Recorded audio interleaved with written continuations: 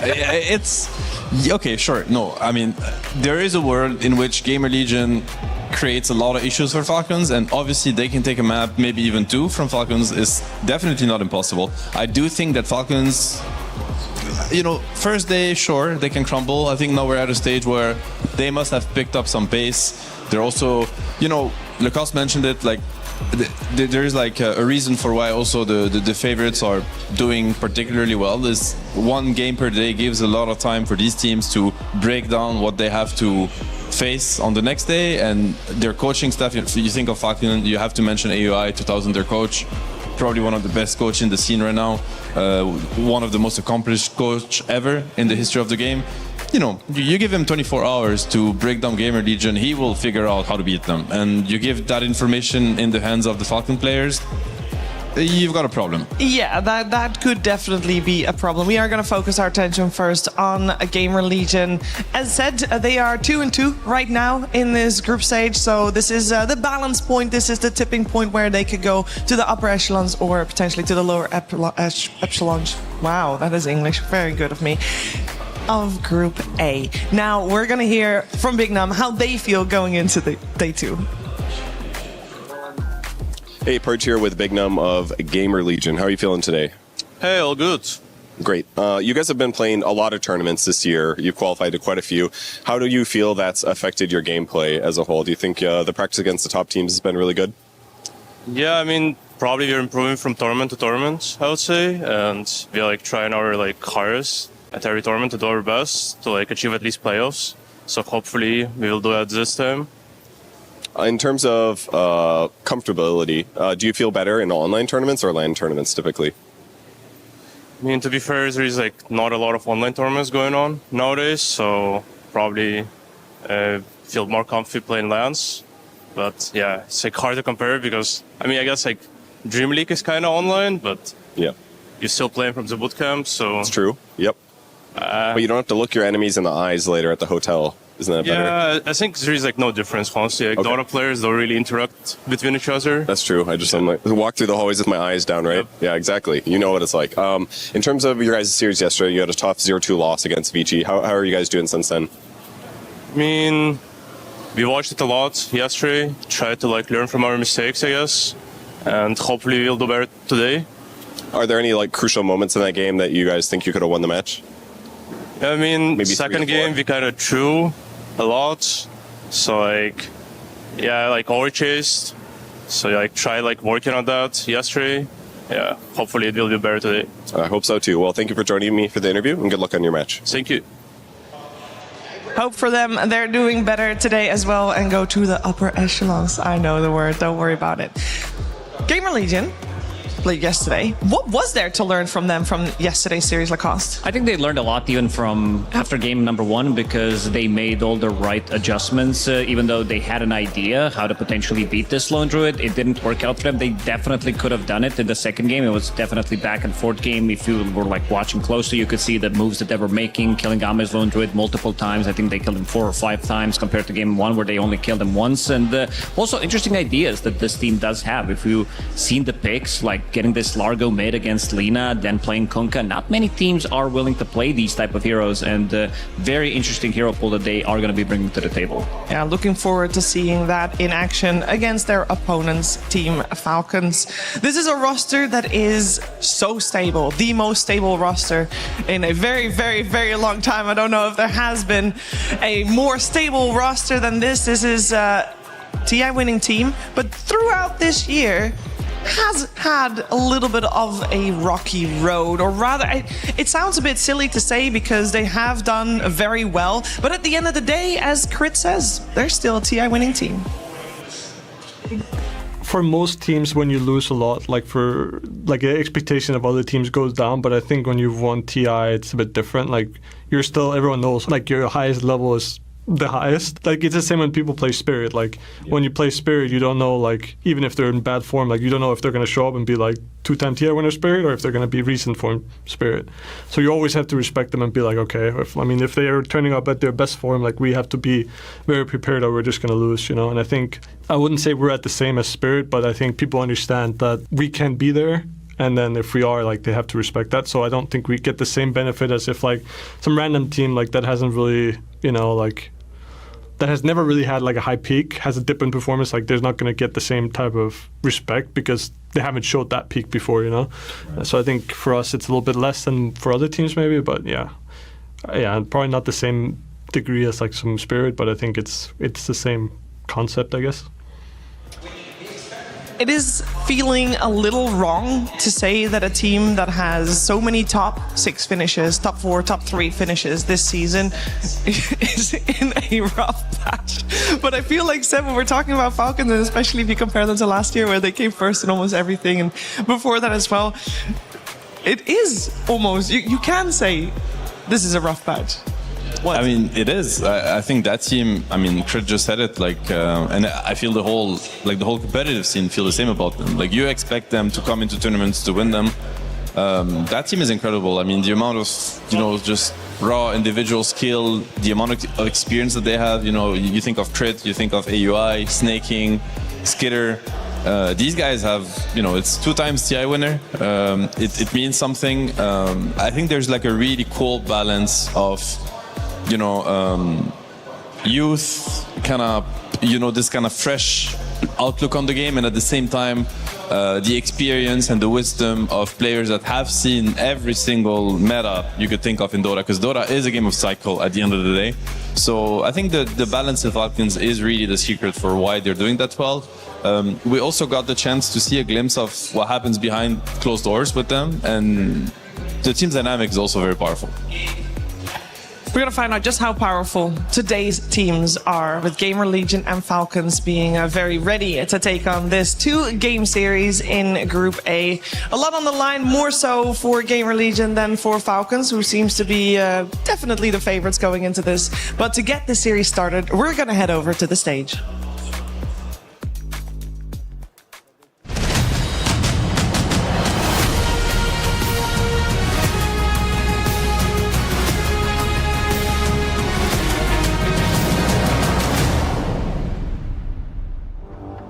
Ladies and gentlemen, welcome to Day 3 of Dota 2 at the Esports World Cup. We're live here at the Lenovo Legion Gauntlet, and we have some games to go through. But I'll tell you, today we're putting on our farmers' hats because it is all about seeding. We're getting closer and closer to eliminations, and although we haven't crushed any keys just yet, that day is nearing very, very fast. And I'm telling you, every single game matters from this point on, even more so than it did in the first 2 days, because the top teams are looking to get ahead, and the ones at the bottom are trying to fight away from eliminations. But this is only Day 3, and there's still an opportunity to bring all of this back. Our first game is a battle of who can handle the pressure the best. Our first team joining us, though, on the stage is GamerLegion!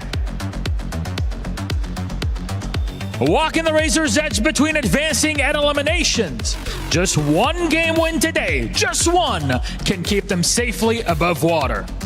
GL is famous for taking games off of the biggest teams in the entire world. Can they do it again today and get themselves out of a little pickle? Usually I always appreciate a good pickle to get the day started, but not this one, not for GL, because on the other side, it's a tough one. It's Team Falcons!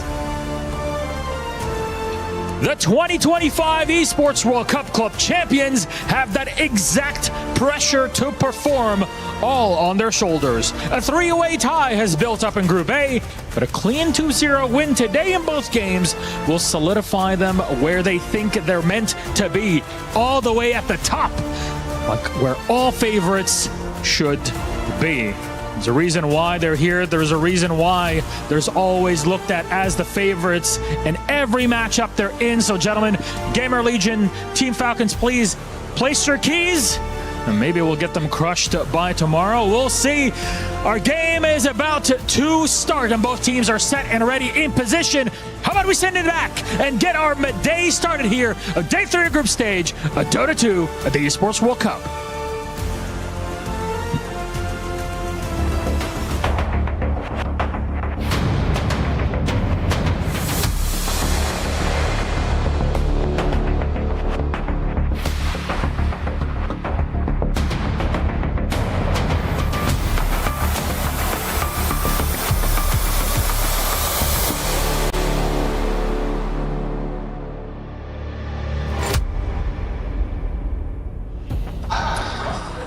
The pressure is on as we are getting ready for the first game between GamerLegion and Falcons. It's time to talk about what has happened so far within the Dota 2. We already mentioned, obviously, letting the lone druid through a couple times on the side of GamerLegion, but I want to talk more about something else we saw yesterday, because not a lot of other teams do it. I don't think I've seen anybody else pick Largo mid, and it looked good, even if it didn't win. It looked very good. Like, it did much better than I expected this hero to do. Like, he was all over the place, getting Spirit Vessel as first item, 440 build, being very aggressive, playing with the supports, making sure that, like I said it yesterday, I think if you throw in a casual blood grenade into that build, you have a solo kill threat. That extra bit of a tick from the frog stop, maybe a couple of right clicks, is going to be able to land you the kill. But a hero that we haven't really seen, like this, Falcons, they play it from a support role, during, I believe it was Birmingham, when Amar kind of played it once. They got completely stomped, and I don't think he touched the hero ever since from the offlane. So they don't believe in this hero at all. Yeah, and what I think is particularly interesting with this Largo is Earthspirit is one of the most, successful hero this tournament. We've seen it on mid, and we've also seen it on position 4. One of the teams that has shown the most dominant performance so far is P-Vision. By far, I think everybody's looking at them, including the teams, I mean. And the Earthspirit players, like, they're playing Earthspirit on 9 class on position 4. I'm pretty sure somebody that crit is like, okay, I'm ready. I am ready for Earthspirit position 4. This is a hero that he loves playing, so we could see it. And the reason why I'm talking about Earthspirit is because Largo is a natural counter to Earthspirit. The Dispel is amazing. You get rid of the Vessel, get rid of the Magnetize, get rid of the Silence if your ally is getting gone on. Even the movement, the displacement is very interesting against an Earthspirit trying to roll on somebody. It's a good matchup in the mid lane for a billion reasons. So if Earthspirit is strong, then I think Largo goes even up, higher up in value. So probably a hero we're going to have to see more, and maybe it will be one of the weaknesses of Falcons, not being able to pick the Largo themselves. We'll have to see. One thing that, like, I'm looking at the drafts yesterday when Falcons were playing against Rune Eaters. Rune Eaters, they gave them Shadow Fiend and Undying 2 times in a row. It's just not the lane that you want to be playing against. And we saw Shadow Fiend players, they are getting better. Wits being perfect example, how you can actually play very aggressive Shadow Fiend, moving in 6 minutes, checking the rune, twin gate rotations. There's like Nightfall as well. Like, so many times he rotated either with the TP, either with the twin gate, showing that this hero is just not a farming hero. Like, you want to be engaged in some of these early skirmishes, making sure that you are off to a good start. So want to see if maybe some things are going to be changing, because like, there is no way that, for example, Bane as a hero gets priority over a hero like Shadow Fiend, for example. No, for sure. I think are we going to see another round of SF Darkseer? Is like a Darkseer as an answer to SF? Are there going to be other answers to look at? It's interesting. I think the one thing, you mentioned the SF Undying lane. It's a very strong lane, probably really hard or maybe even impossible to contest. I think yesterday on GamerLegion, Fade in particular had a pretty rough series. We didn't get to see much from him, and he's been pretty key to that team's success. So I hope that already from the draft they find a way to maybe set him up for a better start and a better mid game, so that he can do what he has to do in order for that team to perform at their level.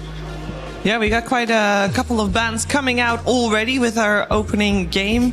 The one that stands out most is probably the Winter Wyvern. We saw Speed played that in both games yesterday. It felt for them like a very comfortable hero. It looked very good. I think Wyvern looks good in pretty much every single game, secures the lane for the safe lane carry. We are in the meta where safe lane just feels like this is the lane to beat. We're not talking too much about the mid lane. We're not talking about like some super strong off lane duos that are going to be putting too much pressure onto the enemy stuff. It's more about like, how do we solve this equation where they're picking Clockworks, Treant Protectors, Tusk, and these range turrets, which are almost impossible to kill. So this is something that teams have been focusing heavily on, try to solve this gigantic problem that we are facing in the current meta. They choose to give the Treant Protector, obviously a very good hero for Falcons, making very comfortable on it. I think it fits the meta perfectly because you're looking mainly at range carries. and Treant is the best hero to accompany that. Also puts a lot of pressure on the enemy team, because if you happen to lose the lane to Treant, then you give him free gate access, and then it starts to be troublesome. They decide to steal the draw. I say steal because it's a classic pairing, Treant plus Draw Ranger.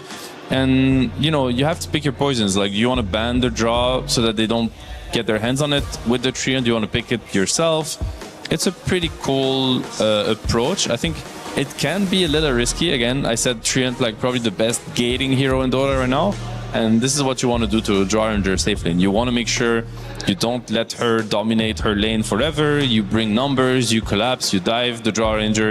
A very susceptible, very squishy hero. So we'll have to see what GamerLegion decide to add on top of this draw to protect her. Yeah, and with only one ban that they have, I feel like that ban should probably now be dedicated to either Earth Spirit or they pick it up out of this ban phase.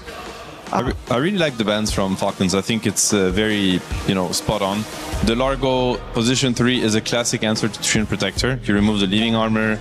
You also have kill potential whenever he tries to harass you out of Invis with the Leech Seed. It's a flex pick, as we've seen, for GamerLegion, because Fade plays it, but also RCY, so great ban. They also removed the Undying with the draw, and they decided to go for the Axe. I mean, the offlane pull is pretty limited against Treant, to be honest. There's only a few heroes that actually can lane into Treant +1. Largo and Axe are probably top 2. So one gets banned, they pick the second.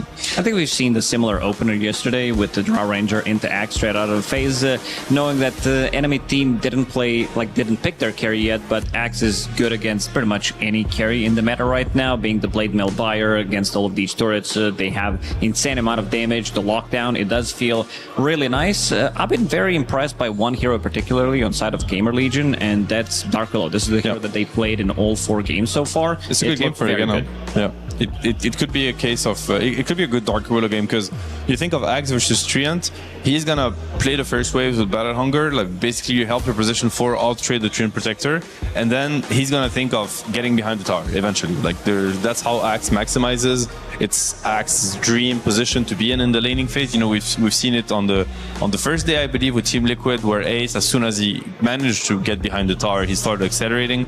And Dark Widow is one of the best position 4 to zone the enemy 5 from stopping your offlaner from creep skipping. So I really wouldn't be surprised if that happens. What about the Tiny ban? Is that just because it's a strong hero against Draw Ranger? It's interesting, to be honest. I'm not sure really what the Tiny ban is about. I mean, it's a pretty good safe laner against Axe. I don't know if it would have been their first choice with Treant. But Tiny, typically one of the favorites against Axe, because as I said, at some point Axe is going to start cutting waves. Tiny doesn't really care. He's happy tanking creeps. He's naturally tanky hero. Also, Axe Call, not really effective versus Tiny. Like, you don't really care getting jumped. You're so tanky yourself. You want to get on top of them anyway. So if they're going to come to you, they're maybe even doing you a favor. I think we've seen the exact same 3 heroes from Falcons on their opening series here in EWC. Maybe even in that order, I would say.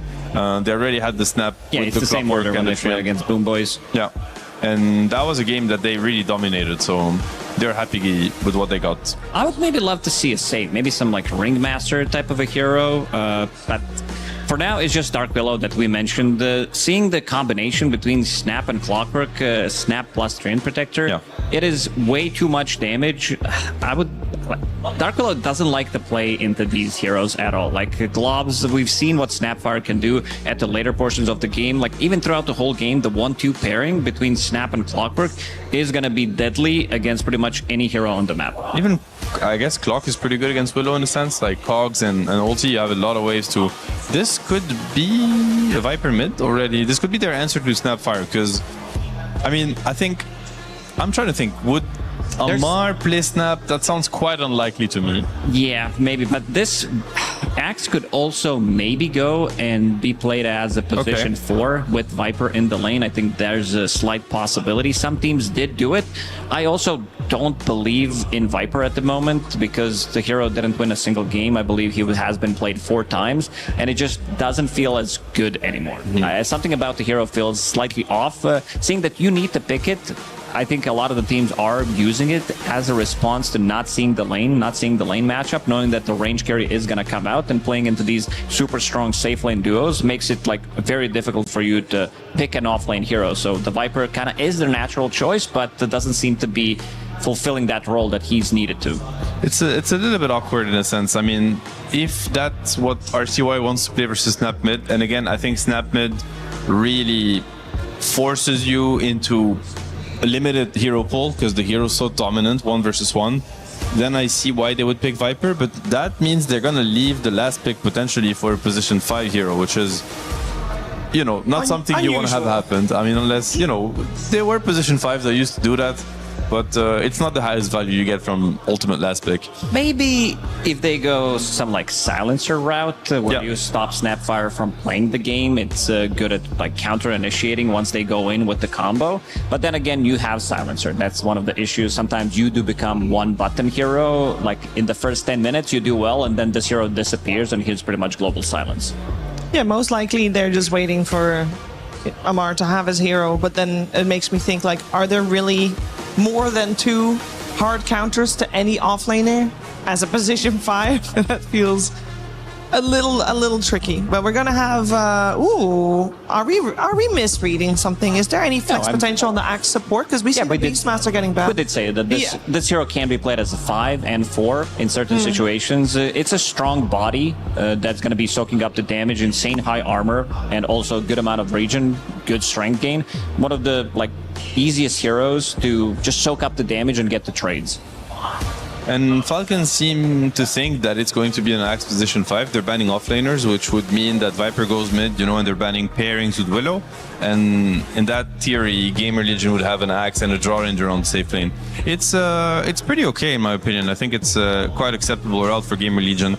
The one question could be that, you know, Falcons decided to pick up the Wind Ranger versus Axe, which I don't think is that bad of a lane for Axe. And also Axe scales pretty well through the game against Wind Ranger. So they could also just decide to not go that route and pick up a 5. Pick up a 5 anyway. As for Falcons, they're looking for the MR hero. Obviously, you see with the bans he's being targeted. No Mars, no Timber for him. So he'll have to, you know, get his hands on something else. I have one spicy hero, Legion Commander for Amar. It's good. It's very good. And actually a hero that he does play. Yeah. And it has been on the radars of people because we've seen it banned at least. Yeah. It's an interesting route. I wonder how it's actually particularly good against Axe plus 5 because now the Battle Hunger becomes completely useless. Good against Dark Willow. Yeah, I mean, I think when you look at the Falcons lineup, you need to think of. I'm pretty sure Malrine looks at the Snap. We saw some games from Snap yesterday where the scaling in the late game was crazy.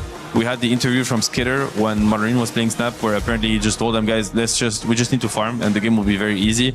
So Falcons consider Snap as being a hero that like scales incredibly well through the game. So you want to pick heroes that are not too greedy with the Snap. Dawnbreaker is a really good example. Very good counter to Axe. If it ends up being a core, so maybe one more reason to not put Axe core on GamerLegion, because it's very unlikely you get a dunk when you play versus Dawn, Tree, and Protector. Most likely the counter initiation will be too much.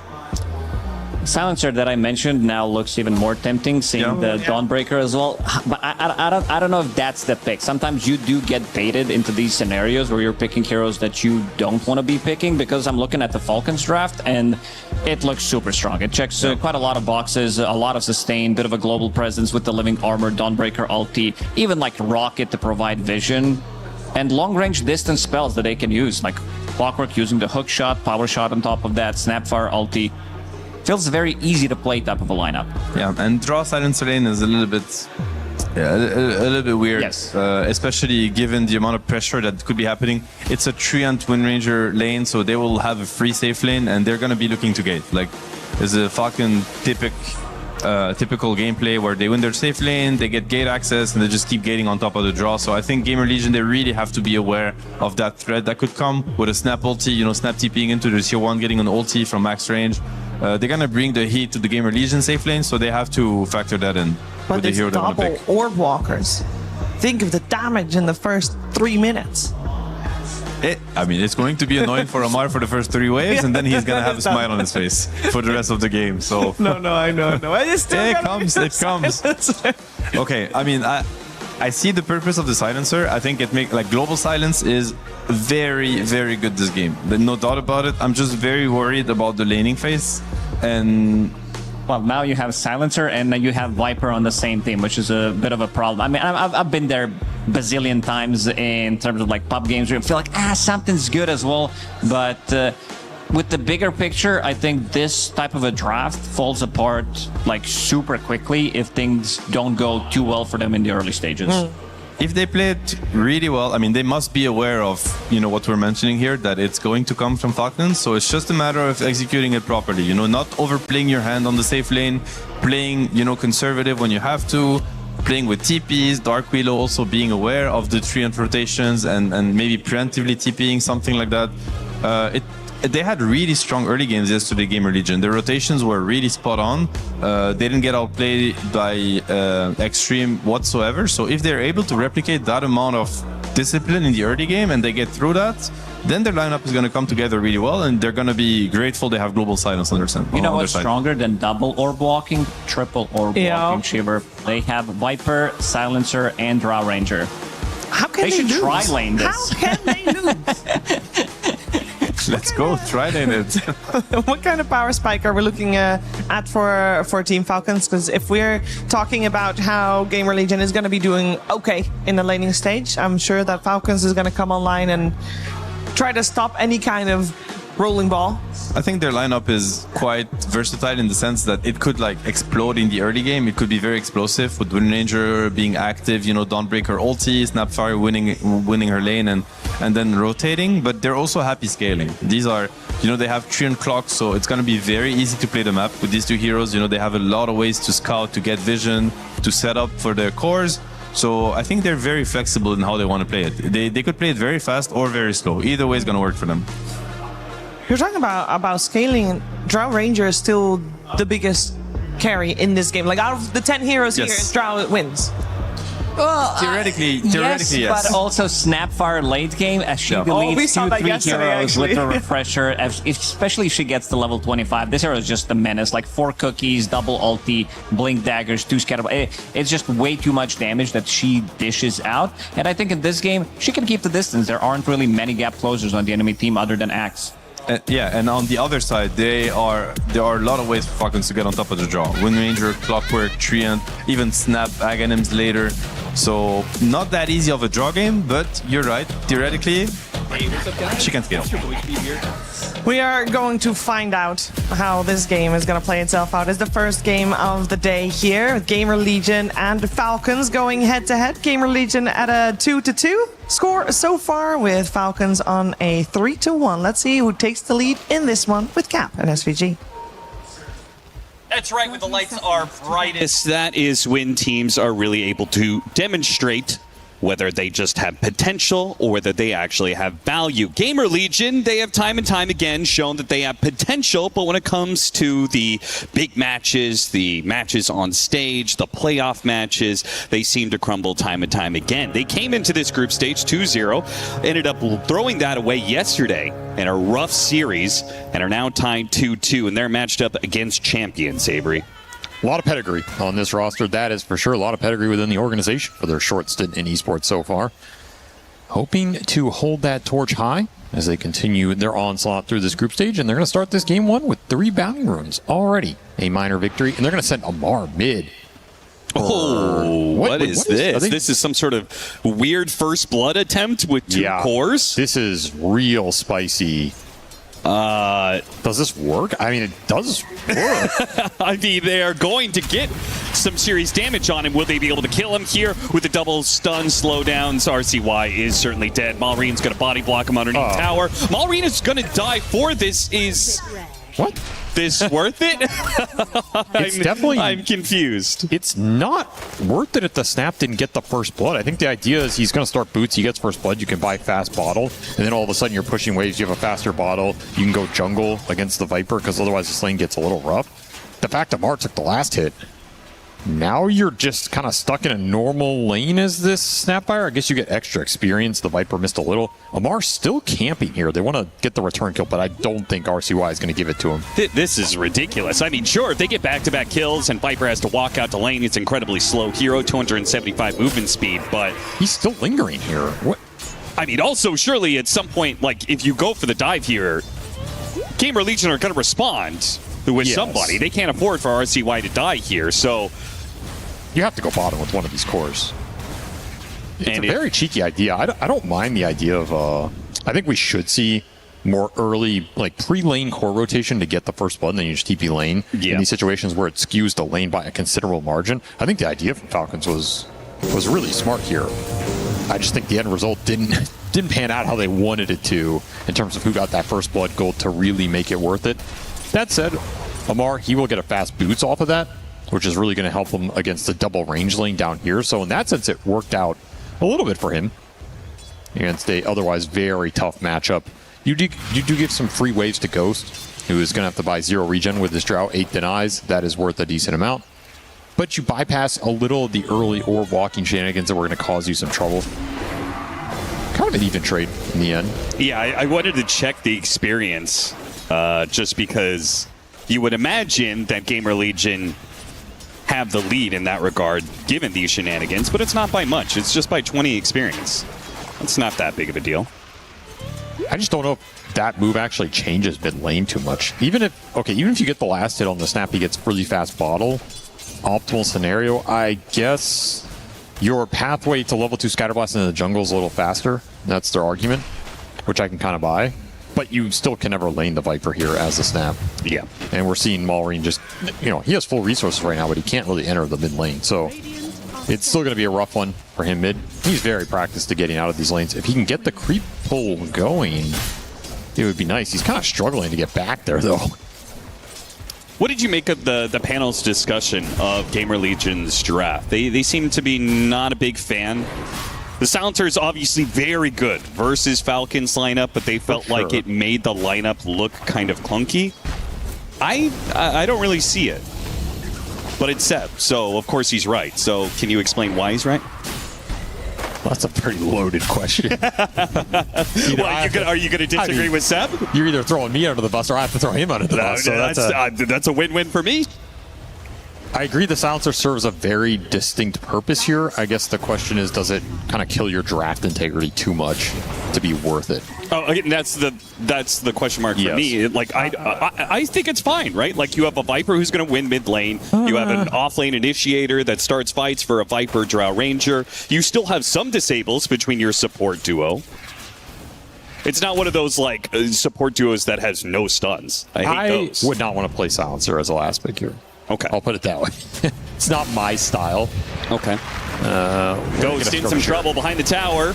Hammer's going to hit him. Snaking going in with the dive, and Ghost pushed back into the corner is certainly going to die here. The question is, how much is Falcon's going to give up for it? In fact, Ghost managed to almost stay alive. He actually did die first. Amar falls, and then Snaking shortly after. GamerLegion definitely get the better of that situation. Would have been very nice for Ghost if he could have stayed alive long enough to get some experience for it, but you get the insteal. The insteal is actually pretty big against these strength offlaners that need to cast their spells to have impact. Like, Dawnbreaker does not like losing the early in here. Dawnbreaker hates having her mana stolen away. Yeah, so that really sucks for Amar down here in that exchange. I don't think Ghost is too sad. He's going to come back here. He's free farming. Yeah, you get that cheeky kill with the Treant rotation, but it's the axe cutting top that is going to free GamerLegion to bring supports down here anyway. You're not touching Fade with this dual lane, so GamerLegion should be happy with what's happening in this lane phase. You have a free farm mid Viper who has zoned the snap completely, though Maureen looking for a cheeky kill. I don't know if Fade expects this rotation top. They're going to go on Amar bottom at the same time. Yeah, trying to make double moves on both the side lanes. Amar, he's going to be stunned up and in some trouble with these slows. He's definitely going to die here. Does Fade fall to the Snapfire? Yes. He does. So Snaking, who was sitting there so patiently, he could have taken the last hit on the Centaur, but instead he holds it to make the go on to Fade. Maureen rotates over, which is great for him. He doesn't want to be in the Viper lane. Nope. He wants to help shut down the Axe. They get golden experience for that kill. That seems like a very win-win scenario. Picks up Bounty Rune on the way back, so he's full resources. Very heads-up play from Maureen. Recognizing these opportunities around the map when you can't lane mid, you have to find something. Look at this massive wave. You can already see Maureen feels like this wave is too big. He starts spamming out some spells early on. This is a dead tower if GamerLegion can zone Falcons off of this wave. Which is exactly why Big Num has already made the rotation. Gonna have to tank it a little bit, though. Maybe you're scared of tanking it with Snapfire spells. They're going to bring a Dawnbreaker, and they're going to bring look at all those everybody teleports. in. Yeah, RCY's going to get caught by the cookie. Brambles are going to come in, but he just sets up the shackle shot that lands on a Big Num, and now he's likely dead as well. No, he had the Shadow Realm TP out. They have no stuns to stop him. So smart move from Falcons. Really need to save the tower there. More space for Maureen. And ATF really just committing a lot of his early game towards the Snapfire, saying, I don't need the greatest game on the Dawnbreaker. I can play a utility role. You carry me. Please, brother. Creep wave times. Might pan out here. Is a very strong hero to scale. But I'm a little worried that Dawnbreaker, it's a rough hero to function from this position. Yeah, I do not think that Dawnbreaker is a great utility hero in that regard. Well, this is a hero that wants to be able to dominate its lane, get early kills, and then go from there. The other issue is to say I'm going to play a utility Dawnbreaker when they last picked Silencer. Yeah, when your biggest utility is your ultimate, and they have the 1-to-1 counter to it. Right. I mean, that just has to feel great for speed. I think the way you can play Dawn into this hero is if you just get fat, you kind of abuse his right click, you abuse just being tanky in the fight more, you don't have to just ult in as a counterplay. Silencer doesn't do a lot to that style. But if he's relegated to I'm an ult on the map, and you global that every time, well then, what is ATF's presence going to be in this game? Very concerned for that. I feel like this game is looking very comfortable for GamerLegion, assuming they can get this Axe to like Blade Mail Blink pretty fast in this game. He's their one play creator. Yes, there's a lot of pressure on Fade for sure in this game, right? Their heroes are pretty static. They're pretty reliant on this Axe being the initiator, being able to open up some opportunities. But if they get there, smooth sailing, I think this lineup's going to come together, and Falcons might have a tough time fighting. They have a pretty low damage support duo. They are really dependent on this Snapfire for a lot in this game, and he just hasn't been able to lane. So that's been shut down too. This Viper has done its job. Have to play through it. You don't want to leave RCY on an island. Yeah. They're going to bring double supports and backstab Maureen. Just dive the tower, hit him with a Viper Strike, make sure he can't TP out. He's screwed. Yep. And damage. That'll lead back to more pressure on this mid tower. Very high level supports for GamerLegion. This is a level 6 silencer, effectively. And he's like a couple XP off, so he's going to get it on the next wave. It's very early to have this global available. And it's not going to be that great offensively early. Again, you only have the one jump in the Axe. Yeah. But let's say he can global to bail out the Axe on a gank, you know, ruin one of Maureen's move. That's worth a lot in this early game, as Falcons are going to have to salvage it through either Skeeter or Maureen. Avery, I've got a dumb question for you. Okay. All right, so sometimes you get in these situations where, let's say you lose your safe lane so badly, right? Lane's just falling apart. You're getting dove all the time. Sometimes when the tower dies, it's actually a relief, right? The creep wave's now going to push into the tier 2. They can't pressure me as much. Amar going to be in some trouble here. Kisses are going to get one kill, and maybe the second one is the port's going to be in trouble. Skeeter with the rotation, shuts down Ghost, and a power shot to finish off Speed as well. What a rotation there from Skeeter and Maureen. The duo shows up, baits. Amar beautifully baits that whole situation, and they get a 1 for 3 that is pretty much, I mean, the net worth is now even. I think GamerLegion just lost track of where this Wind Ranger was, because yeah, your Axe was cutting, he has some free farm, but the Wind Ranger was ultimately free farming. Very fast Javelin shreds, easy gate rotation for Skeeter. The second he gets on top of anybody in this game, he's just going to melt them. Which is odd because they have that very deep lane ward. Yes, I think they should have read that. I mean, they were backing up a bit, but then they got baited into that kill on the Dawnbreaker, and again, the Dawnbreaker's not really important here. Falcons have shown their priority. This Wind Ranger is mega farm now after that double kill. Sick rotation from Skeeter, 4-0 start. He might just carry this game. Bramble catches crit as he trying to make his way to the power rune. Will not be able to get the power rune nor keep his life. Sad life with Clockwork as RCY gets the last hit, going Mage Slayer on the Viper. He's going to be a tanky boy. The Wind Ranger is the best answer for this hero. We'll see if he decides to itemize against it in any capacity, but you do have this Axe Blade Mail call that's going to be able to answer Skeeter for a lot of this game, because you can global on top of it. So there's no real counterplay to that interaction for Falcons. That's going to be a concern as this game scales, right? If your Wind Ranger is designed to carry this game from this position, and he has to go up against Blink, Call, Blade Mail, Global, potential Terrorize on top of that, like, you need a lot of items to deal with that. GamerLegion being out-rotated. Well, okay, never mind. Fade's going to be able to get the chop, but with the extra movement speed, can he get away from Skeeter here? Activates the blade mail, but it's to no avail. Skeeter will run him down all the same. He could have absolutely killed both of them if he had that blade mail being delivered. Yeah. But another nice recognition from Skeeter. He's going to have a very fast Maelstrom here. The hammer's already flying out. Very nice timings for the Wind Ranger. Level 9 as well. Are losing some tier 1s. Now you got to be wary about the objective advantage here, as Viper is just kind of mopping up the waves, but Skeeter back to bottom, looking for more action. Yeah, he is relentless, man. He knows that his other 2 cores have been shut out of this game. He's the one who has to make some space, which is his specialty. Shackle shot unable to land, Gus to push him back. Those towers being taken, though, that was part of my dumb question. You're in this matchup against Viper, right? You're being dove and stuff like that. Do you really want to keep your mid tower alive? In some ways, isn't it better if the creep wave is just able to push into the tier 2? Because it's also not like Viper is the most amazing rotating hero, right? That mid tower's gone. It's not like, uh-oh, guys, there's a Viper who's going to be in the 2 different side lanes all the time. I would say against a bad team, yes. Against a team that knows how to exploit it, no. Okay. We saw this a lot with when Gaming Gladiators were in their form with Quinn, right? Because Quinn likes to abuse his advantage. He's very good at taking this mid tower with the collapsing supports, and then he's honestly, he's probably the best in the world at utilizing the space after the tower goes down. Like, he's going to play in your jungle. He's going to take your camps. The supports are going to be with him. You're not going to be able to utilize this mid wave going into you by the tier 2 that effectively. That is what a good team will do. A bad team will just let you sit there and farm and recover. Yeah. So it's really dependent on what the advantage team can do with that space. Like I always say, towers are not really worth that much on their own. It's what you do after they fall. And good teams will exploit that advantage. Bad teams won't utilize it. Therefore, if you take that tower and just leave the area, well, having that tower down is irrelevant. But isn't with the bigger map, aren't you spending more time on the sides of the map anyway? And not as a mid in the early game, if we're talking about mid tower, right? I think there's still a lot of potential to abuse that advantage. We just don't see it as much. Okay. Mage Slayer is done for RCY. If the Wind Ranger is the problem, what do you go next? How do you itemize against the Wind Ranger? As Hurricane Pike? As Viper? As the Viper? Yeah, Hurricane Pike's a decent one. I'm trying to think if he has like any scaling item build up that would also deal with him. Yeah, I feel like there's not very natural items for Viper to build in this matchup. It really isn't. It's a fairly one-sided matchup. I think you just go whatever your confidence going with in this game generally. Like, I don't think you have to overthink this particular matchup.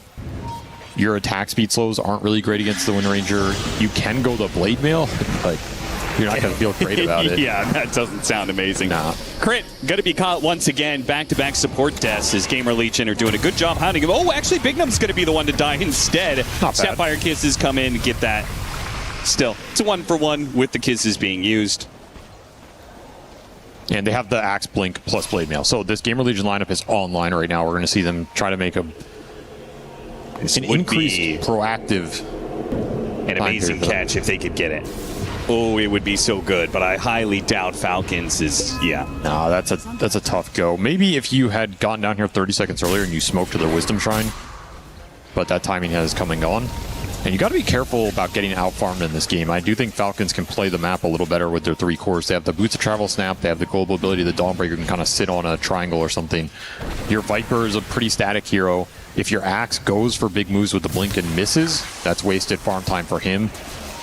And they also have 2 supports that are going to play very forward on the map, right, and catch Smoke Kings, right? Yep. Train Protector, that's pretty much his whole job. Clockwork is also very good at that. Oh, yeah, these 2 supports for Falcons, they're not going to find a lot of farm, but they can absolutely just ruin your advance here.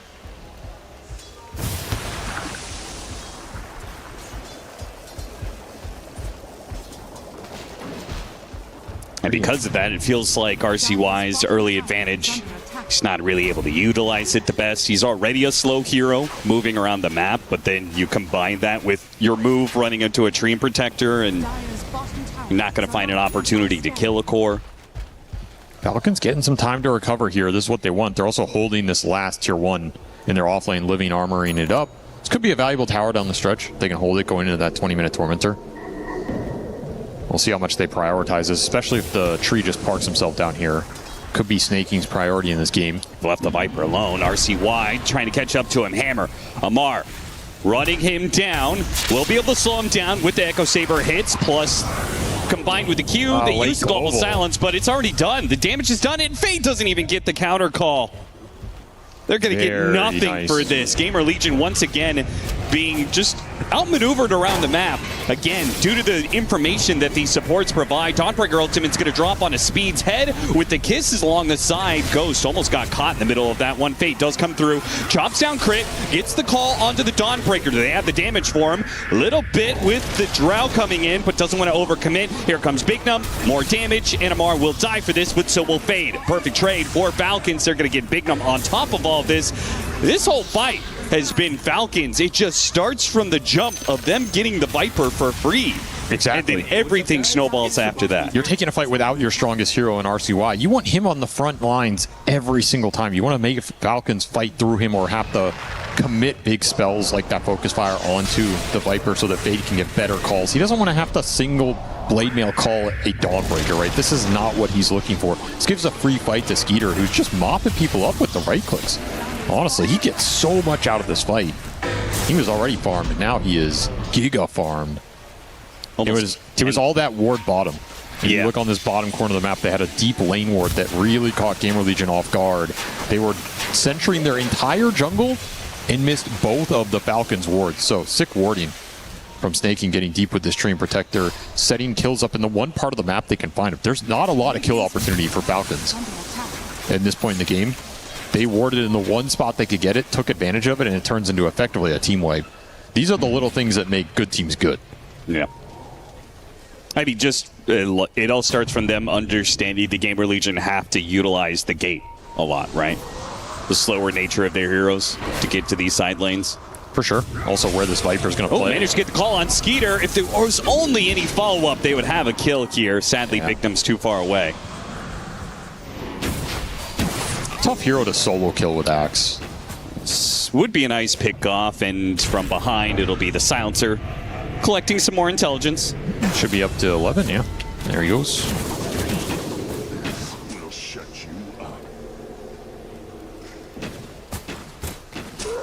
Well, this is a game the GamerLegion a laning phase went. Yeah, what is this? What is it? Is this actually a play? It's a very slow one, but I don't think this. Maybe it's not that slow, actually. Yeah, I guess they have some minus armor. Yeah, thanks to Maureen with the little shredder. Yeah, interesting play call. This is not a Roche I would have expected in this game because Focus Fire doesn't really last long enough for you to clean it up with just the ult. And Snaking's going to read the heroes coming in. They are almost here. They might still be able to get a good call off of it. They get the call on his Skeeter, but unfortunately he's the one with the Aegis. So Fade doesn't even try and stick around for the kill. I'm surprised that GamerLegion don't force that fight more. I'd be really tempted to just commit there. Yeah, you should know that Wind Ranger is halfway useless because she already used Focus Fire, right? It was coming up again, actually, but even then, you should be pretty happy to take any sort of fight at this point in the game because you have Global. Like, the Dawn can't use ult, the Snap potentially can't use ult, especially if you can start on Skeeter. It's their big damage source right now. That should be an advantageous fight. Maybe you're just unsure what the hell is happening there because you're not expecting such an early Roshan from a Wind Ranger lineup. Another sick play call from Skeeter. He is really owning this game. Level 14, 7-0. And yeah, you weren't wrong. The Focus Fire was back up during that pause, which meant that they were in the pit for 40 seconds and GamerLegion didn't get to it in time. Benefit of a surprise move. You just catch them off guard. No one's expecting it. No one checks the pit. You get away with murder right there. So it's pretty clear GamerLegion not able. Plan A was definitely win lanes and snowball off that and, you know, have a very dominant mid game. But they still have some very strong late game heroes. I mean, they have Drow Ranger, one of the best carries of the game right now. I'm just not as convinced by their map play as I think it needs to look for them to confidently scale here. I think the Snapfire is just getting so much right now, uncontested. So Wind Ranger's had a tremendous game. ATF will always recover. He's just that kind of player. And I think you do get outscaled in the ultra late. I mean, if they're going to get both objectives over you at 20 minutes. 10 minutes ago, you would say there's no way that's going to happen. Rough stuff for GamerLegion. win lanes and lose the first Roche, lose the first Tormentor. Not what you want to see. A great chart. I mean, if you're talking about the way that Falcons is winning this game is through the map play, then them being able to have some extra vision on the map with the Eyes and the Force is going to be great. Big gold injection for supports that don't naturally farm too fast either. Yeah. That's going to feel great here. Snaking can get some extra vision out on the map. Yeah, I guess actually both their supports do have shards that give you kind of vision mechanics. The jetpack. For sure.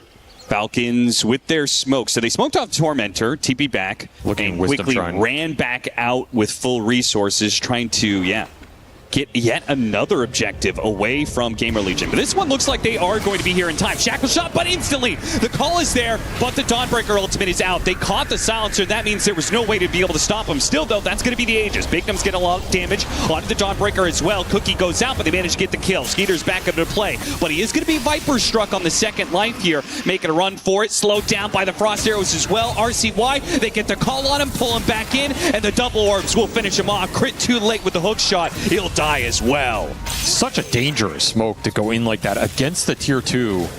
You're basically banking on the fact that Ghost will not be there, because if he's there, he gets free position as a Drow under his tier 2 for an entire team fight, and he will just mop you up. A very risky play from Falcons, trying to abuse the fact they have Aegis. I think Skeeter assumed he was going to be able to survive a couple of those axe calls, but GamerLegion were ready for that play. They're there on time. I would also argue the fact that they caught the silencer in the first place is actually good for Falcons. It could have been even worse, right? Because otherwise Dawnbreaker isn't even in that fight due to the global silence. Though I guess there's another argument, like if you have to use Dawnbreaker ult and Snapfire ult to kill silencer, yeah, that's true. That's true. Kind of did his job anyway. Yeah, like, he did. What more is he going to do in the fight, right? He basically globaled the two ults because he just tanked them. Yeah. He globaled it with his body. So I don't think that's actually that great of an exchange, because it's about where you're taking that fight. Like if you just pick the silencer off at the start and you're in a random open area, sure, you can kite back, but you can't disengage from under a tier 2. Yeah. So in that sense, I think Speed's happy. I tanked it. Okay, whatever. You want to use all your ults on me under a tier 2? I get free position for Drow. We're going to get a great axe call. My Viper's going to come in at the end and clean somebody up. Like I did my job and effectively, and I get to hold my ulti. Big win for GamerLegion, particularly for Ghost. Like you're still looking for this Drow to carry a lot of the weight this game. And the Drow Wind Ranger matchup, it's a really weird one. Like this can absolutely go both ways at any point in these fights, depending on if you can get on top of the Drow with the focus fire, you can melt him. The Drow generally is going to scale better with you. He can throw the multi-shot into you. He doesn't need to buy an MKB or something. If you get to Satanic late game as the Wind Ranger, you can sometimes just power through. Drow top lane. They went through the gate. And they had Ghost push in top lane, but Falcons, despite that hook shot, did not actually take a big chompy bite on that bait. They actually backed out. Just a hook shot and run away. Gotta respect Global that can stop your long-range kill attempt. I'm gonna guess it was the Eyes in the Forest. They had one on the gate. They did have one on the bottom one. So they knew the rotation was coming.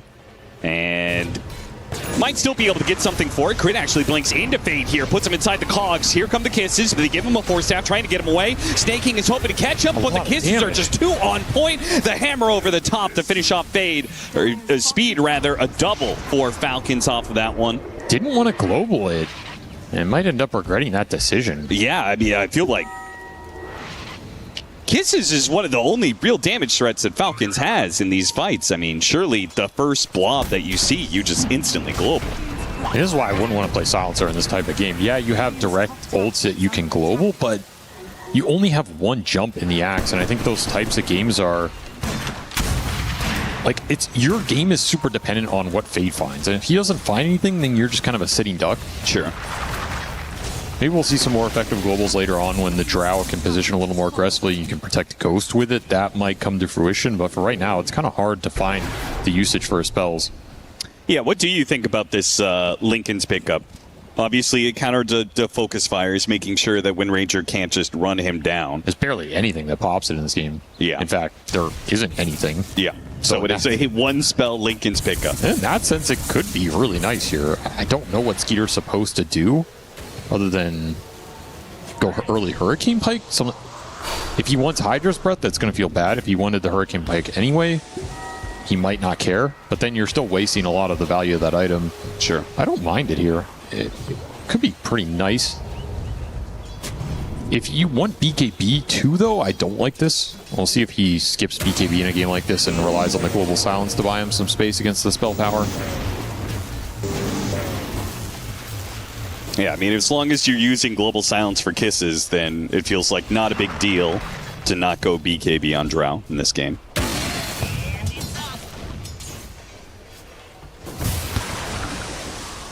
Grandma's cooking, though. Top net worth. Maureen. With the rough lane that he didn't even really go to. Makes it happen. Yeah. This hero just farms so incredibly fast.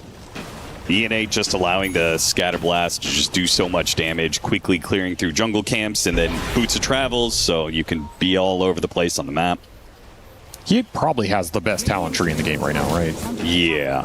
I cannot think of another hero that vies with him because he has two good talent pathways that would both be basically A or S tier on any hero, and he has it on the same hero. Yeah, when you're a Snapfire and you hit level 27, 28, 29, you're going, oh, yes, I get this talent, you know? Like, that's a sign that your talent tree is too I actually good. don't think he has a bad talent. Like, legit, I think all of his talents you're happy to take. His weakest talent is probably the level 10 Mortimer Kissburn, but even that it's still a decent amount of damage over the course of a game. Oh, of course, yeah.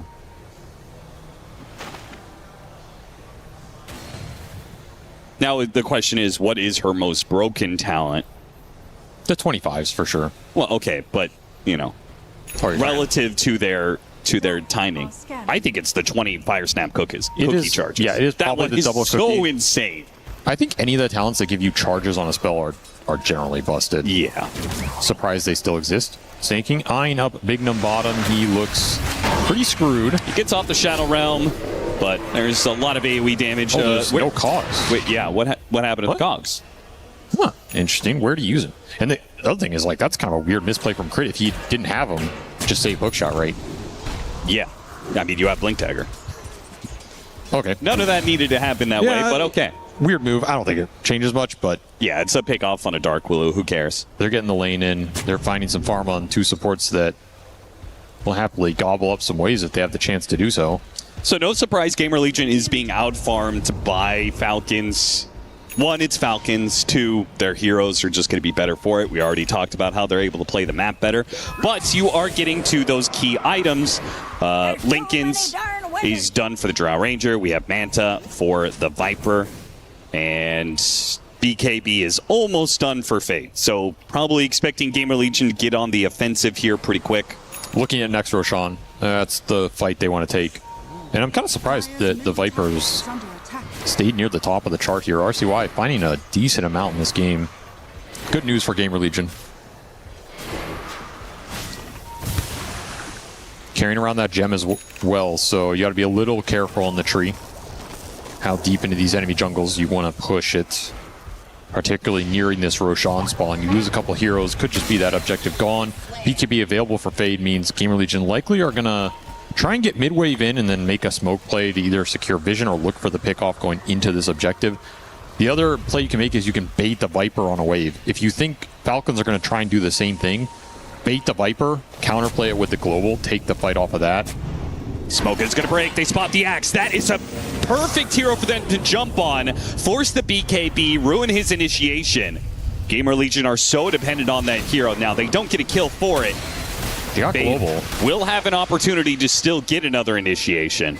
And global down makes this fight a little more convincing. They want to go for round two.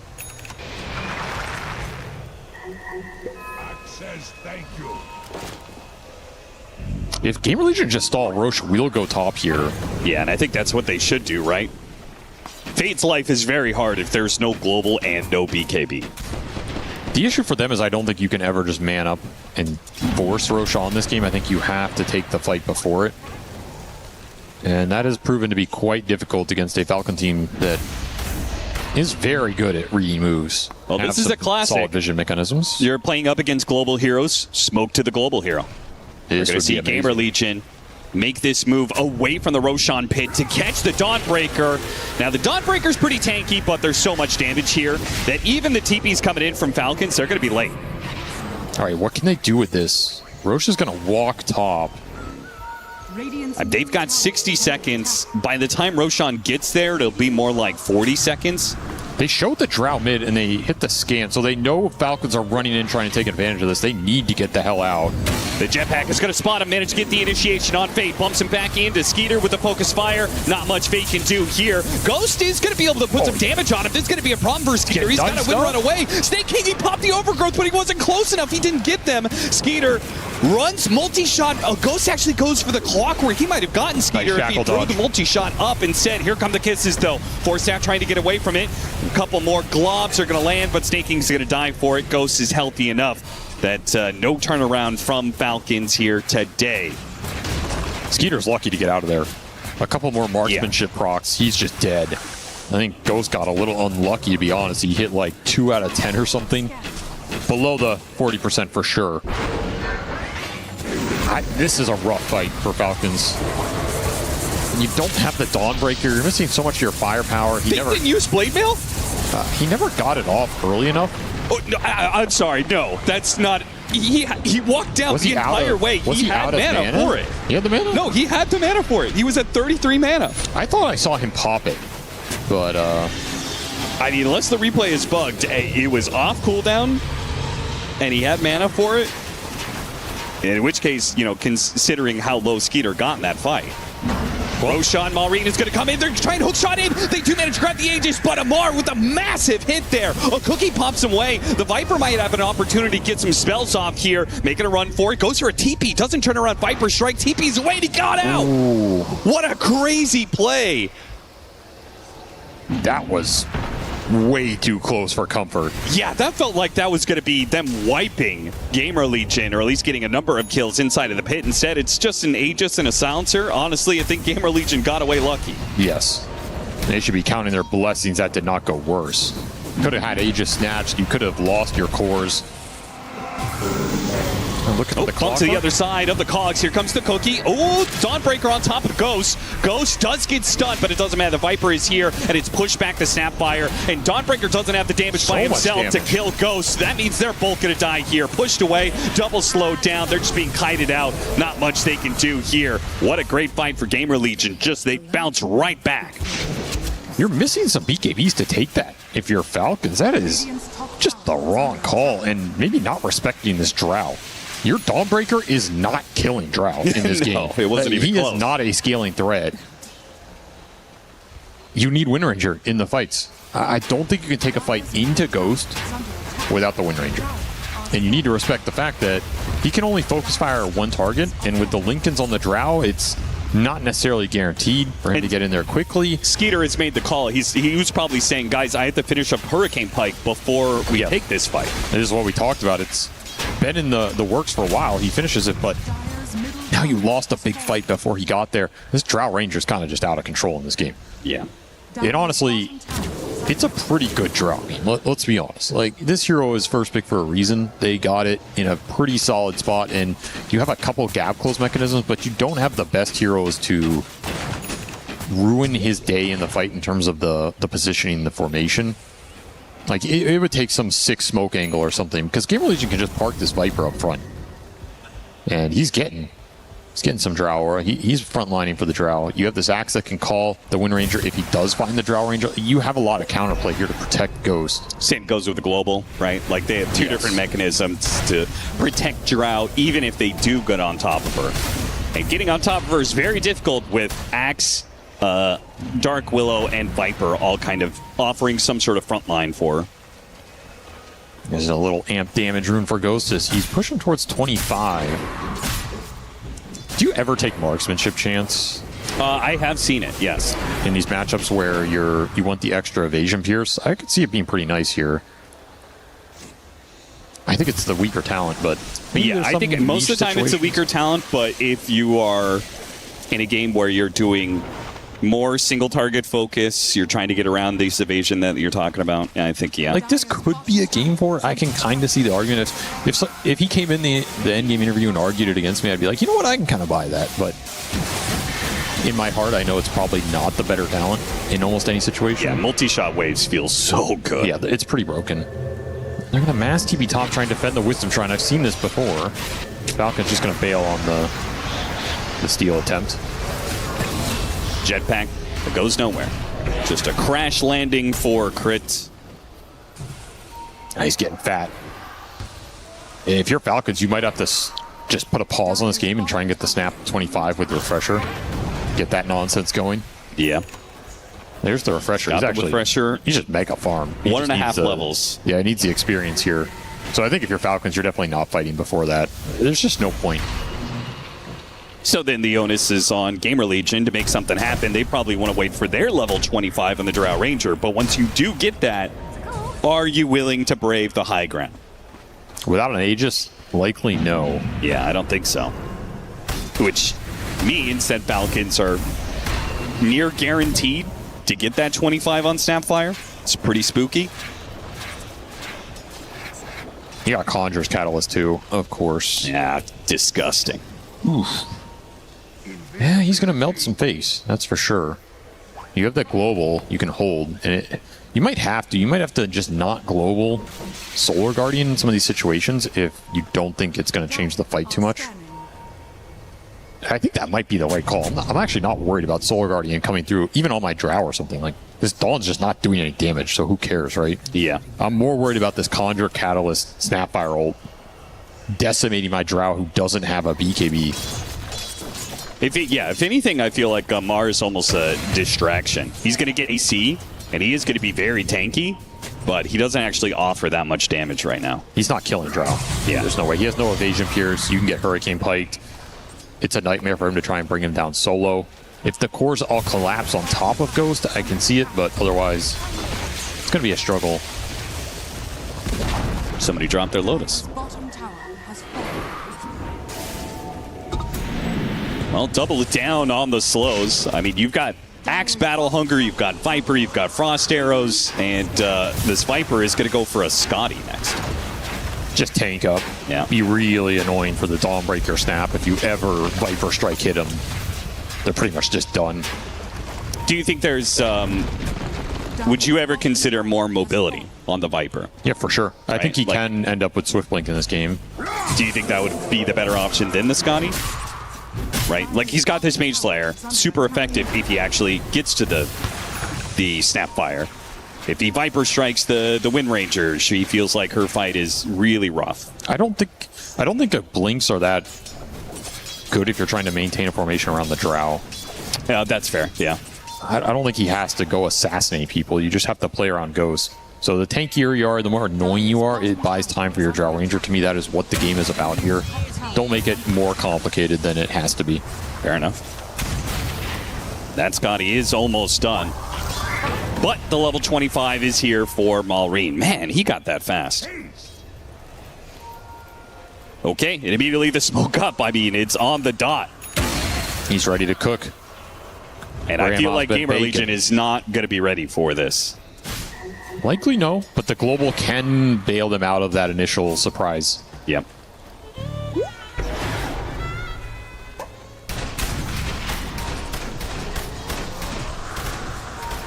Smoke through mid. Don't have Snaking with them. Snaking's trying to deal with the side lanes while they make this move. Jetpack is going to reveal. Fade. Missed the hook shot. Actually hits it on the Drow Ranger. Blinks back, catches Big Numb inside. Fade is going to make a run for it. The Global Sounds is going to be put to use on the first round of Kisses. Now, you could just see he's going to reset. Malrine, he jumps in, hits the Cookie onto Fade. Now double Cookie. Chain stunned up, and he's gone before the Terrorize can actually land. And then a quick retreat. They still have another round of Kisses to go. So a very nice assassination there from Falcons. It was a 1-for-1 trade-off, but taking the Axe out of the equation is a big win for Falcons. And GamerLegion a little tentative to push in there. Yeah. I think they just want this BKB on Ghost so he can play a little more aggressive, a little more independent. And they're okay sacrificing a poor trade there to make sure this item's online. He's truly, in the end game now. Yeah, when you're 10 seconds away from that item, that's fair enough. They're actually almost catching heroes. Unfortunately, Brambles doesn't quite land Viper Strike onto the Terrain Protector. He's the one with the cheese here, the gem rather. Big burst damage. Malrine trying to pick off Big Numb, does manage to get him, and he cookies on out. Away from Ghost, he's going to be fine. RCY in some trouble. Focus fire from Skeeter's going to try and take him down. Ghost is trying to get enough damage to finish him off, but the stun came through, and Ghost, he still can't get him. Now he's going to be hit by another stun. Hurricane Bike. It's all not enough. Somehow, Skeeter lives through it all. Just ran in against 3 different heroes and gets the bailout from both Malrine and Amar in the nick of time. And you have to ask the question, like, why were GamerLegion forcing it like that? Yeah. 4 on 5, no global to bail you out against the Kisses. He still had Refresher on the snap. Was this the fight to take? You're not even all there at the start. Felt very forced. Yeah, trying to do this without Fade. This play just seems a little sus to me. Ultimately, it's some sick spellcasting from Falcons that wins it out. You get to put this Conjure's Catalyst to great use. The Kisses just clean everybody up here, and once again, not getting enough marksmanship procs going into Skeeter. You just can't get them to land. I mean, GamerLegion, it's you see it time and time again. It feels like the moves that Falcons make, they make the move instantly when they're online, when they hit their 25 or they hit some key item. It feels like their formation is always better. GamerLegion things just feel sloppier, right? A little forced. Like, that felt like a little bit of a forced move rather than I see an opportunity. The Treant even had buyback. So you're fighting a buyback. You're going on a buyback hero on enemy outpost before Roche is up without everybody. It's one of those things, if you see the opportunity, yeah, you can take it. What was the opportunity there? Now, and you end up getting outplayed, and now you're in the hole. Yeah, GamerLegion, it's a loss of net worth, but they are still going to be able to play for Roshan, fortunately. They was during that downtime. Long spawn. The thing is, this is going to give Skeeter 25 and potentially Satanic, and these are the big timings in this Drow matchup. Satanic is huge here. It lets you just man up, hit Satanic, hit Focus Fire on the Drow, and even if Drow sits there and hits you, you lose that man fight as the Drow Ranger, unless you go Daedalus and you just like crit him 3 times. So Skeeter's going to have a really nice advantage if he can finish this item. He's still a little bit away, so if GamerLegion fight now, they don't have to worry about it. So it goes back to Fate. He needs to get that hard initiation where they just get a clean grab on somebody, quickly burst them down. Preferably, they catch one of these cores, which is why they're making this long smoke around. But again, I mean, they're just, even in this smoke, they feel very split up, you know? They're having a lot of trouble finding the backline. The Clockwork and the Tree are creating an indomitable force. Yeah, there's just especially along these tree lines. Like, there's just no way to start on one of these heroes easily. They're going to be spotted. Rocket Flare. I mean, Falcons already knew what they were up to. They're playing the high ground in this triangle area with a Radiant side Roshan. This is the place to be. This is the command center. You don't have buybacks on your 2 damage dealers either. You have a buyback on the Axe, but can't really throw anybody else in here and just try and abuse numbers advantages to get a Roshan. You do have a Refresher on speed. He has double global now. That's big. Yeah, it's really big if you can counteract both of the Kisses here from Malrine or interrupt some sort of cookie combo. Both could be pretty impactful down the stretch. Falcons and GamerLegion both have some light pressure on these side lanes. Falcons can push in top. You see GamerLegion pushing in mid. It's Falcons who are going to give up this area and go for the smoke play. And once again, it's going to find its mark. It's going to catch Fade. Chain stunned up, hit by the cogs, knockback. Too much damage is done. He's dead. He is the one hero with buyback here. They're just going to bail on this map position. That should be Roshan for Falcons. Pretty hard to buy and then run through all this vision to get there. Yeah. And the vision has been a huge deal. This Clockwork has found a lot of great initiations in this game, and a lot of it is based on the Treant just providing huge swaths of information advantage. Early shard plus some deep warding, him scouting. Like, again, how do you get through this vision wall? They're scouting RCY bottom. He's in trouble down here. He's got a big force out, tries to go for the teleport away, but Snaking is there, puts a stop to it. That means RCY will get picked off alongside Fade. Damn, he's tanky. What the hell? Yeah, he is. He is. That was kind of an impressive death, if you want to put it that way. But to no avail. No buyback on him. Dead for 90 seconds here. It's going to be high ground hold for GamerLegion and try and turn the game off of a botched high ground from Falcons, because that's the position you're now in. Refresher shard for Amar. He has double ult. The Snap has double ult. 2 lives on Skeeter. Satanic flying out, so you're going to have to deal with that too. It just feels like it's failure after failure for GamerLegion. You know, at first it was like, okay, we lost that fight, but we can contest Roshan. Okay, now we lost this fight, but we can still play for a high ground with 5 heroes. Now it's a high ground push from Falcons without having 5, and now they just got the initiation on the Drow Ranger. Falcons aren't going to reset, though. They're not going to full commit. Lit Skeeter take that tier 3 tower. Ghost needs Daedalus. He went all these early defensive items and they're nice, but he needs big damage right now. Not doing enough DPS to threaten these heroes in the windows where he can. It is pretty crazy how tanky he is. 3,000 HP with 46 armor. He's a beast, but he will get melted by Skeeter if he gets on top of him. Yeah. It can happen real quickly here. Radiant are scanning.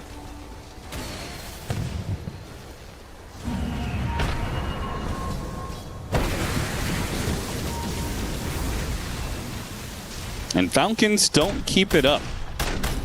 I'm surprised they didn't go for a full lane with the Viper dead, but now it's full 5 for GamerLegion to make the defense here. Starting on RCY could be problematic. He is very slow to bring down, even committing ults onto him. I mean, Falcons definitely got a good damage test on him earlier. And with the double siege wagons pushing in with the banner out. Ooh, I managed to get the focus fire out of Skeeter. That's pretty decent. I still think he can kill the banner here.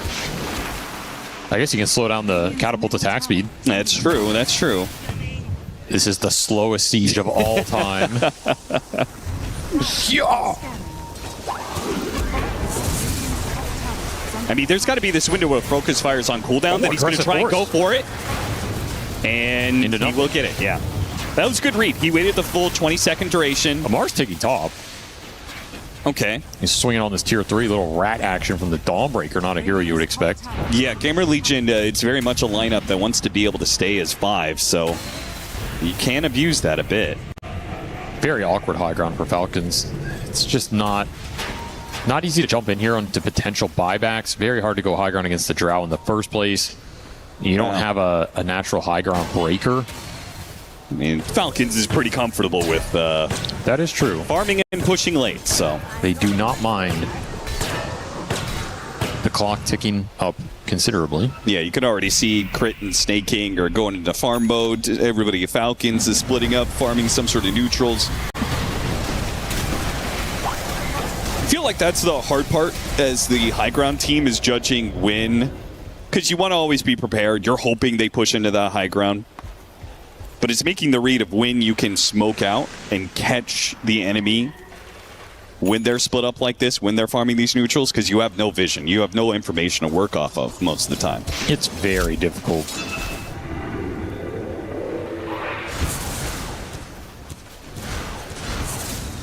Skater is almost done with the Aghanim Scepter, the upgraded Tailwind.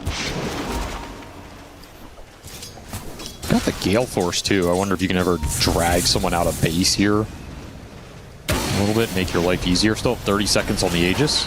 Another great especially with shot. Crit making the initiation, pushing back heroes with the cogs, and there it is, the Tailwind almost pulled Fade out of the base entirely. They had to pop the global silence to make sure he stays alive. That is going to be 1 global down, 1 kisses down. Pretty reliable casual initiation here. You just hookshot cog, blink out. Not a real counterplay. There's no instant stuns. Yeah. On the side of GamerLegion, so Crit's just getting free information, free pokes, getting a global out here or there, and all of a sudden you can just reset, go again. Pretty value. Skeeter gonna head up the high ground. Doesn't like what he sees. How much does 25 change for Viper? I feel like it's not that big of a deal, Yeah, it's right? not the biggest talent. I mean, he used to have the universal one now. Yeah, that one was pretty sick. Fade's level 25 would be pretty big. I mean, he's already got the extra AoE off of Shiva's. So he could get a big call. Then again, Falcons, how much are they ever really, within 500 units of each other? I feel like they're able to maintain a formation that is pretty broadly split. This might be one of those Axe games where you need a refresher just to double call, maximize the time the Drow can hit a hero that's locked down. Sure. Even though your mana pool is pretty tiny. Nice pick up. Set up, maybe, actually. They don't easily get him. Snaking is going to be fine. They quickly try and teleport away. Bignum's going to be stopping the overgrowth. Well, this is awkward because the bottom wave is pushing in. Attack. Bignum, Shadow Realms up. They do keep vision on him. He still has Terrorize, but looks like he is going to get caught. It's just so hard to kill anybody in this game. Yeah.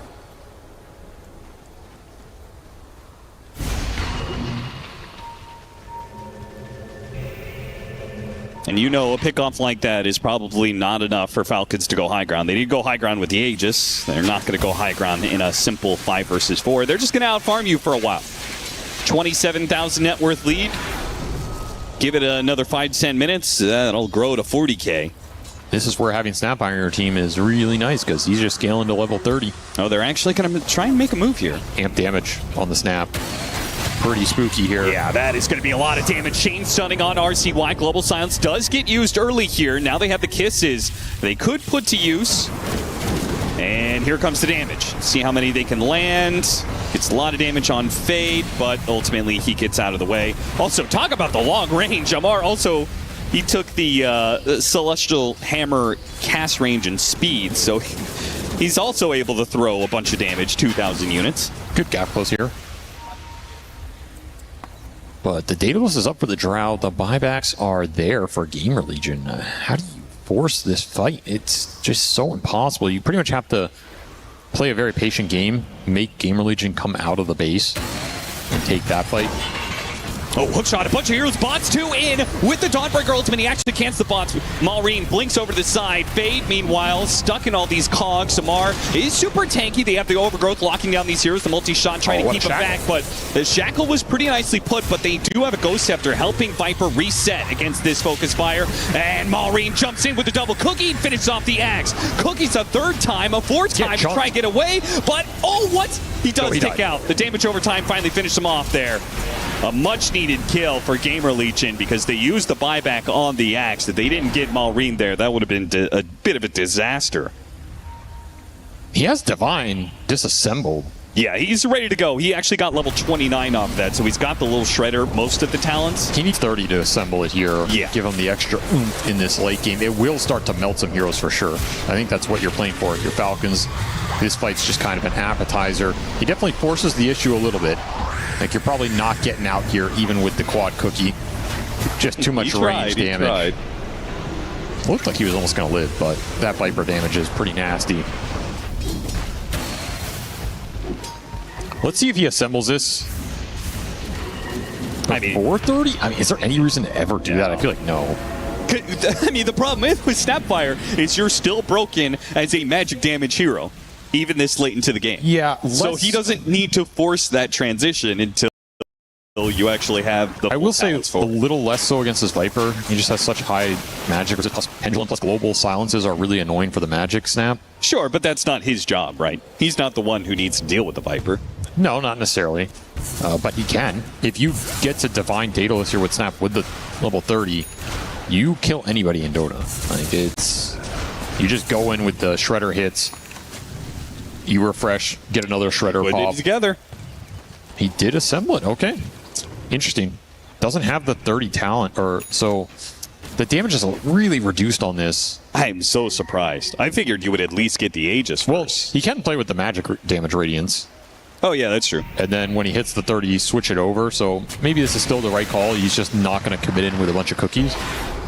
But it does change the idea a little bit here. Or, you know, it helps him farm faster for the 30, I guess. That is also true. It is just a slight addition of risk for Falcons. If you end up little spicy. losing this Roshan fight, you're going to be giving up a whole lot back over. Falcons currently rocking the 30,000 net worth lead for this next Roshan, and I think Falcons are just going to wait for Rosh to move over to the other side, right? There's no reason to take this. No, the Rosh is not counting for a lot in this game for either team, to be honest. I mean, an Aegis on the Drow technically lets you try and push, but I don't even know if that's true. It's just one of those games where the high ground for either team is almost impossible. You need to win the fights outside the base. So the fight for Rosh is more important than the Rosh itself. Getting buybacks down. We also have the Drow Rangers Ranger getting some of the other talents. He just got the attack range one. So that is going to be a significant upgrade to these multi-shots going even further. His 30 is influential here, too. For yeah, if he can get that 30, the extra marksmanship is going to be influential. I'm not going to say massive. Oh, I've never seen that one before. Is it good, though? No. It's pretty simple as just a rocket flare to stop that, but... It says GamerLegion waiting for their buybacks, right? The timer on the Axe and the Dark Willow are ticking down right now. So if nothing happens, theoretically, they're resetting a little bit here. Most of these heroes on the side of Falcons are just capped out. Other than that Snapfire, and that is a looming time bomb. 5,000 HP on Amar. He got to the late game scale. Overwhelming Blink Satanic. He is a monster. Here comes the smoke, and it's going to be GamerLegion on the low ground here. Shackle shot doesn't quite land, but the follow-up hook shot does. Fade disappears with the Glimmer Cape, trying to hit him with the kisses, but he's already outside of the range here. Amar jumping back in, getting some damage on the Axe, making sure there's no initiation, and harpoons away. RCY trying to get the catch. Another shackle shot lands. Fade's in trouble. Fade has to use Scepter. Still it's BKB, and has a Blink Dagger away. Opts to use it now. Viper Strike put onto Skeeter, so it's going to be Falcons resetting now. Well, that was a fight of all time. Who used what? You had BKB on Skeeter. Kisses and some BKB, but that was it for Falcons, really?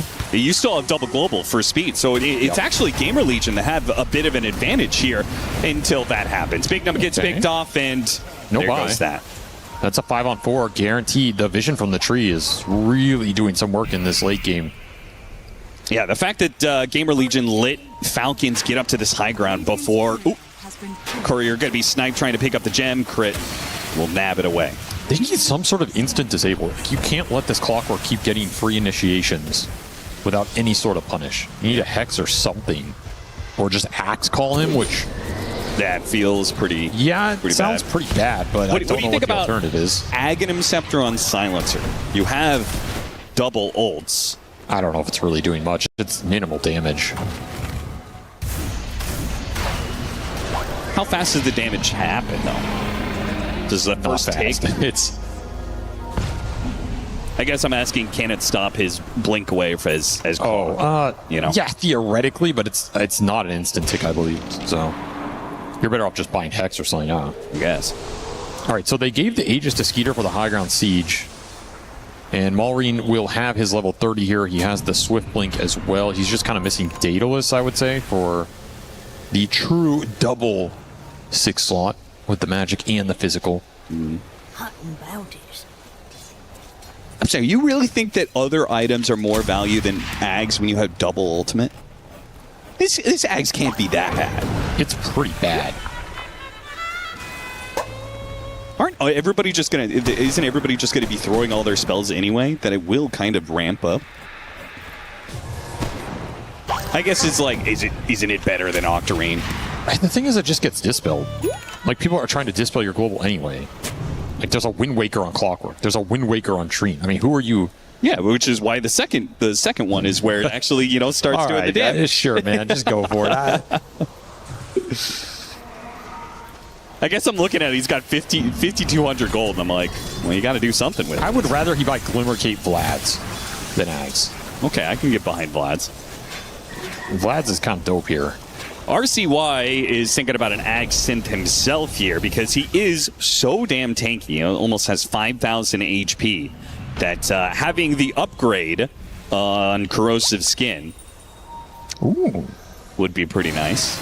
Block of cheese for crit. Oh, well, there goes putting damage on him. The most hype, useless item I think that's ever been put into Dota. I mean, it's not useless, but...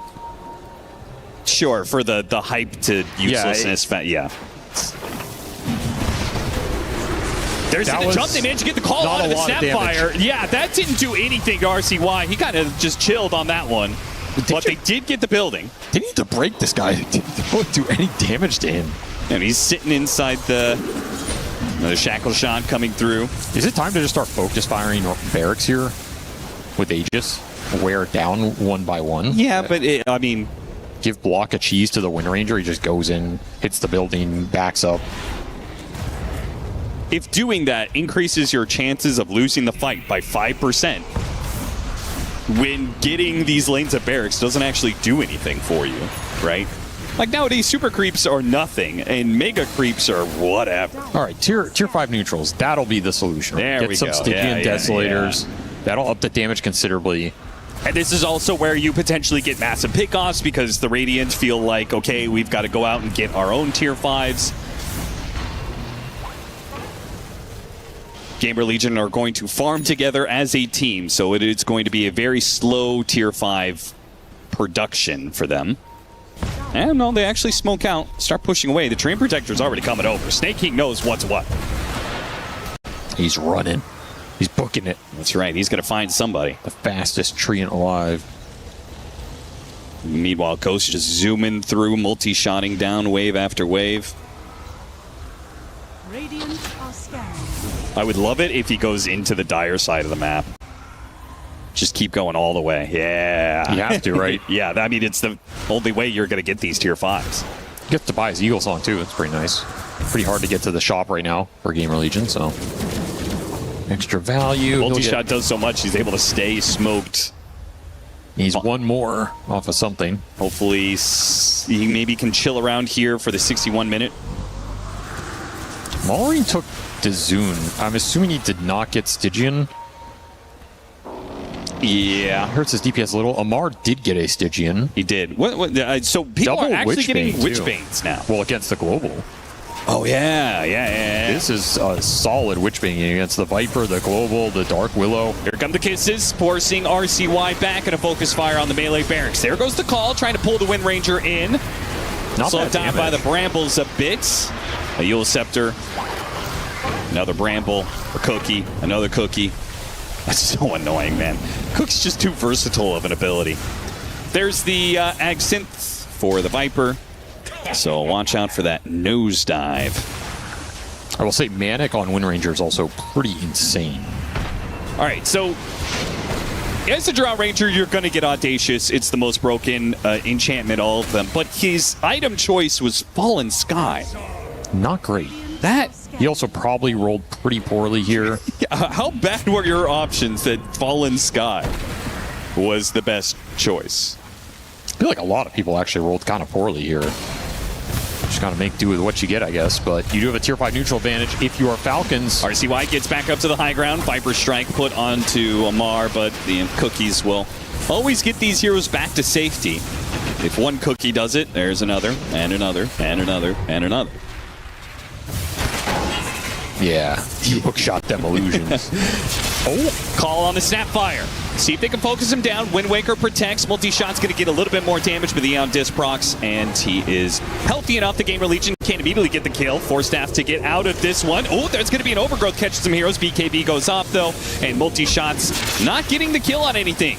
Shackle shot on RCY, and he's getting low enough that he actually has to reset here. Oh, Fade attempting to get the call, but he jumps into a round of cogs. They need to get this banner down.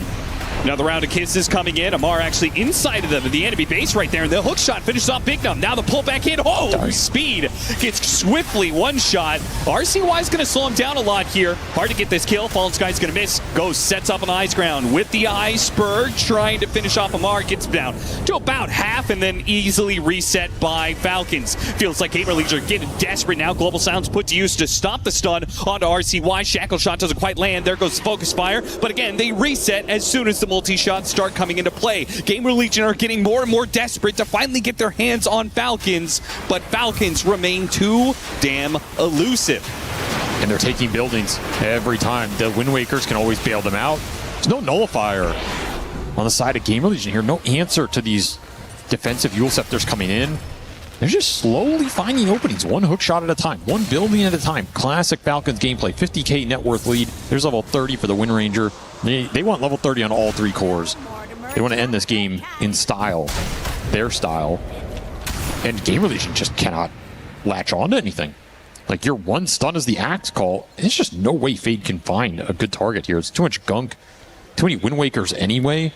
Yeah, you don't kill anything fast enough. It's a 6,000 HP Dawnbreaker with 35 armor. Just consumed a Moon Shard, by the way, and is trying to get a refresher.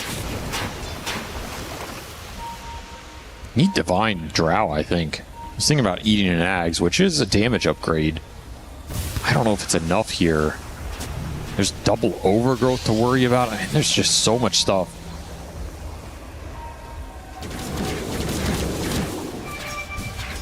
Yeah, making yourself tankier and tankier is not really working for GamerLegion. And it'll just be second Divine or backup Divine for Maureen over the Daedalus. Hookshot lands onto Fade, pushing him outside of the base here.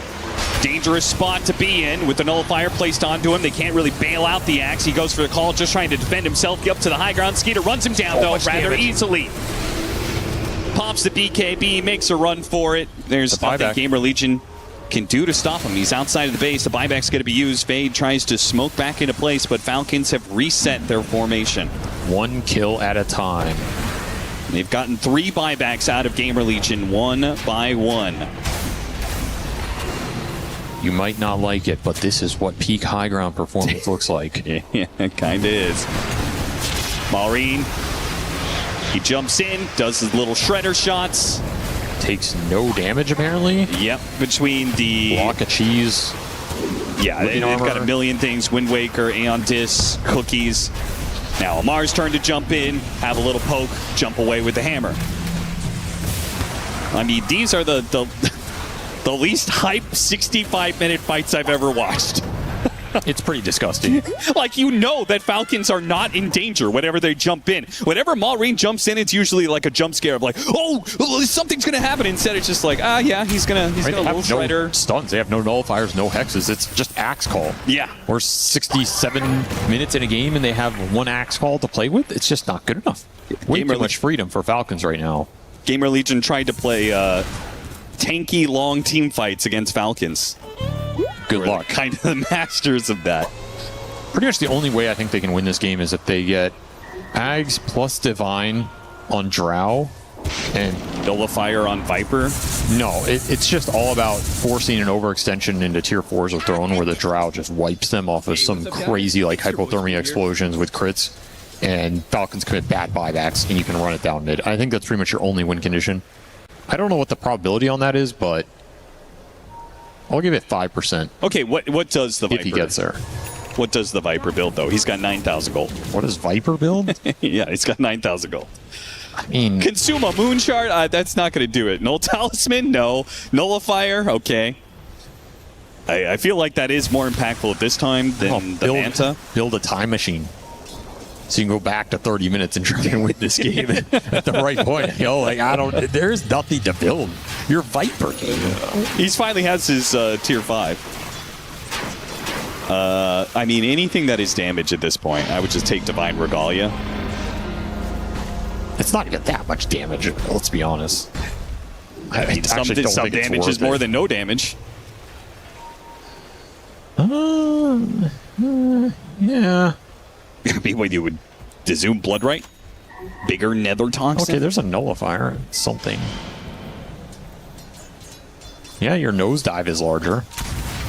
It replaces his bots too, because you're sitting in the base, so you don't need the bots. And he did take the Divine Regalia. Oh, and he's about to get his Predator damage per missing health talent. Avery, isn't that exciting? That's like an extra 10 damage per hit. Yeah. Combine that with the Moon Shard he consumed. Hey, pretty spicy. Getting spicy in this game right now.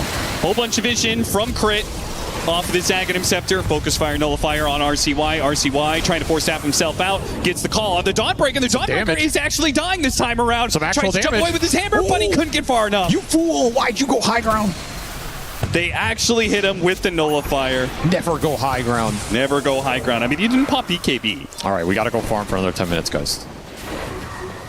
To be cleared, can't he be fine if he pops BKB when he jumps in? Yeah. Like, that's intentional, right? He dies. If GamerLegion try and force things, he buys back, jumps in with his ult and BKB. I don't know, man. They're playing for the 5%. You know, they have the Drow Ags. He's working towards Divine. I think if they get there, this game does get a little weird again, just because of the double global preventing kisses. Like, there's nothing that Maureen can do to guarantee a kisses, right? There's no item you can buy to stop global cutting off the channel. Yeah. Yeah, should ATF die there? Probably not, but Probably thought he was going to get a Wind Waker or something from somebody. he probably got confused by himself because he went high ground. What am I doing here? Not Didn't know hitting- where he was. Why am I not hitting neutral creeps right now, right? Hit himself in confusion. 51,000 net worth lead for Falcons, and it's not over.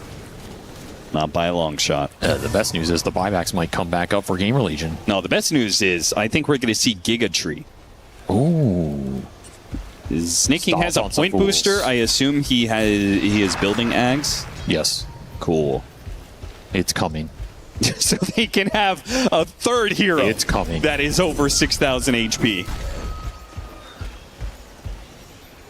They use the one block of cheese. It's kind of sad, but they do have 2 more cheeses they're building towards. They could have had triple block of cheese. Think about the potential. Every core has a running block of cheese. Yeah, disgusting. Ag Synth for the Dawnbreaker. 10,000 gold on Snapfire. Yeah, he needs Daedalus. I don't know why he doesn't want to replace Aeon Disc with Daedalus. Like, Well, I mean, they're winning the game right here by not dying. I think he can just blink Shredder, hit buildings with the Daedalus Divine. They just disappear. Skeeter can do that too. They've already got Megas, or about to be until the call comes through. Okay, now it's going to be Megas, but they we got kill Fear. the Wind Ranger for it. It would be very sweet. Eul Scepter up in the air. Wind Waker does manage to get a runaway. Ghost comes in too late with the multi-shot, and they that's Megas. successfully get Megas. Not that says anything about the game. I mean, No, not necessarily. GamerLegion's like, oh no, now we're going to be stuck inside our base. I just think they have ways to assassinate heroes Have some fun. pretty reliably. Because they have so many Wind Wakers, but Yeah, but this is it's not happening. this is the. Well, who am I to critique their late game? I mean, are Falcons going to try and end the game? Maybe they're trying to end the career here of GamerLegion. You know, like they're not just trying to win game 1. They're trying to win every game till the end of time by making a statement. Yeah. They need the second round of tier 5s. That's what we're looking at. You know, you got to get. Of course, because your current tier 5s are not good enough. What did Skeeter re-roll? He re-rolled into nothing. Okay. Unlucky, brother. Radiant Takes Minotaur. Wait, really? That's a little something. Is that even better here? I don't know. Who knows anything about ultra late game Dota 2? Well, I think you're supposed to. Goodbye, Aegis. This is where you wish you had Eternal Envy on your team. He would have a plan. You theory crafting the hell out of The this. plan might not work, but he'd have a plan. This is the unstoppable force versus the immovable object. Yes. If GamerLegion never moved from their base, and Falcons. In fact, actually, no, what am I saying? There's no unstoppable force. It's just 2 immovable objects staring at each other. He rolled better on the snap. That's pretty nice. He has Regalia and Stygian to choose from, and he gets the Daedalus. Okay, now we're playing Dota, and he finds an amp damage rune. This is it, Austin. This is the moment. Okay. Daedalus, Divine, amp damage. He was just waiting for the Daedalus until he had a good Yes. tier 5 neutral to Yes. play with. Now it all comes together. It's the Exodia. Now you can actually just chunk this Viper. If he does not get the Crochet off, or if it gets dispelled, he will die on that front line. Maureen, he is online. I would love to see him just take the Aeon out. Like, just go full send it, right? You have Buy, you have bots too, you have these Wind Wakers, you have Refresher. Just go in there, Shredder, hit them, refresh, Shredder again. Everybody's dead. The screen disappears. Like, this is what the hero's designed to do, but they're playing Oh it. my god, he has an amp damage. It really Yeah, is that's what I'm Exodia. saying. He's ready to Stygian, go. Daedalus, ready to go. This oh is my it. god. You gotta send it. Here it goes. Can he blow up the Viper? Okay, no, he actually can't. BKB goes off out to half HP. Focus Fire might be able to finish the job. RCY is trying to get away with the Manta. Now the Crochet, and he goes off, and they do not get the kill, and it's a Wind Ranger who dies instead. Hook shot, refresh, turn around. Drow Ranger needs some help here. Global South, and now the damage comes through. It's not the Viper, but it's the Drow Ranger who dared to dive almost outside of the base there for a second. Maureen takes advantage of it. All right, he still has the same damage running. Can absolutely go back in here. Yeah, just for a couple more seconds.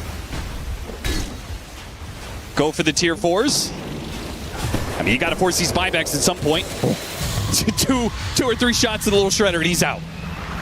You do have to be careful about the blade mail and the axe. Got the call on the train. Okay, that didn't last at all.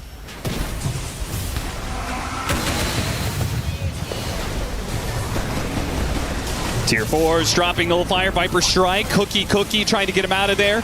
One buyback being used from Big Numb now, making another one as the call does land onto the Tree Protector. Dawnbreaker jumping in after RCY. Ghost refusing to use his buyback just yet.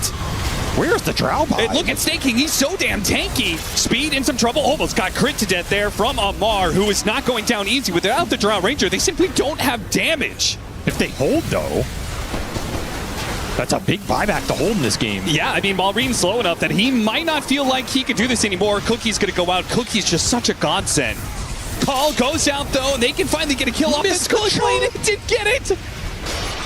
Is he going to die to the Viper Strike? Yeah, he does die to the Viper Strike. RCY all the way inside the base. He goes into the well. Mar, what are you doing? That's the fountain. There's not a place to be. The Drow Ranger doesn't even buy back inside of a fountain dive. Holds on to it. 10 more seconds till goes back up. The cheese is going to be eaten. Amar making a run for it with the hammer. Nullifier placed on the tree and Protector Tree's going to die here unless the hook shot can bail him out. The throne is in trouble. Skater's going to focus down. Goes back up into play. Forces Skater back. RCY getting low. Manta dodge on the shackle shot. Can they hold the glyph here? That's the biggest question. Call on Amar. They're focusing him down. Ghost trying to deal with the creeps right now while Viper focuses on Amar. Tree comes in. Amar almost dead. Here comes the Dawnbreaker. This throne is at half HP. Dawnbreaker is going to die here, but the little shredder almost finishing up the fountain with the focus fire on the mid-range as well. They finally pop the cliff. The ball goes down, and there goes Malreen. He's dead. Divine on the deck. Multi-shot. Chasing down some heroes. Another ultimate there from Staking. He pops it in, but the throne, it will die as the comeback from Malreen on the second life goes straight to the throne, and there was nothing to stop it. They couldn't have glyphed there. The thing about that hold is I understand holding the Drow buy because the way you win that game is you need 2 lives on that Drow Ranger, and you have to hold your glyph. If Falcons have buybacks while your glyph is down, the game ends, right? It doesn't matter how many Divines they lose it. Like, you're going to go in with Stygians, Shredder hits, it's gone.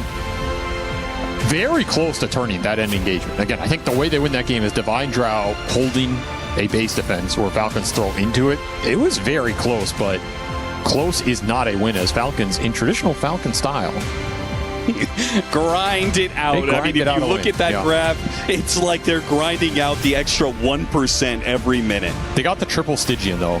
Double Moonshard, triple Stygian with Divines. That's pretty much how you end a game like that against these high ground holds. I think, yeah, like, is there small stuff they can do there to accelerate that win? Maybe.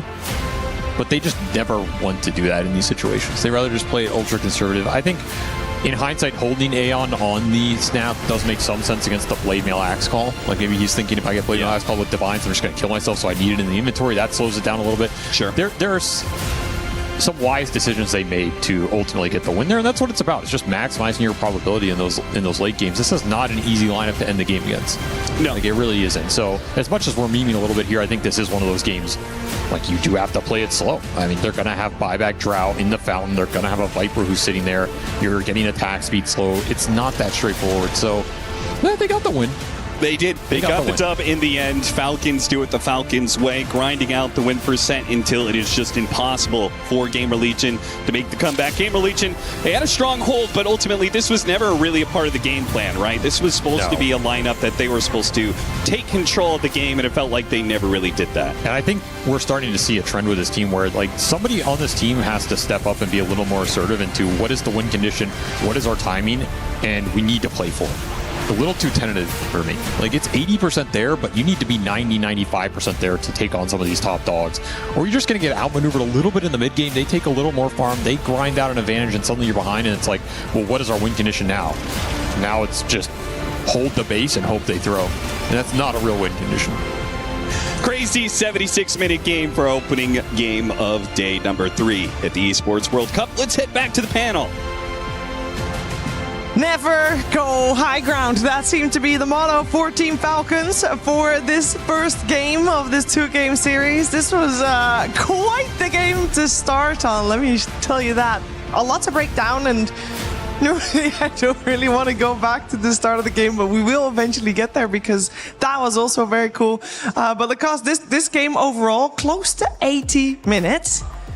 Was that on your bingo card for this one? No, but I also have to feel bad for GamerLegion because the games they've been playing, the games that they've been losing yesterday against Extreme Gaming, this first game against Falcons, it just doesn't sit right with me. Seeing that this team can potentially be winning these games as well, like they're getting close. In this game right now, maybe they were, stuck in the base, but there are some of the issues that they still need to fix, and they're like, it feels like they're getting better with each game that they play. It's just that they need that little bit of oomph. They need that something to push them towards the win.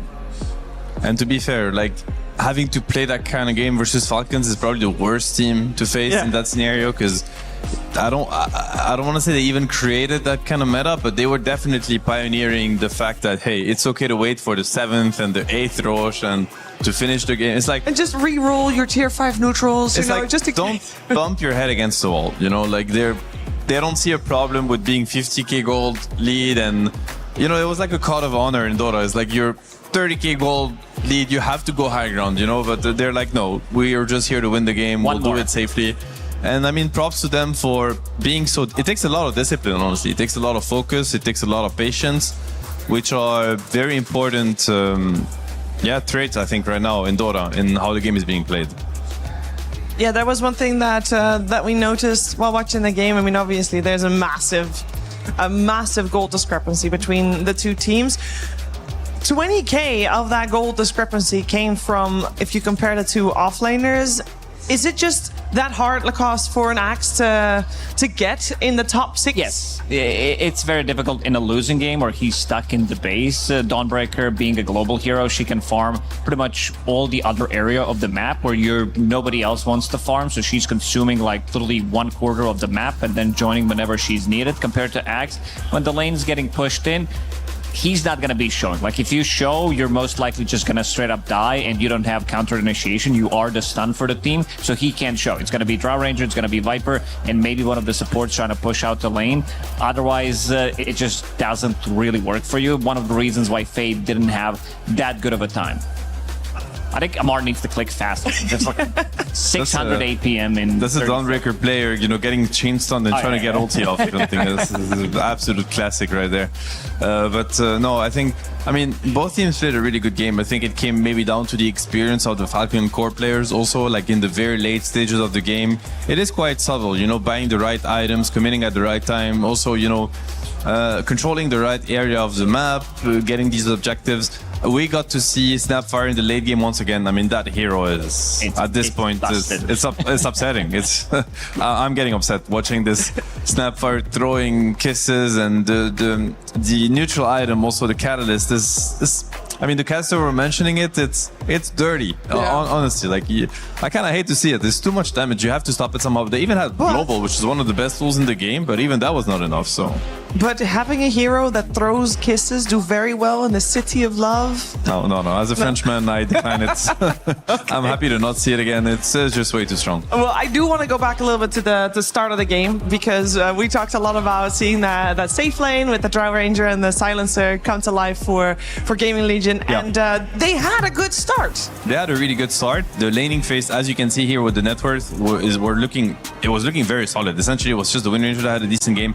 But, they were trying to keep pushing the advantage especially on their safe lane, which is what you want to do. You want to play around the draw, as we're going to see here. But this is a very typical Falcons move where, they try to punish the Dawnbreaker. Once again, Amar had a really, really rough game. But next thing you know, Marine is there. Skitter is coming from behind. He gated, and all of a sudden you end up getting completely outnumbered and throwing away your advantage completely as GamerLegion, and that was a big turning point in the early game. And what we're going to see here, if you could take a closer look at the minimap and pay attention to the upswords, how they're placed. This is, I think, a crucial mistake from GamerLegion, something that you cannot afford to have against Falcons, where they don't have any sort of gate control, and instead the ward that they are working with, which is this one, ended up not paying off at all, because you have a Wind Ranger and a Twin Protector constantly gating behind you and really getting Falcons back into the early game.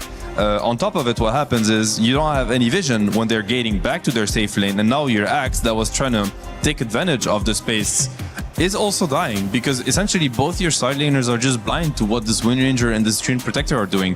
So to me, this is really something that teams will have to factor in when they play versus Falcons is like get some sort of gate control. And obviously it is easy to deward gates right now in Dota, but we've seen the appearance of, you know, smarter upsward positions where you place it on the lane literally or on top of the tower. Just find a way to know whether or not they're gating, because it will just undo everything you did in the first 5 minutes of the game, which is a big blunder if you're GamerLegion. And very much a shame, because they were doing so well, and then it was these moments. But we also had in the entire mid-game portion, I feel like, Lacoste, we had Falcons just having the better map play overall. They were making the moves and they were dictating everything. Yeah, they were kind of the aggressors in the mid game and late game. Of course, they controlled the whole map. Getting silencer caught a couple of times as well before the fight starts. This is kind of their go-to, maybe being slightly out of position on that silencer. But other than that, I also like the fact the support duo on Falcons, they looked extremely good. There was an interview, I believe it was during a previous tournament, the one before, where Crit talked about the itemization on the supports, that the Blink Dagger Force Staff feels like kind of the go-to items to pick up, because maneuverability in the team fights, the saving potential that they have is so good. And in the super late game, because both of them had Blink, they had Force Staff, and they also had Wind Wakers available, it just makes the fight so much easier, especially when sieging with high ground, plus unlimited amount of cookies as well. They had a whole jar of cookies, Shiver, that they could throw in. Like, this is like 4 plus the Force Staffs. They didn't have enough. They didn't have this act. They only had acts who could just blink in, call, and that was their lockdown. I'm a little worried after a game like this. I don't think, Seb, there's any one point in particular that I feel like GamerLegion, like, oh, if they do this different, you know, they got this. Like, where are you gonna take it for game 2, you think? I mean, I think in that kind of scenario, you have to focus on the positive if you're GamerLegion, because obviously your brain kind of takes you to what could have been different, you know, the missed opportunities. At the end of the day, if you take a little bit of distance, and I hope that their coaching staff is going to help them with that, is like, you took Falcons to an 80-minute game almost, and they struggled a lot. You know, you were like outplaying them in the early game. They had to clutch it out to even get to play, and you know, they took you to their territory, and it was hard also. So honestly, you could look at it as a confidence boost, if anything, you know. And Falcons are probably favorite to win the whole event, or at least end up in the top 3. Yeah. So it feels bad, but you know, if you distance yourself with it, it's not that bad. So I think they should just be confident going into the next game. I would like for them to find a way to enable their offlaner a little bit more. I think we don't get to see enough of impact in these games, and I don't think it's related to the player's potential. He's a great player and he's shown it. Something isn't clicking on that side, so I think they need to, maybe it's like a mental thing, perhaps it's how they play around him in the game or in the draft, I don't know, but I think that has to be tackled if they want to like have a stronger, you know, bigger picture. Yeah, we'll see if that indeed is something that changes for game number 2. Before we go to that game, though, we are going to check in with Malrine, or rather, we already did, because this was before the series.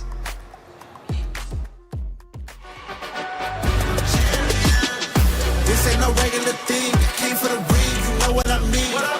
You see my name in the lights, better get right, I'm champion.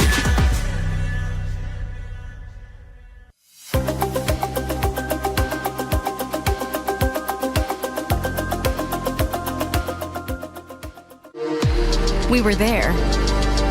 For every click, every clutch, every respawn. We were there for the years of grind. And we're here. Now. The proud founding partner of EWC. Powering the biggest event in gaming. Shoulder to shoulder with the world's best. Making history. Greatness deserves a stage. Lenovo Legion. Reach your impossible.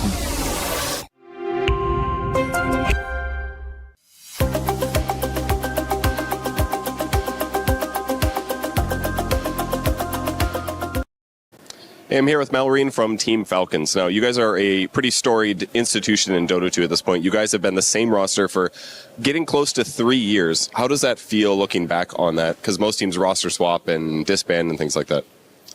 I'm grateful for the time that we spent it together, and I'm definitely gonna remember this 3 years as like my best memory, and I'm gonna treat it as my best thing. That's great. Happy to hear that. Last year, you guys got second here at EWC, and then you won TI immediately afterwards. Right place, right time. Are you guys hitting a similar strength point this year? The thing is, before the last year, I was saying, like, if you're going to look back to the 2 years, we got like 4th place in TI and 3rd place in Real. And I said in that year, we're going to get 2nd and 1st. And that kind of what happened. But this time, I mean, we'll see how we're going to story land. But I hope it's going to be better. And it's not going to take 2 years to win one of the tournaments. You have a good shot. I think you guys are off to a great start. Are you guys feeling confident about your game so far? I think we're gonna get better by the time. We just need some time, and we didn't play for a long time, I guess, because I just missed the blast. So, especially me, I need to get some time, and we'll see how it's gonna go. Are we gonna see any Sandking mid? I know it's one of your best heroes. I feel like every time I watch you play a hero, you're like, do well mid, gank, safe lane, kill them at the epicenter, kill tower, do stacks. Like, you're just mechanical every time. I mean, it used to be meta, but like nowadays, Sandking kind of got fixed. Thanks me. Right? And then, thanks for that. Well, I don't think we're going to see that, but maybe I'm going to open my hidden bullet. Oh, that's a good idea, yeah. Wait until the last pick and be like, guys, you're going to have to play my mid hero. I got to play Sandking. It'll be really good for the game, I'm sure. Okay, thank you for joining me for the interview, and good luck in your matches. Thank you. That's right, I'm Cap, and this is SVG, and we're going to be your casters for the opening series. It's GamerLegion versus Falcons, and a matchup that, Avery, is perhaps a little bit of David versus Goliath. Yeah, Falcons are going to go up against top contender here, and anytime you face North American Dota, you better be in your prime, and we'll see what Falcons bring. It's still early in the tournament. So still early in the tournament. I would expect a draw out of this series. I think if GamerLegion can play up to the level we expect from them, anything is possible. Okay, well, you saw the games yesterday. They were certainly not at a top level. A massive fluke. Meanwhile, Falcons are looking pretty good. They're getting into form. Getting into form on the way up. Trajectory is looking positive. Can't wait to see what Sandking cooks up in this event. Another NA representative. In a sense, NA will win this series no matter what. That's true.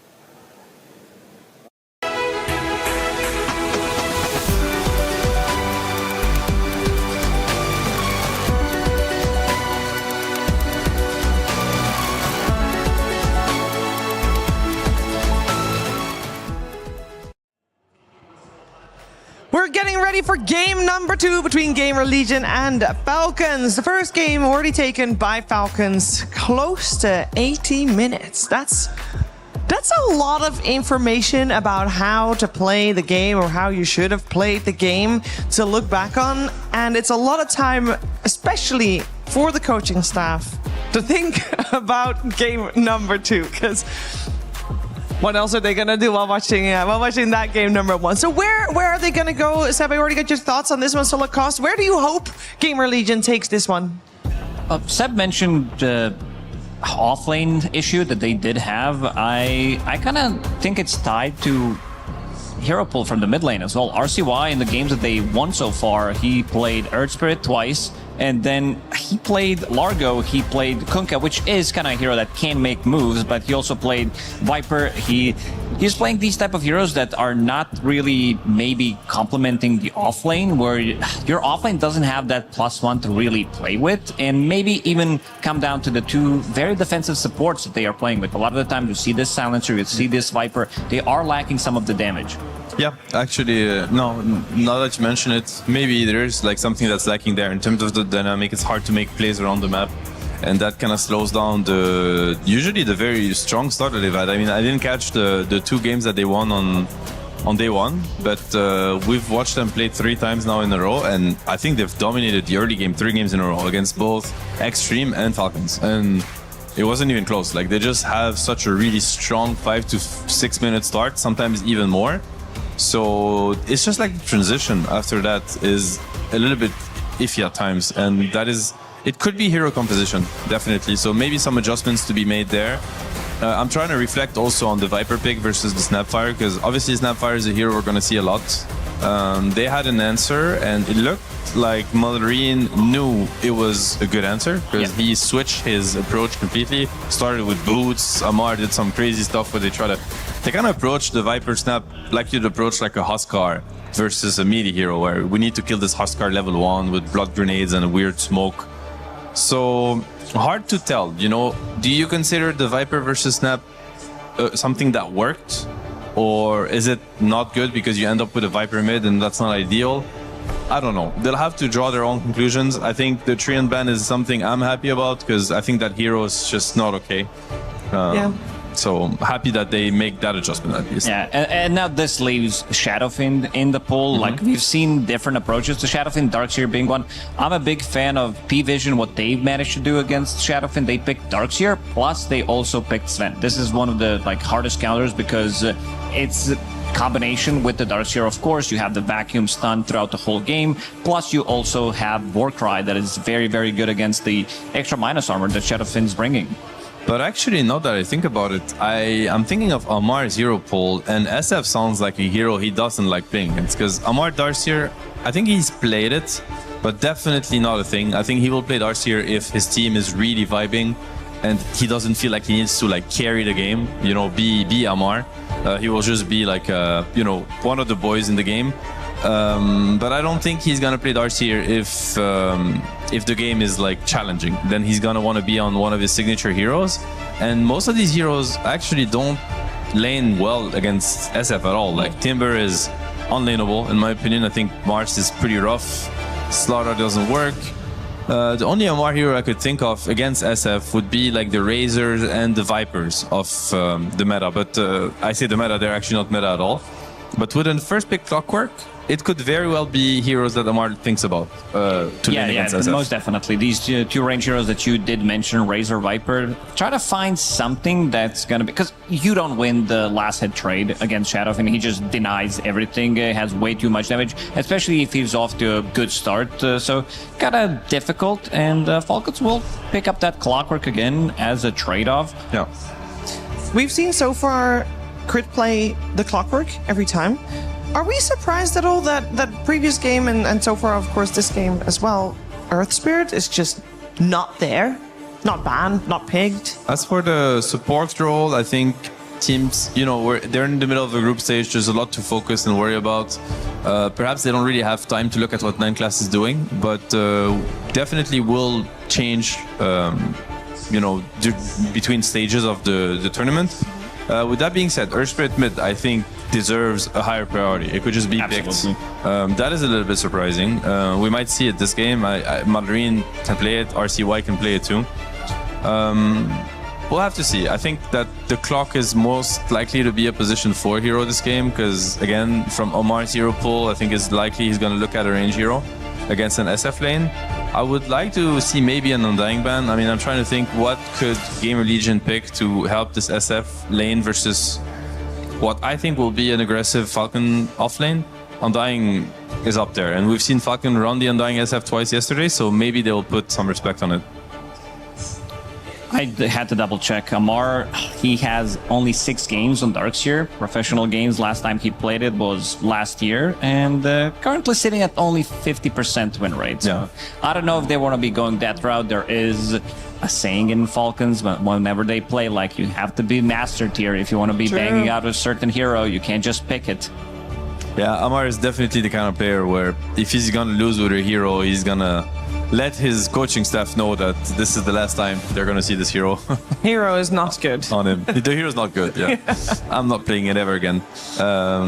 Ooh. Okay, they pick a Necro, which is very interesting because this is a very hard lane for Necro, I would say, against SF.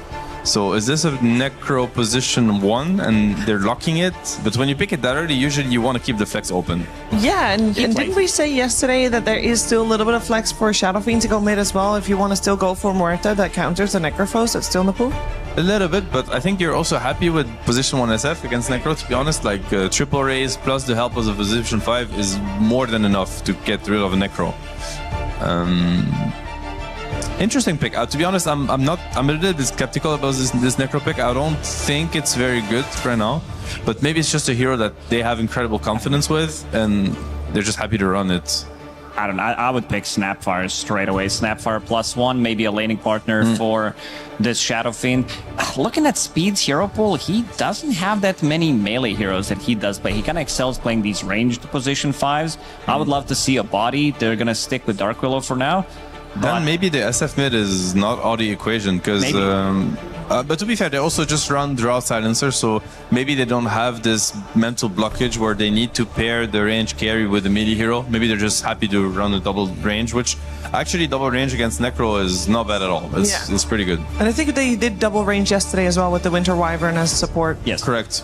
Yeah. So, yeah, maybe that doesn't block the SF, actually. I don't know. I'm just seeing Snapfire being left in the pool. It's crazy. Against Clockwork, you have a free save. We saw how great can it be in the previous game, and the magic damage against Necrophos, it's just one of the best heroes throughout the whole game to deal with him. It's a no-brainer, to be honest. It would be such a good pick. It just comes down to whether or not they're comfortable playing the hero or not, because at this point, if you pick it now, it's cool to keep some sort of flexibility. They do go with the Undying, so they get the Undying SF lane, which, again, I think is a menace. Undying also very good against Necro, in a sense, because Necro's very slow hero, so as soon as Undying is going to press Tombstone and block Drain on you, there's no disengaging.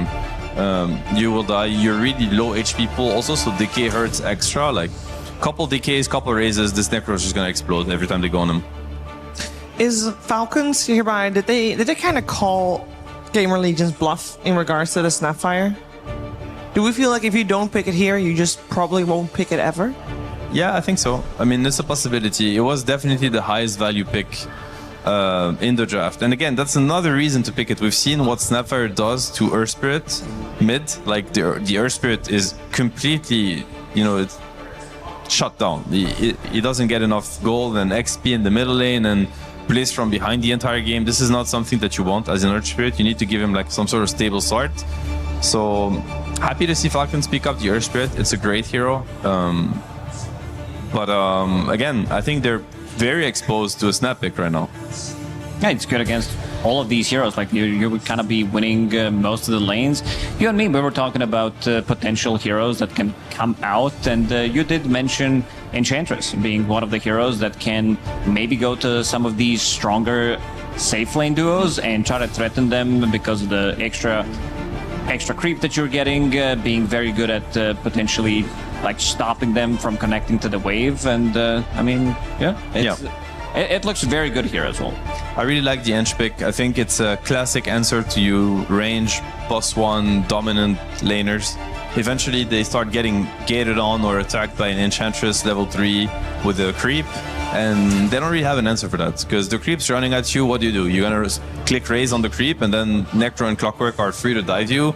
You let the creep harass you. Eventually you're in kill range. It's very annoying for these heroes. So Falcon's plan is, sure, the first waves are manageable always, especially with Necro Clock. Just click your spells on the wave and you'll be fine. And they're just gonna wait for snaking to be able to help them. Necro could still be safe lane, by the way, and they pick another hero for Amar, but the plan is going to be to collapse on this SF and to make sure that he doesn't get to dominate his lane. That he will get a, free couple waves, perhaps 3-4 waves, and after that they're going to start attacking him. On the other side, we get to see the RCY Invoker. It's been super respected so far. It's been first phase banned against him most of the games. He gets it this time. I'd like to see a stun, some kind of a setup from the off lane for GamerLegion, because right now I'm not seeing any. You're not utilizing your Invoker. You need something to set things up in the side lanes. You have this Dark Willow, which is kind of the setup, but it's not guaranteed, so I'd love to see him being paired up with something with a stun. Yeah. What's a little bit tricky is that he doesn't really know what he lanes against. It could be a Necro, which is a hero you just can't ignore when you choose what you want to play.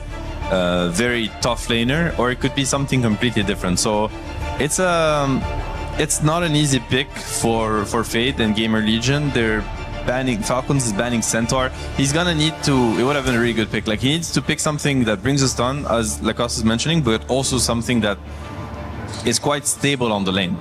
It's also a very good save. This Centaur ban kind of. Who do you have? What do you have, Shiver? I have an Underlord. Underlord is a pretty good option. I don't think it's... Never mind. Okay, they go for Night Stalker. All right, not bad. I'm a big fan of this hero. I want to see what he wants to play. I think this might be Skeeter's hero, whether he wants to pick up some, like, prior to Night Stalker, I would say Weaver, maybe even Clink, something more maneuverable, because they are, again, lacking some of the stuns. it can be tricky. Like against both of these heroes, if Night Stalker gets on top of you, but prior to that, you're fine. If you get Shikuchi off, you're kind of running away. So this still might be the pick that they're going to be going for, but Night Stalker, I've been very impressed. I don't know how you feel about the hero. I think it's a very good hero. It's definitely underrated and underpicked. Plays really well with Invoker also. I think whenever I see Night Stalker in the lineup, I want to have heroes that utilize the vision advantage. The fact that they don't see you, you get to pick your angle for the fight and cast your spells the way you want to. You know, that's literally what Invoker hopes for every game. I have to say that lineup to lineup, I think GamerLegion have a really nice draft against what Falcons is working with. Falcons, they have this plan of like getting the pressure to the SF lane, which I think can happen. Again, Tiny pick, also very good. Tiny's a hero that stands his ground, so he doesn't really care about NS. He has a good lane against him, and essentially Tiny's hard to stop if he gets like a free first 5 minutes, because he becomes way too tanky, impossible to trade. You can't really contest waves against him. He's gonna click stun and right click you a couple times and you lose 600 HP. So it's going to feel completely okay for Falcons to leave the Tiny on his own in the safe lane and start bringing numbers to the Invoker, to the SF, and start diving them over and over again. So Falcons, they have a cool plan, but they need to execute. If they don't, I think GamerLegion's lineup is just gonna find to be superior. I like GamerLegion a lot in this one. I feel like this Night Stalker pick, especially against Tiny, it's not really a hero that shuts him down in the first 5 minutes, where it's exactly where the hero wants to be. This is something that you want to be getting the levels, your support's trading on the side, and then I want to see him play aggressive. We were a bit critical on Fade, like how much he was able to achieve in some of these games because of the potential hero combinations between him and the mid laner, and also having a bit of a more slowish support. So I think this time around, he is a hero that is not really afraid of anything other than maybe you getting stunned by this Tiny and then tossed back with some like follow-up spells. But other than that, he should have a pretty free reign. And I want to see him play aggressive, like utilize the Twin Gates, just be very aggressive. Not necessarily need to play for himself. Instead, just go for the kills and try to punish Falcons early on. It's a good NS game for sure. They have very little tools to actually stop him from doing NS things. So there's big responsibility on his shoulders. From the way we were talking about this game, there's a lot of focus on how it will go from the mid game onwards. The laning stage, are we gonna have a laning stage that is very similar to previous game where one team's gonna run away with it? And in this case, is it once again GamerLegion, or is Falcons gonna be better this time? Basically, Falcons like safe lane is completely uncontested for GamerLegion. This time he's going to free farm, and he's gonna have the freedom to do whatever Snaking decides to do. Whether he wants to play around his Earth Spirit, pressure his Invoker, or to help his off lane and pressure the SF is up to him. It's gonna look very similar. I think Invoker is gonna be hard to stop in the mid lane. I think the gate control is crucial once again. Yeah, I don't know if this is getting picked up on microphone, but in case it does, I think Apex is starting their playoffs weekend, so it's getting quite loud here in the area. I will imagine it's gonna get quite loud in this Dota game as well. In the first game, we did see Falcons take it after near 80 minutes, by the way. Is the high ground hold as strong for GamerLegion this time around? Or for Falcons? Which way around? It could go to another 80 minutes. I hope everybody is very well hydrated. We're finding out together with our commentary team. It's Cap and SVG. A chance of redemption, not just for GamerLegion, but in particular for Fade. He had an okay performance on the Axe, nothing amazing in Game 1, but it wasn't enough to secure victory. But now, he is on his hero, the Night Stalker. No, I don't think there's any offlaner out there of any Tier 1 or Tier 2 team that is more known for their Night Stalker than this guy. No, I can't really think of anybody. I mean, I just don't think many offlaners, or especially teams, just like the hero that much. Who plays Night Stalker? Yeah. Out of any top tier offlaner. Snaking's off. Night Stalker used to be really good back in the day. Sure. Back when he was an offlaner. Yeah, it was actually incredibly good. I don't think we'll ever see that again. In fact, I think it's always been a bit of a North American offlaner. Yeah, to a degree. Why is that? Well, back in the day, it was a very chaotic roam-heavy hero, which I think NA played that style. the hero's way different now. Right now, he's more of just kind of a scaling hero, or you can like assassinate a specific hero that the silence is really good against. You're a nullifier buyer. Some of those things can work for you. Definitely a good nullifier game here against the Necropost. The silence is good against the Earth Spirit, the Necro. The supports don't really do too much to you. I'm not as sold on this Night Stalker pick. I think it can do a lot of work against the Falcons lineup, but I'm a little worried that the GamerLegion lineup just requires a lot of farm across all 3 cores. Like, theoretically, you're playing 3 farm-heavy carries. That's how I think of this Night Stalker on average. Yeah, he can take a step back, but Zero generally needs to farm in the down periods. He needs to scale. He needs to put in right clicks to deal damage in the fight. So you're kind of missing some stuns. You're missing some initiation. You're missing some, you know, heroes that go in tank spells and set the fight up for your other 2 damage dealers, which to me Invoker, SF are like, those are 2 straight 1-position heroes. Yeah, for sure. So I'm a little worried in that sense in terms of where the farm distribution is going to come from and what the team fights look like. But if it all comes together and they find a lot of net worth and they scale, I mean, yeah, you're going to outscale Falcons here. I don't think you're too worried about that. I do wish that they had more control from their offlane. When you've got Invoker SF, I also don't think it's the best game for Night Stalker when it comes to assassinating heroes. No. Right? You have to right-click a lot, so Enchantress is a little bit difficult. Clockwork has Cogs. Okay, he's chilling. Oh, is he chilling? Maybe. Amar, put some more damage on him. Cogs are going to be blocked by the SF, keeping speed from that damage. Very dangerous lane up here. The Undying going in, trying to get decays off. Amar trying to stay alive, and then you have this Raze combo that can come out and just burst anybody if you miss position. I will say, 11 denies mid, though. What is going on here? Yeah, what the hell? He's just abusing the high base damage on the early levels, but Malrine putting on a clinic in this matchup right now. He is decimating RCY. 3-0 for this Invoker. Missed the range creep with the cold snap. I mean, this is a disaster. Rough start. Malrine bringing a hero that he showed off in 2024. He was kind of not an Earth Spirit player, and then brought it out in 2024, and it's been a minute since he has played this hero regularly, and it seems like EWC is the time where it's come back into the fore. We saw it yesterday, now we're going to see it again today. It's an annoying hero to bring down. Like, this hero's just so tanky with the 3.8 strength gain.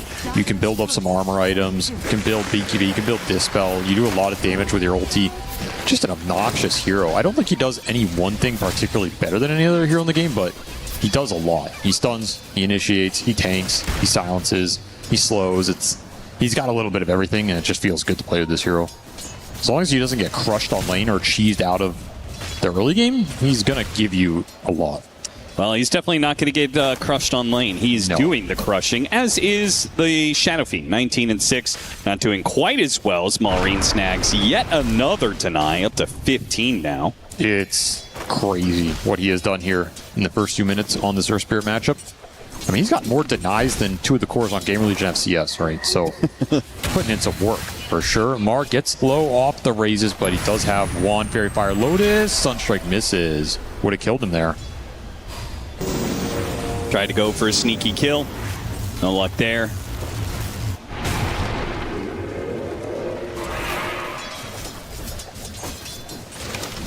I do think Night Stalker is a lot stronger than he's been in a little minute, because they gave him this evening feast. This ability for him to be able to sustain himself in lane. On top of that, he's able to eat creeps during nighttime, which is a nice addition as well. I feel like it just means the hero is able to stay on map during that limited nighttime period, you know? It's a big deal. The resource management is a lot easier. You can also go in and out of fights a bit better, especially if you can eat a big creep or something with a big HP pool. You just go straight back up. It's like you get 2 fights for 1. So you can do a lot of interesting things with this hero. I think the challenge for a lot of Night Stalker players is how do you itemize this hero? Well, I think that was another reason why I think it's better than it's been in a while. Harpoon is a fantastic item for this hero. Yes, Harpoon's it makes it even good during daytime.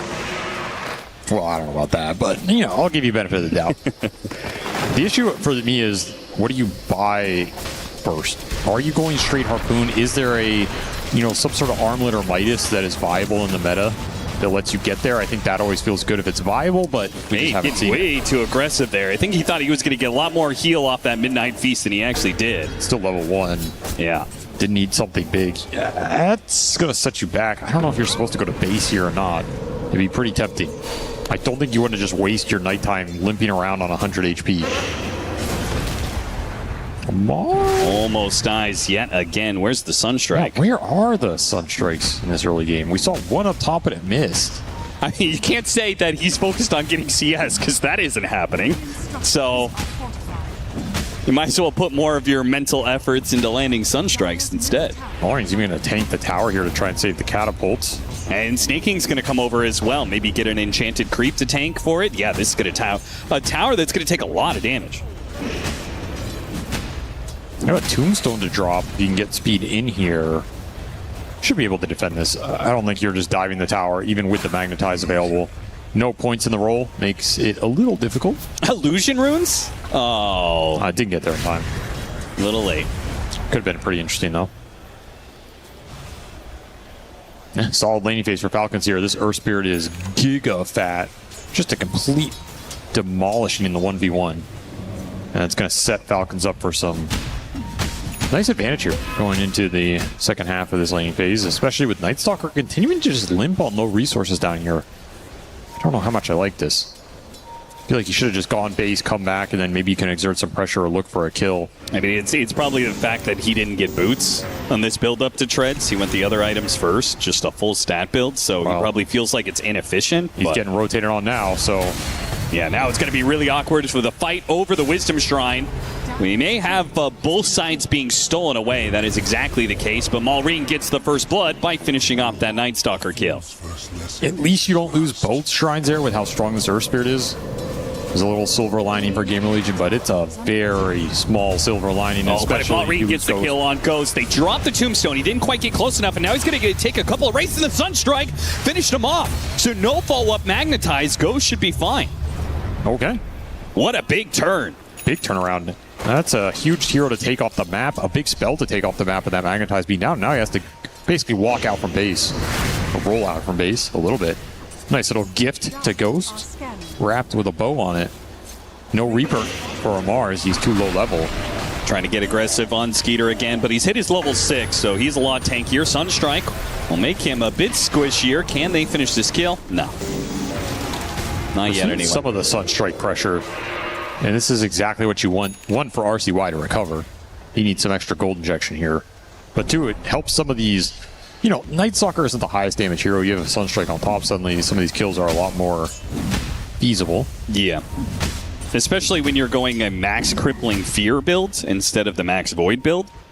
So your damage is... even lower. Even lower, it has to be, right? Your farming speed's faster, your disable's a little better, but your single target DPS is considerably worse.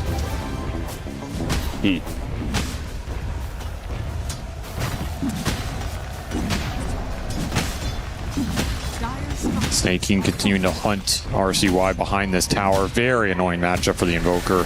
Not a hero you can really burst in the early game, and he just goes into the camps you want to farm, steals creeps. Really annoying. If he ever gets an enchant on you, you're probably just dead.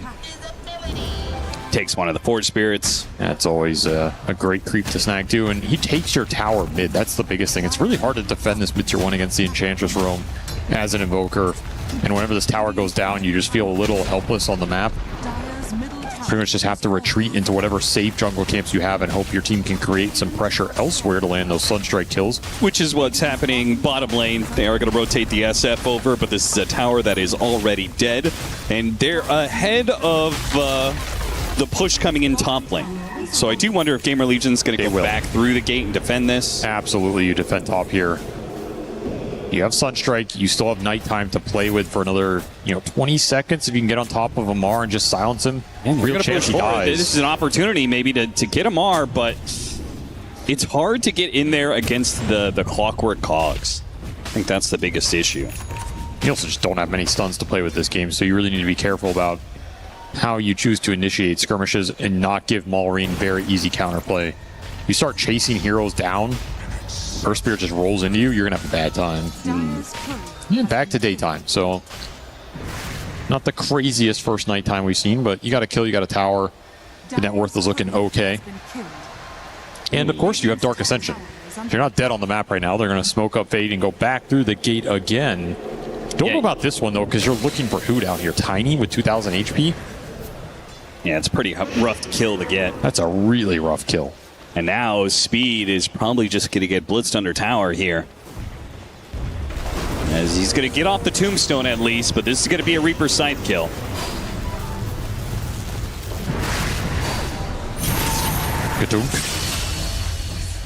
Stared at by a Croaker. A sad way to go. Smoke heads to mid lane. I mean, they're really looking for some way to take a fight with this Dark Ascension, but it feels like the obvious fight was going to be top lane.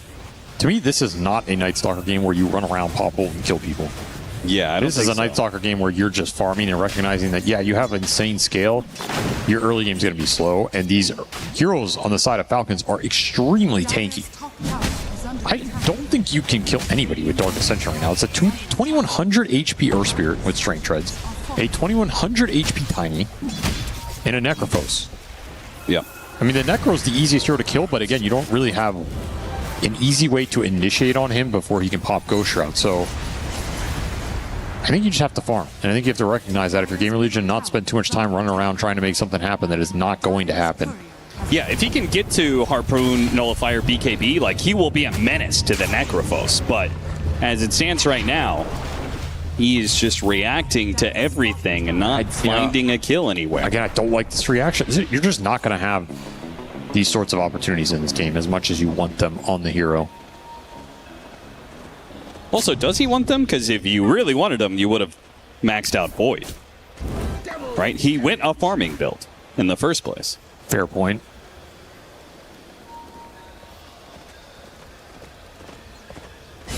Well, it's Falcons, so you know Falcons probably going to be out farming you. It's going to be a rough spot to be in.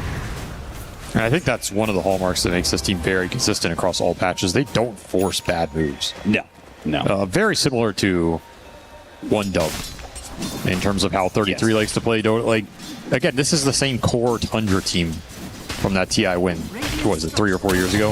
Ooh, Glyph going to be used, and Fade has to pop the Dark Ascension just to get away. Maybe turns back to Amar. After all, he still has the damn damage. That is something that they did not put in the calculations there, Falcons. Almost lost their Necrophos, and may still.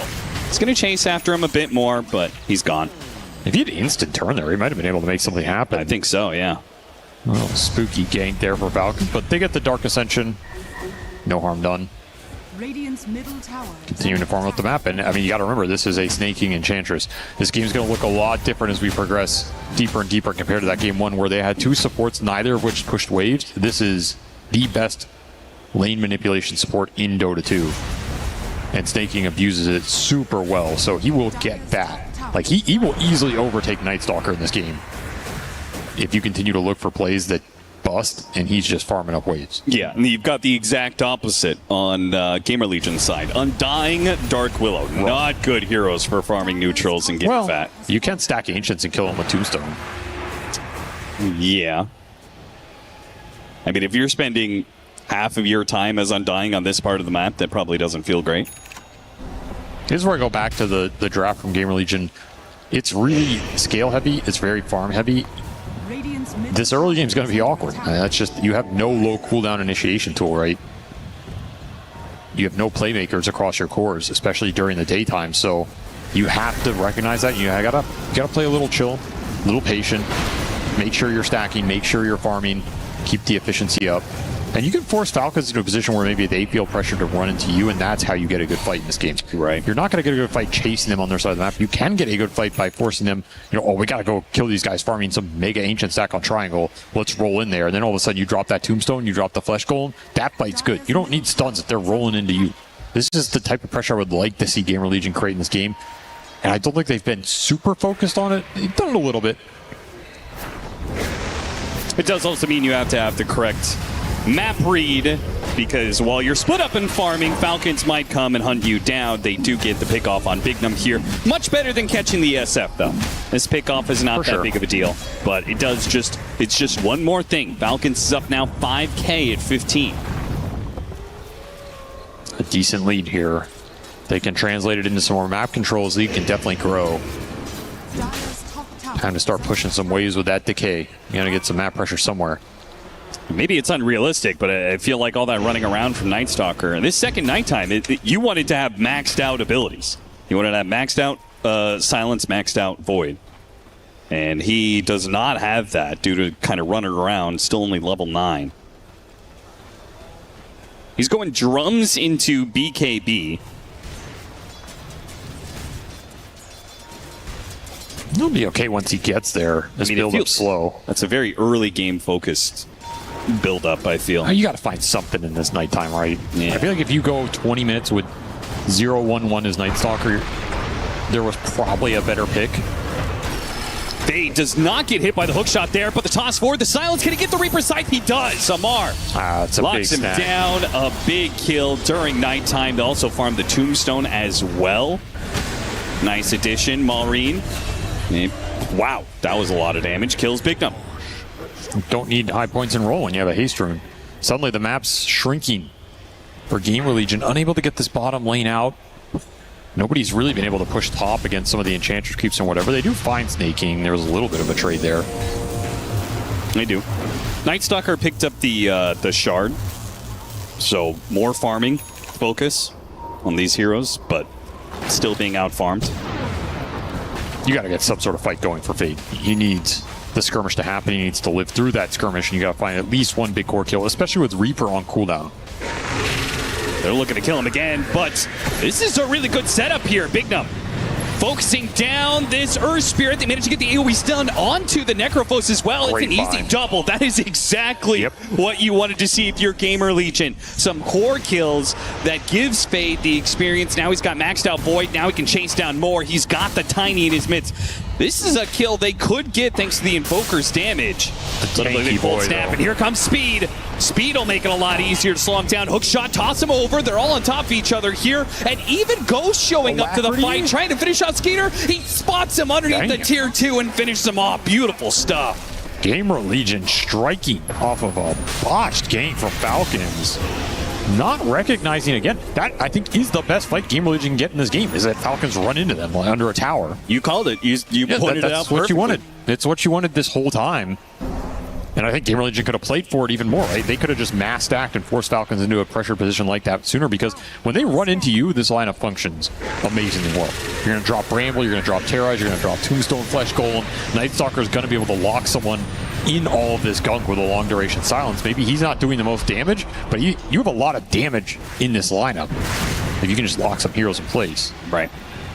Yeah, great fight for them. It was a 5k lead down to 2. SF's top of the board now. And great that Ghost was able to join that, committed to the chase down. Getting that tiny kill feels really nice. Hard hero to bring down, but you delayed the Shadow Blade. His map pressure is going to get mitigated a little bit here. And it doesn't take too many of those fights to be in a very solid position here as GamerLegion. Again, you have so much scale in this lineup. You're going to feel good going late. Goes the first to break that 10k marker. Has 220 CS on top of joining that fight bottom lane. He's done very well for himself. Untouched. Unsurprising, right? I mean, Ghost, when he was playing for Nigma Galaxy, felt like he was just a rock. Never really saw him had very many bad games. He was just always very consistent. And he's brought that to GamerLegion. Well, they had bad games. But Nigma Galaxy had bad games. He did not have we bad won't put it in. We won't put it on anybody individually. There's the BKB for Malri. That changes things quite significantly. No longer has to deal with this Night Stalker silence as much. And can just make the full commitment to killing the Shadow Fiend or the Invoker when he spots him. Very powerful item in this game. Pretty much nothing GamerLegion can do to it other than the SF with Alacrity just starts swinging, which it is a real threat. He's hitting quite hard this early in the game. You don't have any armor up yet, but otherwise you're working the fight for sure. This game looks a lot better for GamerLegion than it did 5 minutes ago, though. Yeah. Trying to find a little extra pick off with the Sunstrike should be pretty easy here. Night Stalker feasting. Man, Fade could get to BKB during this next round of daytime. And they'll be pretty online for the mid game, at least. I will also say they like their scale, so I like the vision aspect of Night Stalker for him this game, because I think that was a massive issue in game 1. Yeah. It's easy for us from an observer perspective. Oh, Amar? Amar's in pretty deep here. They have so much chase that there's no way out. Very greedy spot to farm in. Yeah, why was he there? This is normally a spot we see him push if he's like Timbersaw or something. He's like, even if you bring 4 heroes, you're not killing me. Necro is not going to be tanky in this game. You need BKB for sure at some point. You need a Dispel. You probably need Force Staff or Hurricane Pike to get out of the silence. Like, you need something to deal with the multiple disables. Invoker dunks on your hero. SF kind of dunks on your hero. Night Stalker kind of dunks on your hero. It's a pretty rough Necrophos game. They definitely counterpicked him pretty hard. Yeah. So you have to recognize that. Do you think that was intentional? Like, this play, he played so deep and then his team took Tormentor? Was that part of the plan? Not really. I don't think we normally see ATF sacrifice himself almost ever. I think it's just Falcons making the most out of a bad situation. Also, you got to abuse Night Stalker's downtime. I feel like anytime he is in the daytime without ult, or even if he has it but he's in a bad place on the map, you need to be taking more gold or at least objectives out of GamerLegion's hands. Sure. Which is why you got to be so careful using this Dark Ascension against a team like Falcons. I mean, he pops another one of those and they don't find anything for it. Maybe it's, Roshan or bad daytime team fight. Shadowblade is a pickup for the SF, and this is really well timed because this Earth Spirit is looking for him with the BKB, but he doesn't have any detection. Same goes with going after RCY. If he can get off the Ghost Walk before the silence, they run into Bignum again. Bignum is doing a great job of intercepting ganks. We'll put it that way. It's a value one to intercept because it's your downtime for the Night Stalker. So sacrificing a support right now is totally fine. They might even get Amar again. Like deja vu. He is just Amar playing so this far top up. lane, and Ghost is looking to get a point blank correct. Wait, wait! What? Tornado misses from RCY. That was supposed to set up the Requiem. That's a guaranteed kill. Yeah. You are not supposed to live there as this Necrophos with 1300 HP. Ghost Shroud getting dispelled. He is lucky to escape Mercy, was shown. Still, GamerLegion are chilling in this game right now. Like, they're not under pressure to force any bad moves. You're just waiting for your nighttime, waiting for Night Stalker BKB, which he will have for the next darkness here. A different situation than game one, right? Yeah, they may have had the Drow Ranger, but it did not feel like the late game was guaranteed to go their way, and you saw that play out. This one feels way more favored. Yeah, I mean, nothing's guaranteed, but it's as good as you get. You have a Tricore that's going to scale like a Mack truck here. Like, you have a Alacrity Shadow Fiend, late game Invoker, and a Night Stalker as your offlaner. If you can't scale with that, I don't know what you're supposed to be scaling with. Yeah. I could see them run into issues getting kited in later game fights. There's a bunch of Force Staves and some tanky boys on Falcons that can live through an initial burst, and you reset the fight. There is displacement on the side of Falcons as well, right? You have Hookshot Cog, bounce back, you have kickback from the Earth Spirit, potential Ags later, you have Tiny Toss. Falcons are very good at abusing these displacement spells. Going back to that Tundra TI run. Yeah. They abuse the hell out of Tiny. So they know how to skirt the edge of a fight, toss somebody in, and kind of ruin your position that way. Speed's going to get picked off here. Another Reaper side kill for Amar. He'll hold Unless it. he doesn't want to use it. I think you definitely hold it now. The charge is just not... It gives you, what, 1 regen or something? Like, congratulations, right? Yeah, it's not amazing. I guess my thought being, are you going to have a fight in the next minute while it's daytime?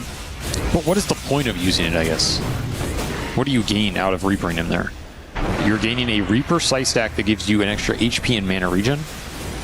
It builds up. A little, but this hero runs around with full mana HP anyway. Yeah, I guess so. Smoke from GamerLegion looking to connect the ending of daytime here. They pop a Dark Ascension. It covers you until night. It's a good time to take a fight. Solid position right now in the Night Stalker if he can find a target. He's running to Maureen. He's already out of there. Plus, he has BKB. Not a kill they can get. Again, you just have to be patient. You can't force bad goes just because you want to get a go. If the opportunity's not there, if Falcons play it safe, then you keep farming. You have an Invoker who can play the map. That is what he does best. Well, Maureen's going to run into them. Will be forced into the BKB usage. Very early. And didn't pop the Dark Ascension, so holding that for a more crucial fight down the line. You definitely need Shivas in this game. Saw the power of the SF right clicks going into him there. Yeah. You die real fast.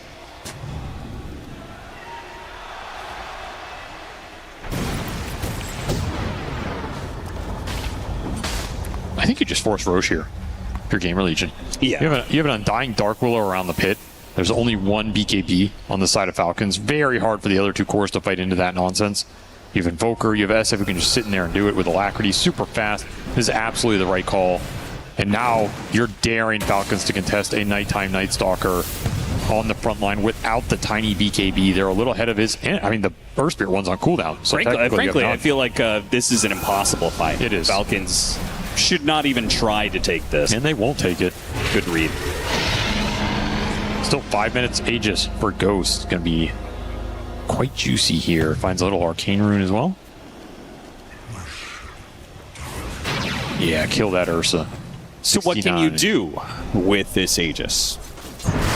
They are tier 2s. so strong right now. Yeah, like, do you just plan to take out the rest of the tier 2s, take as much map control as you can before daytime comes back in? Or aggressively look for the fight, which Falcons are kind of giving it to him right here. Yeah, they really are. Diving into this tier 2 area. Crit's going to get broken here and killed. I am very surprised Falcons were looking for something that aggressive near a GamerLegion tier 2. Like, how was that fight going to go well for you, you know?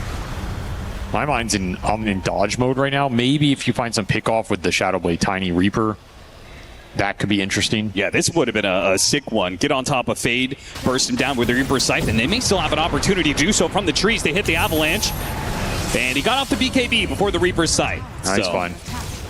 That's value, though. Get the BKB out of him. Amar he's really going for him. He's actually going to get him? I mean, he's going in so deep here. Can nobody from GamerLegion punish this? Oh my god, he got it. What is that call? Like, why is there nobody bailing that move out? They were pod committed, I guess, to this push in top lane. I mean, Falcons very obviously know what is going on here. That's wild. That worked that well. Even though it's 4 versus 5, I guess they have the Aegis. GamerLegion are going to keep it going here. This is dangerous, man. Tower's almost dead. Requiem from behind catches Maureen, and Maureen, those final hits, he can't dodge them. He's going to die. This SF is about to go ham on this fight. Skeeter tried to kill the Undying, but he doesn't burst him down. That is going to be bad there as well. Shadowblade trying to get out of here. Any detection? No, not at all. Well, they do a decent job disengaging from that Tombstone fight that was not in their favor. Really have to be careful with where Ghost is. How fast that damage can come out. It's going to TP to Outpost, maybe try and hunt somebody here with another Silver Edge. I like this early gem pickup. It has been the trend. GamerLegion are picking up on that. And look at the right-click damage going in. This is why you need an armor item here. Just no way to get out of that if you're Maureen. I mean, is that ever not going to be an issue? He has a plate mail. Quick little burst onto Fade, got off the BKB. Here comes Amar once again. Amar is going to be silenced here. Fade is going to make for the trees, though. Play the distance, wait for RC wide as backup. You can try and cancel TPs if they bail. Oh, this could be a massive AoE void. Yeah. He could stop him from making that TP away. Set up the tornado into the EMP, into the meteor, right on top of Skeeter. Skeeter's dead, and they're going to chase after even more. Fade, he's going to slow down Amar. A big pickup. The Sunstrike, that's going to be dodged. Turn back around. Amar goes for the Reaper Scythe kill. Oh, he got him. No, the neutral creeps got him. Still, though, Amar was dead 100%. The fact that he got anything out of that, they recovered the gem. Cricket's out with it. Big play. Okay, they salvaged that hardcore. Natural. Was that neutral? It's your boy Speed here. A natural death, you know, he died in neutrals. Yeah, he did. Pretty unlucky for Amar that Reaper was right on the edge. It was so close.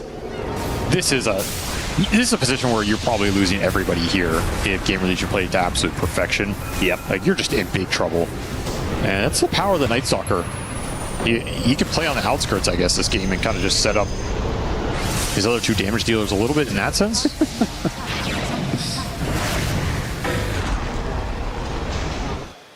Big move by Craig getting that gem back. And so as a result, the net worth favoring Falcons. And this means GamerLegion is going to be playing without detection for a little while. And they could buy sentries and dust and stuff, but Maureen pick off in the mid lane on Bignum. Yet again, Bignum will be the victim of one of these cores. See if he dies to the physical damage. BKB doesn't roll far, goes to the TP out. Let's see that Alacrity hitting him, but he's got completed Shivas now. A lot tankier. A lot tankier than he was before. Oh, they fight RCY. RCY dead a second time. Tornado goes off. It bails him out. The tree being tossed forward. Oh, it got him. It was just enough damage. Ghost is going to get kited around here. He's not in danger of dying. He's got Aegis and BKB. Oh, he's going to get tossed back. Tossed back, playing around, trying to wait out this Aegis expiring. Ghost is going to make sure it dies now. It's going to come back with a BKB. Going to have to just TP out. It's actually hit. Maybe they can see the stun that got him. Ooh, Falcon's playing that to perfection. And this is the issue. If you start getting displaced one by one, this lineup is just going to rip you apart very quickly because you need to be together to deal the damage. Like, you're going to get kited by Force Staffs. You're going to get kited by some of the sustain. These are tanky heroes that nobody can burst on their own. So you start getting tossed in, hookshot cogged in, rolled in on. It becomes a nightmare to play that fight very quickly. And there's a lot of Force Staffs on the field right now. Another great hookshot cogs. Crit has been doing work in this series. Bignum just dies over and over and over again. The Shadow Realm is no bit of a save against this lineup from Falcons. Too much AoE. Elena Barracks it is. With 35 seconds left for the SF. There's just no way GamerLegion can stop this. A bad series of mistakes here. Gets punished real hard during this daytime. Man, you got all this scale, but you're getting tempoed right now. And somehow Necrophos is the most farmed hero in this game? Don't really know how that happened, but I mean, it is what the hero does. He has Manta, Bots, Radiance, pretty farm-heavy build. In theory, he should be a little squishy here, but there's nothing to really punish the mass Force Staffs from Falcons right now, right? You really need nullifiers in this game at some point. If you're GamerLegion, it's going to provide an insane amount of value, but you're getting tempoed out before you get there right now. So yeah, Fade is building to it now, but this is where, you know, a Night Stalker that's farther ahead, he has nullifier around this point and is punishing Falcons, but as it is, it's going to be a while until he gets there. See if GamerLegion can slow this game down. 13k lead now out of nowhere.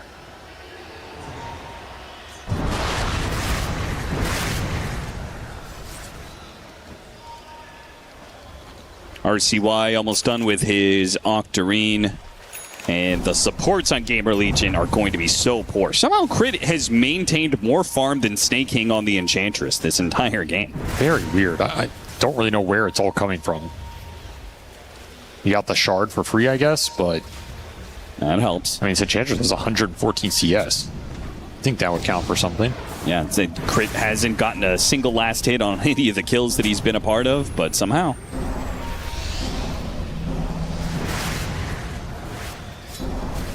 Mounting up for a fight. All 10 heroes in this bottom lane. Both sides setting up some wards, setting up some vision. I don't think you could fight without Nullifier right now. You're just going to get kited. And then at some point, somebody gets tossed in or kicked in. And there's no way you can help them. There's going to be an Earth Spirit Axe very soon here, too. Well, that means it's going to be another shard for Falcons. Again, they're just grinding out these small openings, so good at finding the opportunities and capitalizing on them. That's the difference. It's one thing to find opportunities, it's another to punish the enemy team as hard as they do. And now you've got another bit of mobility with the Sproink for free on the Enchantress. All right. Aghanim Scepter, Earth Spirit, even more repositioning. That's a brutal spell for GamerLegion to deal with this early in the game. If you're in late game with more defensive items, sure, but he just rolls in, stones one of these cores, kicks him in. I feel like the fight is kind of done. What are you doing at that point?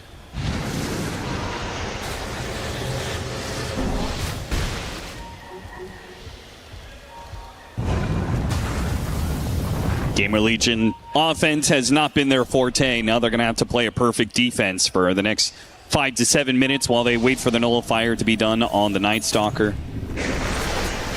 Playing on this high ground area. Snake King charges up there. Force Staffs get him away. Here comes the roll-in with the Shivas. Trying to pull up this Enchantress. Do manage to do so. The BKB activated from Ghost. Starts playing at Malrine. And Malrine in some trouble, but he activates his Aghanim Scepter and managed to get away. The Magnetize is built up, and GamerLegion, without their BKBs, want to reset. Fade actually dies to the Magnetize. It lasted just long enough. I think he died on the final tick. That lasted so long. What? Damn.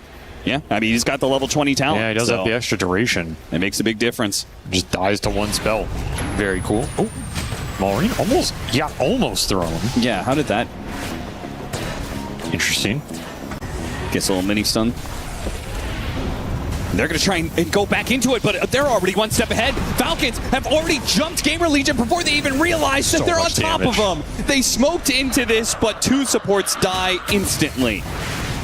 Just one step ahead. Maybe you get a rebuttal. Yeah, that's a nice little pick off for RCY. 840 gold for a clockwork kill. That's not a good sign. Skeeter's just back into the base. How many times is Skeeter going to walk into them like this and get the avalanche initiation? He's almost killed RCY. BKB activated that last hit. Not going to be enough, but Ghost doesn't have the BKB. He gets saved by the tombstone here. But Amar is just waiting for it. Yeah, he's ready to go with the Reaper Scythe. As soon as the SF pops out, he's screwed. There's nothing they can really do to stop this. RCY can't force them back. Glimmer Cape? Wait, no, the silence came in. The silence came in time. He can't get off the Reaper Scythe. Ghost might just be able to make it back to the top, but the Magnetize finishes them off. And now the entire team commits to save the SF, and they'll all die for it. Trap him behind the gate. Fade making a run because the base is no longer his own. Full retreat to the other side of the map. He will manage to escape, but everybody else on his team falls.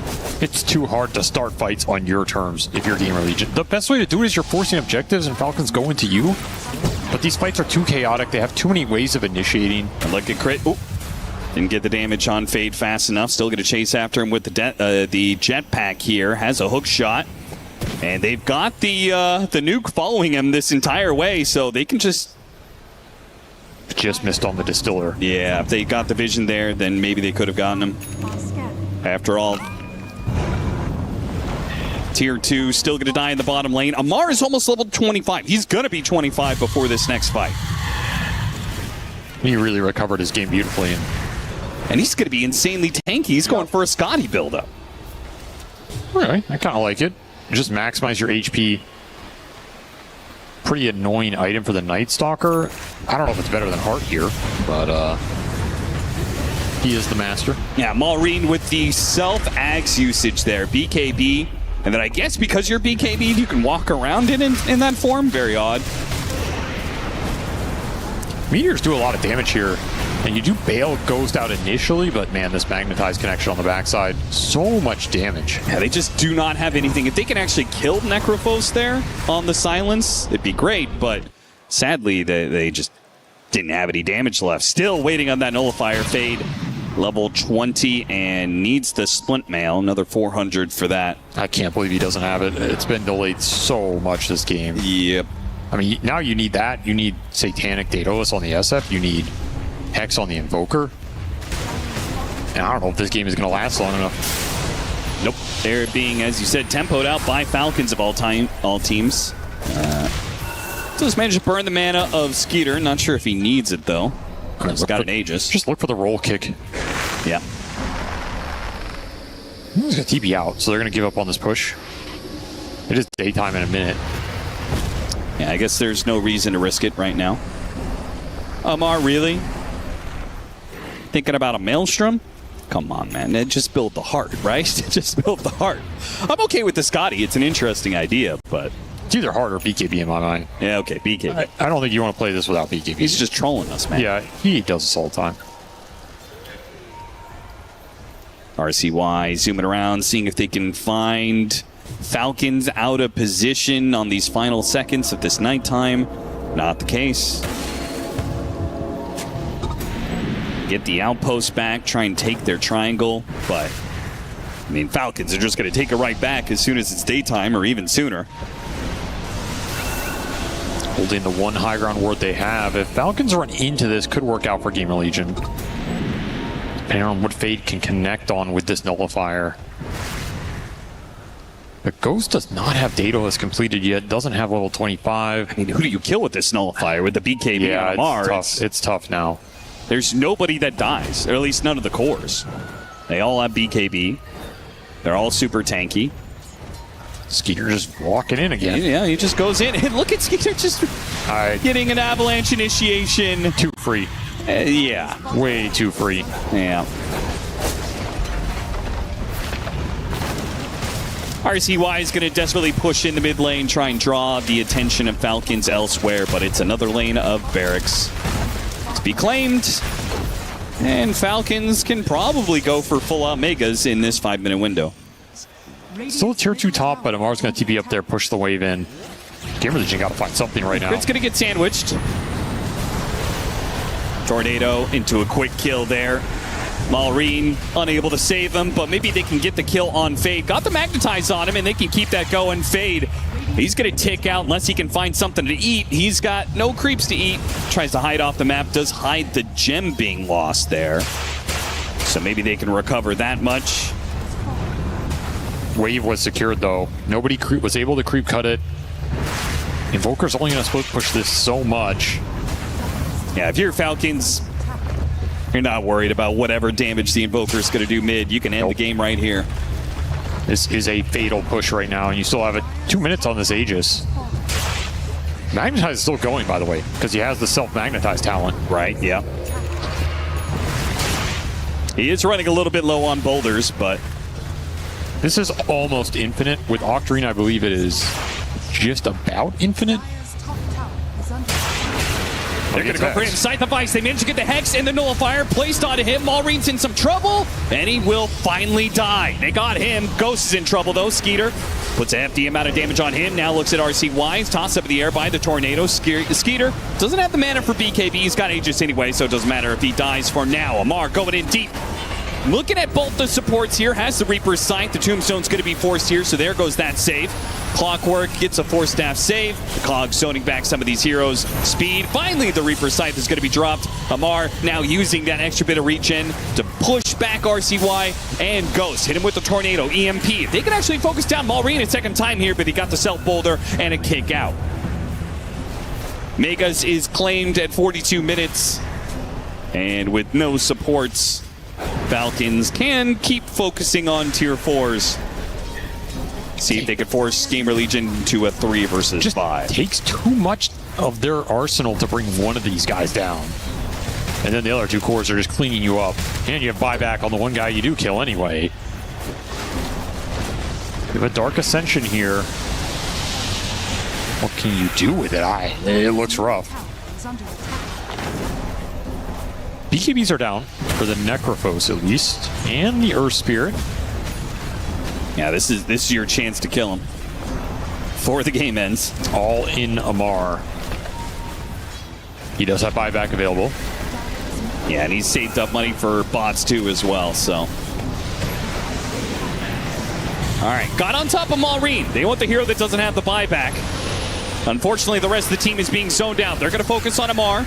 Might be able to get him. Do, in fact, manage to burst him down. Got one. Maureen, big magnetize. Gets right in the middle of the entire team. And that is going to zone them out for perhaps the rest of the game. Speed's not going to make it back to the fountain. And from here on out, Maureen can keep the magnetize while they're in the fountain. They're taking too much damage. They can't even leave their fountain. The heals are the only thing that's keeping them alive right now. And they're just going to GG out before the throne explodes. That clean game 2 for Falcons, a rough one for GamerLegion. Very different pace, very different win condition. And that's where I went to that. After game 1, I talked about, you need to have a clear idea of when you're winning a game, what that win condition is, and how you're going to take the fights. And this is a great example. Like, it doesn't even matter if in theory your draft is better or wins late game or it does this and that. If you just have a very clear idea of how you're going to play your lineup, who's starting fights, how those fights are supposed to go, how we're itemizing to deal with what the opponent is throwing at us, and when we end this game, when do we close it out, that was all there for Falcons. Yeah, there's some little stuff to clean up in the laning phase or like some bad deaths on the map from Amar or whatever. But none of that stuff really matters in a game of Dota if you're all on the same page on the macro ideas. That's what makes Falcons such a strong team. So that was on Showcase here on this game too. Very cool draft to watch. It takes me back to some of those old school Tundra lineups. They were playing like support Tiny with Naga giving vision.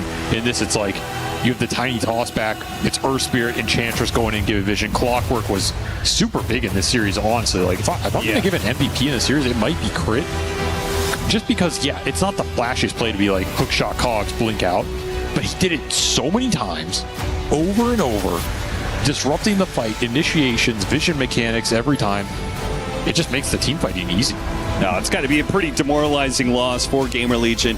Get kicked out this way. I mean, you lost on both sides of the equation against Falcons.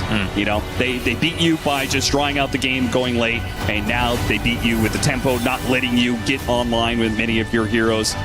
And especially because it didn't really feel like it was, you know, yesterday, right? GamerLegion had a rough Game 2 loss, and I feel like they kind of threw that. But this one felt like they just...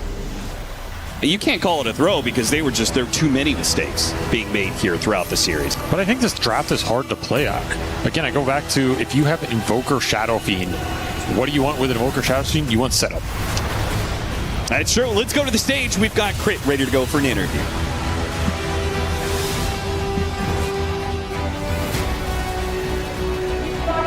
Victorious, and what a victory it was, especially in Game 2. That looked pretty smooth. But first, Crit, I want to ask you about Game 1. It's pretty common for your opponents to always focus on ATF, and that kind of adds more to your job as support in that space. Does it feel good to kind of run around and constantly keep them topped up, making sure that ATF is ready for the long game? I mean, it depends. It depends how it goes. You know, if it's successful, it's fun. If it's not, then it's not so fun. I think first game we had a little bit of hiccups during the game, and it made it a bit longer than we wanted it to be. But yeah, I mean, we're happy with the results. So it's at the end of the day, that's all that matters. Is this why in Game 1 you had to bank up 55 gold advantage before you went uphill, or was it just to be sure that you lock out the game and they don't come back against you? Yeah, pretty much. I mean, we just want to, like, we know we won the game, but if we rush, there's a chance we can lose it. So they were being very patient. They're just sitting in the base hoping that we were going to mess up. So we just have to be patient and play the game properly. And then at the end of the day, sometimes it takes longer, and that's just how we got to do it.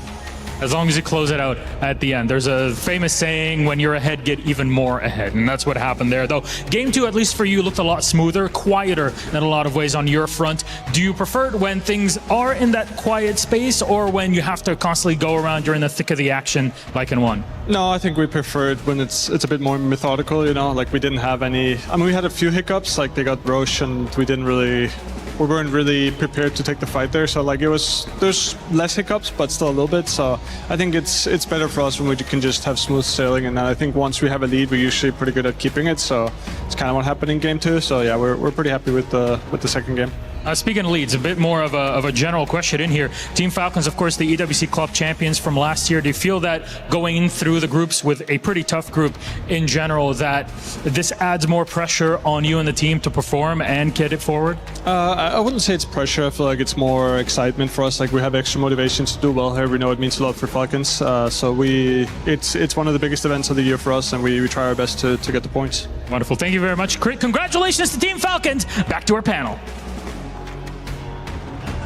Thank you very much. Here to break down Game 2 and to talk about the success of Falcons just now on the stage, a 2-0 for them. So still, other than that overall first game of the tournament loss, which is to be expected, because that's what Falcons do, they haven't dropped a single game. And Game 2 definitely was a lot more smooth, Seb, than Game 1 was. Yeah, it was a very strong showing. I think they made also heroes work because we haven't seen them play yet, but we know our heroes that are going to dominate. Earth Spirit on Marine looked amazing, so that's something to look out for. I think for the other teams, we saw the return of Enchantress on Snaking. Obviously, you know, player-hero combination we're used to see, but always good to see it back. I was a little bit skeptical about the Necro pick, to be honest, and I don't think it really worked so well in the early game.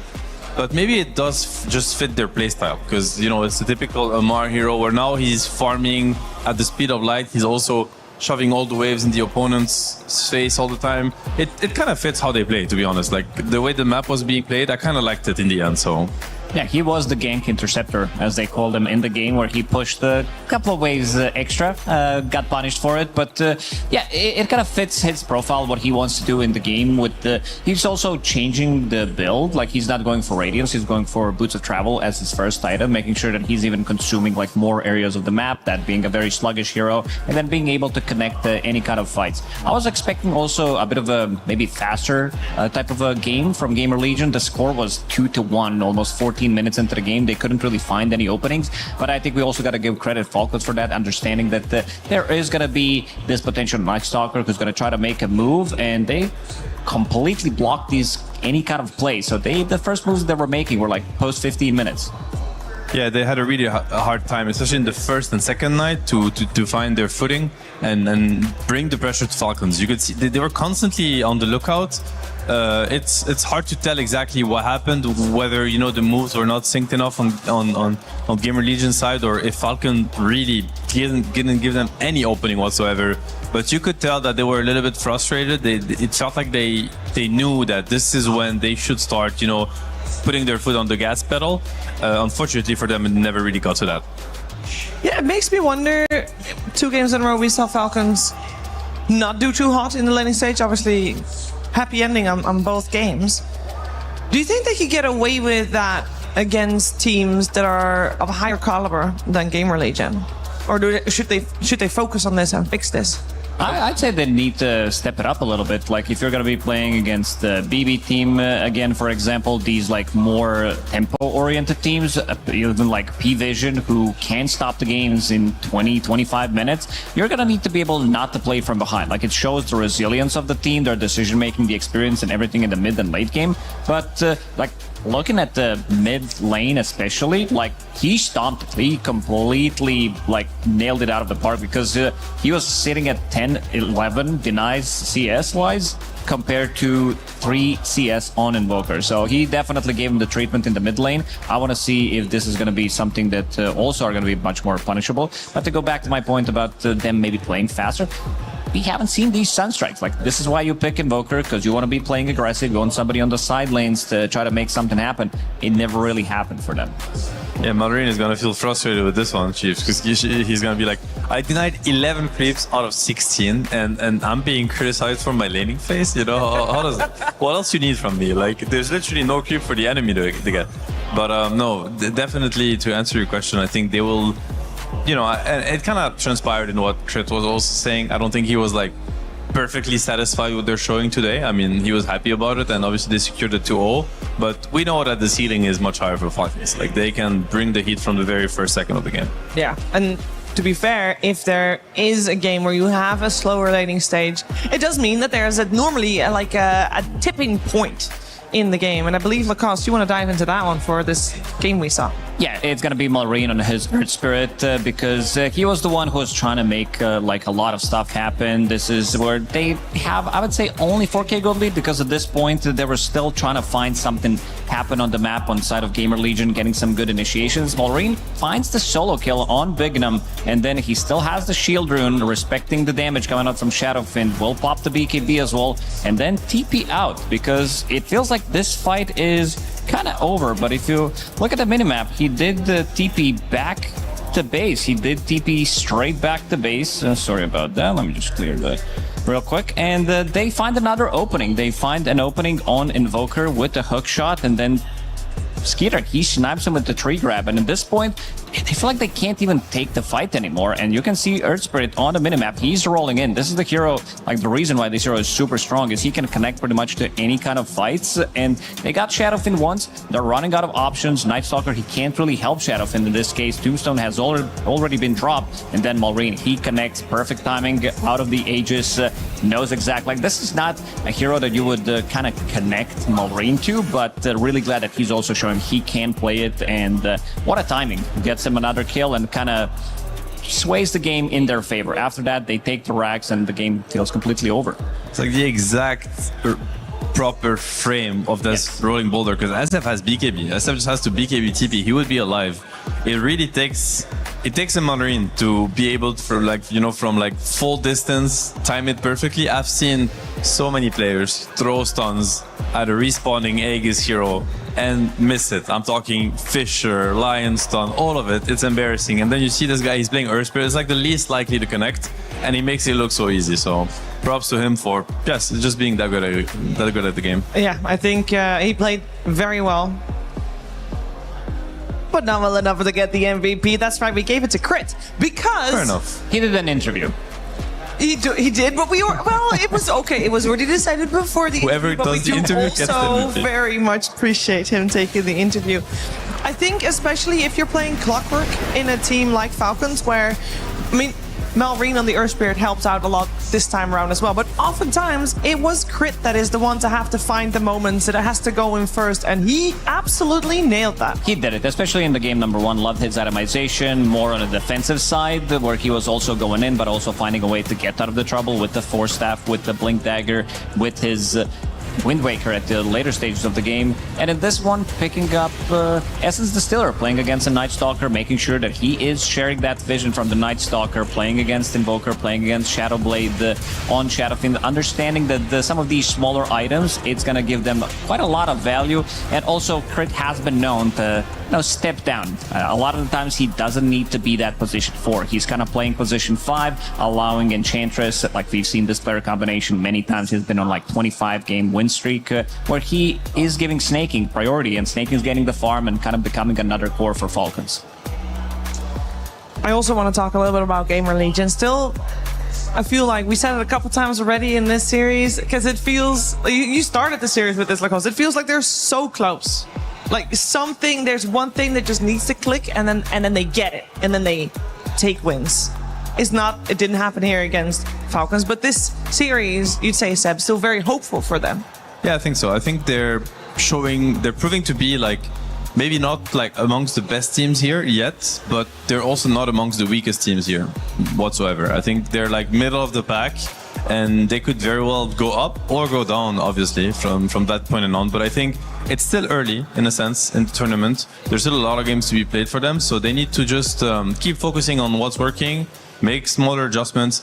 This is kind of make or break moment for teams. You don't want to get too affected. You don't want to start questioning things and kind of throwing away everything you practiced and you built coming into the event. So it's important to have clarity at this point of the tournament for teams and for the coaching staff around them. I'm still pretty hopeful for that team. I think they showed some really good things today included, even though they don't get the result they were coming from.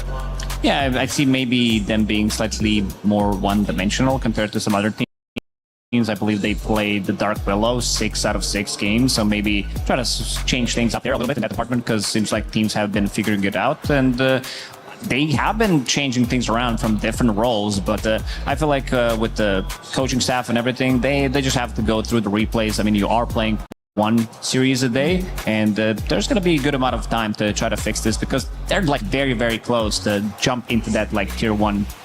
Yeah, and if you have 2 series to reflect back on, how cool is it that one of the games, or not 2 games to reflect back on, if one of those games is almost 80 minutes, that's a lot of extra information that you get to dissect. And they got a lot of chance to dissect that, because as Lacoste mentioned, they only play 1 series a day, and that means that for today, they are done. And we'll see them back again tomorrow. That means also we are going to move forward with Group B. And for our Group B matchup today, we have our Sony story of the day. Nigma Galaxy versus Team Liquid. This should be a very, very cool game. I can only imagine it has to be, in my book, this has to be a tie. In my head, when I see Liquid play, they always, in the best of 3, they always drop a game. Nigma Galaxy can always take a game off of anyone. It's a tie. Done. No, the math adds up. It's a tie. We've decided. We can let them know. Next, we can go to the 3rd series right now. Now, jokes aside, I think Nigma Galaxy, they showed some good performances, like in the TI qualifiers, where they managed to qualify as well, and also winning 3 out of the 4 games that they played. Even that one game that they lost, they also looked super solid. Yeah, we're going to dive into that series very soon. And of course, you hear a lot from both Lacoste and Seb already, but what about hearing more from Seb in particular, as he's going to chat to Chris? Human body was built to move, not trapped at a desk in one singular posture for 12 hours a day. It's time your chair evolved. This is Secret Lab Titan Evo. Ergonomically engineered for you, gamers, hybrid workers, artists, backing your every move.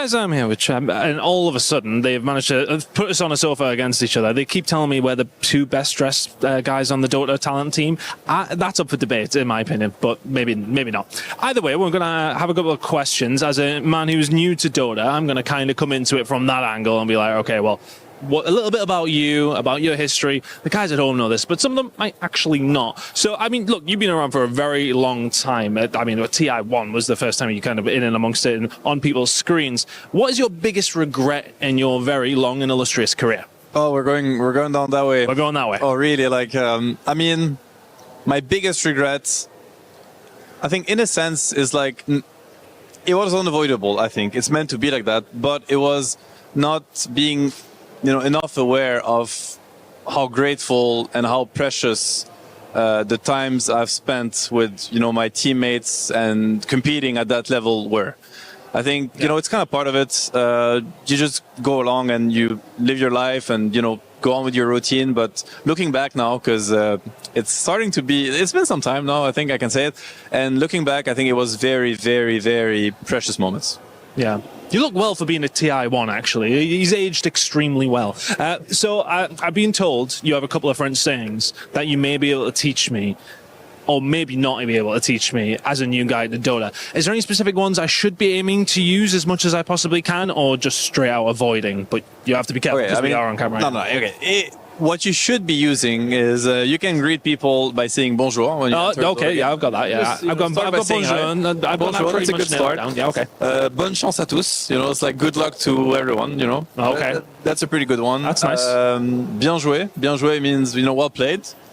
Keep it positive. Very positive. For what you should not be using, I could just send you to the True site, the TI8 True site, which is a documentary about the TI finals that I've been part of. Okay. Unfortunately, I did lose control because of the heat of the game, and I switched to French. Happens to the best of us. Thank you for saying that. And I did switch to French out of nowhere because my teammates wouldn't understand either. And I might have been started... I might have said a couple of things I kind of want to take back to this day, but it's been caught on camera because I also lost, I lost track of the fact that we were, mic'd up and filmed. It happens. The fact that you're here now, it mustn't have been that bad. It wasn't. Pass. We'll let it pass. Well, okay. It's somewhere on the internet. Well, we are here in Paris, France, your hometown. I've been looking for recommendations. I'm really struggling to get a cup of coffee around here, if I'm honest with you. The stuff backstage ain't that great. Good recommendations in Paris for anybody who's coming to EWC. I mean, I think there's a lot to see. I think you want to go out and, just walk around the city. That's like a very normal thing to do in France. Like, you can just walk everywhere. Walk around the city, go check out, museums, just like general, like downtown Paris, just the scenery is just, I think, really enjoyable. Just being around, looking at the buildings, don't look at your phone, don't look at your feet, just, raise your head up, just look around you, what's there. There's a lot of history, a lot of cool architecture, and you'll just find stuff on the way. Honestly, I think there's a lot to see. Sit down, have a coffee on a terrace. That's like a typical French thing. It's a little bit hot these days. Just pick your day, check the weather before you go out, but I'm sure you have a good time. I've been having a great time so far. One final question, though, for also the fans in France, I should say. Why are there not more players in Dota 2 from France? It's a big regret of mine, honestly. I think... It's your fault? No, in the sense that I wish there were more French players. I think once upon a time, yeah, I'm that old that I start using that sentence, and it actually makes sense. Once upon a time, the French scene was extremely solid and strong, and I think players like Poppy, for instance, that's been around for 15 years, like they knew all the French players because French were part of the best teams out there. But back then, esports in France was not as big as it is today, and I think there were very little ways to make a living out of it. So most of these players actually had to give up on a potential career in esports and get back to real life, if you could call it this way. And League happened, and other games kind of came in with a little bit more support, I would say, around them. And then eventually people just start playing these games instead, and it's just hard for Dota to break through. Yeah. Because the French esports scene is very stacked. That's crazy. People are crazy about their games, and there's like a lot of events. So I think now it's kind of hard for Dota to break through when this is already happening. Yeah, well, hopefully. You never know. You never know. One day. EWC in Paris, whilst we have Dota This going will on in the next 2 weeks, that's going to help inspire Yes. another generation of Dota 2 players. Yes. Thank you very much, mate. Nice little chat. you're welcome. Love that. Yeah. We should do this more, actually. We'll have more chat. Maybe When- over some coffee. He's going to take me to a good coffee spot. Anytime. Back to you guys. Anytime. He thinks he can come in here and play my game. He knows nothing. Let's go! Tyler 1, you're done. Raw energy. House from blow the house down. Our next matchup, Nigma Galaxy versus Liquid. It's Kuro and, just Kuro against his former organization. We also have Samael, who has had some history in the past with Liquid and standing in for that squad. And Liquid, Avery, has not quite looked their TI winning selves. No, they're still getting into form, still trying to find the meta that works for them and the current hero pools. I think that's the biggest thing, right? What is Mickey going to play? What is Nisha going to play? And what are they going to bust out against the ex-Liquid captain? There's a lot on the line in terms of legacy. Who is the true John Liquid, the king of the organization? That's what we're going to find out in this series. That's right. We're not just playing for a trophy here. We're also playing for keeps. Whoever wins this wins Liquid.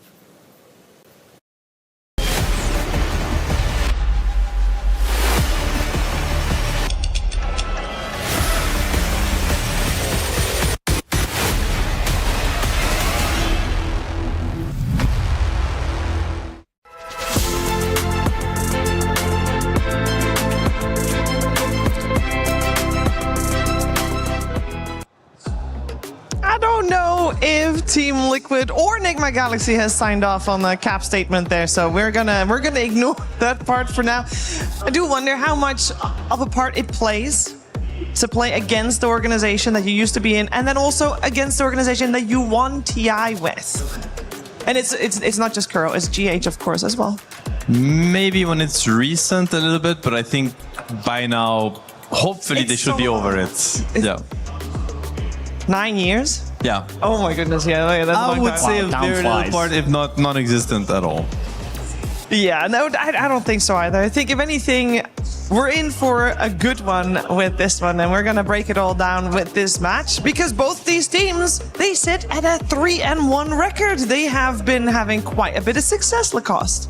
Yeah, absolutely. I mean, Nigma Galaxy, there's always kind of ups and downs with this team, but I already said it, this team looks like the best iteration of the team. The one with the Ghost also looked very good. I was a little surprised when they decided to make a roster shuffle, but with this one, it looks very solid. With the addition of Loranov to the mid lane, they are getting quite a lot of stability. And also Samael changing his role. This guy's, this is Samael we're talking about. This guy can play pretty much anything. If you compare him to any other Dota pro, like he's gonna kick in much faster. He doesn't need as much time, and we can tell that he is shooting in really well with the team, like with the hero pool that he's bringing.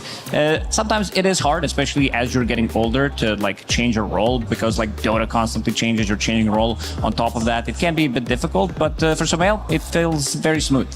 Yeah, it feels like the vibes in the team are great as well. The team feels upbeat, happy. And to get some of those vibes, of course, there are a bunch of players that we could go to for those vibes. But I think there's one person in particular that always has a couple upbeat vibes there as well. I hope for this morning that was the same as we're checking in with the Vi. Hey, I'm here with Davai Lama of Team Nigma. Your guys' squad has been grinding for years. I know you're more of a recent addition, but how does it feel to qualify for all the biggest tournaments this year? Really good, really good. Last year I didn't make it to TI. This year I did, so I'm very happy about that. Yeah, and EWC is a fantastic tournament as well. So how are you guys feeling skill-wise in comparison to the other teams? Good, I would say. I think we're all showing up. I think we have a lot of momentum going into our games. I think we're improving a lot. We're getting more confidence. So we're feeling very strong right now. Okay, that's good. In the past, historically, it kind of seems like Liquid has Team Nigma's number. Do you have any apprehension in the upcoming series? I think we have more momentum going in. I think we're playing well. I'm feeling very confident. That's awesome. Happy to hear that. I noticed I prepared questions for Omar here. You played a lot of Hoodwink every game. Are you guys just like fitting him in there because that's his favorite hero, or are you just fits the game? It's nice to have stuns, I've heard. It's nice, yeah. Maybe he's just a sick freak and wants to play furries. I don't know. Yeah. He wants to play Hoodwink every game. Yeah, exactly. Like melee stunners. Yeah, I mean, yeah, that's most offlanes right now. Suits me. Yeah. Do you dislike laning against like the Necrophos carries or anything like that? Some of those like lane destroyers. No, I love going jungle in minute 2 or 3. It's very peaceful. It's all about mindset, you know. If you play against Necro, you have the mindset of trying to win the lane or trying to lane or go even. Yeah, you will, you'll get disappointed. If you go in the mindset, all right, I cannot lane. I will just try and find the scraps I can. I will just eat the peck off the scraps on the floor. Garbage, yeah, exactly. Yep. Like the good stuff. Someone needs to eat it. Like, yeah, exactly. There's 2 perfectly good camps. Yeah, exactly. There's like a small camp ready to, just waiting to be farmed. If you go in with that mentality. And then you just need like 2 good ganks or team fights and you're caught up anyways, right? Yeah, exactly. Okay, well, that's great. You have a lot of confidence going into the match. Thank you for joining me for the interview, and good luck. Thank you, Birch. Devi is talking about momentum, and then that will help them beat Team Liquid. Well, they're definitely going to need that because Lacoste, Perch touched upon lightly, but... yeah, they have a lot of momentum. They have a lot of momentum, Shiver, in losing to Team Liquid because it's been a while. Nobody beat Team Nigma Galaxy 17 times in a row. It's been a really long time. It's been 2022 DPC season. Yeah, that's right, the DPC. They got this is where they got their last win against Liquid. They got a couple of draws here and there, but if they want to beat them, it's going to be a tough nut to crack. It's different rosters. I feel like that should count for something as well. You got new fire coming in with Nigma Galaxy. This is the time. Yeah, copium. Does it ever get in your head, do you think, Seb, when it's one team that beats you over and over again? I mean, when it's that much, if we're talking, you have to, you went back to 2022, we're talking 4 or 5 years, like 17 series. I mean, at some point, yeah, it will start getting in your head, You start getting PTSD from that team, and I mean... But at the end of the day, Dota's change, and you don't really carry that with you when the game starts. But you're probably, you see the bracket or the group stage, and you see the matchup. You're like, okay, well, we're gonna have a tough game today. But these players are no stranger to pressure and to challenges ahead of them. So I'm sure that they're not gonna back off from a fight anyway. So we're gonna have a very competitive series no matter what. I think the same, as we will be looking towards their opponents as well with Team Liquid. This is a team that people always expect to do well. They got a star-studded roster, of course. They did very well, not previous TI, but the TI before that as well. We expect a lot from them, and you always wonder with Team Liquid, like, are they in their good form? Are they in their peak form? Because for EWC, you need to be in your peak form. And according to Tofu, they're still improving. I mean, with how the season's been going, we didn't hit the ceiling yet at all. I feel like there's still like so many things to be explored, discovered, and like adjusted, improved for us. And we're like constantly learning and trying to do things. There's like a lot of conceptual things we can like still get into and get better. But then also, I don't know, just like normal things from like routine, how we spend time in the day, how we do things when we wake up and play. But then also, I feel like every time, or like a month back, 2 months back, I feel like I have a good relation with everyone. I understand what they mean when they want to talk, what words they use, what they actually mean by them, and you just get to know each other better. But like I feel like the connection keeps on getting better and better, and we just get along really well. I feel like we also should talk potentially a little bit about the pressure that Team Liquid might be under, because at EWC, Team Liquid, 2 years in a row, second for the club championship. And I know that's nice, but I also know they've come so close. And it is the Dota team that hasn't had the results that they really wanted last year. They came 5th, 8th, which at that time we were expecting more of them, and I'm sure that they were expecting more of themselves as well. 5th, 8th would be a disappointment to them. Oh, 100%. A big one, actually. A big one. I think, Liquid, I think they're one of the teams that they do have, worse sequences in the season, but I think because they're happy with managing their season the way they want to. I think they're very obsessed with peaking at the right time. They have had seasons where they peaked too early, they were maybe a little bit burnt out, stuff like that. So I think nowadays it's not so surprising, February, March, to see Liquid kind of lose not even get out of the group stage, I don't think it's anything shocking. But you know that when EWC comes, when TI comes around, any sort of like weakness you might spot, you know it's not meant to be. Like they actually tried to fix it, but they didn't manage to. So we'll have to get the answer from the games. I think yesterday they didn't look overwhelmingly strong. I think they looked pretty solid, but they're definitely looking to build something stronger for themselves. Yeah, I think Liquid is the type of a team that can adjust relatively quickly to anything that has been thrown at them, especially with the format that we are playing with only one series a day. A lot of time for them to prep. These are the type of players and a coach that have been at like multiple events. They know how things work. They know how to address, especially some of these like teams that maybe are not up to par with them. This time around against Nigma Galaxy, I feel like Nigma Galaxy has definitely stepped up, and they're gonna need to bring their A game because Liquid, I feel like this is the type of a team that can play extremely fast Dota. We've seen them speed things up. This is what they've known for when they're playing TI. Like even the players from Gaming Gladiators, they know how to play extremely fast, close out the games in 20-25 minutes if necessary, considering that the average game time right now is almost 45 minutes. So something to look out for. Like we've seen in the previous series, some teams that do struggle maybe early on how to lane. This time around, I feel like Liquid, they don't have problems with that.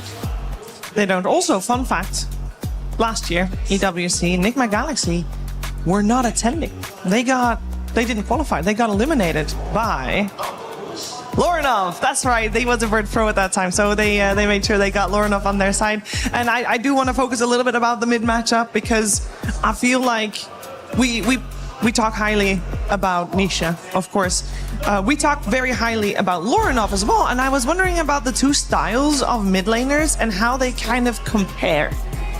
Actually quite similar in a sense. I think they're both very stable, first of all, in their laning phase, in their laning abilities.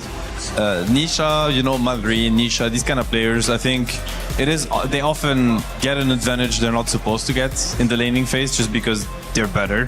I don't think Lorinov is the kind of player that you can expect that from. Like Nisha will not be able to get what he doesn't deserve against Lorinov. If he has a better matchup, of course, he will get an advantage. But expect Lorinov to play on par with Nisha. That is the first thing. In terms of playstyle, I think they both are incredibly good at getting the space they need in the game and scaling. We've seen yesterday's Lorinov's Ember Spirit. It was like a menace. You think of Nisha, he's able to do the exact same. They actually have a pretty common, they share a lot of heroes in common. Storm Spirit, Ember, these heroes they're specialists on both sides. So it's interesting to see, but I don't think they're the kind of players that are too hit or miss. I think both of them are going to get out of that lane with a pretty stable game, getting what they want, and it's going to be more about how does it fit in the whole, the general game plan and what's around them.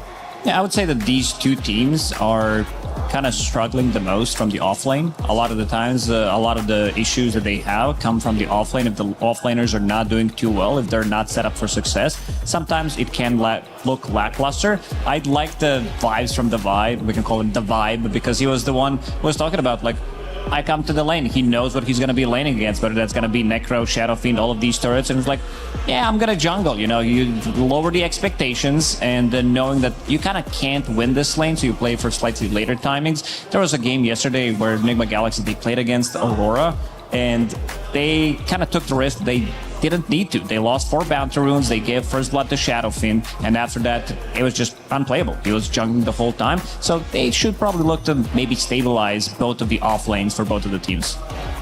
Yeah, they're very different styles then coming out, because I always think of Ace maybe a little bit more farming style, whereas Devi is, what's in the name? He goes, once he has that farm, he's maybe a little bit more active.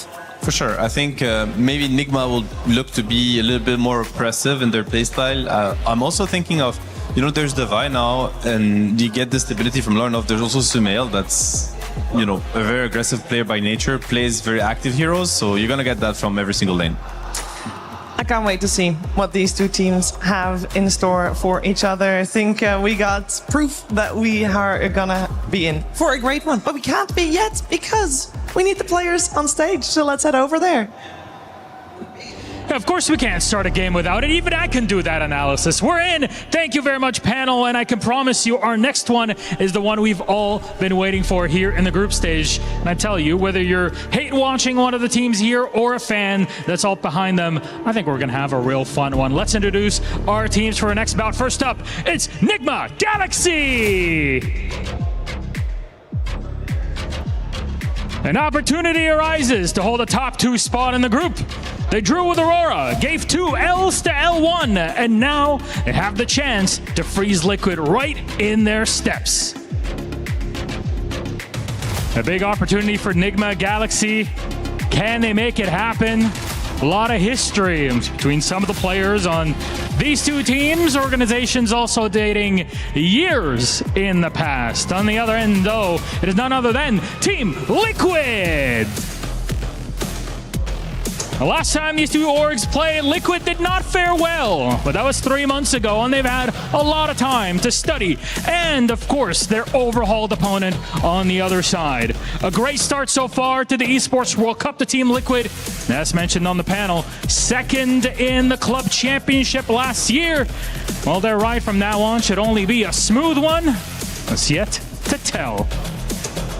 Team Liquid, Nigma Galaxy, a great game ahead of us. I'm gonna ask you, friends, to take your seats, place your keys. We have one for the ages. Go ahead. Team Liquid, Nigma Galaxy story, oldest time in Dota 2 between these two teams. Let's see where things go. Back to our panel. Thank you very much, Milos. Both of these teams, of course, in Group B, and I want to take a slight moment to just highlight the teams that are in Group B. Other than these two, we got L1, Aurora, P-Time, and Level Up. Now, if you were to rank those before seeing any games, I would guess that Aurora and Liquid would be split in the top. So far, Nigma Galaxy has already taken a game off Aurora, and in a group stage like this, every single point matters. If they can do the same here against Team Liquid, that would be amazing. Now, the question I have for Lacoste. Lacoste, you said they haven't beaten Team Liquid. Yeah, maybe a draw. Maybe they can tie, right? Yeah, they can tie this one. And if they manage to get a tie, I think it's going to be pretty smooth sailing for them, seeing how well they were playing. And I don't think these teams are going to be matched as evenly against Nigma Galaxy. Maybe P-Time is going to, maybe other teams like L1 team could potentially cause an upset, but I think other teams, they should look pretty stable against them. Yeah, we're going to find out exactly how stable as we are moments away from the draft. It's time to talk about the nitty-gritty of it all. What kind of heroes? We already mentioned the Ember Spirit, but I actually want to know what kind of priority are we going to see in this draft, especially if we're saying, oh, both of the offlaners are struggling a little bit, and the mid laners, well, they're going to do well anyway. Where is the priority going to come from in this draft? It's hard to say, actually. I mean, I'm thinking a little bit of SF in a sense, because obviously, Sumail, obviously, I mean, he was a mid player. He's still a mid player in nature. He's playing safe lane now. Yesterday, he's played essentially mid heroes. I mean, he played One Ranger. We've seen him play it from the mid lane many times. He's played Alk. He used to be a mid hero also at a point in time. So I wouldn't be surprised if he gets his hands. I'm just trying to think, is Sumail gonna be wanting to play Draw Ranger, for instance, and these kind of meta heroes that are out of his pool? I'm sure it's within reach in terms of what he's capable of, but perhaps it's just better to keep him on his signature heroes and focus more on the bigger picture. So it's hard to know with Nigma, I think, how they rate the meta heroes. As for Liquid, I think it's pretty straightforward. We've seen them yesterday. They contest the draw. They first picked it, if I'm not mistaken, on the first day of the event. And then you have your regular Treants and Clockworks, which I'm sure both teams agree on how strong they are. Yeah, Nigma Galaxy, they will probably try to get their hands on Keeper of the Light if potentially possible. It does unlock a lot of the heroes for the mid lane, maybe even some from the off lane, depending on the combination between the heroes. But from the mid lane, it does feel like there's some overlapping with the heroes that they've been playing, but potentially some Huskars that could come out. I also want to see if Nigma Galaxy, because I've been very impressed by the strategy that they did run yesterday with this healing strat, with the Alchemist, the Dazzle, Largo behind them as well, and then you saw a lot of synergy between Lorinov and Sumail. You saw the trust between the players going in and the rest of the squad. Like once Sumail jumps in, everybody's ready to back him up. I also wonder about the Earth Spirit, and that can all the mids and all the fours play it? I know Boxy does, Nisha does, but I don't think it's really his favorite. I mean, I think Nisha's pretty good on it, but I'm just wondering. I mean, on Team Liquid side, I think early Earth Spirit pick makes a lot of sense. Like you have Boxy and Nisha, it's a no-brainer. But on Nigma's side, I'm not as sure because historically it would be GH. Lorne of Earth Spirit, I've seen it. But Omar Earth Spirit, I don't think I've seen that before. So are they willing to switch roles and have GH play the Earth Spirit on position 4? But yet again, I think switching role can be fine when you play a hero that kind of does the same from whether it plays safe lane or off lane. Now switching from a position 5 hero, like a babysitting kind of hero, like a Dazzle, let's say, to an Earth Spirit that is running around the map making plays, I think that switches your whole team dynamic. So maybe that is not something that Nigma is willing to do. So I would give Team Liquid the upper hand in terms of like prioritizing Earth Spirit. Nigma, I think, will have to be a little bit more cautious when it comes to picking it. Another hero I have a question mark for that is, it's similar style in the sense that I know Liquid can play it, but I wonder if Nigma Galaxy can also do the same with a Kez. Sumail Kez, that's a good question actually. We have seen Team Liquid prioritize this hero at times. Yeah, I mean, Mickey is probably the best, if not like probably the best Kez player. That there's some, Watson's gonna fight you on this have one. to have a word probably. Maybe also P-Vision, maybe like the whole squad be like, we have the best Kez player on the team, but definitely up there. Like it does feel, it's not an easy hero to play. Like you could definitely feel the differences when somebody else other than the others play it, but... it got first phase banned by Nigma, so they agree with you on that one. No Mickey Kez, thank you. And no Earth Spirit either. Yeah. And it's actually Team Liquid that banned out the Earth Spirit, so they respect the Galaxy Earth Spirit in that one. We also have, with the first phase pickup, the Darkseer, the hero that we see paired up against Shadow Fiend so frequently, first phase banned. Yeah, I mean, it makes sense. It was Nigma's answer to SF, so they respect it, and they know that Liquid also think it's a good answer, because we've seen both these teams answer the SF by Darkseer. So the interesting information, though, is that SF went before Cuddle, like in terms of priority for Nigma, which I don't think was something that's easy to predict. And now Liquid, they decide to... It was basically a trade that they offered Nigma. It's like SF Cuddle trade, and this is what Nigma decided it was going to be. So the one maybe worry I'd have for Liquid is you pick this Cuddle, it's most likely a position 4. I think almost certainly a position 4. Then that usually means you're going to pick a meaty position 3 with him. And it's never fun to play a meaty position 3 against SF. It's, as Davai said, you need to have the jungle mindset, but that's not something Cuddle enjoys. Cuddle really cannot run around and make things happen around the map. He relies on his offlaner staying in the lane and allowing him to also play that lane to get his levels.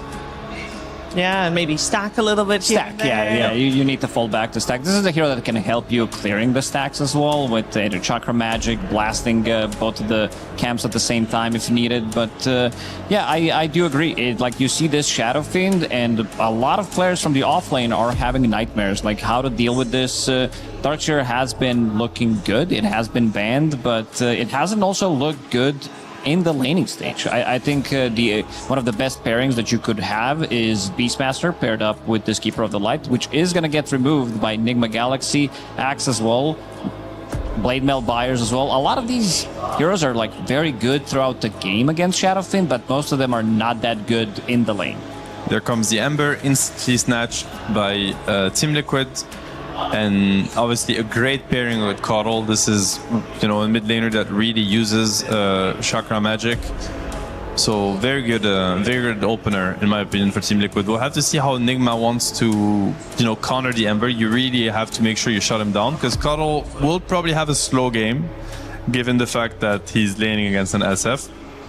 On the other hand, one hero that got through the pool for Nigma is Wisp. I don't know if this is something they will consider, but last series we watched from them, it was banned in the first phase in every game.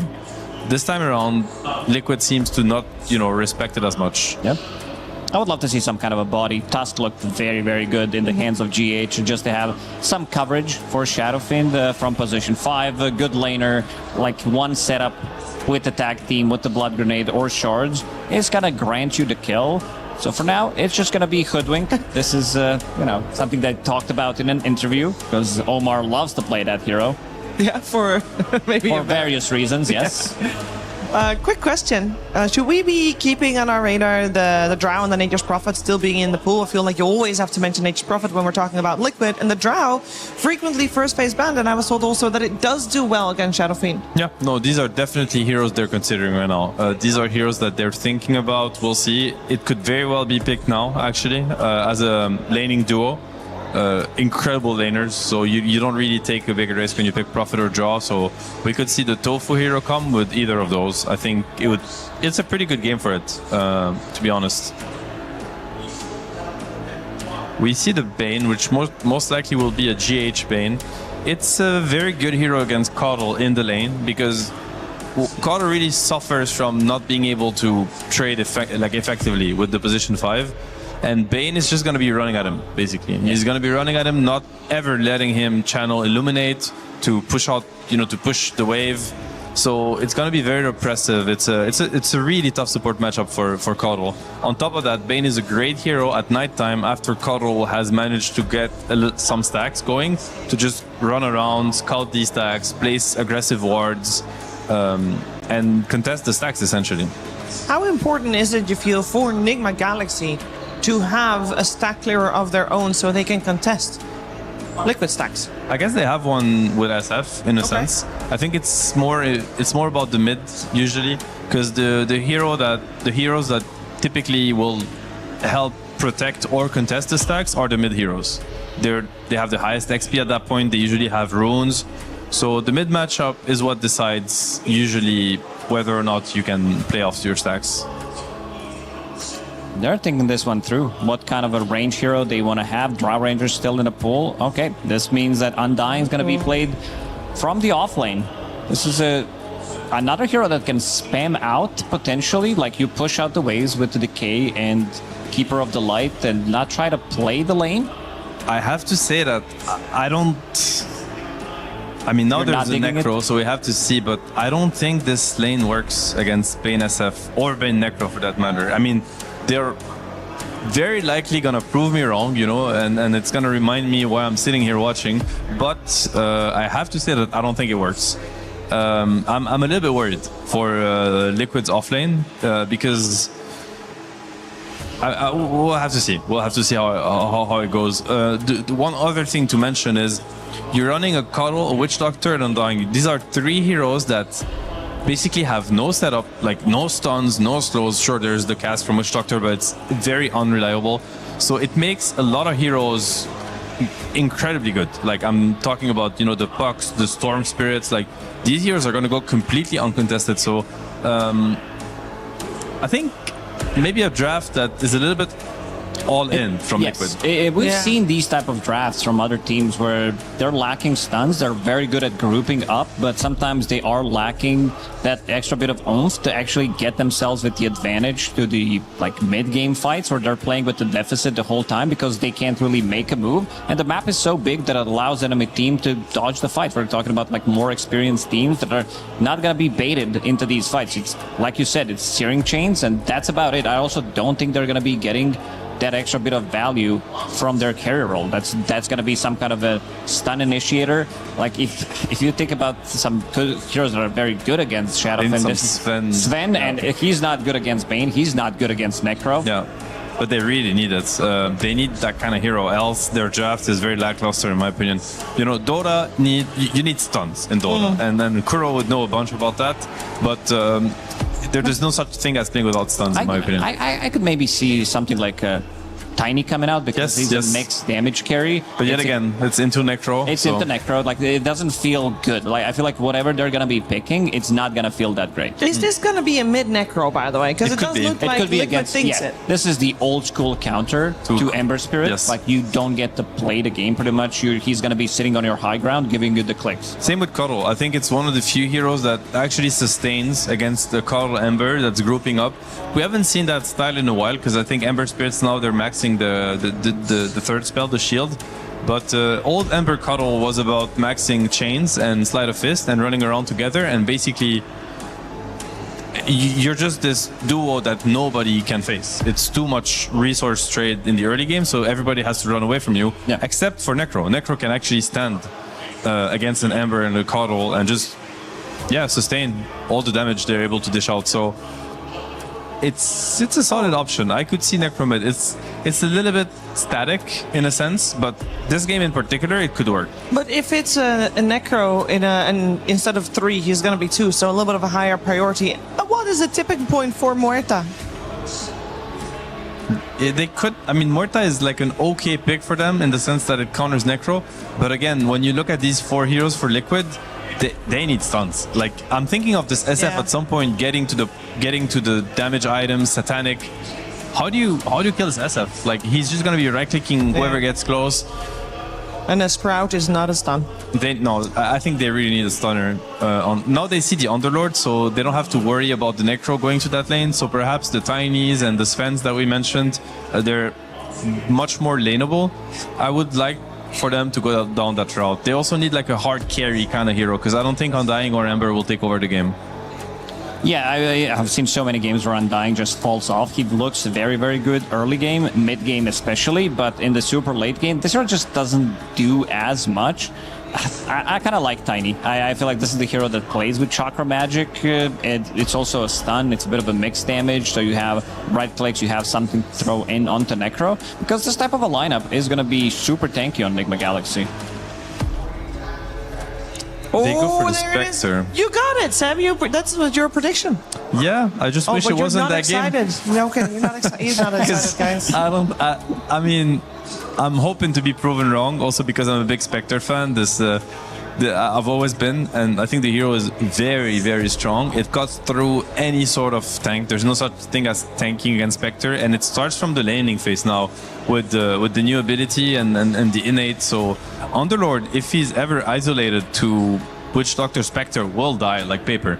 So in that sense, I like the pick, but again, there's very little stuns in setup. Like, you buy one Lotus Orb on Nigma, and all of a sudden Liquid, they have nothing. They can't even gap close. Like, they can't stop anyone from running away, and that is a big issue. Like, yesterday we watched Nigma, I think, play games where the draft didn't necessarily favor them. Quite the opposite, in my opinion, and they actually played very well, won even some of these games. I think today is the opposite, so it is scary for Liquid, if you ask me. One of the best counters in the history of Dota against Spectre, it was Necro. Like, this hero always kind of owned the hero. Maybe now it's a bit different, now that you can disassemble your Radiance, get the Nullifier out of it, but still, the damage, the mischance, the Reaper side, Spectre, like, she comes into a fight. This is not a hero that is buying any region item, so any kind of damage she's going to be taking is going to be full damage, which she's always going to be susceptible to dying to Reaper side. There is some heal from Witch Doctor, maybe Keeper of the Light Blast, but I feel like this is a difficult lineup to make work because, again, no stuns. They're very good at grouping up, and Spectre doesn't really have a hero that's going to be setting things up for her other than Ember Spirit. I think, what happens to this Ember versus Necro is so important, because Karo's going to have a rough lane. If Ember also has a rough lane, then Spectre has no one to play with, then I don't know how Liquid plays the game. As our resident Spectre expert, I hereby dub you. What is a good Spectre game? What does it look like? What are we looking for? Which timings? Like, if this Spectre is gonna pop off, what do you want to see? I mean, the difference now is that Spectre can actually win the lane pretty convincingly, so I like the pairing with Witch Doctor. I think it works. You have a lot of follow-up damage on Maledict. Good Spectre game when you have the better carry matchup. It's the case this game. SF is never going to scale into a Spectre, so the hero is just good all around. Beginning of the game, but also later on. So Every game is a good Spectre game, essentially. That's what a Spectre fan will tell you. Well, this is the first Spectre game of this EWC, so very curious to see it in action. We talked a little bit before the series started also about the offlaners and how we wanted both of them to be set up for success. We got Ace on the Undying, we got the Vi on the Underlord. Lucas, how do we feel about them?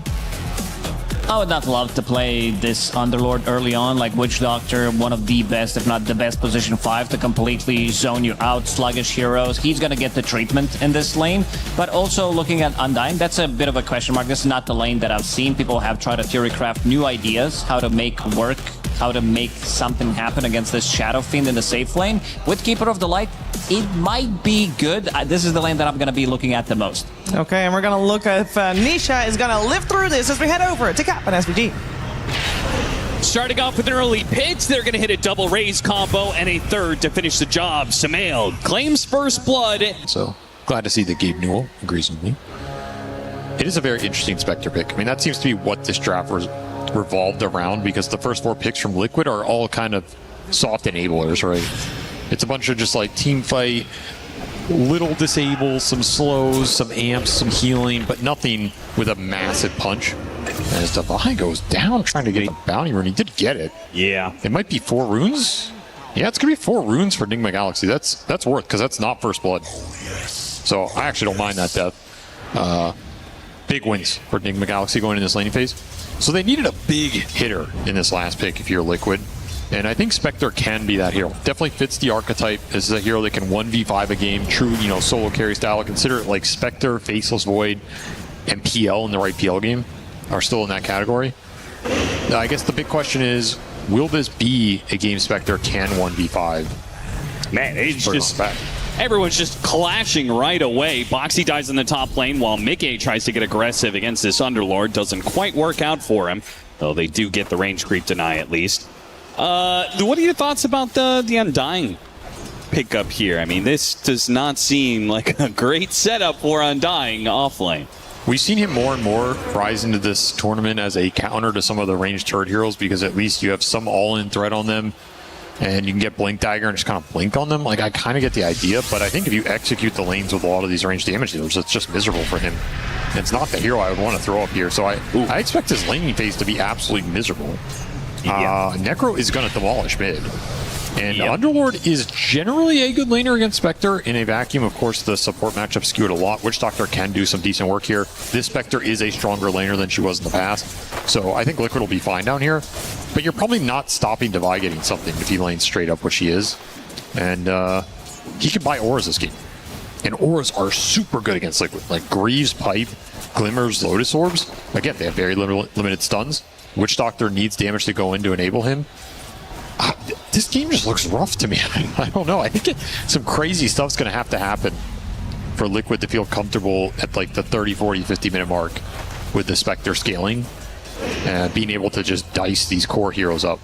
Because I think this Necrophos is going to get absolutely massive, and he can cause them a lot of issues. Well, they're not getting the upset in the laning phase, that's for sure. We're going to have a support trade-off in the bottom lane, but it's going to be the Spectre who will probably be worse for wear here, as Devi gets a little bit of extra damage on him on the way out.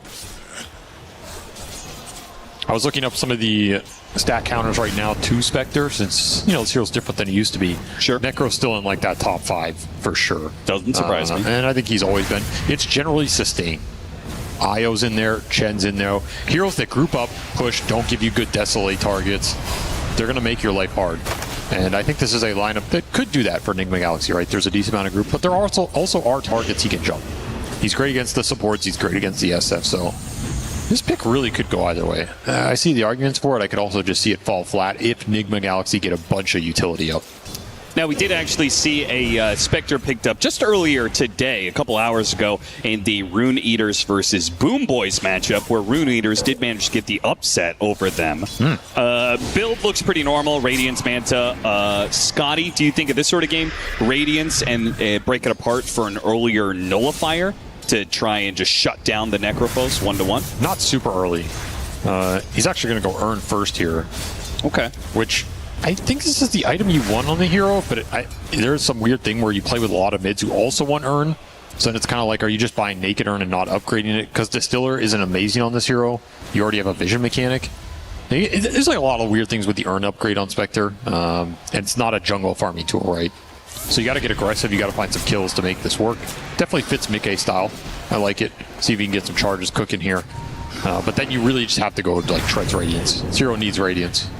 Desperately needs a refill on the bottle here. Nisha does manage to secure it. Will he live, though?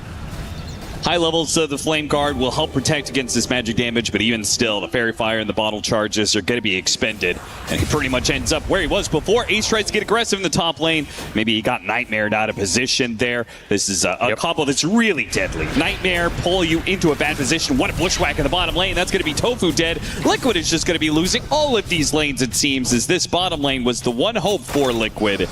And it now has seemingly been won by Nigma Galaxy. As I would predict that 3 lanes go Nigma's way. Like, I'd rather be in their lane on any of these 3. Yeah. Just in a vacuum. I think there is some outplay potential with the Doctor down here, but it hasn't worked out. And that means you're not getting urn charges, which means you can't just snowball that out of control. So some work to be done here for Liquid. Maybe some rotations coming through from... Yeah, but their supports aren't the best at doing that rotation. Yeah, exactly. Got to be wary of this Reaper kill mid, too. Lornoff will get there first. You always look for it in this Ember matchup. And Nisha just suffering, man. Got thrown to the wolves here. He's doing okay, though. He's not getting completely massacred. All right, so let's just say that they managed to just get by the rest of the laning phase without giving up too many more kills. Sure.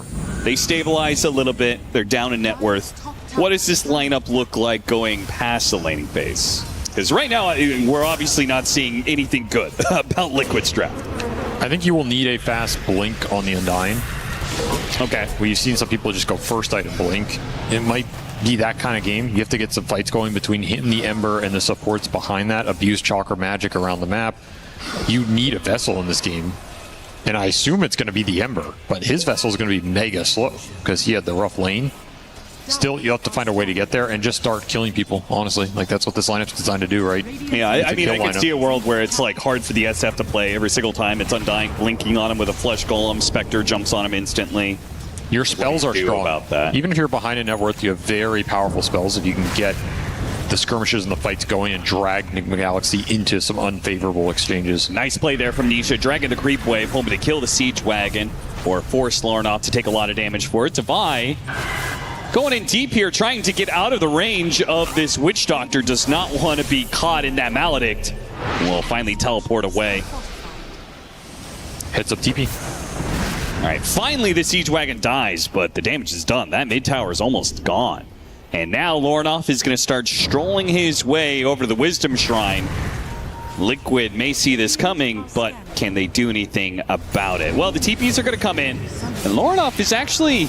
looking great here. He does have Magic Wand. It's going to be full heal for him off of that one. They try and bait him out a little bit, slow him down, see if the blast can land.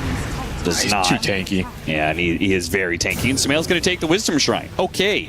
Maybe if he had Haunt there was some potential action, but Lornoff, he knows his limits. He had full Wand, Fairy Fire, Ghost Shroud on the bank. He's going to take your stacks. I mean, absolutely everything is working out for Nigma Galaxy right now. This is looking rough for Ace. No lane, you can't pull the waves against the Bane. You stack, and then your stacks got stolen. You lost the Wisdom Shrine, and now you're getting nightmared Witch Doctor's into dead. Requiem. It's going to be Requiem point blank.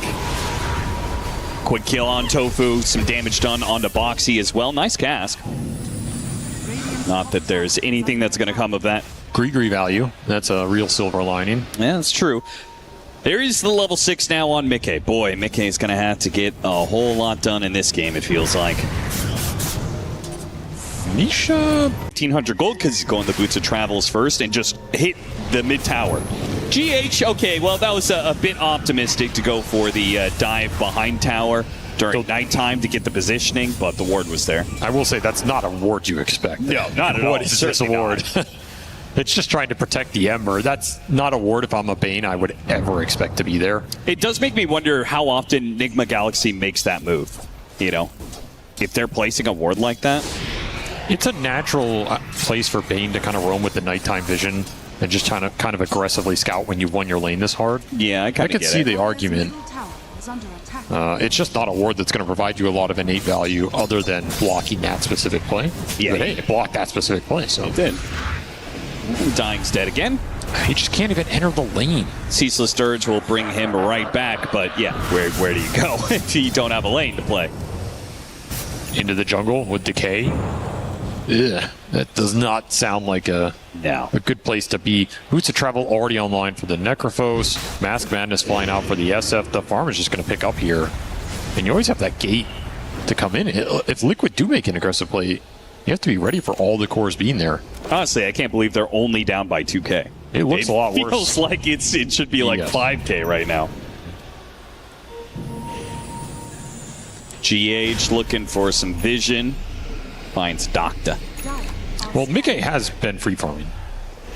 So yeah. It's been working out well for the Spectre. None of the pressure's gone into him. There hasn't been some gank with, TP and Reaper onto the Spectre.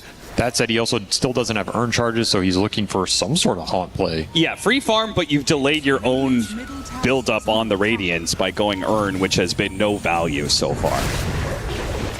Trying to get the bushwhack. A little bit of a poke here. Amar trying to slow him down. Boy, they're really reliant on blood grenades to help set up these kills.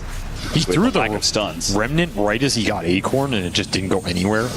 Oh, that's sad. Mega awkward. Maybe we get a replay. That was kind of funny, but none of the little things going right for Liquid right now, as this tower is probably just going to die to this catapult wave. I don't think you can defend it. Don't have enough levels in the supports.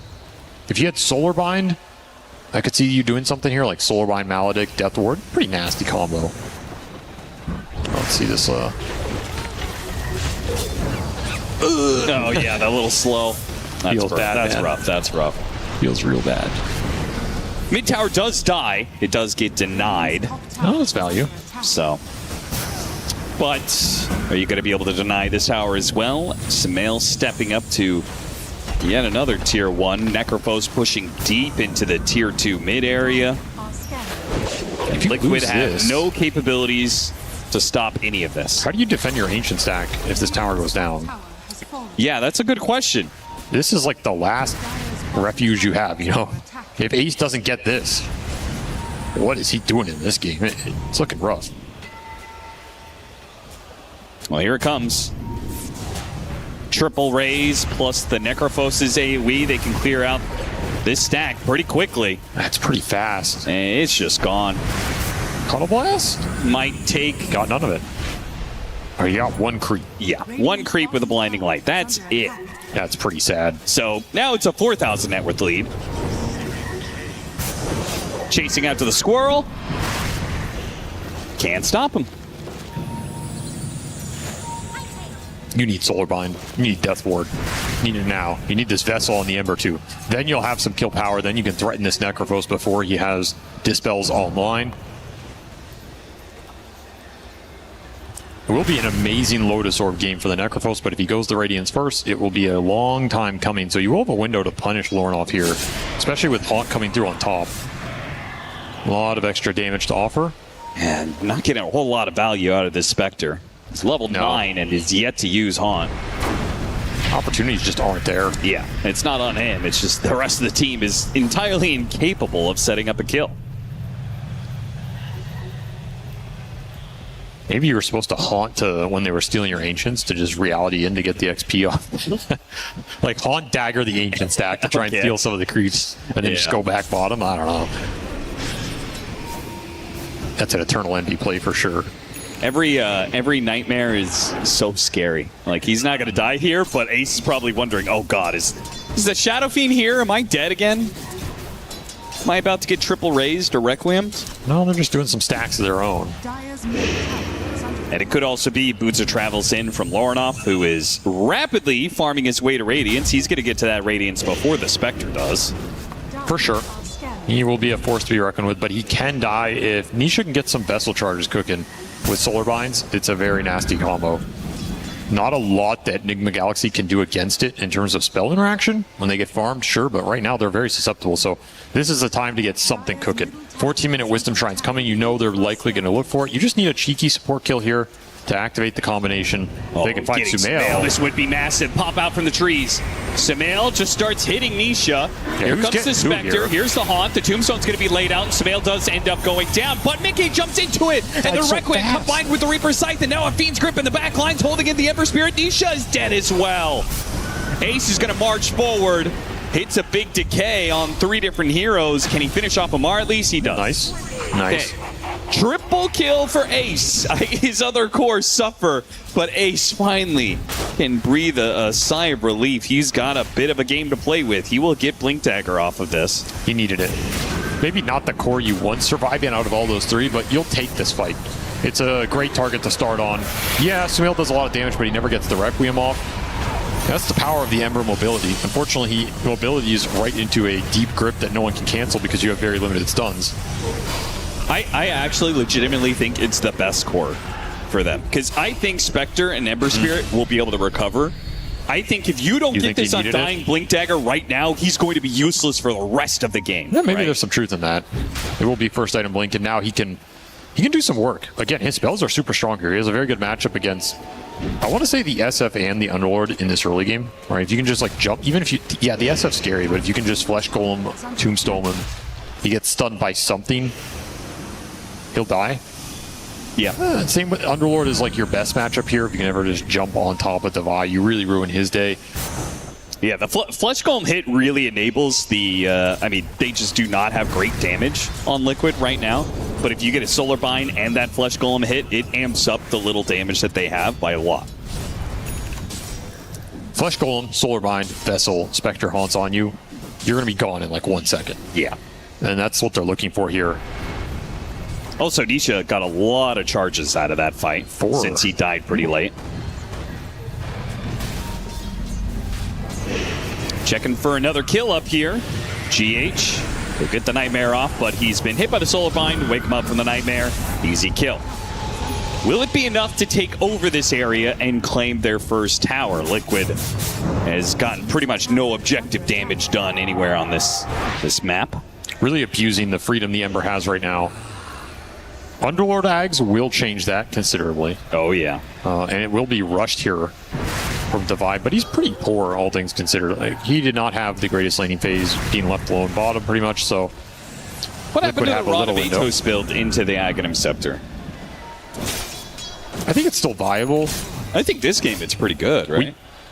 The thing is, Gleipnir is not as interesting as it used to be. And you have a lot of people that prefer Shivas for the Chasm Stone buildup over the Gleipnir, so then you don't want to go Atos and kill an Atos. Right. Yeah, that makes sense. You don't want to go Gleipnir if you want Shivas. You're overlapping Chasm Stones. It's a waste of gold. So I think that's the issue. Like, whenever I'm looking at buying Gleipnir, I'm like, this is a solid Gleipnir game. I kind of want it, but I'd rather have Shivas in my 5 or 6 slots. All right, Ace is going to heal up, and the Radiance is going to be done for Mickey. It's a lot of focus on what Liquid's doing, because frankly, I think Nigma Galaxy, time goes on with Liquid not doing anything, it's probably good for Nigma Galaxy. They're going to be out farming you. They've got SF, Underlord, and Necrophos, who are all just going to be greedily soaking up all the neutrals on the map. They're chilling. They have a lot of time to scale in this game with this Tricore, especially Lornov. He's just powering into some nice dispels. It's going to make him invincible in this game. Right now, he's very susceptible. If you walk this Necro into the fight, he is going to get massacred, right? You're getting soul-bound Vessel and just chunked. Yep. He needs at least one defensive item, so he's fine farming right now. He's not in a rush. And if the fight breaks out, he will join that fight as the secondary apron, so to say. But he does not want to be the first point of contact. Sumail, excellent timing to be clearing this out, unless he goes back as the camp spawn, but he does not. I think Manta is enough to get him out of trouble. Yeah. I mean, 1 or 2 dispels go a long ways in this lineup. And the counter smoke here from Nigma Galaxy with an Invis rune on GH breaks and gets some information. Lorna, oh, look at this pit. This is going to be beautiful with the Bushwhack Requiem coming over the top. It's just a bunch of AoE damage. Liquid are going to have a trouble dealing with this Ace. Goes straight to the SF, though. See if he can handle this physical damage. Not so much. He's having a hard time dealing with this. In fact, he's just going to die. This is going to be 4 dead. There's Liquid, nothing they could do about it. I think Mickey saw that fight and was just like, I can't do anything here, boys. Especially when your Ember is getting gripped. Like, just a 6 setup from GH with that Invis rune. He already has an Aether Lens done. That is a disgustingly fast time for Aether Lens on Bane. Extremely good this game because he can be the first point of setup every time, and the rest of the lineup's going to be super happy. So you get a sleep on the Doctor, grip on the Ember. You Reaper the Coddle, which is kind of like whatever, right? And then you still win the fight. And as the Ember just can't get out of the pit, double pit here off the Ags, Underlord reveal. And Sumail is just sitting there dishing the DPS. So this game is getting a little concerning now for Liquid. Can't lose too many of those types of engagements with this Undying. Oh, what a nasty bushwhack. Kamar catches Mickey, so he's going to die as well. So effectively, a bit of a drawn-out team wipe there from the top lane. The Spectre was the only survivor. Now he dies. It's getting a little out of control. 10K. I think it's getting a lot out of control. In fact, the game is pretty much... I don't know if Liquid are capable of being able to bring this back from this point if Nigma Galaxy plays, near perfect. The threat with this Bane running around with such an early Aether Lens is just... it's pretty nasty. Mar trying to juke at the trees. Boxy spots him, blows him up. So they do get that. They'll get GH as well. All right, some support pickoffs. They still have the capability to do that much. Little something going their way. I don't know. I'm still concerned about the Dispels. It feels like every defensive item Nigma Galaxy get in this game is going to go such a long way. Yeah. Well, you do have Undying trying to get to a BKB. If he gets to a BKB, he still has that physical damage problem. We saw Sumail actually do pretty decently. Has no armor right now. In that man fight, yeah. He's pretty farmed, though, considering the start. Yeah, he really is. And it is a Spectre game. You can never underestimate winning one big team fight with this hero. Yeah, he gets guaranteed assist gold on everybody. Just farms the map with the Manta Radiant Solutions afterwards. He can absolutely become highest net worth very quickly here if things go his way. It's just up to Nigma Galaxy not to let that slip up happen. Give Liquid a chance back into the game. Ember Spirit is going to join this side of the map here. The smoke. Two-man smoke here from the two supports. Looking for Mickey, but he got out of that area. Yeah, not going to find him. And they've taken over this area enough that they feel confident to do the Tormentor, which they've got very good Tormentor options. I mean, if it goes into the Hoodwink, that's definitely the better of the two. Boomerang to amp up the damage. Instead, it's GH, who will now have some better opportunities to farm with AoE Brain Sap. He's very wealthy now. Gonna gate top, Shadowblade on Sumail, looking for a nice little Requiem Shadowblade pickoff on the Ember, who does not have BKB yet. Does he linger? He has a sentry down. Should spot this. Yep. Oh, Haunt for the Necrophos mid. He got Solar Bind. Oh, but a good save there from the pits. But the Solar Bind, it's too much to handle.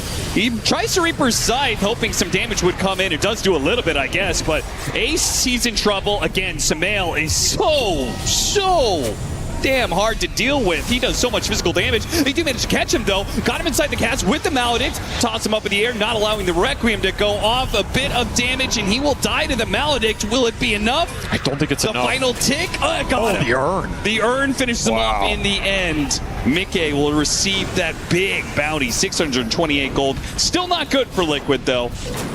They get 2 big core kills, but they will lose 4 heroes for it.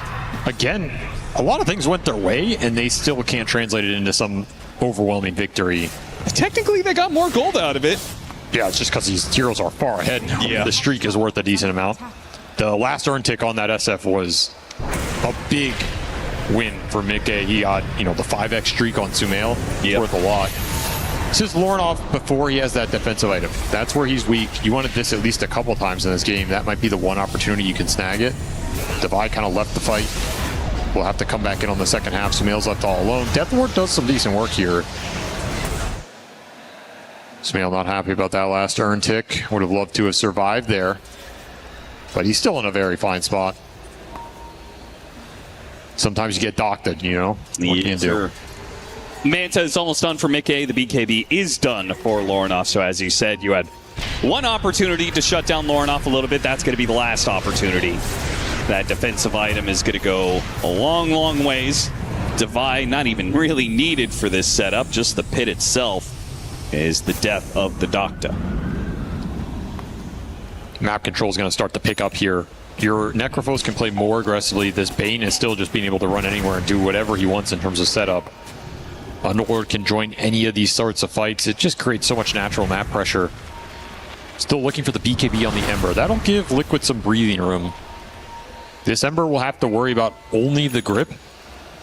The downside for him is there's not a lot to cancel the grip. Yes. I guess it's literally Spectre needs to just jump kill him. and kill the Bane fast enough. It can happen pretty fast with Manta. If you haunt Manta on top of him, he gets hit by the Desolate, he will die like 3 volleys of all that. Yeah, no doubt. Pretty quick. But that also takes away from what I thought the original game plan was, him jumping on top of the SF alongside the Undying, right? That's what happened in that top team fight. He had to kill the Bane, and the Undying jumped on the SF, but then he didn't have a Spectre hitting the SF with him, and he lost that fight. It's got to all punch together here. But they get their Manta, they get their BKB, they instantly smoke. Very fast play from Liquid. They're going to hit a nice timing here. Yeah, you're behind, but if you can get the team fight going your way with a nice cask or something, some of these heroes are still susceptible. It would be pretty nice if they could go to the global hero in Devi's Underlord, but he is so deep in the map right now, unlikely. Liquid making a little drawing here that they want to try and slip through the tier 1, tier 2. Don't let the smoke break. Get into the triangle. And if they could catch Devi, I mean, he's a very hard hero to bring down. 3,000 HP with a pipe.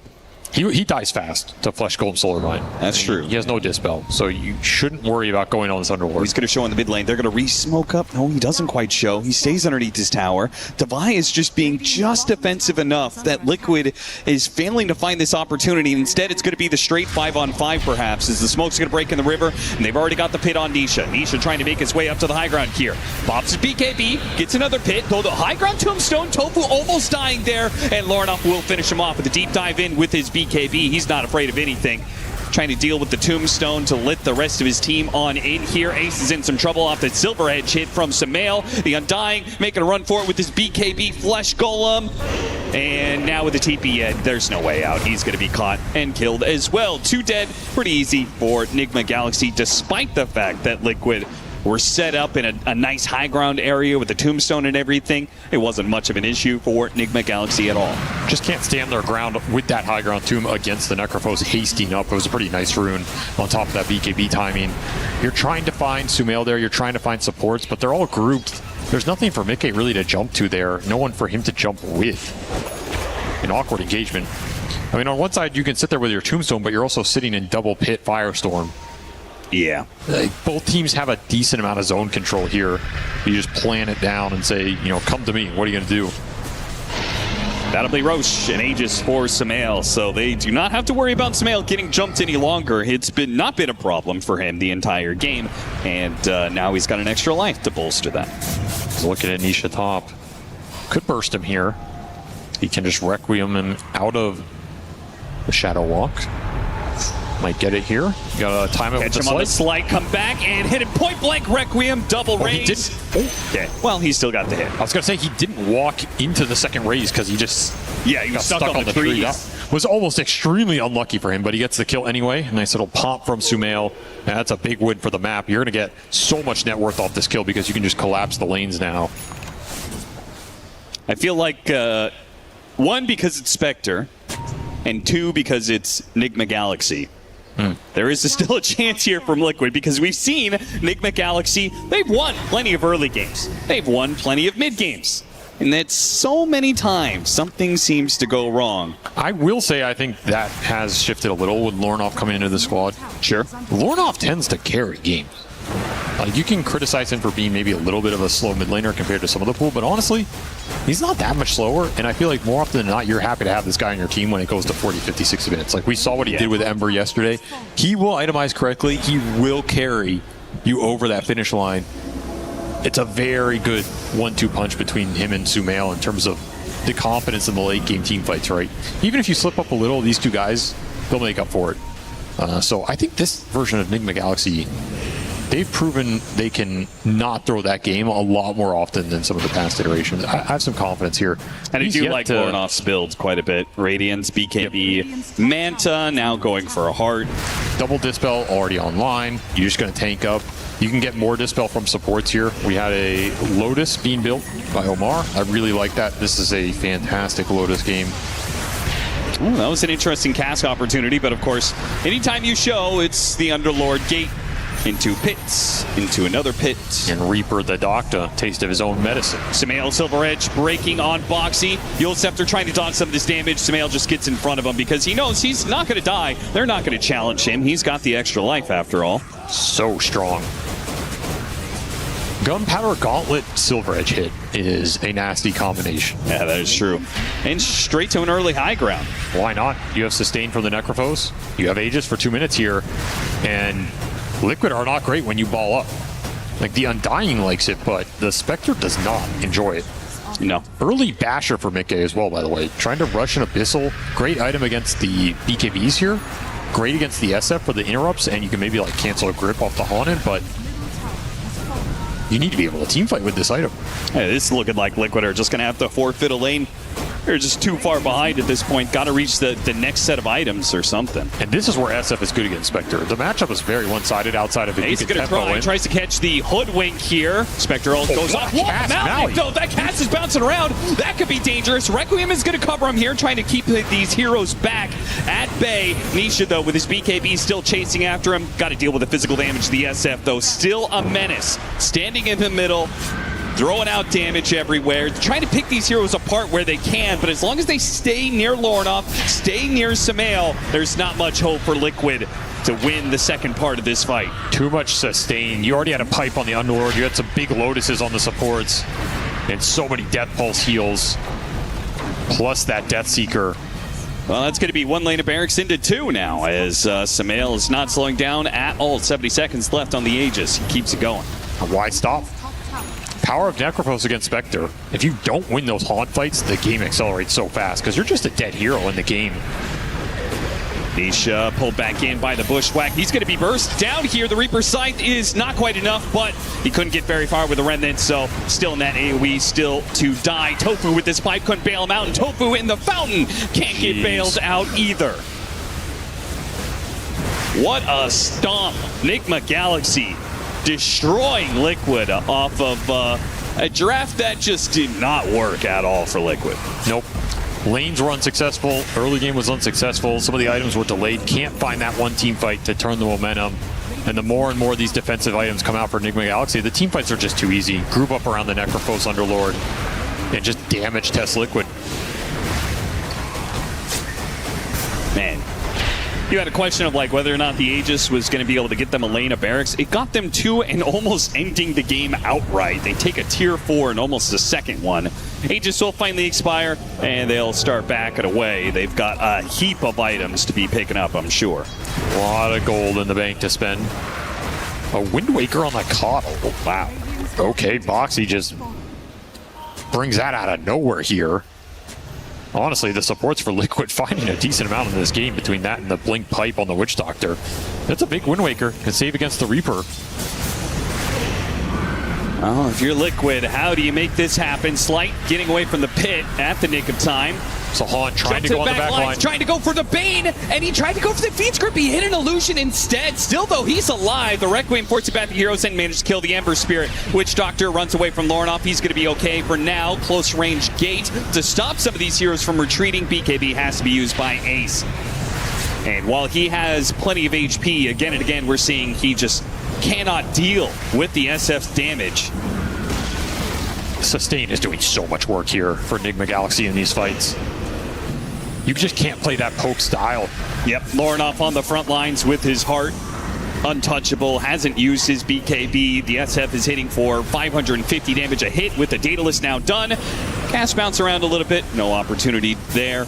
One last melee barracks left for Megas. And Liquid have already expended most of their kit. No Flesh Golem, no Tombstone, no Haunt. Gotta go when this Ember's back up. make something happen against this Necrophos. Still has BKB available. Oh, broken Spectre, Reaper's Sight. Wind Waker. There's that Wind Waker. There's that save. He's still going to come back into the pit. No, he's okay, actually. Little chains there. Okay, you lived, but you didn't do anything to Nigma Galaxy, and Nigma Galaxy is doing something to your base right now. Mega's going to be inbound here. It's almost a guaranteed. Lornoff just will not die fast. Oh, the shot for the Firestorm combined with the Sharpshooter kills Mickey. Sumail didn't even have to do anything to kill the enemy carry. Wind Waker dodged the bushwhack. Liquid, they're just really proven. They can hardly take this in like a 2 versus 5. And look at Lornoff is fighting 5 heroes right now, and the team isn't even bothering to help him. They just wanted to see what would happen. What, just go up there, bro. We'll back you up. Just kidding. You're on your own. And he got out. BKB walked away. No stunts to stop him. Well, Mega Creep's to 35 minutes. I don't think there's ever been, in a professional match, a Mega Creep come back from that early. That's probably true. Well, Spectre's one of the heroes that can maybe do it, but... No doubt, no doubt. He had to buy back, so there goes a lot of his economy. Well, Dota Plus loves Spectre. And they say this game's over. They say 0% chance. It's done, and it's been done for a couple minutes now. To be fair, if you get Megas at 35, I think you do a 0. You're not supposed to win that game. No hero should be capable of coming back from that. What about Naga Siren in a true, like, 0 illusion clear Naga Siren game? Because you can't buy anything to kill illusions anymore, right? Yeah, but there's still, like, even if I guess you could say theoretically you could hold out the game, like, the enemy team should still be able to overpower you and just hit the Ancient. Yeah, that's probably true. Like, you can't, as Naga Siren, do enough damage to stop them. Well, we'll find out here. The greatest Mega Creep comeback in Dota 2 LAN history. Lornoff is almost level 25 at 35 minutes.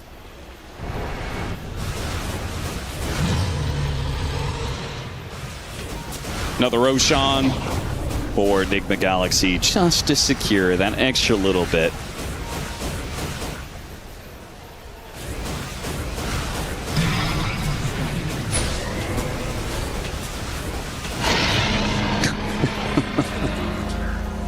Watching these heroes try and deal with Mega Creeps this early is so funny. It's pretty tough. It takes so long to deal with the wave. You got to feel for Ace in this game. This is not Undying's forte. No. You could decay the wave like 7 times to kill it. He still does not have his Shivas. Time to buy the Mjolnir, you know? Yeah. All right, he's got his Shivas now. See if it can keep him alive here. It won't. It won't. Okay. The damage that the SF has outscaled the tank of the Undying every step of the way. He's already level 25 on the SF and the Necrophos. Yep. Shadow Rays now applies attack damage, so double pits coming out. Holding Boxy in. Wind Waker doesn't manage to get away. The Ember Spirit trying to jump the back line. Just like before, they're going to assassinate poor GH's Bane. Maybe they can kill Omar as well while the cores struggle to chase after these heroes. They will get a second hero. The Reaper Scythe gets dropped onto Nisha. Nisha survives for now because the BKB lasted long enough. But again, the AoE damage is the problem. He's going to live. He got off of Flame Guard and does live, but the Ancient is in trouble. There is lots of Mega Creeps to be handled. I have to deal with that. They want the team fight, though. Yeah, I guess so. Nigma Galaxy is not going to keep it going. Time to start Chakra magicking that Undying Tombstone. Yeah. Yeah. Well, successful assassination on the 2 supports. They melted pretty quickly here to the Ember and Spectre combined jump. Full Abyssal on Mickey definitely helps. What do you give the chance that, not that Liquid makes the comeback here, but they kill a core before this game is done? Not a very high chance, probably 10%. Yeah, I would say 10%. Maybe you kill Divide. That's who I'm kind of banking on. But yeah. Divide is almost level 25 too. Sumail does have an Aegis here. Quick little Fiend's Grip. Wind Waker to get rid of that one, but it's still, the pit is the problem. Such an obnoxious spell to try and fight into here. Yeah. All right, Ace. Just 23 decays to go, and you might be able to kill Sumail. There's 2. I think if Sumail crits off the silver 3, Giant Small hit, he one-shots Boxy, yeah, it's very close. 4, 5. Ace is slowly lowering his strength. Bushwhack pulls it back in. Wind Waker, he's going to come back into the pits and will be sharp shot down. Boy, that's a lot of damage. Again, the Wind Waker combined, it can only save so much against these pits, and in this case, sets up the sharpshooter beautifully. Throne is exposed, and Nigma Galaxy will take their time. They're going to try and kill the Liquid heroes first, really demoralize them. Nice use of the slight to dodge the scythe. He'll still die when he comes back down. Too many Megas, too many heroes, too much net worth. Nigma Galaxy, too dominant of a victory here in game 1. Sumail just farming some extra KDA. He's like, fine, I'll kill you some more. I mean, yeah, if you're going to glyph it there, take some extra kills with me for the road. And yeah, that was a very one-sided game. I don't know. I feel like that draft was pretty telegraphed, right? If Liquid don't make something happen in the first 10 minutes there, I think those fights just become increasingly harder and harder. Like, the Spectre pick has some upsides, but one of those upsides is when you just get 5-man pushed and tempoed, you feel real bad about your options in that scenario. And we saw some of the strength of, like, you can double jump assassinate the backline. And I think that was the idea. If you take supports out of the engagement, then you can start to open up this ball a little bit and just kind of power through. If the early game looks better, I can see that happening. But then you also have to ask the question, like, how does that early game look better? Because I think all 3 lanes are either losing lanes or a draw at best. Maybe you're supposed to win the Witch Doctor lane a little harder because you're against the melee hero, but that got really weird early in some, like, awkward trades, and Coddle's not going to rotate down there. That's the thing. If Boxy's on a roaming hero, I could see your potential go up a lot, but he's on a Keeper of the Light. He has to, like, stack, maintain that control. They lost the stacks, even that even compounds it. The Undying cannot enter lane against Bane Shadow Fiend. The Ember cannot lane against Necrophos. Like, there's no skill matchup in Ember Necrophos, right? Yeah. I don't care how good Misha is, he's not getting out of that lane. So it's hard for me to see how you get to a point where that assassination can win you the team fights when you have 2 lanes that are going to be hard no matter what, and a third that's just kind of a wash. This puts Liquid in a rough position. Being who they are trying to vie for top in their group, but because they already lost the game to P-Time, and now a game against Nigma Galaxy, that top place spot to get you directly into playoffs is looking, well, perhaps out of reach. But it's looking great for Nigma Galaxy. It is. Like, they're cruising here. They are a solid team, man. Like, you really have to respect what this 1-2 punch can bring to the table, and then the supporting cast is setting them up beautifully. They're all doing their job, right? The stuns are landing, the support items are being bought correctly, they're pushing with those timings, and I think this team is just really confident in their late game now, which is, to me, the biggest difference of this iteration to past iterations. Like, when they're going late, as this game's scaling, you're just seeing Lornoff's net worth tick up. You're seeing Sumail's tick up, and it's not all on one of those 2. It feels very comfortable. Nigma Galaxy slapped down Liquid in game 1. Let's head back to our panel. Thank you very much, gentlemen. Nigma Galaxy 1 win away from proving that stats do lie Lacoste. Almost there. They need one more dub, Shiver. One more game, one more map, and they're going to do it since 2022. But I don't know. Nigma Galaxy, they just look better with each game that they play. You see the squad, they have like RMN, they have Kuroki, they have Jam Vincento as well. Maybe people know him from the DPC times. He was a player. So a lot of people behind them that can try to, figure out what the other teams are doing. Like, this kind of reminds me of Team Liquid back in the days when they had like 3 coaches, 2 analysts, like basically more people than they're playing in Dota at the moment. But very nicely executed strategy. I think it comes down to the laning stage where they're unable to get a lot of stuff done. This type of a lineup from Liquid, they need to be able to like punch back, but they just can't. In theory, they're just going to be losing these lanes, especially this mid matchup. This is the old school stuff that we have been, maybe thinking about. Maybe that's going to happen more because Ember, he's a very popular hero, looks very strong in most of these matchups, but not so much against Necrophos. Yeah, the Necro pick really paid off. I think it did exactly its job, exactly what they needed it to do. Like, as planned, the Undying Coddle lane went really rough. Bane SF, probably top 3 strongest safe lanes of the of the meta right now, and I don't think Cuddle Undying can ever be an answer. So that already shut down the Cuddle. When he tried to play with his Ember, he had to go to an Ember that was starving, and that's all you have really. Then what else is there? There's like a Spectre, but Spectre just wants, you know, quiet and time to come online. There were like glimpses of hope for Liquid in certain moments. I think there was like the first team fight that they got was pretty even. It went like 3 each, and then the second play that they tried to make, which was the Spectre Radiance timing, they ended up running into a GH Bane that had an Invis rune. And you know, there are Dota moments like that where you can call it just unluck, you know, but at the end of the day, if one, you know, bad luck moment kind of seals the game for you, it probably means that you have to rework certain things in the approach and in the draft in particular. Yeah, there probably were bigger problems than just that.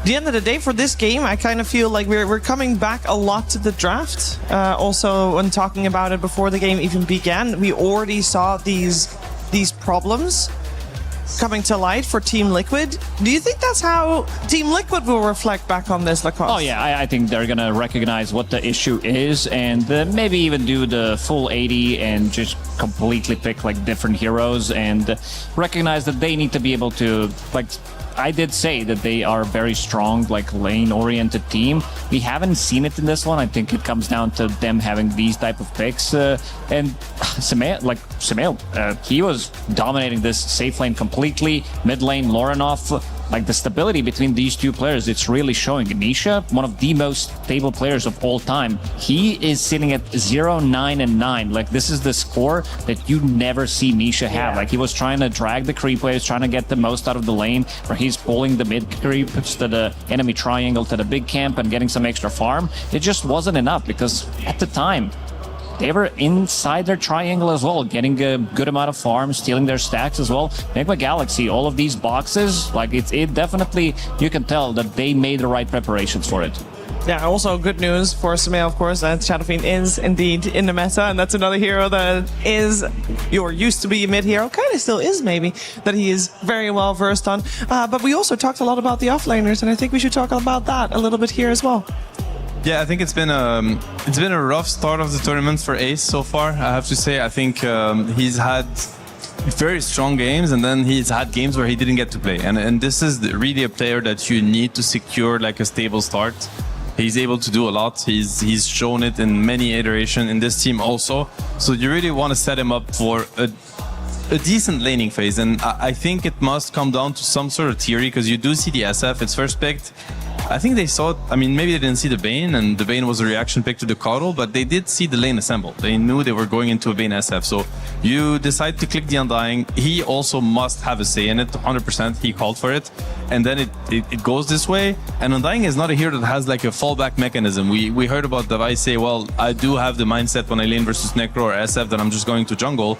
Well, that's definitely wasn't the plan for Ace, because you don't pick Undying for that. The hero cannot jungle. The hero just plays for the lane. So you pick it for the lane, and then you can't get any CS, you can't contest creep waves. You need to get back to the drawing board. Yeah, and we saw on the other side the Underlord.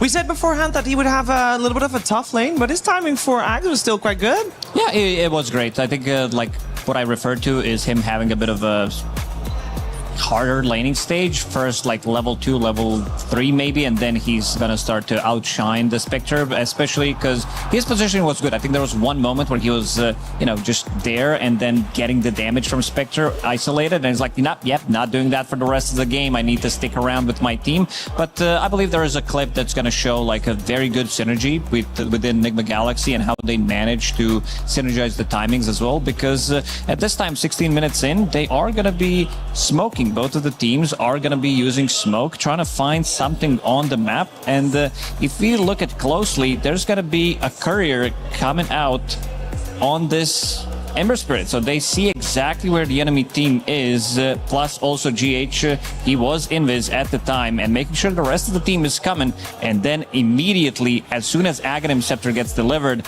he lands a 3-man pit of Malice into Requiem, and immediately Finn's Grip coming out from GH, making sure that this Ember Spirit is not going to have a good time. Plus another pit of Malice on top of that. It's just way too big area of control that at the time, Team Liquid isn't really going to be able to punch back. Yeah, and I mean that team fight loss, I think, I don't want to say it seals the deal for Liquid, but this is the Spectre Radiance timing, the Vessel on the Ember. At that point, there was a huge advantage in the laning phase for Nigma, sorry, but that went into a Radiance on Necro. You know, Yash, like SF on his way to Monta. This was really the moment where Liquid could bring the game back. And I think, the fact that this Bane is running around in Invis, it is what it is. You know, he gets to scout all of you when he's not supposed to, because if he was an Invis, if he was smoked, he would have died right away. Like insta, chained by Ember, Haunt, Bane is dead, the whole fight is different. That's Dota for you, you know. Sometimes it's just how it is. Sometimes, I mean, we can call it unlucky for Team Liquid, but you can also just call it stars aligning on the side of Nigma Galaxy. And this game proves that they are very strong. And we iterated it already at the start, but I'll do so again. This series is super important. There's a couple of teams we expect to see on top of this group. And if you know who will win this series, also make sure that you put in your pick'ems on the esportsworldcup.com website. Because whoever wins this has a super high chance of being in that top of the group stages, because Nigma Galaxy already won Aurora. Liquid and Aurora haven't played yet. But with Nigma Galaxy also already taking one game off of Team Liquid, that top part of this Group B is getting super spicy. So extra pressure on this upcoming game. On the side of Nigma Galaxy, Lacoste, is there anything you would like to see changed? Because, you know, it did go very well. You just run it back? Oh, absolutely. I mean, they are running... like, there was one game yesterday, the first game that they played, where it was kind of, like, pretty standard type of a draft, and then they really spiced it up in the second game. In this one as well, bringing new heroes, some old school stuff. This is why you have, like, Kuroki on the team, because this guy has been playing Dota for 25 years, pretty much, and then knowing, like, you did mention yesterday that Dota kind of works in cycles. Some of these old school heroes are still coming back. Like, we changed them even back, like, in some of the recent patches to what they were before, back in, like, Dota 1 days, and he knows all of that stuff, so he's bringing in some counters that are working really well for them. Yeah, it has been working really well, and that's the start of the series. We also heard from the ViCi how he had good vibes and lots of confidence coming into this series. We're also going to find out how Boxy with Team Liquid felt before going into this one.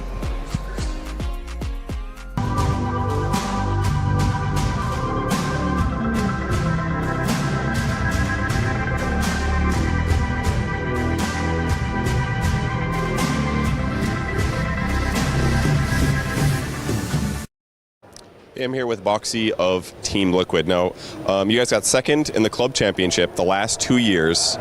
Does that add more pressure to your guys' performance here? Or are you just sure that someone else is going to help carry the points as well? Well, I think we're one of the first games playing here, Dota, like in terms of the season. And the other years we were one of the last, so maybe then it was more pressure. Now I feel like, you know, you're going first. You do as well as you can and hope the others can. Whatever happens, right? Someone else will pick up the pieces. Yeah, that's great. What's something that you guys have struggled with as a team this season?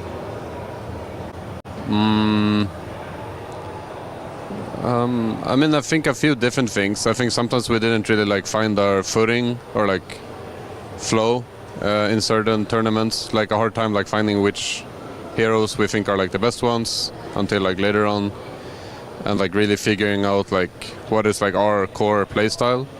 I think now it's gotten more. We've gotten more like. I feel like we know ourselves a bit better, but I think that's been a problem for us this year a bit. What's that process like in a tournament? Because I'm sure you play lots of scrims right before the tournament happens. You play scrims, before you get to the tournament. Then you get to the tournament, you play scrims as well, you learn more. Some teams figure this stuff out during group stage, for example. Is that like your normal routine and sometimes it just doesn't come together in time?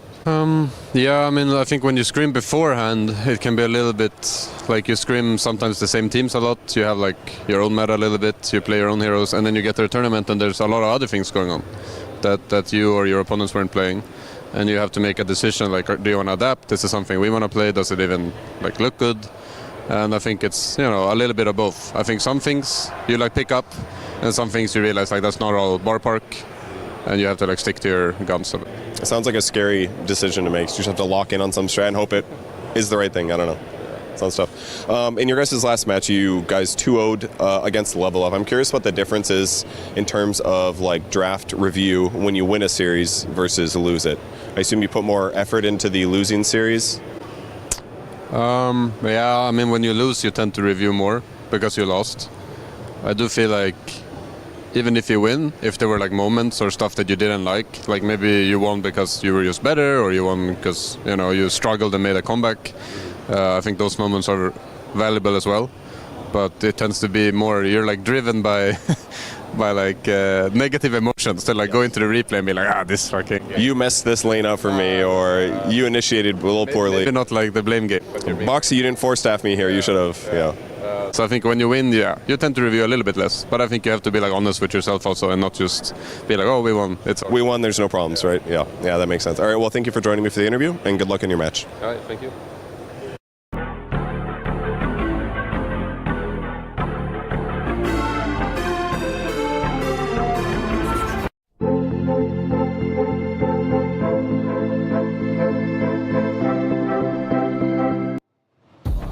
Now, before this series started, Nigma Galaxy versus Team Liquid here with Dota 2 at the Esports World Cup, we said, this is definitely going to be a 1-1. Because historically, Seb, Liquid has the tradition of losing game 1 and then learning so much from that loss that they come back swinging and win game 2, and then often, if it is a best of 3, which is not the case this time around, but they win game 3 as well. So we are expecting big adaptations here. Stop living in the past, Shiver. This is 2026. Nigma is back. Oh okay, Nigma is back. Nigma is a tier 1 team. Nigma is winning. Never I was going to say gone. winning tournaments, but I'm getting ahead of myself. Nigma is winning maps. They're winning group stage. They're winning playoffs games, and they're winning tournaments. This is what 2026 looks like. We're in Paris for Dota. Things have changed. True. So that is true. Nothing is to be, nothing is to be taken for granted. Everything is earned. Or I hope I got this one right. Well, don't take it for granted. Like, I don't care about your stats. Okay. They can 2-0 Liquid. It is a possibility. It is for sure a possibility, and I'm sure that they're going to try to recreate what happened in game 1. They got their hands on the Shadow Fiend in game 1, and I do feel like that is a little bit of a, an expected pick. I can only imagine that Team Liquid had something prepared against it, which clearly did not work. It didn't work. It seems like this is the puzzle that needs to be solved, mostly from the offlaners. We are seeing teams that are kind of struggling from the offlane. If they don't have an offlaner who is used to be playing the sacrificial role, that they are not making the comeback. It's a very, very important role in this current meta. And even though we are in meta where carries are kind of dominating, but also a very important role to be able to counter that. And I'm just looking at Shadow in some of the numbers as well. He's sitting at 60% plus win rate. They're gonna ban it out this time, but Liquid opening up with the Earth Spirit. Big fan of this hero. The most picked hero so far at the tournament. It does change. The Clockwork, he's definitely going to be up there as well. But the Earth Spirit, it gives you pretty much everything. This is the hero that excels a lot of different things. And Seb, this is the hero that you wanted to see as well being picked up. Hey, there it is. Gives you everything, man. Roche, team fight, towers, push. What about Tide and TA? Is it as good, or? That's exactly what the meme I was referring to. So that sentence just stuck in my head. Gives you everything. I just can't take it. But Wisp first pick. I mean GH, the best Wisp in the world forever. I'll just put it this way. I think this guy has been, kind of making phobia, PTSD, you name it. It's like no one wants to face his Wisp. I'm really happy that Nigma go back to that sort of comfort zone. I think it opens up a lot of different strategies. Like, because Wisp is a hero that's about strategizing around. Like, he's a buffer hero in a sense. So you really want to take a hero and put it on steroids. Essentially, that is what Wisp does. And if you're gonna do that with Sumail or Lornov, I mean, it could be the vibe, but most likely it's gonna be with your mid and your carry. We could get some really cool strategy from Nigma. We could. Last time that they played it was against Navi, and it looked completely dominating. He ended that game with only one death. They did pair it up with Sumail's Necrophos. Even extra bit of regeneration coming in, becoming unkillable. From the mid lane, not as much. It was Lornov who was playing Sniper, but Davai Lama, he was also playing the Beastmaster, and Omar was playing position 4 Axe. So this is the team that's going to be flexing a lot of these cores in a way where they can play it from multiple different roles. Yet to see Davai play potentially Necrophos, where they can then flex it across 3 different roles, and removing Ancient Apparition, and yeah, there's that Necro. Yeah, I mean, that is... so there's a few things to say about second phase draft, for, the bans. What is interesting to me is the Doom has been banned by Liquid, which I think is a little bit scary when you play versus Wisp, because that is a ban that I'm sure Nigma is very happy about. And on top of that, they go back to the Necro. As Lacoste mentioned, this is a combo that they've run before, especially if it doesn't... Like, one of the few counters in the game is going to be Doom, right? Against Wisp Necro, like the amount of heals is completely out of this world. I also think the Necro could go mid against Earth Spirit, because we saw what happened to Ember Spirit. I think the very same can apply to Earth Spirit. The Necro can't shut down the hero that much. And I don't think you can afford to have an Earth Spirit that is too shut down. You need the Vessel in this game. If it's not coming from like Earth Spirit, there's no AA, there is no Doom. Vessel is your last option to deal with this amount of like this insane amount of healing. Yeah, it's like a broken strategy, honestly. Yeah, we are in the heal meta, and after the changes to Shivas, it just doesn't feel like there are many items. Scott is too expensive. It needs to be Spirit Vessel. Drow can potentially do it with the Aghanim Scepter, even though most of the Drows that I've seen recently are not opting to go for that item. It takes a while. It takes a while. Like, even though Ame did try to start a trend where he was picking up Aghanim Scepter straight away, Falcon Blade into Aghanim Scepter, other players are also building different items with the Pike, with the Manta styles of their own. But in this one, I think it might need to get slightly more priority.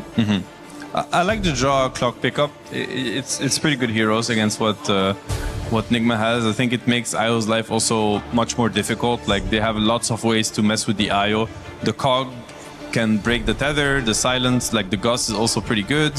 Liquid's lineup is looking good, but they have to cover certain angles when it comes to laning, because typically this IO Necro, if they're paired together on the lane, is absolutely terrifying. I think this is a case of like, they could just be behind your tier 1 tower 2-3 minutes into the game and you just can't kick them out of there. So we'll have to see what Nigma decide to go for.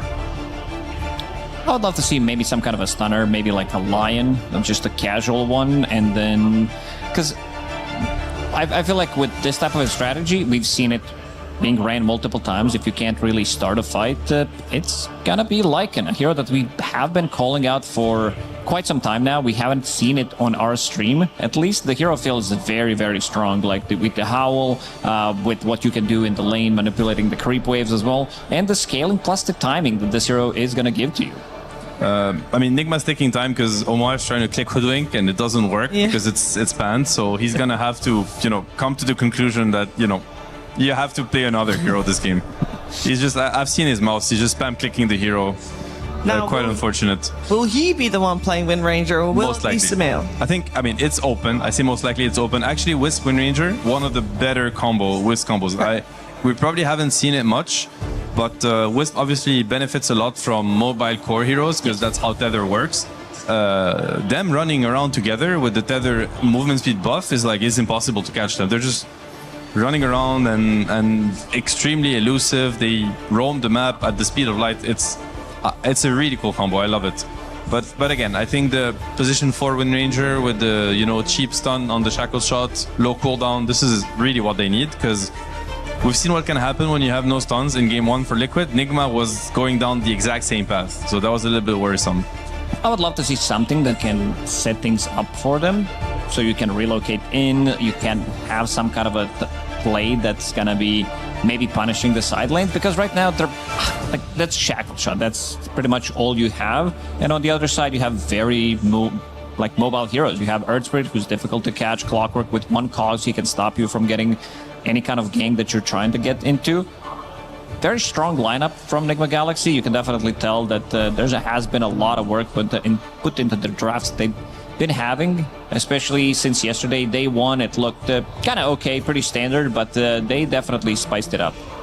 Okay, so it's going to be an Earth Spirit position 4. They pivot, which again makes sense. I think Earth Spirit versus Necro mid would have looked exactly like game 1, and I'm sure Nisha doesn't want a round 2. That must have been miserable to play. So they go for the Nisha Puck. That's an absolute classic. an absolutely perfect puck game. They have nothing to threaten him so far, so there's going to be a lot of pressure on the last pick. At the same time, we said that Nigma need stun, lockdown, and initiation, which was not going to come from a Necro mid.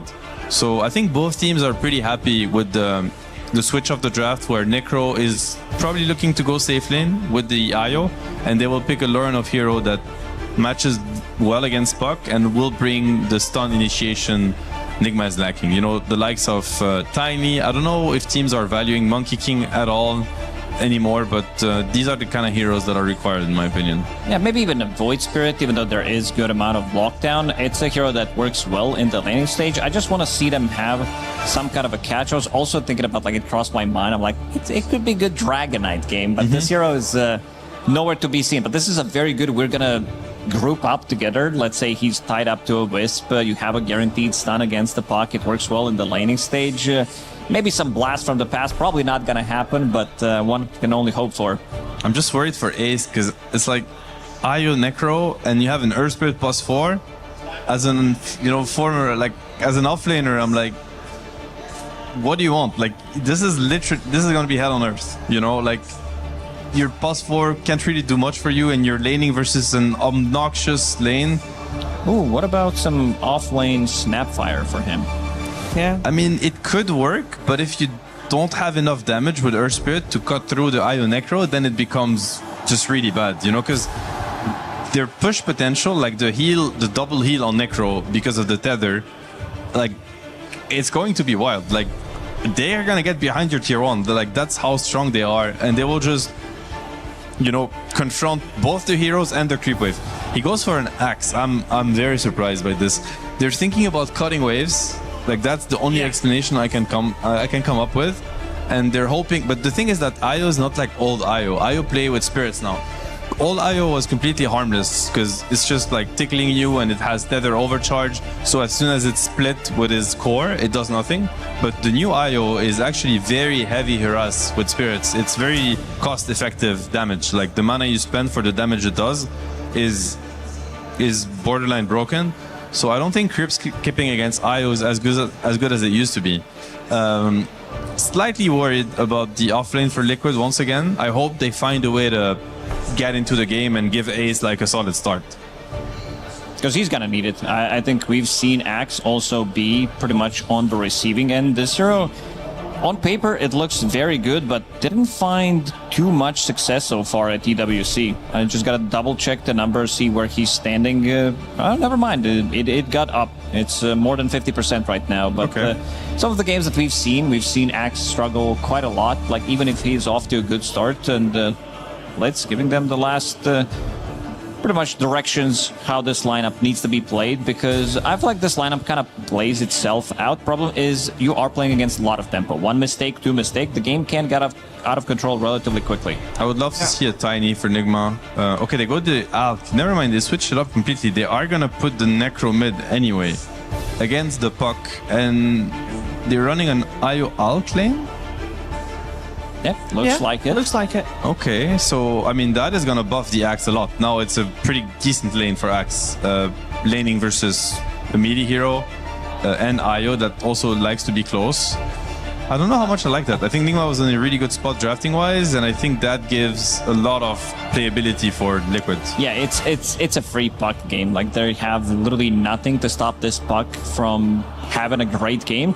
I'm also looking at the potential Aghanim Scepter. Whenever you think about Alchemist, he gives it to the Wolf, and then Wolf bites him back. It's like, yeah, I'm actually buying this for myself. Yeah. It's not going to happen, probably. I think in this one, he needs to play for himself. I don't think we're going to be seeing Aghanim Scepter. Aghanims on Necro is good, but it's also not an early item that you want to be getting. So I feel like Sumail just, plays for himself. He gets the Radiance, he gets the Blink Dagger, BKB, AC definitely needed in this game. Maybe even Bloodthorn in this one, just to be able to have something to shut down this puck. But early Orchids, honestly, even earlier than usual, Orchid sounds amazing. They might need that. Yeah, they might need to pick it up.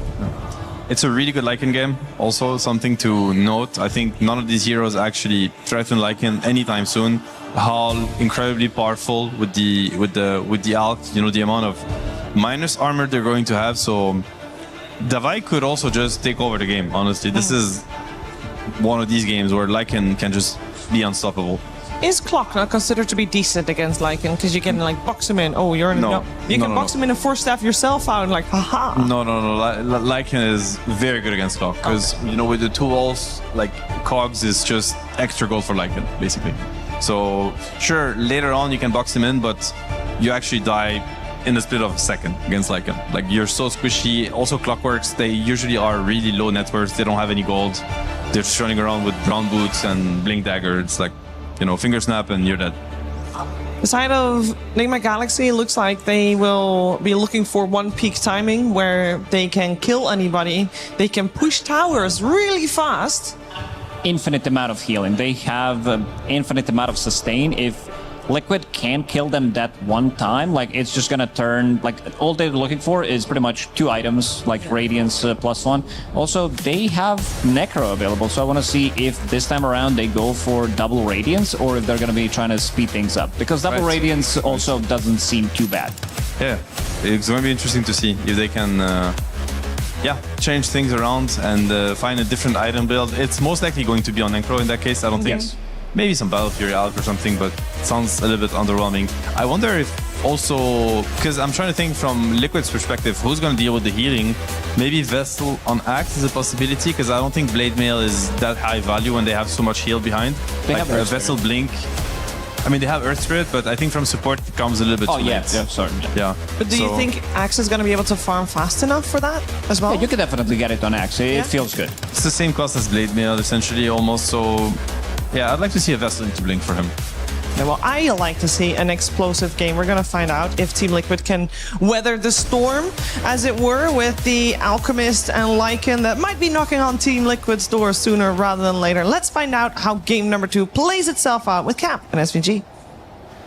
A lack of stuns in Game 1 led Liquid to a draft that has plenty of stuns. They start off with an Earth Spirit, they've got a Clockwork, now an Axe and a Puck. Stuns, lots of initiation, lots of lockdown, all for a Drow Ranger.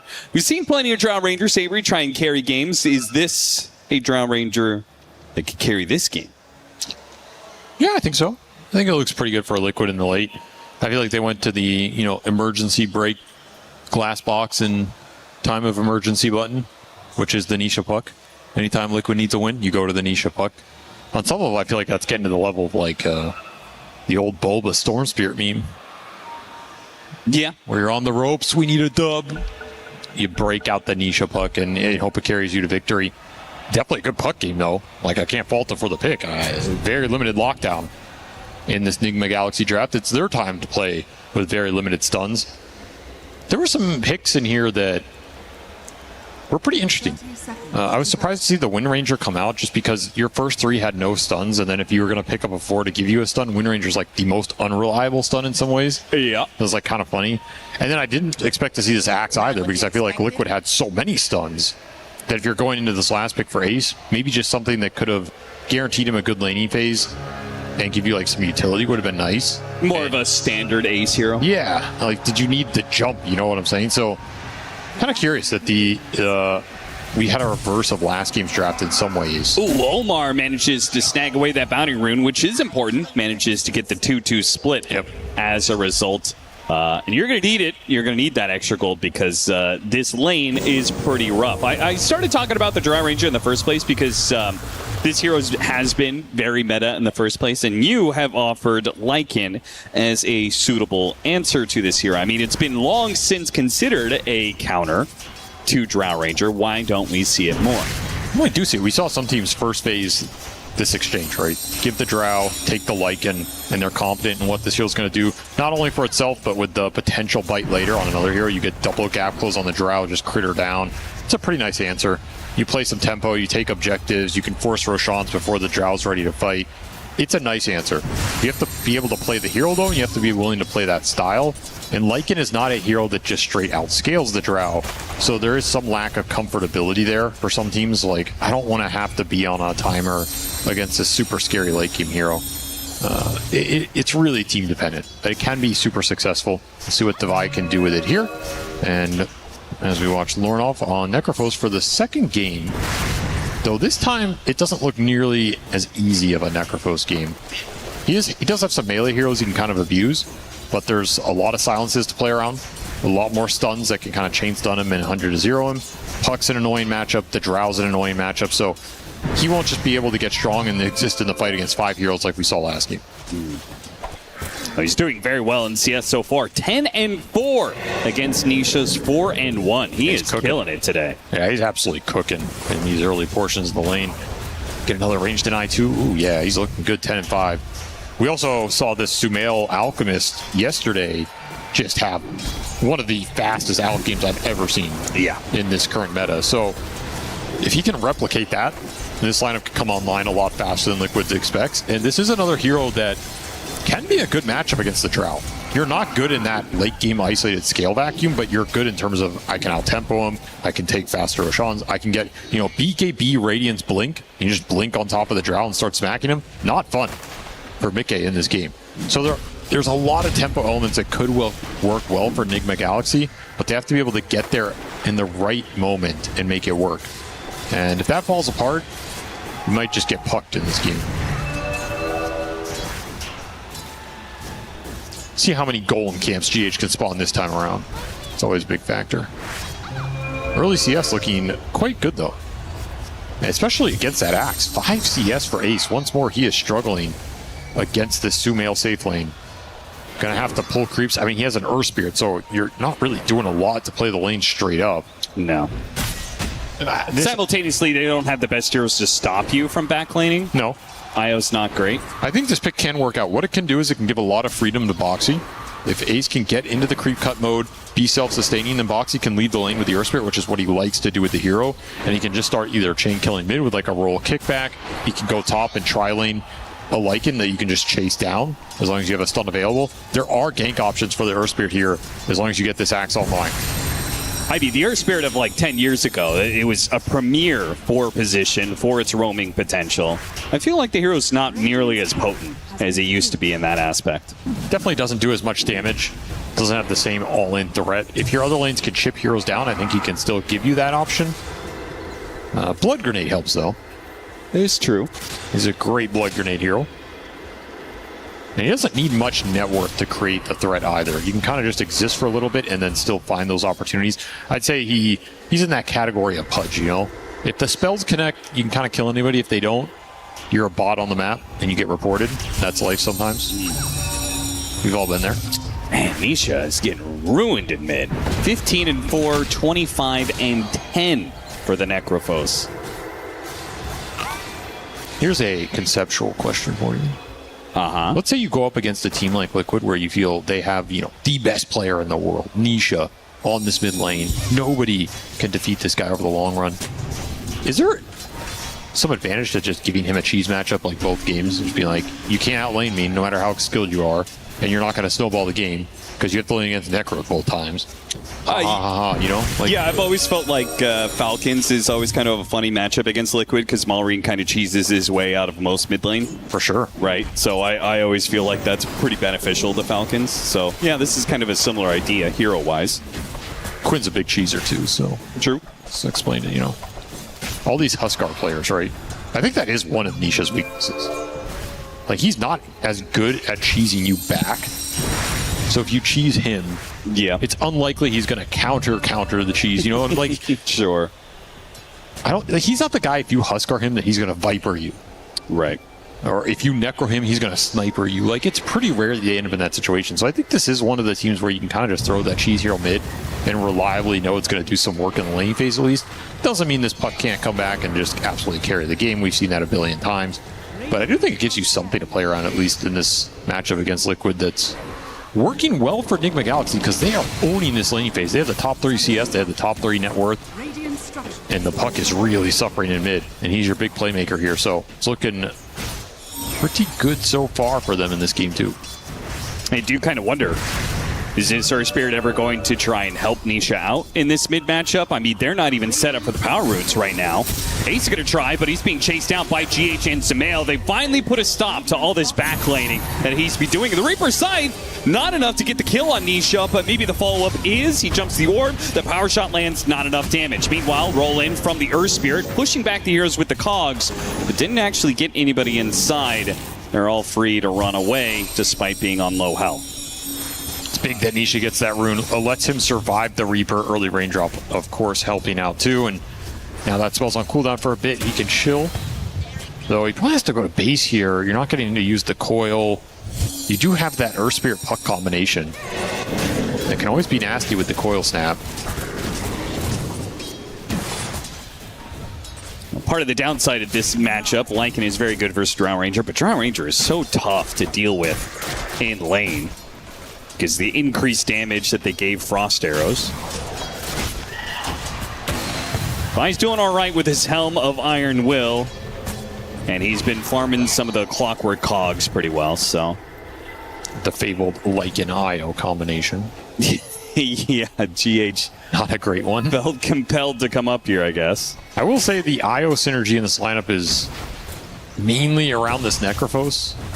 Yeah. It doesn't have a lot else to play with here, right? It's a little lackluster.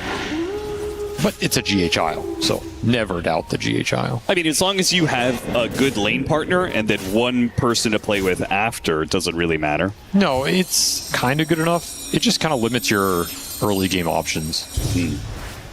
It's nice to have options in life, you know? Dire's top tower is under attack.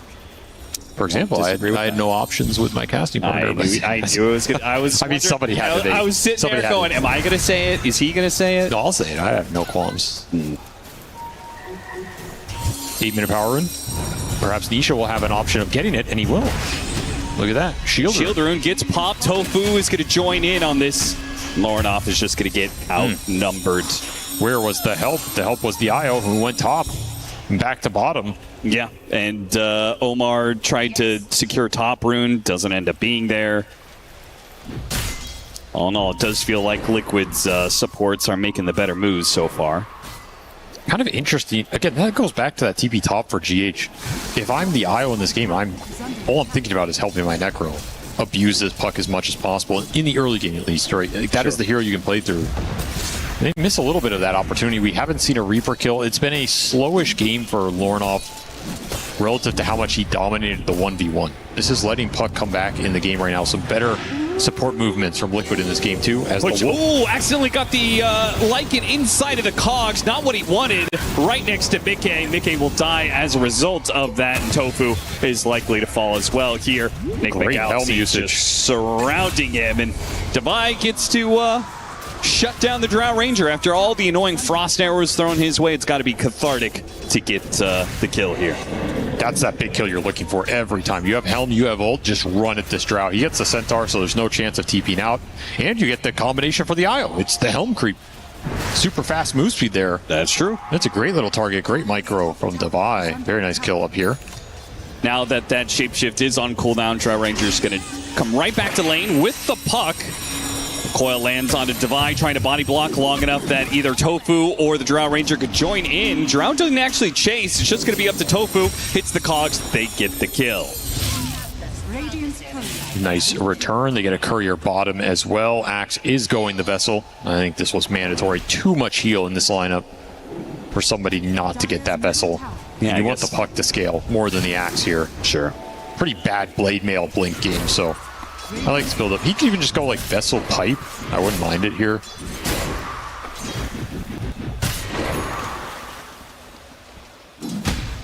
He's certainly been annoying in his positioning here. Double wards plus the Watcher and doing this really deep backlaning where he's pulling creeps to neutrals all the time. So if Nigma Galaxy ever want to try and kill him, it takes them so deep into their own side of the map that it doesn't even feel worth it. He's also killing these small camps behind the tower, which means Alex not farming them. Sure. You can't stack them. Yeah. As the Axe would just take the stack. So it's really annoying for Sumail down here. That said, Sumail is still pretty damn farmed. Do you think that's where that Axe pick came from then? Yeah, the for sure. concept then, okay, we can't let this Alchemist farm any stacks. We need a hero that can do that. It always is a factor.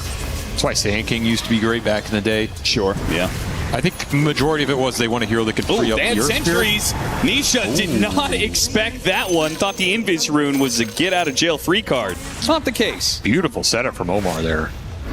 Again, landing this Shackle as your one stun in this lineup is not going to be easy. That's a huge kill to find before the puck gets out of control in terms of mobility. And you get some Reaper sights going for Lornoff. very appreciative of that gank. With a focus fire, they're going to take mid tower, yeah. Super value kill, just kind of out of nowhere. You can ping it all you want, but that tower's gone. Last hit to the Necrophos. That'll bump him back up the chart. Liquid going to try and get the return bottom. And this is a tower that nobody has any interest in defending. Lycan will never defend this safe lane tier 1. Alk is not the best hero at doing it either. So this was going to be a gimme no matter what.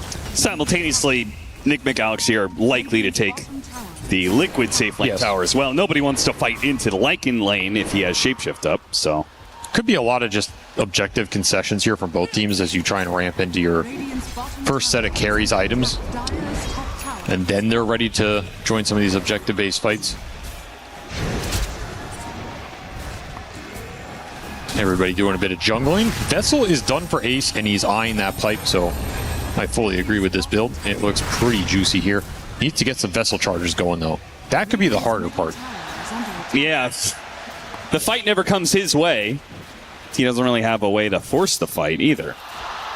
Battle Hunger is not going to be particularly useful a lot of times. You have a Dispel on the Alchemist. The IO is dependent on other heroes for movement speed. I think it has to be Earth Spirit plus Puck with the snap guaranteed off the kick combination, setting something up for the Axe coming in off a Smoke Gank. Could kill whoever shows mid with this kind of play. That's what I'm eyeing. Here comes the smoke move. They're going to make their way to the Alchemist. And if they can get that kill, would delay the Blink Dagger, which would give the Drow Ranger a little bit more security for at least a minute or two. You can get reload out of this game, though. Yeah. That is the concern. You need to check the IO while you're killing the Alk. And they definitely know it's coming. I mean, the Lycan came through the gate to join this side of things. They do manage to hit the hook shot initially, going after that IO. Did they stop it? They did manage to. With the coil going out, the Alchemist does manage to get a two-man unstable concoction. Killing him. Another beautiful shackle shot from Omar. You've got one stun, and Omar is making it work. The boy's a beast. I give it to him every time if he's going to land those. That was an absolute beauty. That's one of those game-changing shackles, because that's a big commitment of a move for Liquid. Bringing all the heroes, trying to get the Urn and the Vessel charges off of this Alchemist kill that just goes horribly wrong. Sumail gets the ult off. You have to commit stuns to stop the reload here. You get that, but there's not enough damage to finish Sumail off, and then Shackle into Concoction, into Reaper Sight. Everybody joins the fight. No way your Drow gets here, so you're going to be outnumbered no matter what. Devi was already down there, kind of reading the move preemptively. And they stole the Wisdom Shrine. Liquid have to punish here.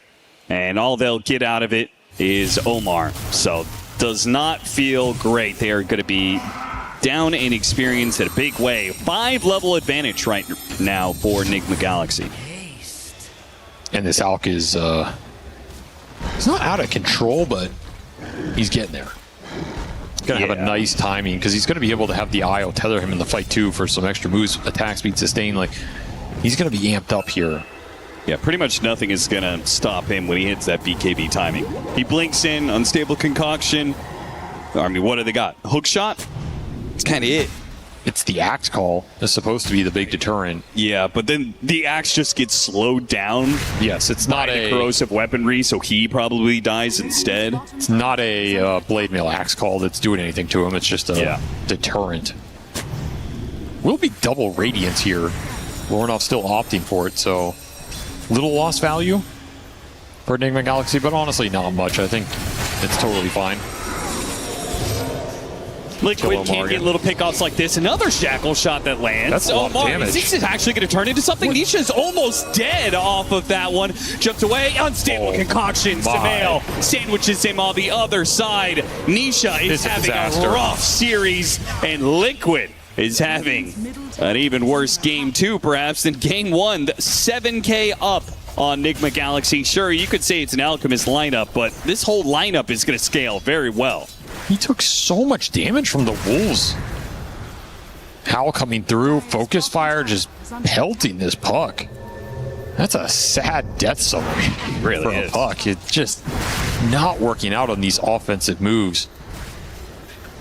And so far, Omar, MVP of this game. God damn. We could be sitting in this game going like, they have no stuns, how do you kill this puck? Instead, you just land a shackle every time. Yeah. Game looks easy. Sumail even gets the Greevil's Greed off the puck kill. Just falls into his lap. Back to the Trolls, back to the Golems. He has made this Alchemist look really good. It is a classic Sumail hero. Pretty cool to see him play this again. Well, Liquid is definitely not going to be running over Nigma Galaxy. So at this rate, this kind of lead that Nigma Galaxy has, you're back to, okay, Drow Ranger, can you carry this game? Beautiful silence, though. That is quite the initiation. Not the fastest kill in this IO. Now they're going to turn back to Devi, and they'll get both of them. So Mickey actually making the first successful move for Liquid in a while. That is a very solid turn of events up here. That was a Helm of the Overlord Lycan looking to get a creep and use it. Instead, he just dies. 5 Vessel charges on Ace now. Not even sure where he got all of these. Radiant are scanning. Huh. I mean, he has 1 kill and 2 assists, so... just storing him up on deaths? Yeah, I guess so. So that means he hasn't used one yet. Yeah. But now he will have 5 at his disposal. A very good Vessel game. Well, you've already got BKB on the Alchemist, and Lorinov is building one, so the effectiveness of this Vessel... Well, it's always good against the IO, though, right? That's true. I guess you can get a faster Greaves now on supports. So maybe GH will just rush the Greaves here. Yeah, it is a cheaper item. Oh, he got a stable concussion Reaper second. What happened to the Nisha Puck, the legendary Nisha Puck? He's getting killed by Alchemists out here. Another Shackle Shot lands. Earth Spirit not going to be able to roll out. This Wind Ranger is a menace. He's everywhere. Doing everything with these Wolves, too. Now they're going to reload in. You land another Shackle. Yep, Ace body blocks by the Wolves, and now he's guaranteed dead. Beautiful gameplay. Just beautiful gameplay. I mean, you're saying legendary Nisha Puck. This is a legendary Sumail Alchemist. I guess so. Legend against legend. You can't count him out here in the battle, and he is taking names right now. Nigma Galaxy are just feeling it today. They're in top form.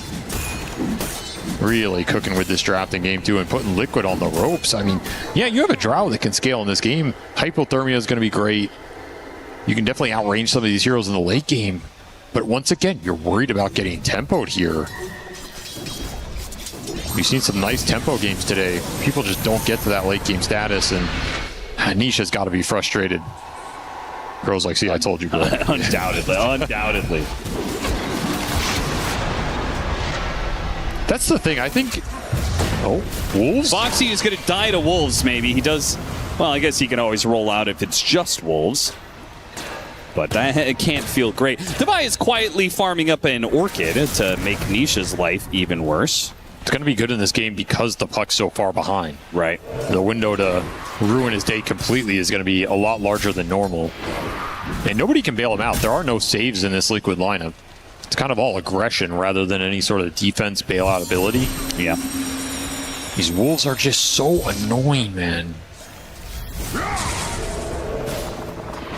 Here comes the Alchemist with Lorinov. Boots of travel in.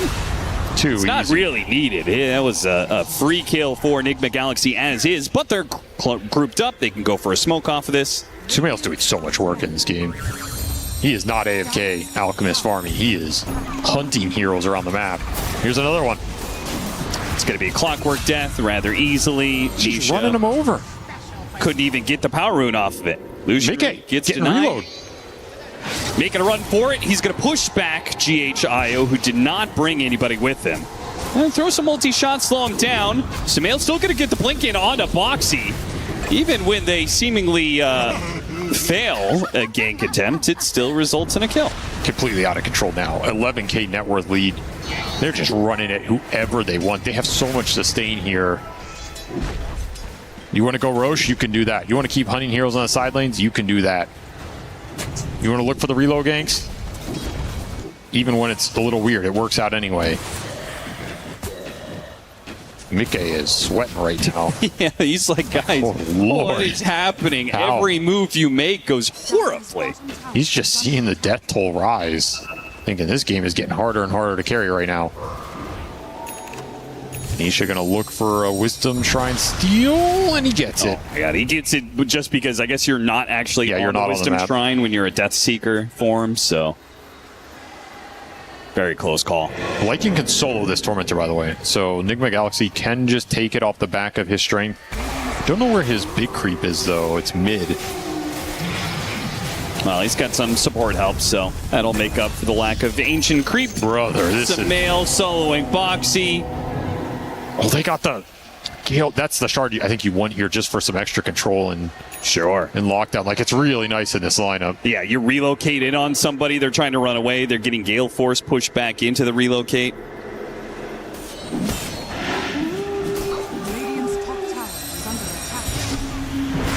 A fast AC for Sumail, done at 22 minutes. That is extremely fast.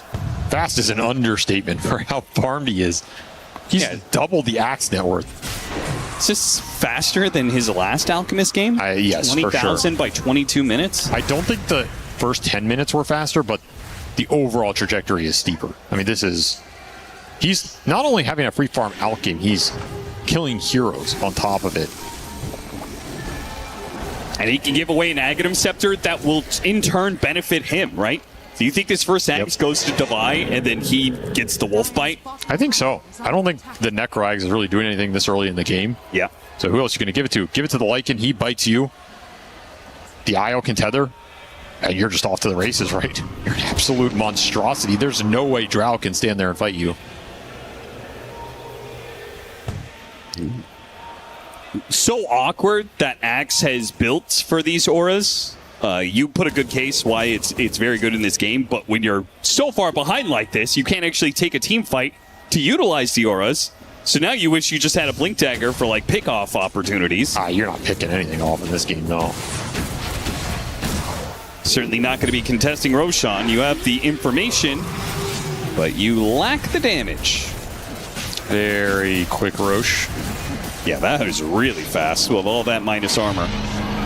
And you know, the nice thing about being this rich is you can just kind of itemize to make up for any deficits your lineup might have and just make the game even easier to play. If Nigma Galaxy just want to buy extra stuns here, they can do it, right? Throw a Eul Scepter in there, throw a Scythe in there. Yeah.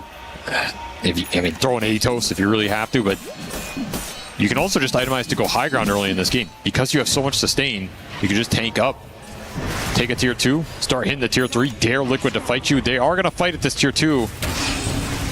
Great coil. A beautiful coil on 2, and the Alchemist is going to die quickly here. Now the second life, he's going to have BKB. Let's see if they can stop the Blink Dagger at least. Oh, what a shackle again! Sumail gets off the BKB, pushed back a little bit by the Cogs. The multi-shot trying to slow him down here, roll in. ViCi does manage to hit the Magnetized, Unstable Concoction, landing on a 2, and nothing really stops Sumail. Once he activates his BKB AC, they lack the damage to handle him. They can't kill anybody. It's going to be 4 dead on the side of Liquid. An easy team fight win for Nigma Galaxy. And Devi effectively just solo killed the puck. With the Orchid plus the Desecrate on the backside of that fight, he should just got 100 to 0'd. Because he has no defensive item. Nope. He got the latest Blink Dagger I think I've ever seen him get, which means that second item is so far away. This game can just end. I mean, they're at 1,000 net worth advantage per minute, basically. And when you have these sustain lineups, it's just all gas. There's an Ags. Straight into the Lycan. Wolf Bite is available.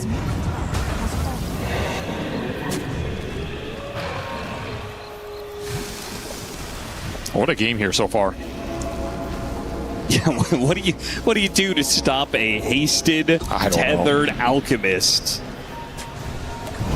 Because you can't coil him, he's got BKB. You can call him, but we've already talked about how that kills the Axe anyway. Omar does walk into this ward area, and they'll get that quick little pick-off. ViCi does not die for it. Let's see if everybody from Liquid escapes. Sumail, here he comes. They push it back with a gust. Try and keep these heroes at bay into this choke point. Nigma Galaxy do not dare to keep that dive going. They're going to chase after the puck instead, who's out on the map. Self-stun. You know, get him. Well, a victory for Liquid. The first team fight they won. Oh, that was a cute play. Hops back up to the high ground. Please no. With the tumbler toy and does find the opening to roll away.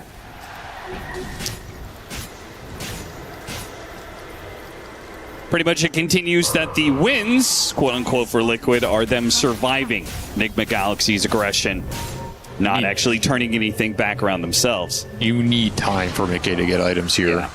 Like that is just, you're just praying this Drow can get to the next item, Did survive that Aegis period, I guess, and you got D-wards. You have a little map control to work with. I mean, it sucks because he can't go straight damage to threaten these heroes. He thinks that it's a requirement to get a Linken's, which I don't blame him. Like, one unstable concoction, he dies. But at the same time, it feels like you're just going to be lacking in damage because the rest of your teammates do pretty much nothing. Maybe you're supposed to just go straight Daedalus here. I don't know. I do kind of feel like you should go all in and just, you know, whatever. This game is probably lost anyway. You might as well just try and get some sort of fight where you are magically not targeted by Nigma Galaxy and free to hit heroes. Well, if they can abuse buybacks and just kind of throw bodies into the fight, if Mickey gets 2 to 3 multi-shots off, you probably win that? You don't sound confident. I'm not confident, but that is what Drow's designed to do. If you can keep the Drow Ranger alive in a team fight for 27 seconds. Yes. A 30-second fight, that's all it takes. You get 3 multi-shots off. 30-second fight, somehow Nigma Galaxy simultaneously don't run away, but they also don't kill all of you. You need the hypothermia pops, basically. You need to stack it up on some heroes, get the big pop, and just chain it. You can land a big coil. BKBs are going to be obnoxious, that's for sure. You have to kite those out somehow, but there is a route to a teamfight victory, however narrow. You do have Linken's on Nisha. Perhaps you can start playing more aggressively around the map, pushing lanes a little deeper, stall this game. They give him a gem here as well. Pretty neat, necessary against all these Lycan Wolves that have been very well micro, just scouting everything out. Yeah, if he's spotted somewhere on the map, there's potential of a blink instant unstable concoction.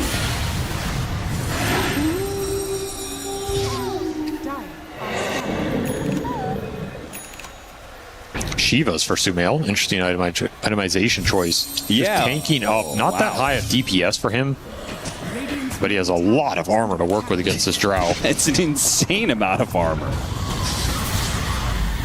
He's got plus 36 armor. I guess he doesn't lack for damage. That was very convincing. I mean, frankly, the rest of Liquid are so underfarmed at this point. Boxy's rolling out. They do manage to hit the silence on Omar. Catch him at the coil. Heavy commitment to get that one kill. Mickey's outside of the base. Lornoff gets behind him, and he's just dead. You can turn around multi-shot slow these heroes, but once you're outside of that base, Nigma Galaxy, they only have one hero they need to stop, and that is the Drow Ranger. Oh, Nisha. Got the Orchid on him, Nisha. He's just ruining his day. Dead again. The gem is going to be dropped. Dude, he went Diffusal, I think, just to be able to pop the Linken's. Nasty. Just so he can absolutely murder this. I mean, it's brutal. Brutal out here for Nisha. All right, well, Liquid are going to try and slow this down. Don't think they're going to be able to stall it even a second here. It's giving him the 3-core call if he wants it. Yeah, go for it, Ace. I dare you. If you want it, without the damage dealers, it's not really a point. I will say the Shiva's on the Alex seems kind of nice. He has a bunch of AoE, right? Concoction and the acid spray. Makes it so that he has so much bonus armor that marksmanship doesn't change anything. Oh, yeah, you're not doing anything to this guy. You're getting past 10 armor, but there's still the bonus 36. 2 lanes of barracks, gonna fall here, Liquid. Okay, well. Read him like a book. That feels a bit embarrassing. Still, they are smoked here. Still look for an opportunity. If you can get a team fight win into the Roche spawn, that is your best opportunity to come back in this game. So it's do or die here for Liquid. Gotta make something happen. They're gonna find separates from the rest of the team. He's gonna show on this Watcher. He's gonna break. Managed to get the BKB off. Still pulled in a bit. Lornoff, though, is ultimately fine because the Liquid are not certain they can take that fight. They don't know how many heroes are here. They're gonna get the Wind Ranger again. Boy, they hate Omar. I don't know if they hate him. That's just the only hero they can kill. Yeah, that's fair. 8 vessel charges on Ace. this is such a weird game for him because it's such a good Vessel game, but I don't think we've seen him use it once. He's just stockpiling charges, and he was so... Liquid were so far behind, like they never got a chance to fight with the Vessel. So in some ways, it just ended up being a dead item. Yeah, every fight, the cores show up, they pop BKB, and the fight is over by the BKB going down, so... Really awkward, man. You're going to end up in a losing game with 8 Vessel charges. It's really weird to think about. You know, normally you lose a game, you're expending every charge to try and win some fight or something. Yeah, if you have 8 charges, you should be heavily winning the game. Exactly. I don't know if I've ever seen so many charges in a losing position. Yep. Very awkward for him. And there's the Lycan Tormentor solo. Shard going to the Alchemist for even more HP regen, move speed, attack speed. Devi pays Sumail back for the Aghanim Scepter that he got. It's all juice here. He spent his gold on something else. Overwhelming Blink for the Alk. Yeah. Okay. I was about to say, he is kind of 6-slotted here, so probably expect another Aghanim Scepter to be built soon. He's killed Boxy a lot this game. Boy. Amp damage will make swift work of him. 9-0 and 10. Sumail. What a game from him, honestly. Yeah, we talked about him, you know, kind of a one last ride scenario. He's already called his retirement potentially. He's certainly going out in top form potentially as another support is victim to the Sumail blink-in assault. Got Omar, though. Well, he got him again. Bloodthorn done for the Lycan.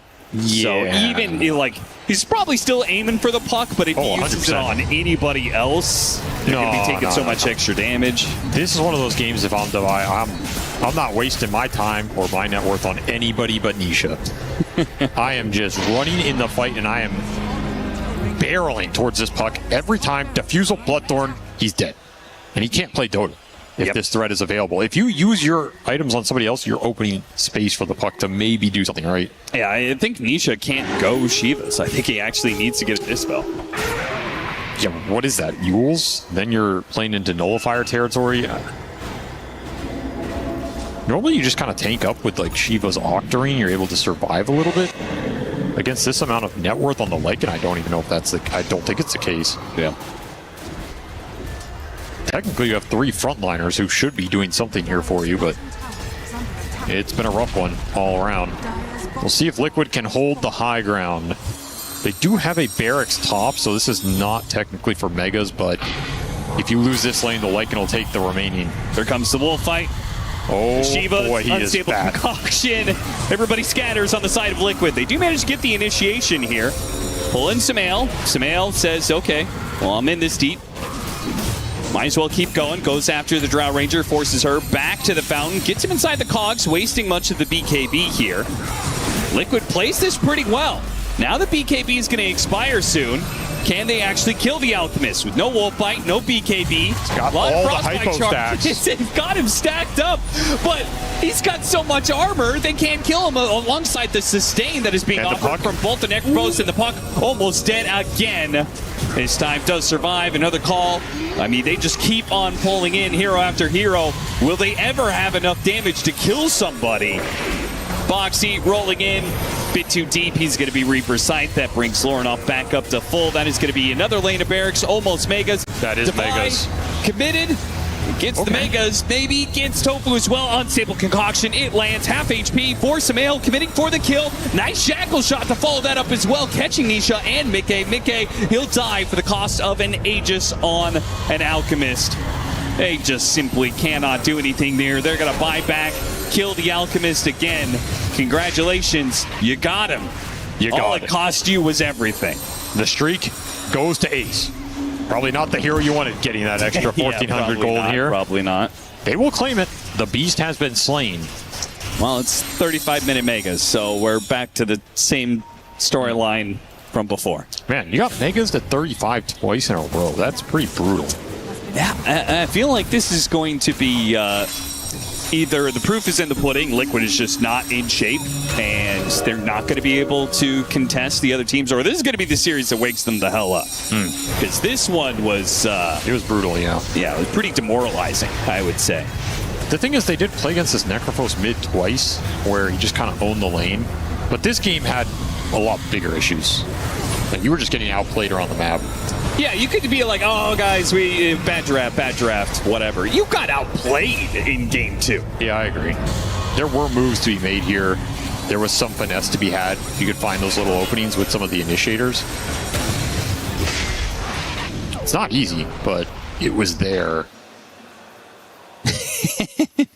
Well, Smail's having a good old time. Oh, yeah, he loves this style of Dota where he can just play some initiating carry and just run in, start chunking people, force the enemy into a position where they have to make a call in terms of, are we strong enough to take this fight or not? Otherwise, he's just already slaying you.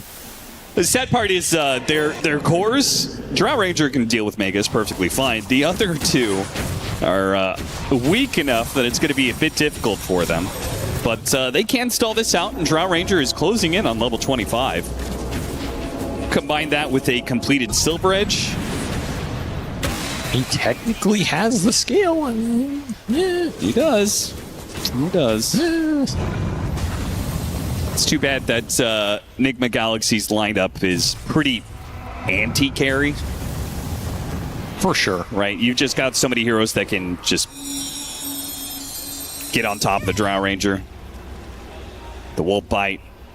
Some Blink Daggers. Speaking of level 25s, you've got it on the Necrophos as well as the Alchemist. Oh, and they pulled an axe to the Isle. Okay. That's pretty cute here. They're not normally the most broken ags in terms of like, oh, it's a timing ags and we win the game. But this does add a decent amount of damage and slow to the fight. And it also lets him just absolutely farm the map. He has a heart. Yes. So like he can just become a hyper beast now. You gotta remember, this hero still has the attack tethered allies target talent at 25 if you get there. Yeah. So if you actually scale up on IO, you start hitting really hard.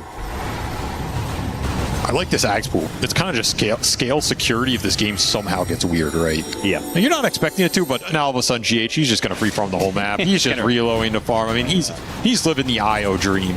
And you know what? 0, 1, and 18, that is perhaps the perfect IO scoreline. The perfect GH scoreline, right? He's just a helping friend. I'm not going to take any kill. I'm not going to last hit anything, but 18 assists, I'd never die. Feels good, man. I like that play where he TP's back for a little bit of regen before the relocate completes. BKB for the like and a late BKB. Man, that's got to feel great to pick up BKB when the game is already done. You know, you're like, I wasn't even at my full form yet. True. So we see Nigma Galaxy going to group up mid, look for the final push. Not going to wait for any roast. They're not going to play Falcons Dota. They're going to play Nigma Galaxy Dota, which is full send it. Timings right. be damned. Somehow end up in the enemy fountain. Well, here it comes. Combination of Mega Creeps and Sustain. The initiation on Lornoff. He's going to be healed up a bit, but they do manage to break that tether, and Lornoff needs some help, and he will get it. Had the BKB, got off the Ghost Shroud, full heals. Still, though, Liquid don't lose anything for this. Puck not dead yet. Oh, big trouble, though. Is he going to be able to blink away? He will. He'll get farther away, but he won't get far enough away. These heroes are just too fast. They have too much mobility. They'll come in with the Shivas, eventually get him. So they did lose something for that. Just nowhere to run. Too much disable from the itemization here. They're going to send the creeps in, start pelting onto Mickey, look for a jump. Try to go for that jump. Geomagnetic Grip pulls him out. Self-stun for the Alchemist. They just can't get the kills fast enough, though. Tofu's going to be overwhelmed. Reaper Scythe managed to get the roll in, and quick silence on many of these heroes, but the damage is there. Call goes out. Sure, got Omar. They might be able to kill that Wind Ranger one more time before the end of the game. Throne is exposed. The Vayu Llama blinks forward. Another Geomagnetic Grip to be able to save the Axe. Trying to kick back these heroes. Kick back the Wolf instead. Not the Wolf he intended to. A nice relocate save. Ace, another call, trying to pull them into the fountain, but the throne will explode first. Nigma Galaxy topping out Group B right now with another 2-0. They're looking in peak form, and they are peaking at the right time. This is a nice tournament to find some momentum. The drafts are looking stable. They're playing really well together. They're scaling comfortably. like, this is another game, right? Is there even any risk of them throwing this game? Like, it's impossible. It feels almost impossible. So if they got rid of that weakness, there's not a lot of weaknesses left, because I think they've had very good laning stage for the entire season. And, you know, if you look at this team right now, like, what are you trying to exploit? It's not so obvious what the weak point is that you're trying to exploit. So they're firing all cylinders and just manhandled Liquid today. I think Liquid are still trying to find what do their hero pools look like? Like, can you tell me what their hero pools look like right now? Because I have no clue. It's not all over the place, right? Like, I don't think ViCi's hero pool looks comfortable. I don't think, like, they bring out the Nisha signatures, but he's not really getting into lanes where he can transition to that mid game in a solid spot. Yeah. And then I think Ace's hero pool is kind of all over the place. Like, yeah, I think for this entire season, Ace's hero pool has been a little weird. So they need to figure that out, and I think it'll start clicking for them. And I think maybe that's what they're trying to do, right? They're trying to pick a diversity of drafts and figure that out. But man, it's tough when you're in these matches and you're just getting ransacked, and it feels bad.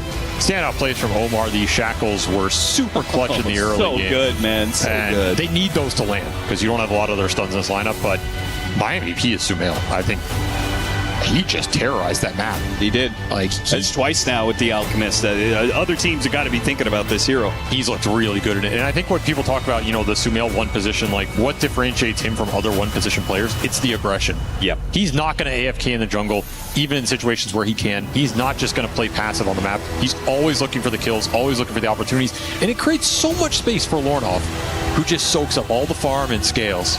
And it's a great pairing. Well, we're going to talk to the man of the match right now. Let's go to the stage where we've got Sumail ready to go. Thank you very much, my friends. I'm here with the king himself, Sumail, joining me. What a thrashing you just delivered to Team Liquid on the other side. It was kind of a walk in the park in many ways. You feel like you won this. Why? Because of what? Drafts? Was it more your prep? Was it just outskill? What's your take on it? I think it's a bit of all components combined. We had a good talk about how to play the map yesterday. And I think our drafts were a bit too good for them to do anything about it. Well, you're one of the rare characters that actually gets in the front lines when it comes to the big fights, always in the middle of things, the thick of it all. Where does that confidence come from for you and the rest of the team? A lot of delusion, to be honest. You need a bit of it, right? Yeah. And how's the chemistry so far with the entire team, having now kind of consolidated together?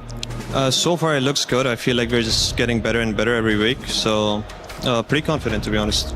Well, if, and you know this even better than I do, if it was a Team Falcons that are playing in this, they'd have gone up to a 60k gold lead. We'd be here for an hour and a half trying to close the game, but you just go into it and make sure that you're locking down the game. Why is that the case? Is it because the king is leading the charge for the army here?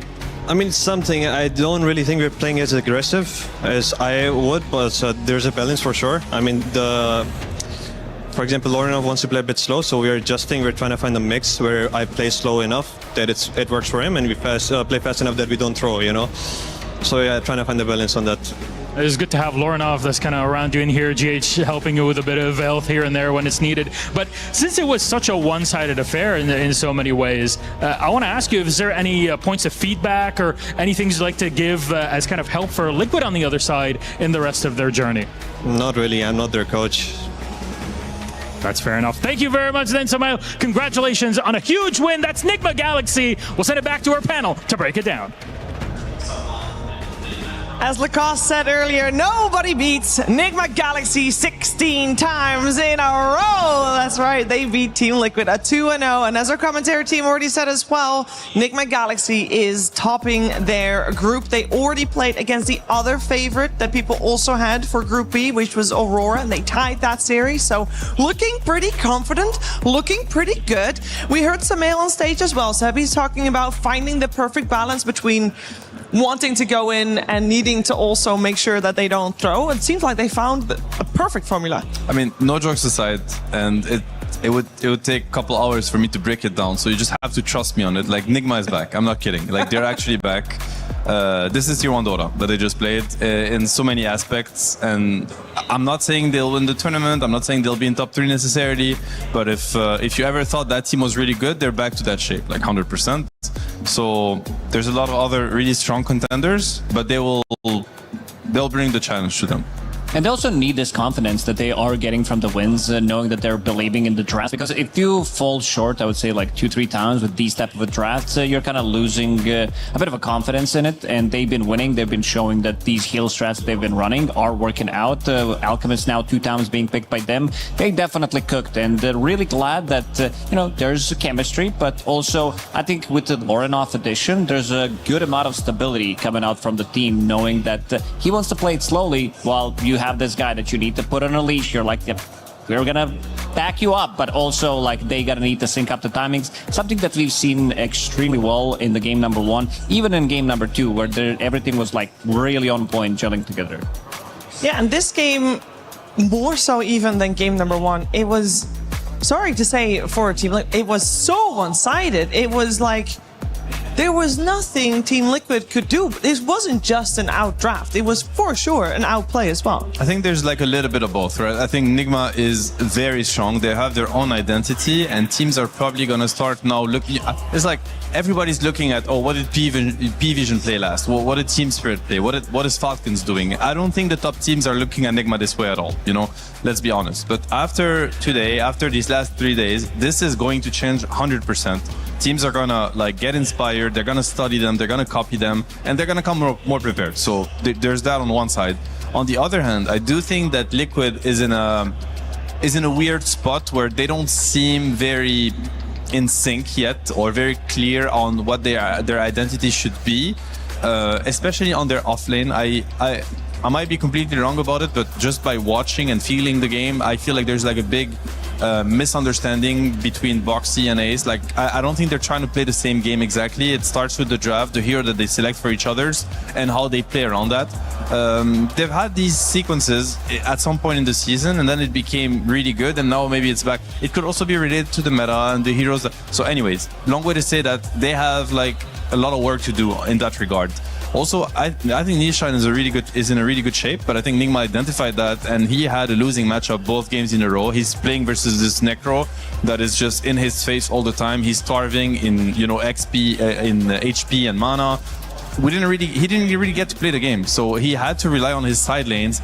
But unfortunately for him, the side lanes were going terrible. I mean, Ace got to pick his hero twice as a reactive pick. He decided to pick Undying into the SF Bane lane, got destroyed on that lane, and now he decided to pick Axe after seeing the safe lane again, after seeing the Wisp and what he thought would be a Necro safe lane.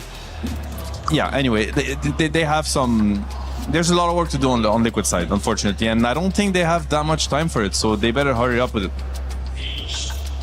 Yeah, it's a little bit of a problem, especially... I mean, you're saying how Nisha had a tough game with this, and we all saw that. Lacoste, we said after the draft was done that it should be a free puck game. How come free puck game in a way where they have no stuns, like no guaranteed stuns. You know what? Apparently you don't need it. You just put Omar. He got kind of annoyed that they banned his hero, and it's like, you know what? I'm gonna show you what I can do with other heroes, because he was landing some really mean shackles, like 2-man shackles every single time. Like, you need that to be able to get the Reaper side, maybe get some other spell on top of him, and he landed it every single time, which was pretty impressive. These are some, like, probably one of the best, if not the best performance that I've seen Omar have. I think Liquid after that, or anyone else after that, is gonna be like, you can have Hoodwink, actually. Just keep the Hoodwink. We don't want to see any of it anymore, because that was even, as you said, maybe even more impactful than the Hoodwink, and he actually plays a very mean Hoodwink. Yeah, you say how people are gonna look at Nigma Galaxy and take inspiration from it. We already heard 9class earlier this week talk about that IO might be on his radar, and then he might showcase it to us. We saw the GH IO, and as a position 5, probably still a little better than as a position 4. We've seen it banned frequently against them as well, but is this hero like truly back in his form, or was this a hero specialist at work? No, I'm an IO spammer. The hero is very good. It's very good on both support and core role. I think it's just that IO takes, first of all, IO specialist. I think in the wrong hands it can look really underwhelming, and it also takes a lot of practice for the team, because it changes the dynamic of the map completely. The classic Dota dynamic now is the supports are playing with the mid laner, they're running around, making stuff happen around the map. With IO, it's a little bit different. Like, he spends more time with one of the side laners, So you have to rework the synergy between the mid and the position 4 or the position 5 for that matter. So the whole team has to kind of get on the same page to how do we play the map with IO, how do we use relocate. If the work, you can't just like pick it up. You have to put some work into it beforehand. That's why not every team is going to look at it. But the IO teams are definitely going to use IO this tournament. Maybe Team Liquid needs to use some IO in their upcoming games. This was a rough one for them. Very curious to hear how they have experienced this. And for that, we are heading over to Purge, who is talking to Nisha. Hey, this is Purge here with Nisha of Team Liquid. You guys just had a tough loss, unfortunately, against Team Nigma. Why don't you tell me what happened? We lost to Necro and a lot of healing. But I think first game was like reasonably easier. I think we could have had it. Kind of misplayed a couple of fights, but I think we had better timings. The last game, I don't know what happened exactly, but it felt like we couldn't like do anything. But I think we kind of failed to like connect me, Clock, and Air Spirit together in early game at least. And then it's just kind of, I don't know. I'm dying to like Shackles and just Windrunner. It was weird. It felt like they had a lot of damage, yeah. Game 1, you played Ember Spirit against the Necrophos. You said you struggled against Necro a little bit total, but it seemed like the lane was hard, but you got back in the game, you got a bunch of kills, and then maybe things didn't go from there? Yeah, I think the first game was kind of okay, as I said, but I'm like level 10 against level 10 Necro, and I have Kotal. I think we should have kind of be able to run them down with Vessel. Kinda ended up getting gripped every fight for 5 seconds, but like we have no cancel, so it's just life. Could have played better. So do you think it's just gameplay issue or draft issue? I think mostly gameplay at that game, because I think it was kind of easy. What went wrong in the drafting game 2 then? Felt like they had all these heroes that were like impossible for you to kill, and you're playing Puck. Like, who do you kill on their team? I don't know. I mean, the thing is, they shouldn't be able to kill me, first of all, and we should like choose the fights how we want to take them. We have like better jump, better map, but I think the early game was kind of shit. I got kind of stumped mid, I guess. I don't know, 1k behind doesn't feel good. Should dictate the tempo of the game, but didn't. Okay, well, thank you for joining me. I appreciate it, and good luck in your upcoming match. Thank you. Seemed like everything fell apart a little bit for Nisha in the early game, especially in game 2. And you got a feel for a guy, Lacoste. Playing against Necro 2 games in a row, Yeah, it's not a traditional mid hero in a sense. Like it's a bit of a blast from the past, and he's experiencing some right now. Also, maybe getting caught a little bit off guard. I think he had a great point about in the first game them because he was doing a very good job pulling the creep wave into the enemy big camp in the triangle, making sure that he's keeping up with the levels. So everything was good on that end. It's just that, as he said, they failed to connect, and it definitely feels bad. And we said prior to this matchup, it's not going to be easy. This is not something that he's going to be stomping, because Lorinov, like, he has been mercenary. There's a reason why this guy has been on like 7 different teams as a stand-in, and now finally Nigma Galaxy decided to pick him up because he has been looking so stable pretty much in every single performance that he did have.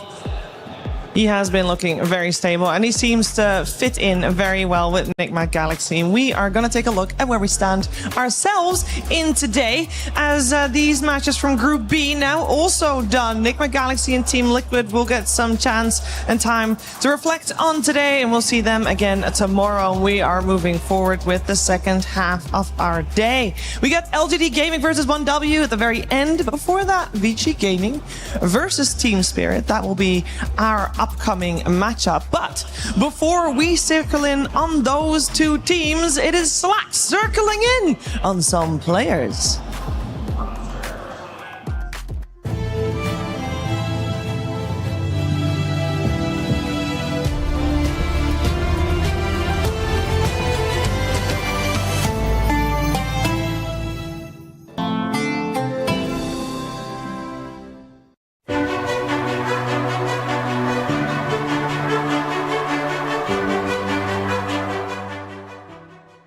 Now, the most exciting part of this is when the last team comes. Team Yandex, my friends, they have made it to the event.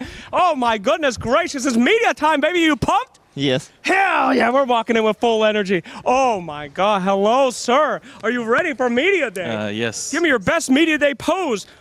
That was really good. Thank you. Good morning. Good morning. Now, a lot of these teams are not used to media days, but you, sir, have been through a... What the hell's going on in here? You have been through a lot of media days, huh? What's the good thing about media day? Seeing you. Oh, that's cute. But what's one that's not a lie? There's nothing good. But it's over fun. You get some time.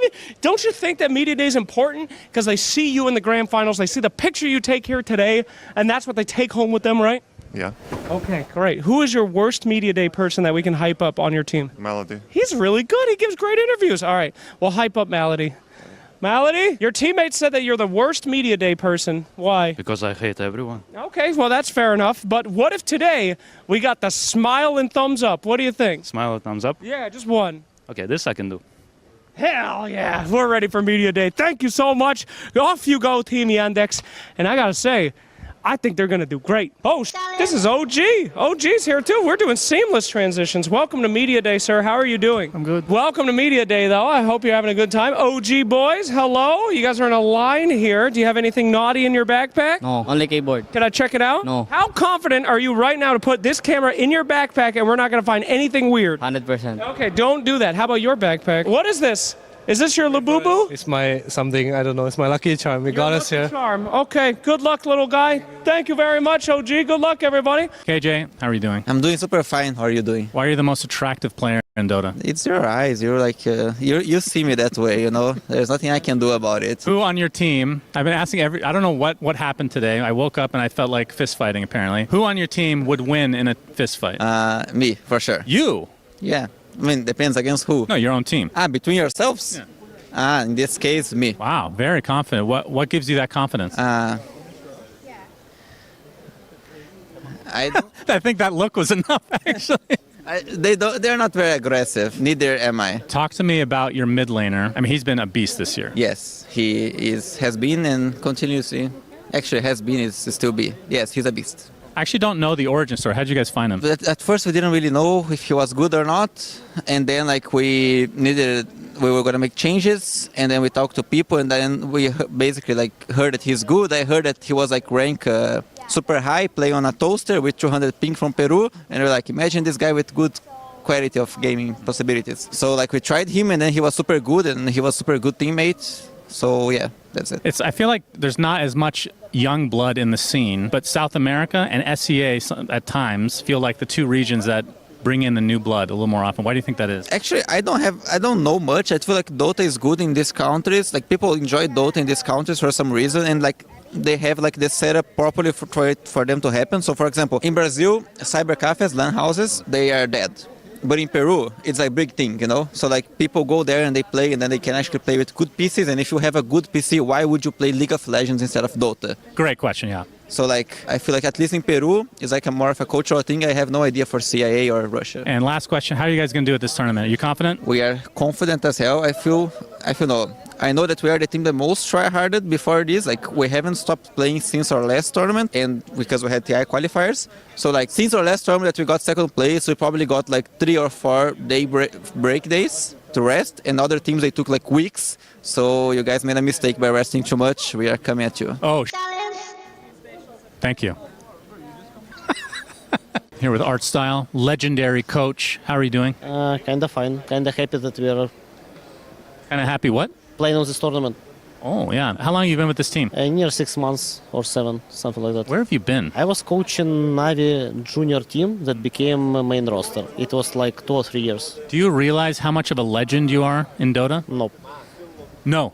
No. Do you still play a lot? I'm more watching, to be honest. Right now I'm more watching and replays and scrims, clan wars. So when you watch these days, do you, not to bring myself up here in this scenario, I used to play Counter-Strike a long time ago, and when I look at the current scene, I'm like, man, I wish I could be playing now. Do you ever get that feeling? Yep, sometimes I get it, but I feel like my brain is already tired for it. I need to think about family, about a lot of real life stuff, and I don't have enough time for it. How do you think you're going to do at this tournament? We hope to do our best, but on this tournament there are really strong teams. Also in our group, it's 2 teams that was finalists in previous big tournament. I don't know, we will try to reach to the playoffs, and after that we will see. On your team, if a fight were to break out, fist fight, who would win? I feel like Lace, he's kind of fat. Right, good answer. In your long history of Dota, have you ever had a team that you've been on that there was a fist fight? It was in my, not my first team, but in first team in my Dota 2 career. It was in Navi.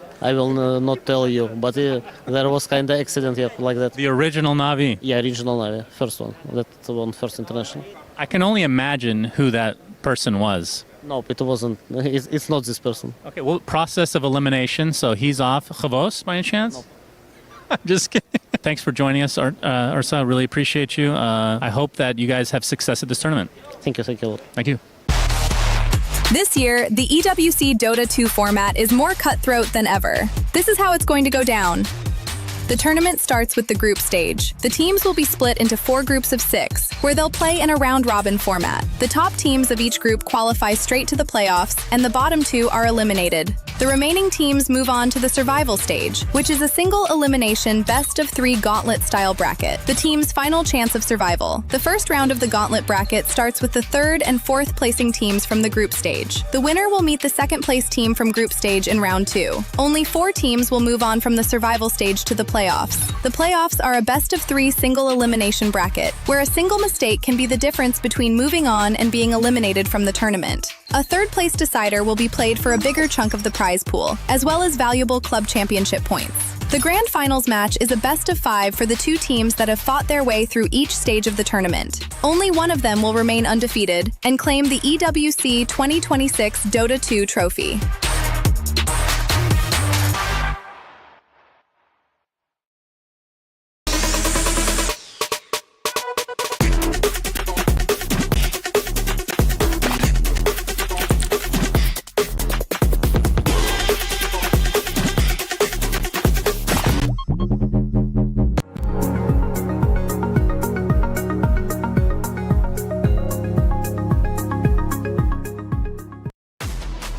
We have reached our Group C match of the day, and that means ViCi Gaming and Team Spirit will soon take the stage and go head-to-head in a 2-game series. And for that, we also changed things up on the panel. I'm joined by BSJ and Effie. Effie, how are you doing on this 3rd day of the group stages? I'm doing great. The Dota's been pretty unexpected in the sense that a lot of teams have been evenly matched. And then also unexpected in the sense that teams I thought would do better haven't looked that great yet. And, you know, not to spoil, but a couple of those teams are playing right now. So I'm looking forward to see how they've rested between yesterday and today. How have you rested between yesterday and today, Brian? I got my 8 hours last night, Cheese. I'm feeling pretty good. Feeling good? How are you feeling about today's Dota? Yeah, I've been enjoying the meta evolution. This is my favorite part of the group stage of the tournament. I feel like we're at that point where we're seeing a lot of the melee alchemists, the Lycans, like these melee guys that get up in your face, kind of winning over the Shadow Fiends and the Drows. So I'm also, one of my favorite heroes in Dota is Necrophos. So very rarely do we get to see this hero in competitive regularly. Lornoff putting on a clinic in the last series. I'm hoping to see more of it.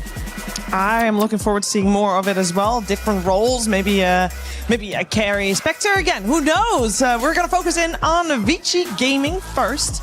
And if anyone is going to play Spectre on ViCi Gaming, it's Shiro. Let's find out how he's feeling before the series. Hey, I'm here with Shiro of ViCi Gaming. Shiro, you had a tough match yesterday against P-Vision. I was wondering, with time since yesterday, did you figure out what went wrong in the game? 大家好，今天呢，我们有室友在这里接受我们的采访。那我们知道呢，这个之前您的这个比赛还是很艰难的。我们想要了解一下您的感觉是怎么样的呢？有觉得哪个地方出错了，所以导致这个比赛没能够成功呢？首先他们是一支非常强的队伍嘛，然后我们现在还有很多不足，所以输给他们。 就对我们来说也是一件好事吧，我们能从中吸取更多的经验。然后出的问题在我身上的话，肯定就是因为第一把的对线我打得比较差，所以导致第一把的崩盘嘛。然后第二把可能就是整体都没有对面打得好。 Well, first of all, the opponent is a really strong team. We played with them. I think we learned a lot from them, so we can reflect on what we have done. Hopefully next time it will be better. So talking about the match itself, I think during the first round I didn't perform very well. So that's a loss that comes to this consequence. But hopefully we will do better next time. Okay, you've got Team Spirit coming up next. How do you feel confidence-wise against them? 那么呢，就讨论到一些成员之间的共同合作，然后呢，您觉得您是否有信心在下一场比赛当中取得好的成绩呢？我觉得就打好我们自己的，至于能不能赢的话，我现在也说不好，但我还是有信心的。Well, we will definitely try our best. We collaborate as a team. We don't know if we can win or not, but I have the confidence and I will really try hard. Okay, great. And then one last question. What's your favorite hero right now to play as carry? 那么下一个问题就是您在这个整个的项目当中，您最喜欢的那个英雄角色是哪一个呢？我最喜欢 Tiny。I like Tiny. That's a good choice. Very good hero. Okay, well, thank you for joining me for the interview, and good luck in your match. 非常感谢您参加今天我们的这个采访，希望您一切顺利。谢谢。Thank you. To be honest, getting to play Tiny in this upcoming game, I think, Brian, he's got good odds for that. Yeah, as long as the Necrophos is banned. There's a few heroes in the patch right now that are I think has made it difficult, because a lot of times a hero that was top picked like Tiny, they tend to fall off, sometimes because of the numbers nerfs that have happened to him, but also because of the shift of the meta. So I think that Tiny's more situational, but it does enable XM's hero pool of all these ranged like snipers and vipers that they've kind of strayed away from a little bit, so I wouldn't mind it. Yeah, and Tiny's still a pretty good solution to Puck, which is a hero that Laurel will definitely be looking at. But I'm pretty happy with what I heard from Shiro in that interview, because in their series yesterday, in their Game 1 versus P-Vision, there's really not that much you can take away from it if one of the players on the safe lane isn't able to say, I messed up and that was on me. And that's what we got in that interview. He said, I just didn't play well in that first map. And that's what happened. You know, they lost a lane that they shouldn't have lost with their Shadow Fiend and Oracle. And to be able to just take personal accountability for me is a very good sign. Yeah, very strong, and it also gives me hope that they can adjust against their opponents today, which will be Team Spirit, the defending champions of the very strong roster that seems to be aiming to peak at the right time. We normally say that around this time Spirit does come to life, and part of the reason why they potentially might be coming to life here is because of one of the changes they made recently, of course, adding Miposhka as a coach. How did that came to be, and does it fit him? Let's find out from Yotoro. Miposhka as a coach, like the same guy, but he more looking from the auto game, and he's like more chilled about like his job. Like he can like talk a lot about Dota, like what he always loved, like talk like 8 hours about some like laning, like some theory crafting of Dota, and it's fit him maybe more. Let's see, we'll see like how it goes. I would say we always like changing our playstyle about the meta. Anyways, it's about like some what is more reliable to play, like play for farm, play for kills, play for early or mid lane. We like trying to understand what is better and trying to follow it about like what is the best option to win. The last months was a bit tough because we like had no coach, and into first we had no Laurel, then we had no collabs for some tournaments, and we had troubles about our roster like with Panto, and it was hard to stick up like team together and trying to win, because we like trying to fix our like problems about our game.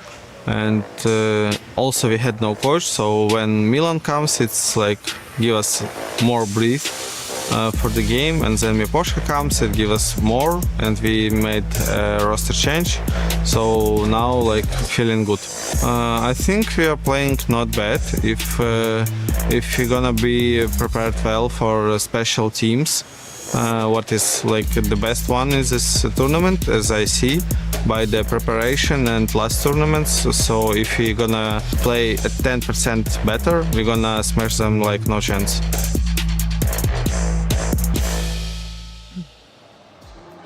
So how has Team Spirit been doing? For that, I'm gonna ask Effie how she feels that her team's been doing. They're definitely looking better than they did earlier in the season, but they're still not in Team Spirit top shape, and I hope that they can fix that through this group stage, because while they did 2-0 Nemesis yesterday, it wasn't in the way that you would want a team to do it. Like, it felt like their laning stage wasn't that strong. They were down in net worth, and they had to do the team spirit thing, which is find a good fight, make a comeback, and they looked really good after that point. And ideally, you're not playing for comebacks. I know it's a team spirit specialty, but I would like for them to today to focus a little bit more on lanes, which ironically is the same criticism I had for ViCi from yesterday. Yeah, for me, I always go back to that interview with Collapse at Dream League, the last Dream League, where we asked him about what was it like to get not me on the team, and he was coming back from a break on Collapse, and his response was like, I came back and found out I had a new teammate that was laning with me. So there was like clearly that lack of leadership and like vision for the team, not only inside the game, but also outside of it. So I think we're seeing glimpses of it, like Mira was mentioning, but I really do think that they will grow exponentially as the tournament goes on. So I have high hopes for them. Well, I thank you for both of your insights so far. We're going to get some more insights. I believe we got Seb and Lacoste to talk about this very series.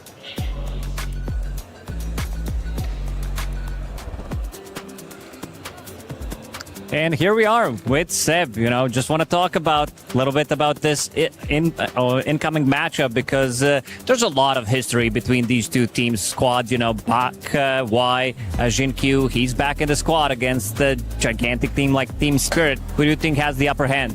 It's hard to say. I mean, to be fair, I'm excited about this one because I haven't seen Spirit play yet. It's been so hectic, so busy the schedule. I'm looking forward to it. You don't know. It depends which kind of Spirit you're getting. If you're getting Spirit peaking, I don't think anyone can stop them. If you're getting a Spirit that's finding their form, their identity, this is a good squad to take games from them, because there's a lot of history, right, between these players. Oh, absolutely. They met each other's in TI finals. They know each other's in and outs. Also, with the addition of Miposhka, how do you think that's going to influence how Team Spirit is going to be playing? Because the results, they were kind of lacking. I mean, obviously a big buff, right? I think he's always been part of their success. He's the core of their identity. And they know each other's in and out. So Miposhka to Spirit can only be a good news to Spirit fans. I think they're looking pretty strong this tournament, and even though they always tend to start the tournaments a little bit slow, but this is like a two superstar roster. On the other side, ViCi, this is a Chinese year, TI is going to be in China. There's a lot of pressure on their shoulders, Absolutely. and I know that it can be a double-edged sword for Chinese teams usually. They can crumble to it also. And for the last series, 1 dub against LGD. This Crazy is one. the LGD squad. I mean, this should be a banger. Yeah, crazy one. This one, probably the two most crazy, creative teams in terms of strategy, in terms of breaking the game. So, perfect way to finish the day. I think impossible to know what to expect, literally. It starts from the draft. It's going to be chaos all around, but the highest level of Dota. Oh, absolutely. Can't wait to see it. But first, we're going to have to see ViCi Gaming against Team Spirit. Back to you, Shiver.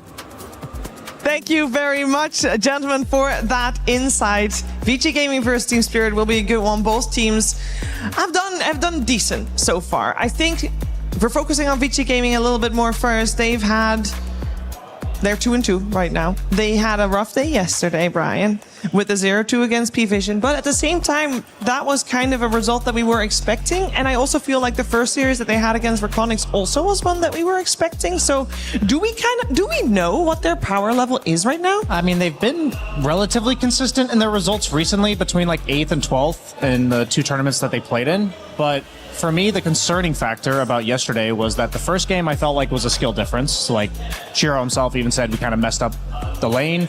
And the second game itself felt like a draft loss against Puppy. I think Puppy crafted quite the masterpiece in game 2 there. So I guess for me, it's when I look at a team like ViCi, I'm always asking myself, what does it take for them to take games or series off of the tier 1 teams? And yesterday, when they got outclassed in 2 different ways by 9class himself, I guess it just doesn't bode well for them. But I think that they will be a team that bounces back, and I don't think Spirit looks nearly as invincible as P-Vision. So I will get a much clearer gauge after this one. That's fair to say, I think, Effie. Yeah, I would agree with that for sure. I mean, both of these teams have work to do in their early game, just based on what we've seen from yesterday. But sometimes I think you can just get caught off guard. ViCi hasn't really... I mean, I don't know exactly where they've been boot camping or what they've been doing, but I know that it's very unlikely that they've faced teams like P-Vision in their scrims while they were playing their qualifiers, right? So you come into this tournament suddenly you're shocked by the quality or the difference in laning from a team like P-Vision, and maybe that's just what you need, that snap back into, I can't make this small mistake. This tiny play that I was getting away with versus other teams, I can't do that anymore. And if that clicked for them, I really do believe in ViCi Gaming as a team. I think they're very high skill. I think this may be also one of those group stages that because you play one series per day, it gives you a lot of time to make those adjustments. And if, like Evie says, there's not been those type of scrims that they can learn from the matches here, and they can learn a lot from the other games that are being played at the same time. So a lot of information to learn from. The question is, how much have they learned? Have they learned enough for ViCi Gaming to beat Team Spirit, or has Team Spirit also learned enough to take this 2-0? Let's find out as we head to the stage for the game. Thank you very much, Shiver and the panel. And yes, this is the fight in Group C. It is the middle of the pack, only in name, as our next two opponents go up head to head. Our first one, bringing them up on stage, is ViCi Gaming!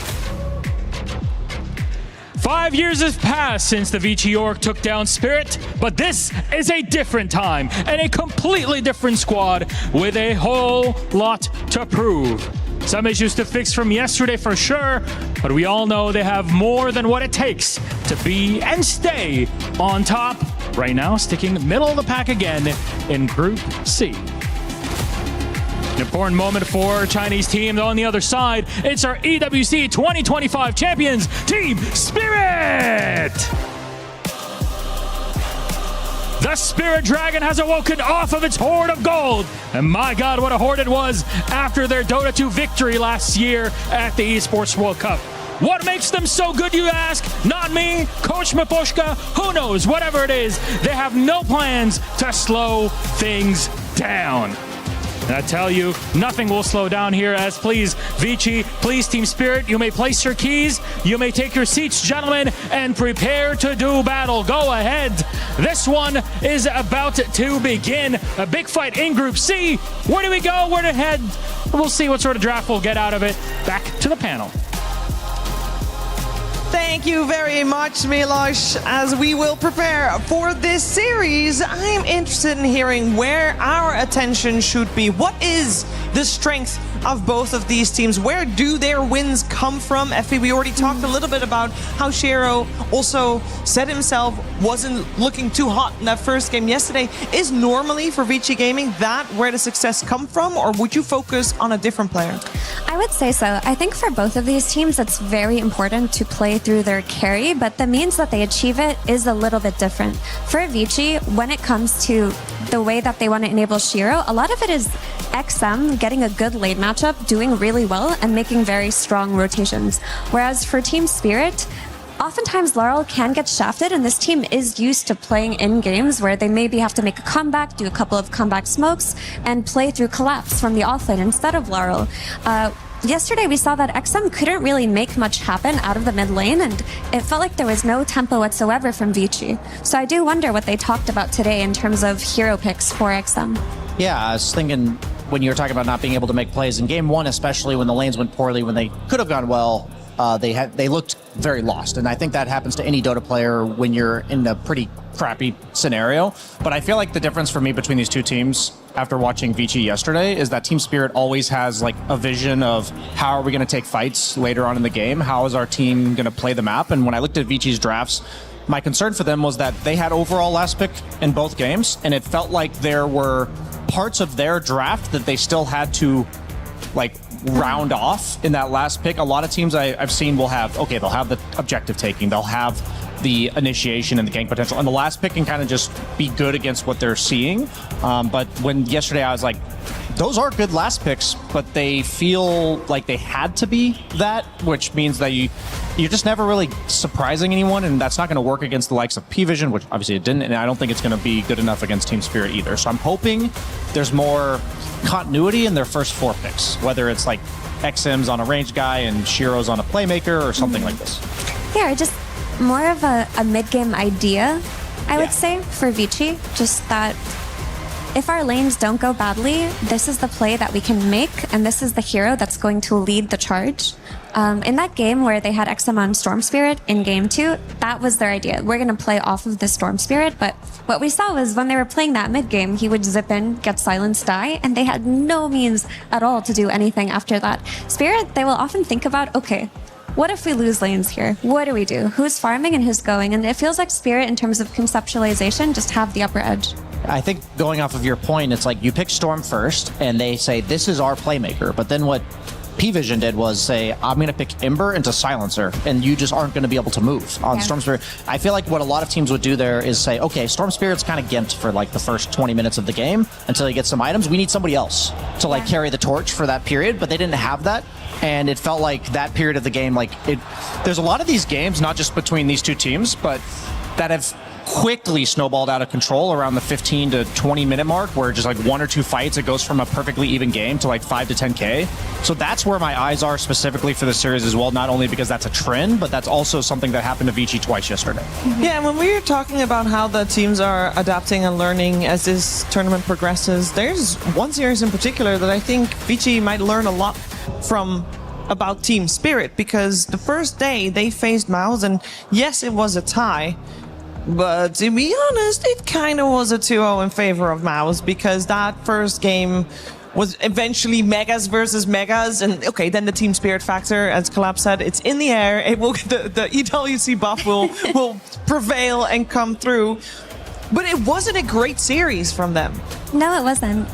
In an ideal world, you're never playing for comebacks. Like, while it's awesome when they happen, that's not a scenario you want to be in, where the other team has megas and you have to find, as Brian calls it, the Doctor Strange simulation, where you find the one team fight that works for you. That's not what you want, and that's why I'm a little bit concerned for Spirit. But we heard in that interview from Yatoro where he said they're still trying to figure out what exactly they should play for. Whether it's the early game, the mid game, or the late game, they haven't solved it. So this group stage could just be about finding that X factor for them. Like, what is it that works the most?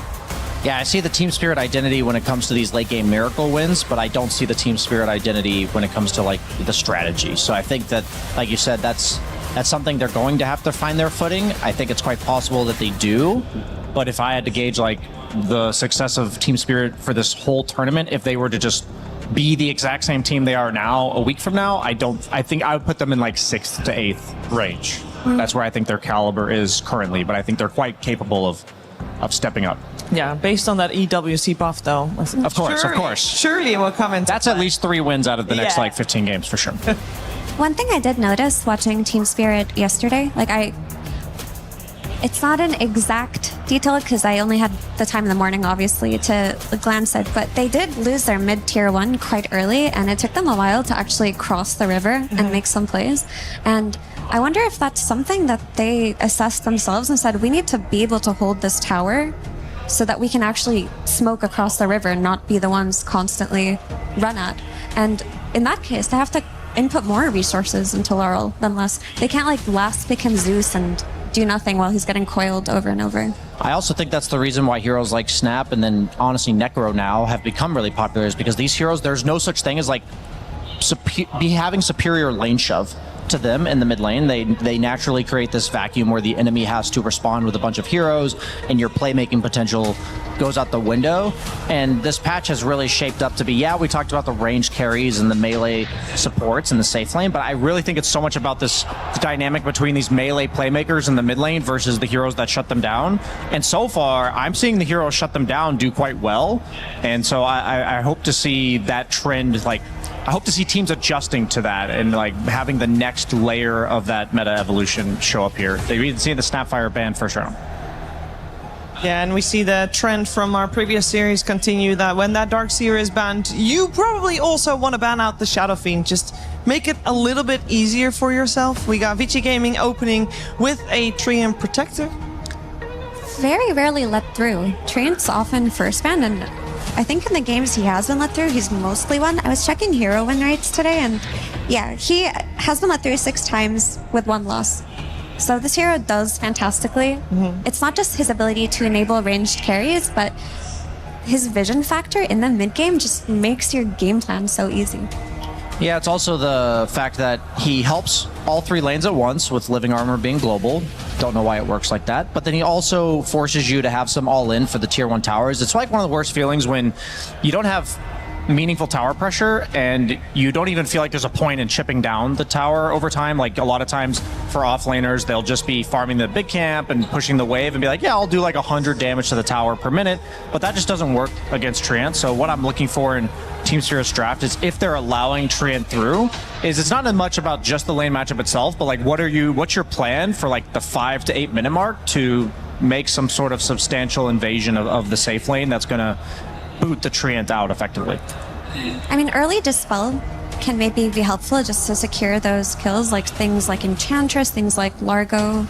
I could see those being effective. We did see Enchantress have success against, I think it was Mao's that played. It may have been somebody else.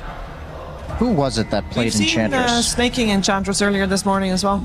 Hero, I was surprised wasn't as popular as it was in the last few tournaments, because yeah, it's still seeing play, but there's some of these other supports like the Treant and the Clock that are just having a bit more attention put on them. But I do think Enchantress is quite good against Treant in theory, because you do take the early tier 1 towers and you dispel the living armor, which is a lot of his early game potential. And you also don't really like, a lot of supports are afraid to like walk through the jungle against Tree because they will die to a Tree +1, and Enchantress is one of those that won't. We got the Hoodwink and the Mars removed by ViCi Gaming in the second ban phase. Mars is a weird ban. I know it's collapsed and everything, and he is good at finding Treant because the arena destroys the trees, but I don't know. I think Mars has just been severely underwhelming in the past few months. Quite the respect ban, I would say. Yeah, I mean, it could just be one of those situations where you know you're gonna just pick that ranged hero for Shiro, and you think to yourself, I'm playing against Collapse. We kind of have to take this hero out. Because Bulwark versus heroes like maybe Gyrocopter or Wind Ranger, that could come out. You don't want to deal with that. And I believe ViCi were in a situation where they picked Wind Ranger to flex it and ended up having to shift to an Ursa, and that didn't look good. So maybe just secure Shiro's game was what they talked about. Yeah, I think the reason that didn't look good is because when you were flexing it, you had a problem to solve. It was not that, okay, we can just move Wind Ranger or not. It's like they have a lifestealer on the enemy team that we have no BKB piercing damage. So when you flex it, it doesn't feel like you're free to choose. It feels like you have to solve this problem, and that means, okay, I guess if Wind Ranger doesn't solve that and none of the 4s in existence do damage through BKB, then we just have to move the Wind Ranger, and that's an example of if their draft is a bit more well-rounded, then it's like, okay, what lane do we prefer? And that ends up being a more free-flowing idea of your draft. Speaking of free-flowing, I feel like Largo is a free spirit. He is, I agree with that. He goes with the flow. Yeah. He's a viber, for sure. He really is. And that's the idea versus Treant, is we're going to have a Dispel, and they do it through the offlane instead. While Largo, I think, is not as strong as he used to be. He is quite the good hero for Team Spirit, which it's not necessarily the kind of hero you'd attribute to Collapse, but he's played it a lot. He's had some really strong games on it, and the only issue with it is that it needs time. But again, Spirit are maybe like, it doesn't matter. We'll find that one mid-game fight. We're okay to go slower on our lanes. Yeah, what is the... I mean, it's not really threatening to push Treant's tower. It looks like you're more content to just trade farm. Largo's more of a push out the lane, go back to his jungle camps kind of offlaner. They do go for the XM Storm Spirit. I was very curious about the mid lane dynamic for this series. I would be curious if Laurel's willing to whip out the Huskars or the Necros. This is not a hero that's flexed. You can definitely punish Storm Spirit in lane. They might just go for the Ember like a lot of other teams do. But I think there's a lot of options to potentially punish this. And I feel like Liquid last series did not respect a player like Lornoff. When you're like, Nisha, I'll give you Ember, I'll give you Puck against Lornoff's Necro. And so I'm wondering if Team Spirit's willing to do the same thing. I wonder if they're willing to play Keeper of the Light at all, because if they're thinking about this Ember versus Storm, they could just take a page out of 1W's book and just go for that Coddle, Ember, Largo. That would be a nice trio. I always think of Coddle, you know, Ari even said himself, like, you have to be a Coddle team. Yeah. And I'm not sure if Team Spirit is a Coddle team. I'm not sure if that's up Not Me's wheelhouse. Now, Skywrath Mage, that is an interesting pick.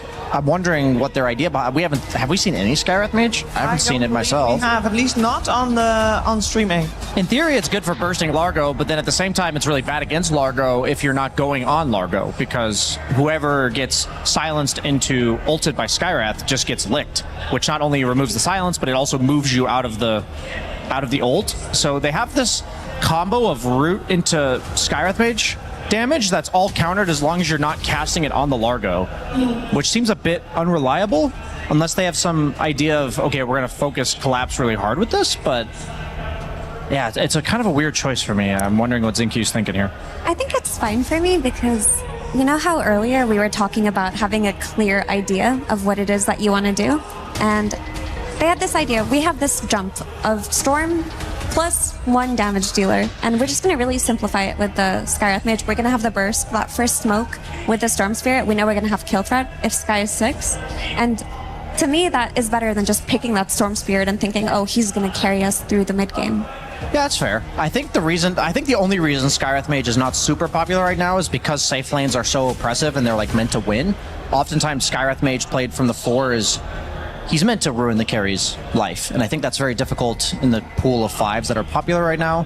They oftentimes either heal the carry substantially, like the IO last series, or heroes like Clock and Treant that draw a lot of attention to themselves. So I have to imagine that's why we don't see too much Sky. I think the hero's still, like, theoretically strong. Terrorblade, it's a pretty good blind pick, meaning you do know your lane, but you don't see your carry-to-carry matchup. A lot of the heroes that Terrorblade doesn't want to play against, like the Drow, are either not good or they're worth banning in the first round. You don't have a lot of these like Zeus's and Tinkers in the mid lane meta right now, so I was hoping to see a bit more Terrorblade. He is effectively a ranged carry when it comes to lane pairings with Treant Protectors and the Clockworks. I like the pick. I think it's good for Shiro. I think it fits his playstyle a lot. I really like the Terrorblade here, yeah.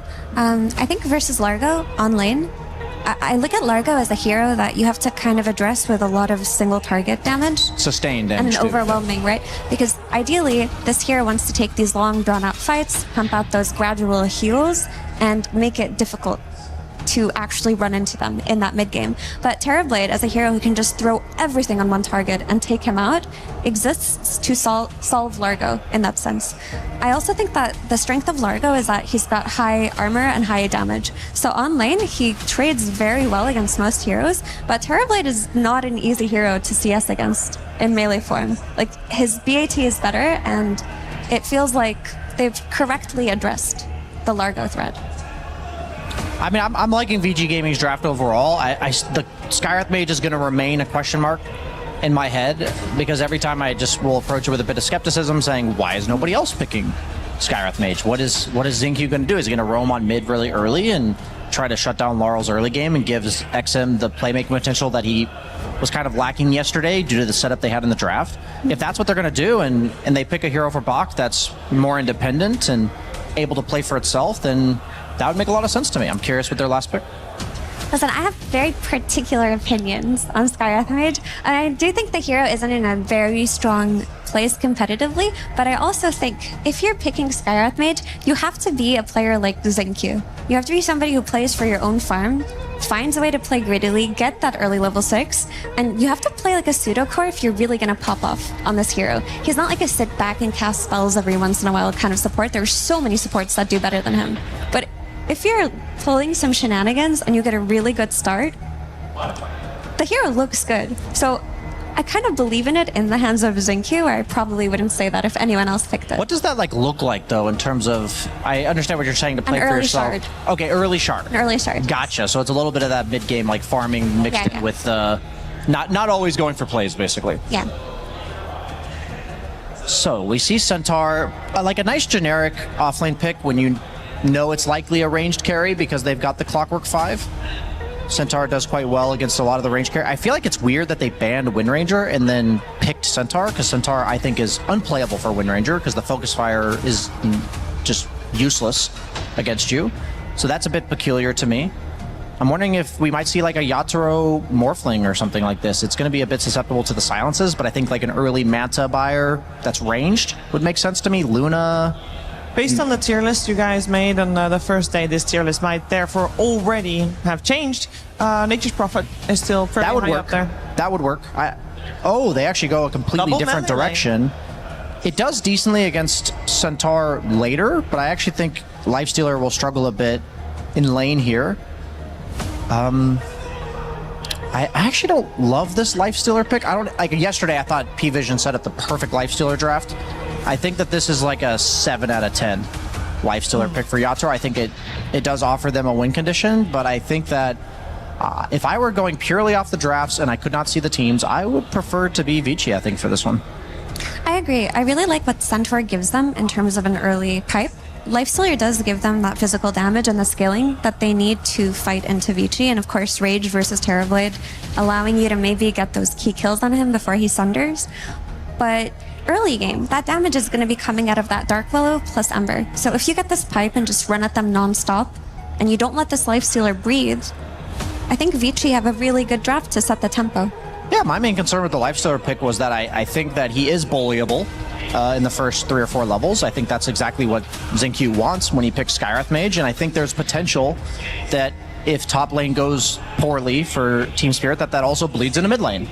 And I think that the lane momentum will heavily determine this game, like it has been for a lot of the matches we've seen thus far this tournament. And if Shiro's given a free farm, I think that ViCi and the rest of their lineup will be able to capitalize quite well on an early lead. They have objective taking, they have pick off, they have good wave clear. So yeah, I mean, I think that both teams have a win condition, but I think it's all about Team Spirit slowing it down and ViCi ramping it up. And for me, the big question mark right now for ViCi is, did they fix their atrocious laning from yesterday? Because the talk that we had about their draft, if they lose their safe lane and Largo gets a good start, then it's not going to be very relevant, and they're going to have to be playing on the back foot, going for a comeback, and that's not what you want in picking Treant plus Terrorblade. Indeed. It is indeed not. So laning stage has to be going well for ViCi Gaming to have a good shot in this game. We feel like they drafted kind of well, so I'm kind of optimistic on this one. I am curious about the Storm versus Ember. I want to touch upon XM versus Laurel there a little bit, because I feel like that's the lane where I think it's supposed to be even. Yeah, the lane itself is pretty even. I'd say the lane slightly favors Storm, and then the game favors Ember.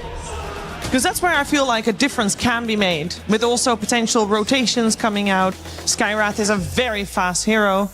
It can tip the scales in the favor of ViCi Gaming. Yeah, if ViCi Gaming ends up in a spot where Bach is just chill farming top and Skywrath Mage is roaming on mid, I think that favors them heavily. Well, we are gonna find out which team will take the lead in this 2-game series between ViCi Gaming and Team Spirit, as it seems like Yatoro has found some friends. Let's head over to Sunsman and Kezu.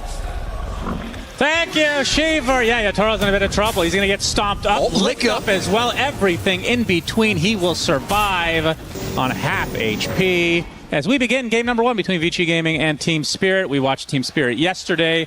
They were pretty good. I mean, not their top form, but quite good. ViCi, in the game that we cast, they just didn't show up. Yeah, they were not that good. So I do hope that we have a bit of a better gameplay coming out from them, because I do think they will need it. And we've got some interesting drafts coming out. I think both offlaners in this game should do very well. Like, I think the Largo, Dark Willow, quite a strong lane. Same also with the Skywrath Mage and the Centaur in the offlane.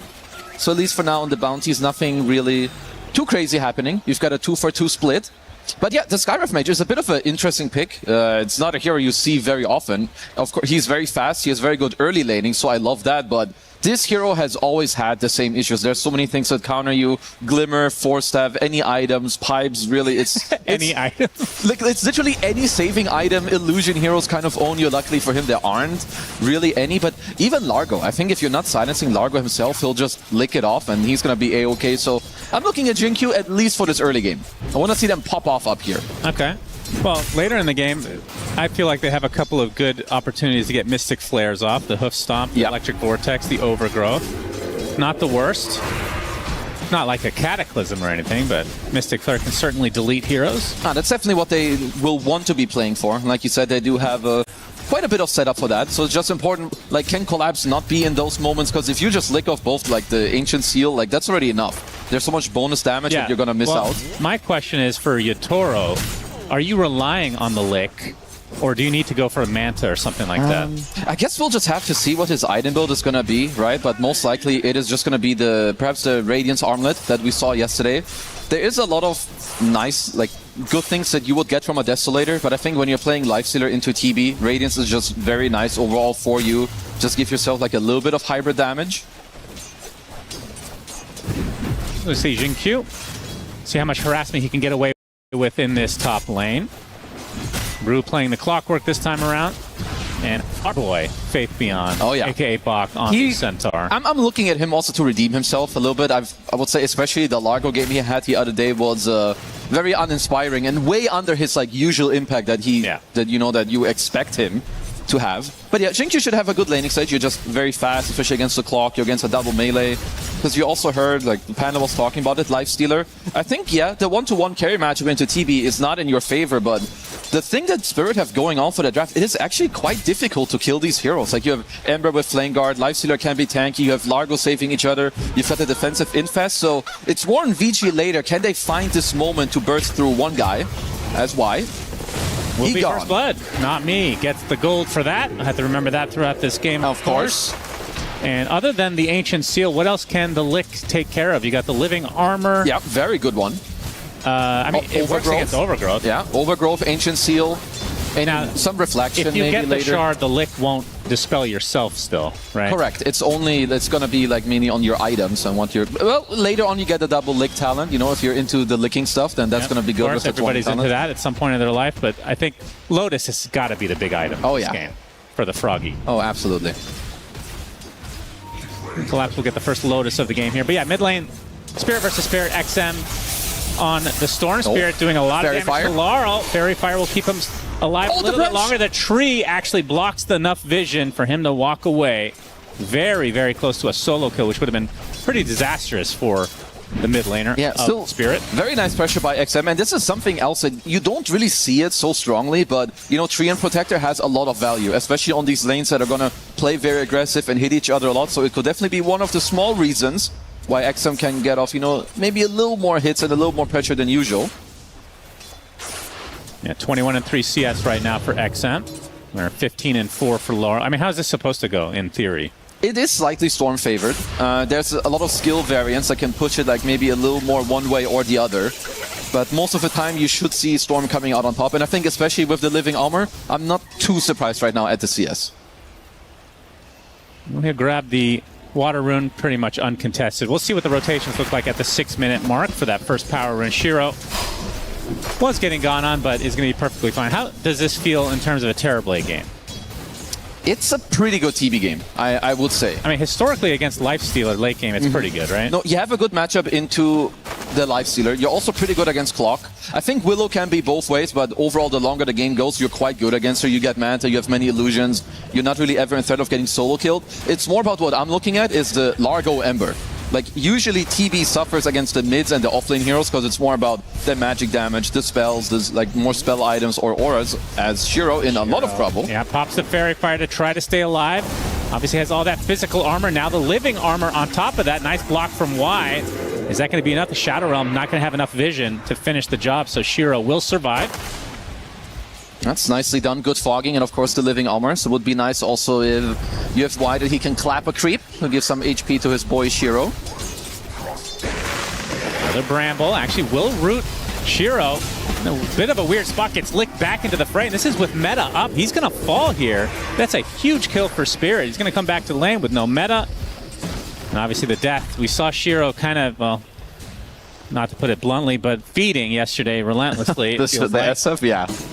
But that was, I'm not gonna lie, that was a nice connection by not me. Like, finding the Bramble behind Shiro, who had an illusion up at the same time, that's not an easy feat at all. And it's, I still feel like Largo he's getting disrespected when it comes to the laning stage. Like, this hero is not a weak laner if he can play aggressive. This is a double melee lane. You have the strongest support. I think that's usually also what tips it, like, over the edge. Just not me on this Dark Willow in a very good Dark Willow lane. Like, there's nothing pressuring you, really. So that Collapse definitely up to a very, very good start here with the first active rune. XM is level 6, Laurel is not yet level 6. Yep, Searing Chains to start things out for Laurel. Looking for the rune, will get the shield. As XM will be forced out. First rune going the way of Spirit. Yatoro and Bach in a 1v1, and I guess Centaur wins that for now. Yeah, we're probably not going to see too much pressure. Like, what's going to happen is top lane is either Jinkyu can find a nice timing on like a silence where they, you know, kind of surprise Yatoro. It is semi what they're kind of looking for right now, but I think other than that, you can just have Jinkyu look at potentially other lanes. I think him and XM going together is quite good for ViCi, but of course, they didn't get the active rune, so XM, he doesn't really have any resources to work with. And Jinkyu, we'll see how fast he can get level 6, because I feel like against Lifestealer, Ancient Seal is insanely good as long as Collapse is not in the area. Yeah. Get some early pickoffs on the carry. And they do need that follow-up damage. Like, Centaur is not the type of offlaner who moves all that much, very static. You want to get your Stampede, and that's how you help your team. As Rue is being very annoying. I mean, they are bringing Laurel over as well, who's very strong on the Ember. Yeah, they're stealing. So they're going to get both runes, actually. This is a little bit too easy. I mean, very nice play from Spirit, just angling over, you know, with the clock. Of course, Ember loves doing this. You leave a Remnant behind in the mid lane, you posture your body over, and it's like, okay, if you're not coming, you just Remnant straight back to the mid lane. I have to ask the question everybody's wondering. Yeah. Kazu, how many chainmails is Rue going to eat this game? So how long do we think this game is going to go? I'm going to go with 0. Ask me again when we get to 58 minutes. I mean, even at that point, I don't think it's worth It's true. it. You're support. You have to like play offlane Clockwork at some point. You need an offlane Clockwork game at minute 78, which you'll never see because the hero's too goated as a support. Yeah. This time around, Spirit, they're no strangers to the late game, though. No, they definitely are not. But if I look at Rue's net worth, that's kind of sad. Like sub 1K. It's been a while since I've seen that. Searing Chains with the Bramble nearby. Bedlam not up quite yet. The zip away with the first Brownie mistimes it a bit. XM does zip out, but takes away to not Mii's Blood Grenade as Jinkyu looks to be next on the list. So in the end, 2 big kills for Spirit as Collapse will show up mid. That was a pretty costly, silly mistake there by XM to not get the dodge off because he didn't just get himself stunned. He also got his friend Mr. Jinkyu stunned. So that's pretty bad news over here. I also like that Collapse went over there to the mid lane. Of course, you can push out your lane with the Largo, then move over to the mid lane because Collapse, he's having a banger of an early game here. Yep, top net worth, not too shabby. He actually made the rotation mid as well, so we'll see how much he can snowball with this. And I mean, I'm trying to remember Collapse's build of choice. I guess it's just the standard Meteor Hammer now for basically every Froggy that we're seeing. As long as, like, if there's nothing that makes you deviate, it's pretty nice if you do end up getting to go the Meteor Hammer. It helps you farm because you also don't pressure all that much, but you have very nice wave clear. You can chip away at towers.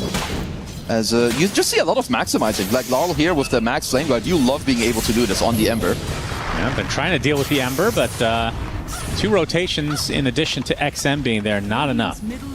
No, that's nicely played. You just know that now there's 3 heroes in the mid lane. You can use this to push a little more aggressively in the top area on the bottom side as well.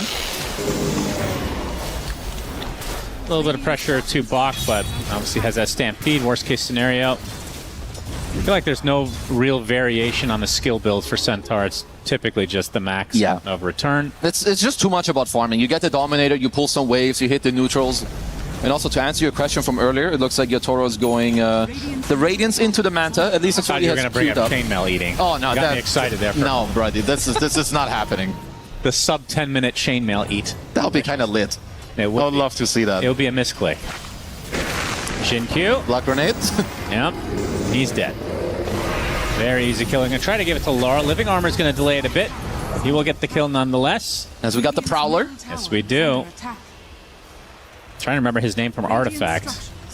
Didn't play the game, so I wouldn't know. Something that Farvon the Dreamer. Yeah, definitely Jackal and Hyde's type situation. Hey, you got it right this time. I did. You looked it up after our cast, the research. That's really good. Tier 1 under peril. TP on the way. Good cog placement. Gonna push Bach out of the way. This is not good. Bedlam. He's in a lot of trouble. He's just gonna get bursted before he can do anything. But they get the Ancient Seal and the kill now onto Yatoro. So a good turnaround from ViCi, despite not having the Centaur at all, really.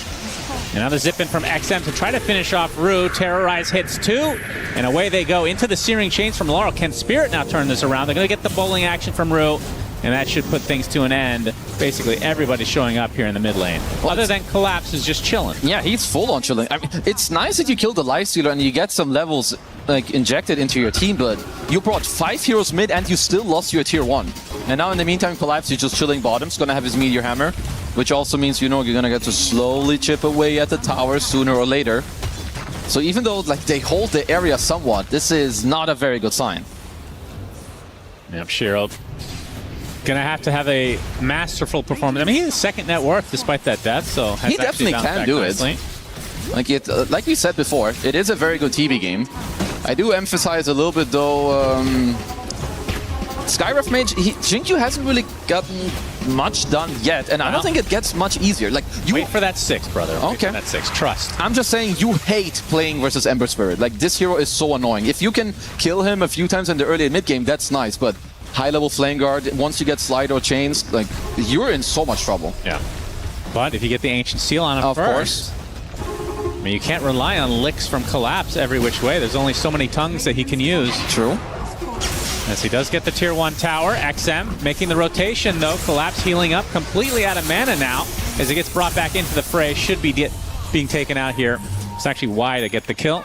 This is a good one. Like top net worth, top level hero of the entire game. You take him out. You did pay the price by losing your tier 1 tower, which of course does hurt you a little bit, especially when you're playing this type of very map-centric heavy lineup with the TB and the Treant. Now Shiro. Surprise on the high ground is the entirety of Spirit. It feels like the Bedlam doing a massive amount of damage. He can't get anything off. Laurel gets the kill there. They're trying to separate themselves. Looks like Spirit may be wanting to retreat. Laurel want to focus on XM. There's the first Mystic Flare of the game. It's enough to take out Not Me. And Laurel still with that damage rune. Will be pressured away for now. Yeah, should be okay. Does have the remnant available. I'm like, this Not Me guy, he is very good. Like, I didn't know him all that much before he joined, but his first stunt with them was at like, what? It was at Dream League where he had some banger games, and here too. Like, I think his spell usage so far in this game on the Willow has been very, very good. So Spirit overall. I mean, I feel like they've gone through quite a few roster changes, and this one has stuck better than the rest, is why. Trying to get things started onto Laurel, but he's just a little too mobile for the likes of ViCi. I mean, definitely the best thing that ViCi can play around currently is, of course, like both XM and Jinkyu going together. You allow Shiro to get the space that he needs, you know, being TB. You just kind of need to farm up. Same with Faith Beyond, of course, on the Centaur. You're just playing your little Helm of Dominator plus Stampede mini-game. XM. Sam, Searing Chains, Bramble to follow, and the Bedlam as well. Is this actually enough? This time he dodges the Curse Crown. Where did the hooker go? Learn his lesson there. Yeah, hook shot onto Y. That should be an eventual kill as Laurel will close the gap. So they do get away with XM, but one of the problems is that if his net worth is, it is struggling. 4,100 at 14 minutes is really ain't no bueno. As Wisdom Shrine should be able to get this one. Yep, Bach secures it. And looking at his farm, very interesting. Okay. I saw the Ring of Tarask. I was like, all right, another heart, but no, a pipe incoming. We have not seen that on the Centaur so far. Okay, so they want to go for more of a like fighting head-on into Spirit. It's always been, there's been a lot of metas, I think, where it's a pretty big 33 thing. Like when you play against a carry who rushes Radiance, if you can match the Radiance timing with a pipe on your offlaner, it can be somewhat easy to fight into it. But it does mean that you are losing a little bit on your scaling, and it also means that you are itemizing and you want to fight into Spirit between this like 16 to 20 minute mark. Yeah, and I feel like with these Chinese teams, something that I've noticed is a lot of times they don't align in what they're trying to do.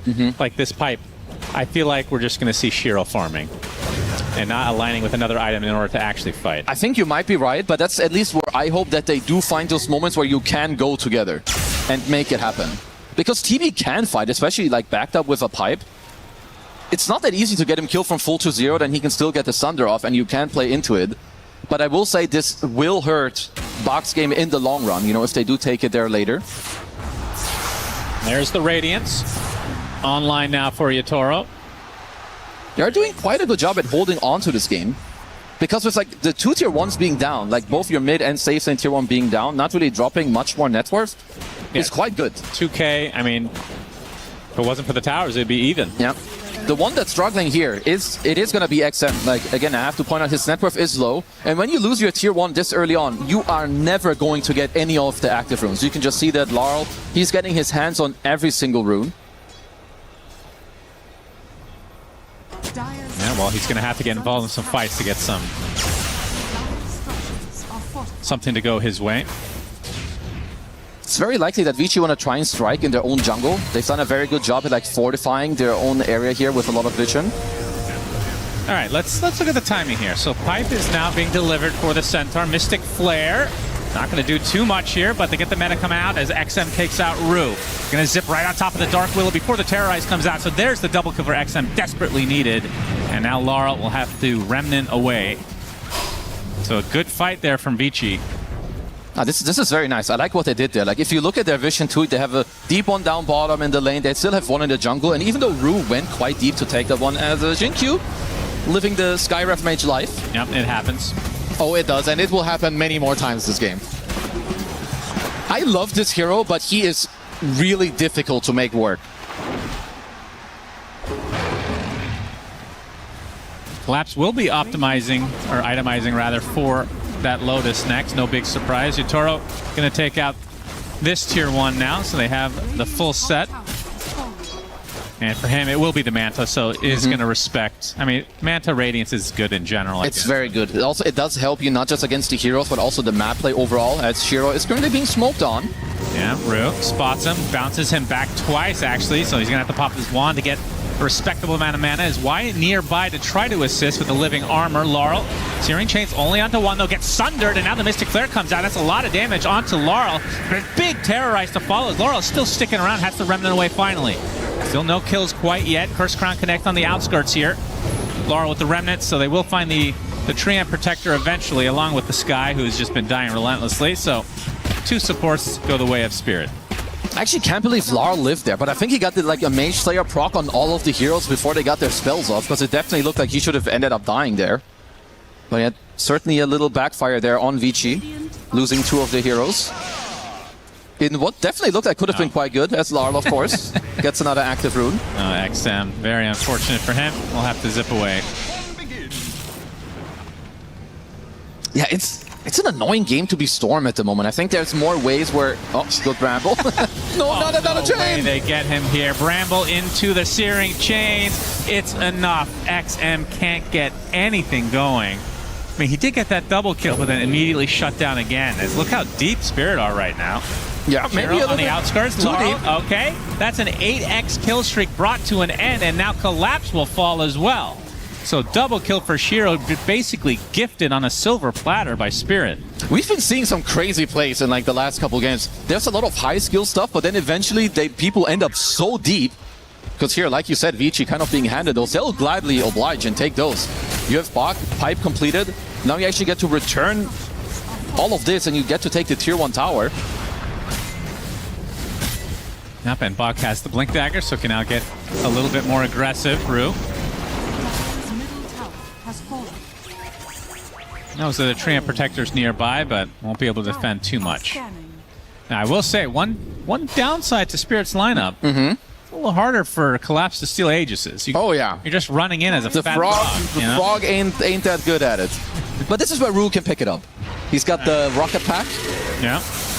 Okay, not me. Vortex, Mystic Flare, that is the deletion of Dark Willow, but there's the hookshot to follow up. Do they have the stun lock? Yes, they do. XM, nothing for free, my friend. Man, that hook AoE barely got the stun off. They really needed that connection, because he didn't actually hook the Storm.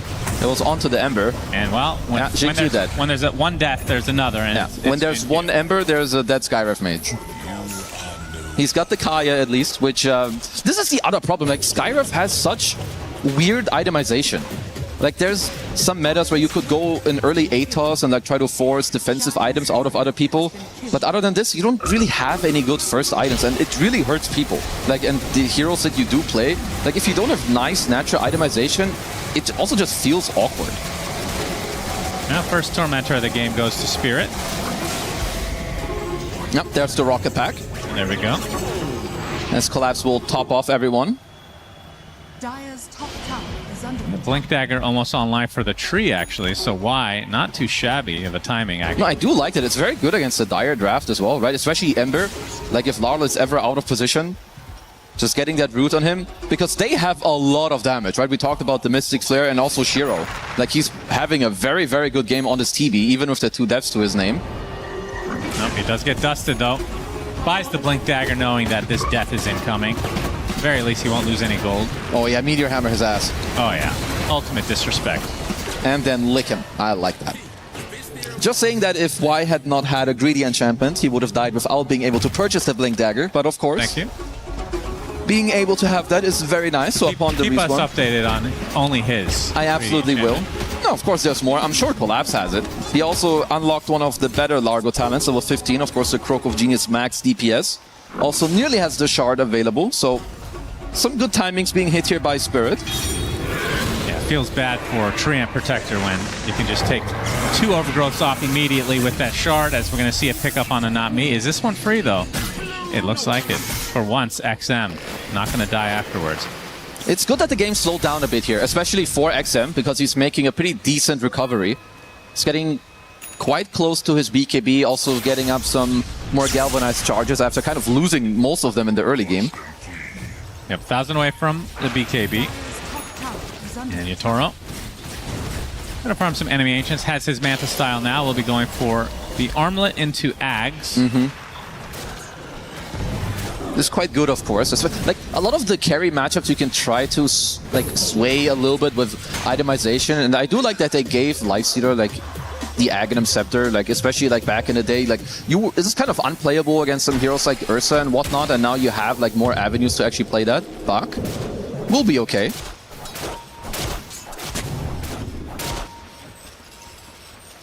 It's very interesting to see the armlet as a 3rd item. I feel like usually you're seeing higher value items picked up. Yeah. In fact. I mean, the Manta is a nice in-between, I think. So we all talked about the Skyver Silence. Yep, Searing Chains and Spirit versus Spirit. No connection made, and he's attempting to TP out is fine. Yep. We'll make it out. I think the armlet is just too high value. Jinq is dead. This is going to be death number 6. Feels like he's going to end this game with 13 deaths or more, regardless whether they win or lose. Okay. Let's keep an eye on that then. No, I will. So now you're keeping us surprised on the greedy enchantments and the plus or minus 13 Yeah, deaths. who had first blood this game? Oh, hold on. That's taking too long. Not me. Oh, good job. It was him indeed. One, I would have been right 2. either way if I said not me. Yeah, yeah, that's true. Let's see where they can go from here. Because the game, it did stall a little bit, but you do see that Spirit are looking for smoke. They are showing Yatoro on the map in the meantime. Bot is in a lot of trouble. Goodbye, good sir. They have a lot of stun lock. Does pop the Stampede. Gets licked back in. Still surviving. Shadow Realm not quite enough. He does tick away eventually. As XM able to delete Rue, so they get some sort of a trade. Big overgrowth on the 3, but immediate double Lotus. Just disgusting display. And now Y, left to his own devices, will be the 2nd death for ViCi. Yeah, it's going to be a little bit difficult to have nice overgrowths here from Y in these fights, as long as like Collapse is around. Even with just the Lotus available, that's a double Dispel like on the spot. And not just that, like at least for now. I know the counter. What's the counter? Kill him? Aghanim Scepter on Jin Q, who's doing really well this game. Oh, of yeah? course. You get the double silence, you force out the Lotus, and then you overgrow. But then he can still lick someone. But only one guy. Only one. So you overgrow 5, but first you force out the... It's important to get more than 2 people in the overgrowth, of course. Very easy. With Very, yeah. That's a good... How about just killing him? Just kill the frog. That's a good counter, too. I've seen that attempted before. It doesn't seem to be too successful. Okay, so we're going to veto that play. Yeah. That's good. What else? I mean, do you think the execution is difficult for ViCi in the mid to late game? It's going to depend on how Shiro gets to continue farming, but for now, they are happy with how the game is progressing. It is a very, very good TB game. It's more about if they're going to be kited, because I don't doubt Shiro's ability, or TB's ability for that matter, in this game. And I like his itemization. Like the Crystallis into Daedalus, I think the high damage is what I love. You don't always need to go Skadi because like, oh, here, I can slow them. You just want raw DPS, especially when the enemy team can kite you. Like, you have stuns available. You can have a Centaur Stomp, an Overgrowth, even if it's half a second. It could be enough. Yatoro wants to force something. No Roche attempt yet, but he is looking very strong. Level 18 right now, not me. Looking for the potential plan. XM has to use his BKB. Looking for Maybe a pickoff on somebody. Gonna go for collapse, and there's the Mystic Flare. It's almost enough damage, and the last right click does do the job. A big kill for ViCi. You're right, that's the way to deal with the frog. Absolutely, just murder him. I mean, not me, he was a little bit off there on his spell usage. Don't think it would have mattered either way, as XM did have the BKB. There's no one low mana, though. And we'll get out of the Cursed Crown, but now Yotaro greets him. XM will get stampeded. Hook shot is gonna hit. And now XM in quite a bit of trouble as he will drop to Yotoro's right clicks. Okay, Spirit somehow find a round 2 on this whole engagement after losing the Largo initially. But the thing also, like, for Spirit, what they're going to have to keep hoping for is that Larl is going to continue to have a pretty good game, because Ember plus Largo is going to be the bigger answer against the Shiro TB later.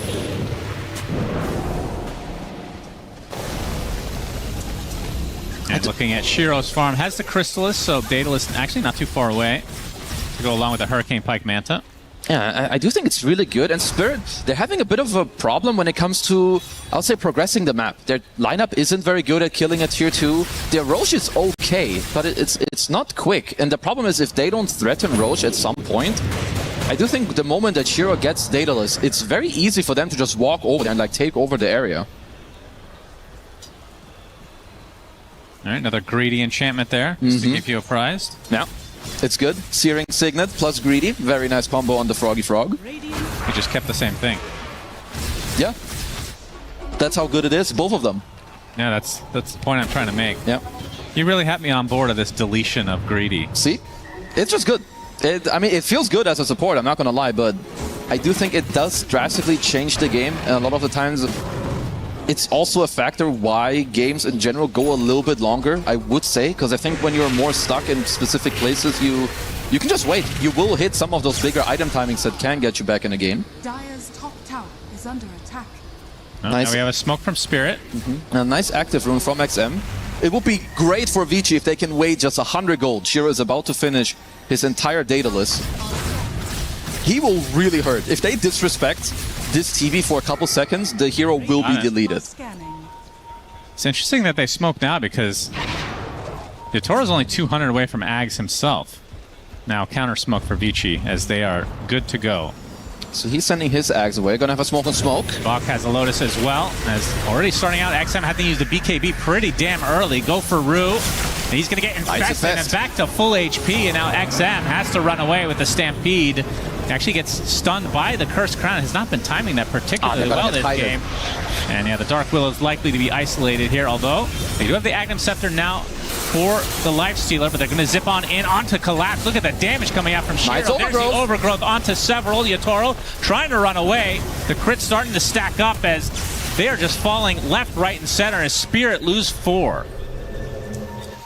Beautiful. This is why I love myself some good carry itemization, where you just man up, you understand what needs to happen, and just a good team fight overall. Like, Bach starts it out, fight gets prolonged, he finds another reinitiation, and Shiro with his itemization.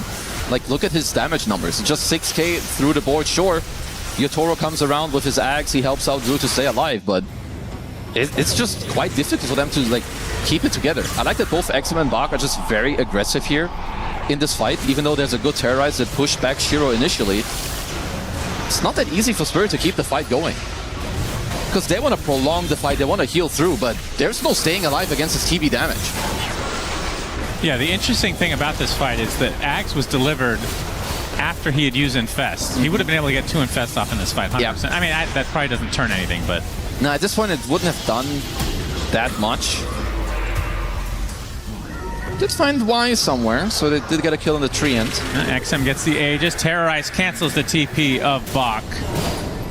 Does have Stampede in a moment, along with Lotus. See if he attempts to get out of dodge here. So much lockdown. But dies. Infest actually finishes the job. XM. Yeah, you don't want to be here, young man. And Jinkyu is no, not again. One teammate died. I need to go to the grave with you.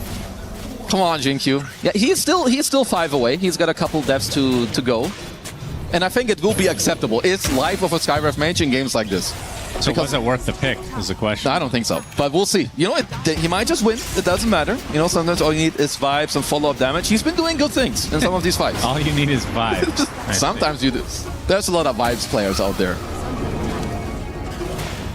But But now Spirit, they get a couple of kills that maybe they, didn't really deserve. But there's still an Aegis available on XM. BKB as well on Shiro. Who is he is starting to get up there now. Yeah. And it doesn't really change. Like, Shiro's strength is going to be the strongest of the game for at least another 1 or 2 rounds of items on Spirit. Like, I think Laurel needs to finish up at least the Kaya Sanj and the Aghanims to threaten this TB a little bit more, or at least the people around him. I mean, Bacchus, he's also being a pesky little rat. Look at where his Dom Cube is in the dire base. Just like making some triple wave and just being annoying. Like, what is this? That is, it's been a long time since I've seen this. Some Lord of the Rings orc type shit. Oh, they're smoking to or against the Ultra Waves, but Spirit are looking for a smoke themselves. And they'll be running into each other not anytime soon. Could be an active rune. Call the active rune, Shannon. What's it gonna be? Arcane top. Damage. Bottom. Jeez. What's a good try? Damage bottom, shield top. Polar opposite. Well, not me gets rewarded with a shard, so... That's the second Torm, right? First one was Rocket Pack, and now it's the Percy Crown. Still smoked up on a couple of the heroes.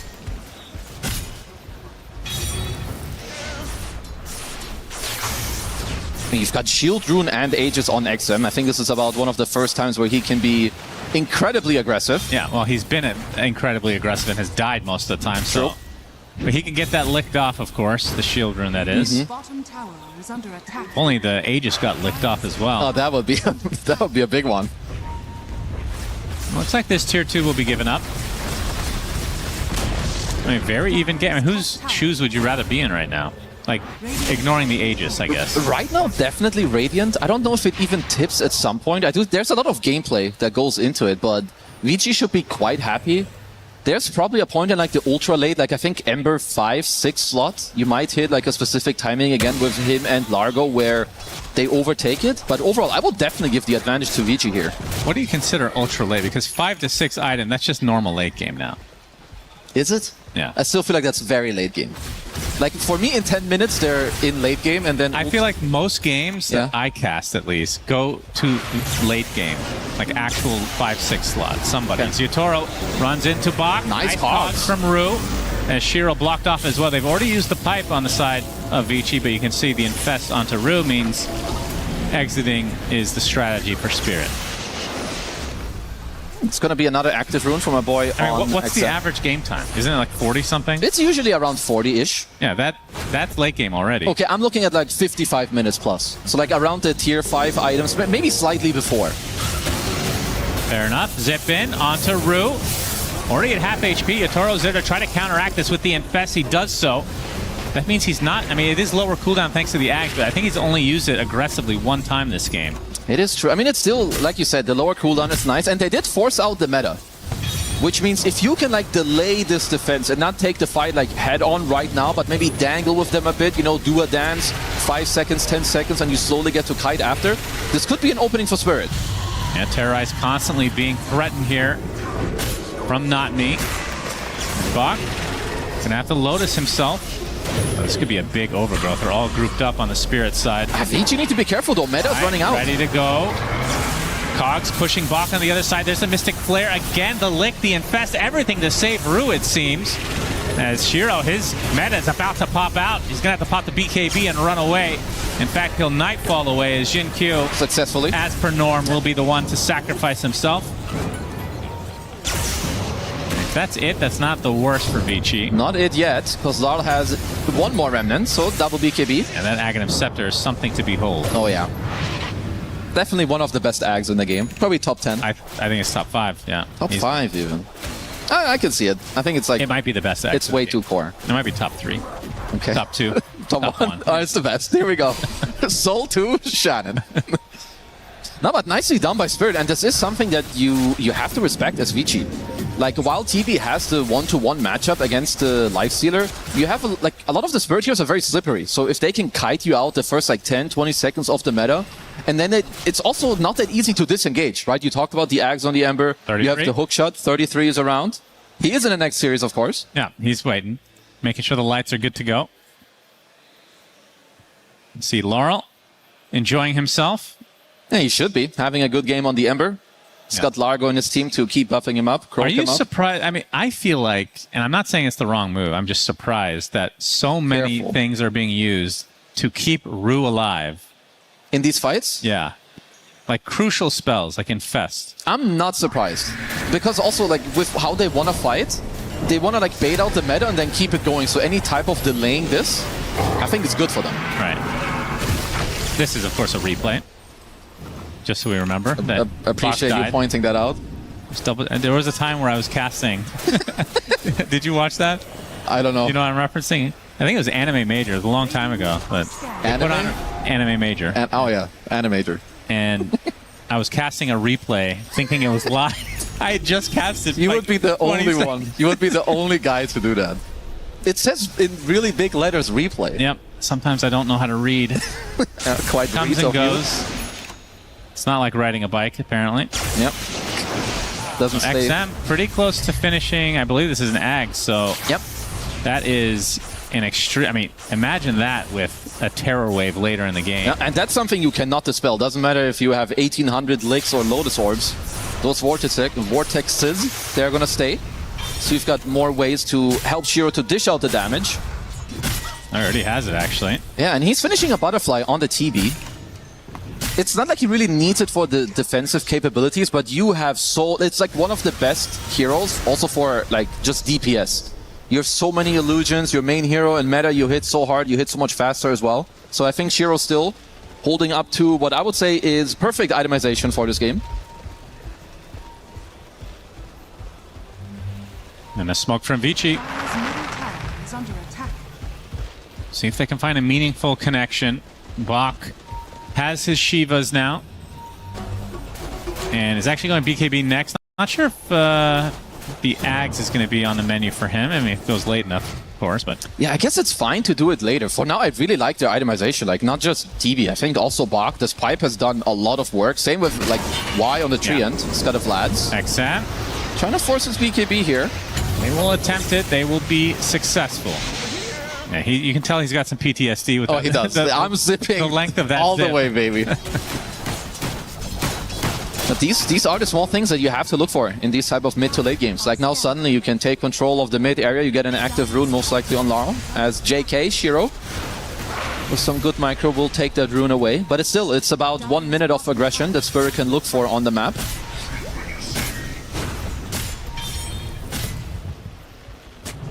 That's my boy Jin Q got. Consecrated Wraps on Skywrath. This is probably one of the first. Yeah, well, he's sick of dying, I guess. Yeah. Barrier's not too bad. Also took Quicken, so some more move speed and some evasion for him. Maybe that could help him to stay under the 13 death mark by the end of the game. Needs an Eon disc. Oh, he badly. needs 7 items. Needs a heart as well, I think. Yep. Behemoth Blood's really good on Skywrath. Very good. Yeah. I mean, doesn't his shard make him... Oh, wait, they... Yeah, no, it's the shield. It's still very, very strong. But it means you have to get your stuff off. Yeah, that's been difficult. I mean, it's innate, because the shard is the triple bolty bolt. Oh, right, yeah. I mean, I'm really glad that they kept that in the game. You know, when a lot of stuff was removed or like removed or moved around, one or the other. I think Skywrath definitely benefited. Shiro on the high ground. Open things up onto Laurel. There's the silence, but he's able to get off the Yules. Yatoro going to go into a little action here as well as Bach with that pipe. Biding their time, and again, the infest onto an ally as XM comes in with the Electric Vortex, only hitting 1. Yatoro looks to be A-okay for now. The Terrorize onto 2. Remnant's coming as well. That's a really late-game Meteor Hammer, a double, in fact. Don't see that every day. Shiro looking for a Sunder target. Yatoro with the Rage, though, and then the Lotus applied as well. Gonna need a Gonna have to Sunder his teammate, and guess who it is? It's Jin Q. As Yatoro gonna get gone on now. He's taking a lot of damage. Doesn't he have Infest? It's gonna be close. He does get it off in time. Getting some right clicks off inside of Shiro as well, but no more Sunder to work with, and that means the deletion of the Terror Blade as Jin Q, again, yet another death. XM uses the rest of his mana, now has the BKB, but all he can do is walk, which is not enough to get away from the likes of Lifesteal. A triple kill for Yatoro. Oh, they're not done. And Faith Beyond, the last remaining member of ViCi, will be vanquished here in a matter of moments. Curse Crown will ensure it. And that's a full team wipe, and Spirit lose 0. Very, very clean from Spirit. And I've seen these moments before. You can tell from Spirit just how crisp their comms are. Like, they get this meta out and then just disengage so nicely. They don't, like, jump the gun after to, like, you know, kite and, like, follow them too quickly. And it happens so often when you have these transformation heroes. You pop the meta and you feel like you have to go. Like, it's even here, like, they get to kite so nicely. Yatoro gets the Dispel, he gets the secondary Infest off, and at this point, like, already, I think ViCi have overplayed their cards, like, quite a lot.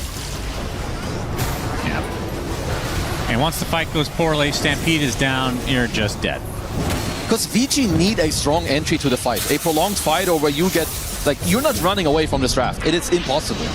It's Ember, Ags, and Clockwork and Lifestealer who's incredibly fast. ViCi definitely going to have to be more clear and more clean. Jinkyu. Yeah, Mystic Flare, just for style points. He is dead. Aegis now to Yatoro. All right, so quite quickly from a somewhat or very even game. It's got a double-digit gold lead here on Team Spirit, plus an Aegis available, and an MKB plus Basher combo on Yatoro against TB.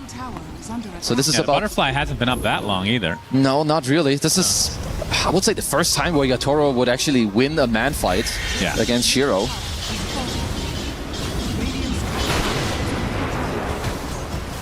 Yeah, that Infest was pretty dirty, and now you have the MKB to worry about. And Rue. You're looking for an opening here. Yatoro gonna start going for some buildings. Pops the Rage to avoid the Hoof Stomp. You see the pipe already activated. Shiro is trying to stand his ground in melee form with that Demon Zeal. Meanwhile, on the other side, XM opens things up onto the Dark Willow. Good nice dodge. Laurel in the area, though, slows Bach to a crawl, able to get to the other side of the wall. No casualties as of yet. Well, all of this harass, it doesn't really do that much. You're doing this against a Largo. Obviously, you have to try to force them away, but Collapse will just keep healing everyone up. And if you ever make them use this meta on Shiro, they're in big, big trouble. And Bach trying to fake it out. He actually would have gotten the stun that time. Yatoro kind of brushing it off. We'll be able to get the tower. Now the zipping from XN, but you can see the Infest already on the teammate. The Mystic Flare completely misses. Yep, full HP in next round. And Spirit just a little bit too far ahead right now. It seems 17k, and it ballooned out of nowhere. It's just that 1 5-for-0 fight. Feels like was the difference in this game. If you're ViCi, I think you need to think about a different way. Attacking full frontal. Yeah, Stampede, but the lick onto the Dark Willow. Now the Mystic Flare, but Bach is going to get infested. Not that much damage being done. He gets licked back into him as well as Yatoro looks to be finishing the job with the help of the Dark Willow. Nice Sunder, though, onto Laurel. He's going to get the Yules to take out that silence as the Barracks is going to go down. Now there's the Overgrowth, but Yatoro, again, just brushing things off. Gets the bash onto Shiro. Trying to run away as XM will zip away. And now Jinkyu, well, he's around, so he's dead. This will be life number 1 for Yatoro. There's Bach. That's a buyback, a double buyback, in fact, from ViCi Gaming. Pops the Shivas. XM trying to finish the job. Yatoro focusing on the Terror Blade, getting completely stun-locked and killed off. No buyback for the Terror Blade. And XM completely out of mana. He is dead again. And this is likely the beginning of the end of this game. As ViCi Gaming called GG. Come on, kill Jinkyu. He only has 12. He needed one more. That's unfortunate for you. You lose the game along with ViCi. And Spirit take game number 1. Not Spirit. They're just showing like what this team does. I think they're the team that finds these moments more often than others. I think they pressure you with the way they play the map, the way they handle team fights. But I will say, ViCi overall, I think they've played a lot better than what we saw them do. I think it was up against P-Vision the other day. But it's still like this mid to late game, a crucial decision-making of how do you want to fight? What is like our best win condition? What is the perfect way for us to start the fight? Because against a team like Spirit, if you don't execute that one, we saw exactly what happened. It was a 5-0 fight in an even game. Yeah, I feel like we've seen this so many times too, but I mean, at the very least, they showed it. Yesterday, they didn't even have that opportunity. Yeah. That's the difference, right? Today, they were definitely in the game, had a good chance. They had the first Aegis of the game. In fact, Shiro was having a terrific time on Terrorblade. I mean, XM did get off to a really slow start. I feel like he's kind of the key to this team. He needs to get out of the laning stage without being behind. Yeah, it definitely didn't go his way. They had some very nice rotations, of course, on Spirit. I think also Especially Larl again had a very good game. So did Yatoro. I think only 1 and 2 deaths to their names. Overall, all the spell usage kind of on point, but I still like what ViCi did. Like overall, it's not that hard to go from this game to the next one and like step it up a little bit. Think about, okay, in the mid game there is this one moment of what we want to do, and you try to be on the same page to make it happen, because this game, it was very competitive. Yeah, and I thought that fight was maybe the turnaround for XM, because he gets a double kill after kind of struggling early on, but then never really able to materialize this into anything more. It was mostly just the Terrorblade doing things, with of course the backup of Bach and of course the feeding of Jin Q, as we've been accustomed to in this particular game. Man, I love Skywrath, but this hero is so hard to play and so hard to make. One Force Staff and it's like you deal 0 damage. One Dispel and like, again, like it's very, very hard to make this hero work. And I want to see what they have in store for us in the next game, and I think it's just here where I think Spirit, they're just kind of doing the thing where they bait something out of you, then they back off, you chase a little too far, now suddenly the next one of spells comes out, and they're just ready to make it happen. Yeah, so let's go to Shiva so she can break down this game number 1. Thank you very much. So we will break down this game, and this moment that we see here definitely felt like the damning moment for ViCi Gaming in this game. But there was a lot of things that we want to talk about before that moment even happened, because yes, it was an even game, which if you only watched the first 10 minutes, you'd be quite surprised that it turned out to be an even lane, because it felt like, Brian, at the start of the game, it looked like ViCi Gaming was going to lose a lot faster. Yeah, I mean, the problem with ViCi is when you draft weak lanes, you're like, okay, we'll just draft stronger lanes for next game and come back stronger. But both of their series the last 2 days, I think they've had strong lanes, and then they haven't gone all that well. So that's very concerning, because that's like a play problem that is not nearly as easy to fix, Mira. For sure. I mean, if you're drafting Treant plus Terrorblade, you're not drafting with the idea that, oh, we might die a couple of times, but we'll make a comeback. You know, you pick this hero so that you can secure your safe lane and have kill threat, and a little bit of misplays going down in that bot lane, but Largo and Dark Willow, that's a very strong lane in and of itself, and I can see how you can misplay versus a lane like that, but in an ideal world, you don't, right? Because Largo was top net worth around minute 10, which is not a situation you want to be in against Largo drafts. You want to make his early game slower, make his entrance into that mid game not that relevant, and play off of that. So why did this game last as long as it did? Because, yeah, at minute 10, it looked pretty darn bad. I mean, I think that ViCi, when given openings, will take them. I quite frankly think Team Spirit overextended underneath the tier 2. I think that was around maybe 15 minutes that those type of mistakes, they happen. You know, it's kind of like you die once, you're like, okay, I gotta buy a BKB. Like, those are the mistakes where, okay, we overextended once, let's like reel it back in. And I do think Team Spirit did a great job of that, because they gave ViCi a couple fights, but once again, ViCi capitalized on those mistakes. But then the rest of the game, Kezu was mentioning it throughout the cast, that Yatoro and the rest of Team Spirit was doing a great job of effectively baiting Yatoro, forcing reactions, drawing a lot of attention to him, disengaging and re-engaging. They had really good spells for that. They have heroes like Ember Spirit. Largo is one of the worst heroes to ever have to run away from, because he makes his entire team move faster, and they had virtually no cooldowns. So really well executed later on from Team Spirit, but a bit of sloppiness, I think, that caused the game to extend. Yeah, a bit of diving here and there, maybe taking not ideal fights, but I do want to praise Spirit for a lot of the moves they did in that early game, like bringing their Lifestealer to the mid lane and an Ancient Creep, taking that mid tower around minute 10, making it so that XM doesn't have an easy game to play, really was all of the difference. Compared to how they played yesterday versus Team Nemesis, they protected that mid lane, and we can see from Laurel's stat line 16-15, it really added up to something. And special shoutouts to Rue, of course, on that Clockwork. I don't think I've seen a more annoying Clockwork in a while, Brian. Yeah, I mean, Clockwork in and of itself is just inherently annoying. Speaking of those like early game rotations from Team Spirit, there's always these classic combos that you see in Dota 2. You know, you'll have like Axe plus Skywrath Mage, and you're like, okay, yeah, like bring it back. It's really obvious when you look at the draft. But something that I thought was really cool about this game, and hopefully I was going to get to pull up some clips for, is a combo that I would have never considered looking at the draft, and I don't think I've ever seen in my entire history of spectating or playing Dota 2, and that's actually Dark Willow plus the Clockwork. So this is XM in the mid lane, and we're going to see an Ember Chains on him.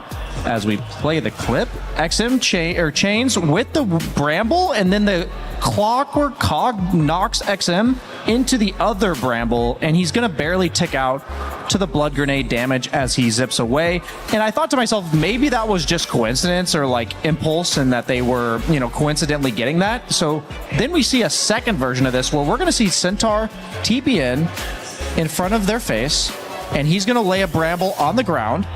Rue is going to knock him back with the Cog into the next Bramble, and then he's going to Cog him into another Bramble. And this was leading to some really cool kills. You know, these early game invasions, for me, we were talking about that collapse on the mid lane from Collapse, as well as the rest of Team Spirit, but also this idea that if I'm ViCi, I would not put that in my calculations of this is how I'm going to die. A Cog into a Bramble into a Bramble. That was just such a unique and cool combo, and I thought it was really high skill to execute it. Still, ViCi made quite the hold in this game.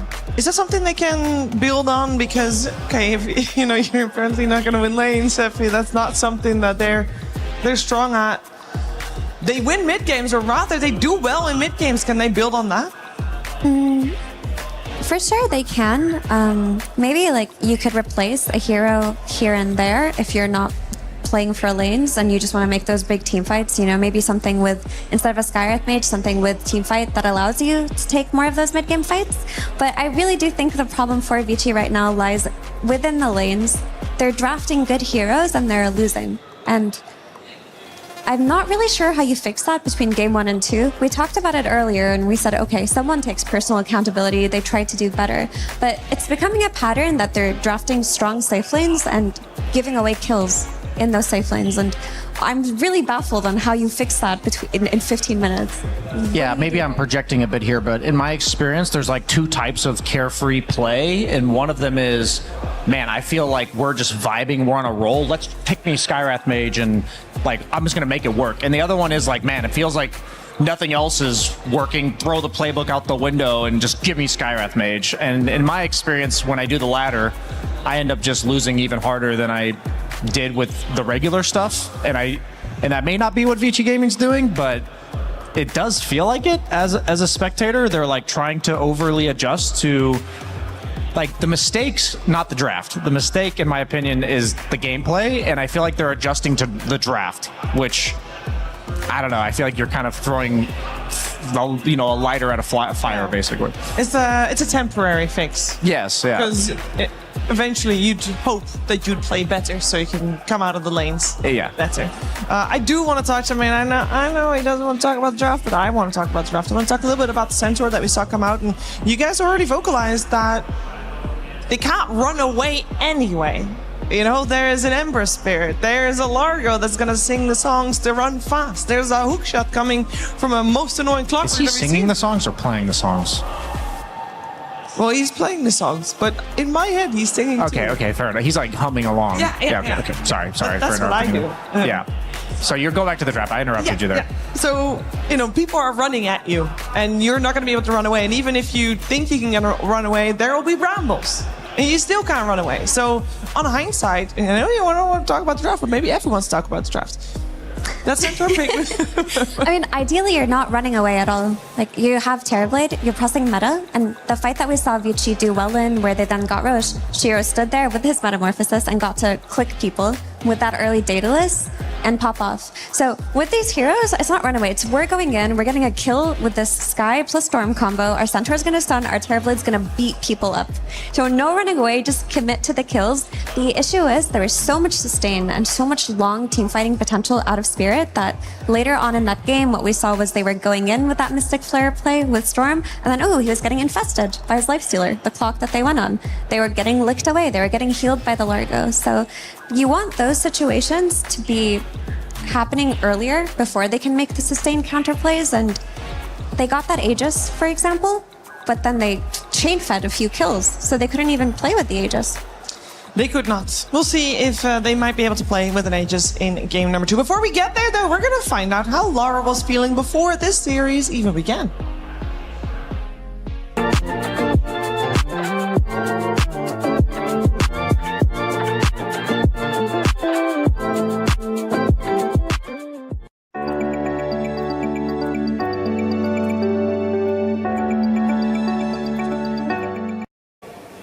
Hey, I'm here with Laurel from Team Spirit. Now, I have a question about game length. Feels like we've had a lot of long games, especially on the mainstream. Your guys' games have been relatively long. Is there something about the patch or the meta right now that's making these games long, or is it just like you and the teams you play against? I would say it's more about us, like how we play the game. We also like maybe love long games. All the time we like play a bit scaling, a bit like farming. And game we play, like a lot of teams try to pressure us on the early, so we like need to play more long game to win the game. But it's also depends on the patch. Right now, all games are long. Like 40 minutes is like basic standard right now. Yeah. You cannot like rush. You take first rush, you farm. You take second rush, better farm. Maybe third rush is more you can win the game. You get refresh or cheese, and you can win the game. But two Russians, it's useless. Like you need to farm, like, take objective, and don't let enemies run from base. So what's the point of Aegis 1 and Aegis 2? You just get it to not die? Just take risky zones, play more risky, steal enemy like zone to farm, and like if you have some heroes like Storm, maybe it's easy to use it. Yeah. Yes, and he like go run into enemies, make a lot of pressure. So first stage is more for pressure, second like to take all objective. Okay, that makes a lot of sense. You played Lina yesterday. The hero got changed a little bit with facets being removed. How do you like her right now? I would say just middle hero, like okay, like for me like okay hero. You need to farm a lot. Like for Lina it's good on lane, or you always pressure, but bad into maybe mid game because you're easy to kill. You need to have good heroes, maybe some stun in team, some melee. So I guess it's not imba. Just right now people don't know what to pick against her, and like when I see. You just stomp lane and then like free farm a lot, like farming a lot, and split push of course. Well, it's fun to do spell damage too. I like that part, and I'm glad the damage over time is not dispellable anymore. That was like really only awful. you can counter it. Yeah, exactly. One other question: how are you liking the Dota TV changes? You can't spectate your friends anymore. They just removed that. Is that affecting your gameplay or strategies at all, or do you just not care? Probably don't care. Sometimes I just watch when. At least I don't know. I eat. I want to watch some game. I have some friends. I don't know, some friends. Some of my friends. I cannot watch. That's why you boot camp, right? So you can just stand behind him and watch his fun games. Yeah. Or maybe stream in Discord sometimes. Okay. So for me, it's just stupid. I don't know. I don't know why they do this, but to like have full private by pro players. But anyway, everyone gonna show like pro players gonna show at like. Pro match, so you're gonna see what he do, and I don't know, just. I think they did it so that 9 class can win EWC and TI this year, so he can practice some stuff. Yeah. I hope so. But he's streaming and show his game list. So. That's true. Okay. Oh well, thank you for joining me, and good luck in your matches. Thank you.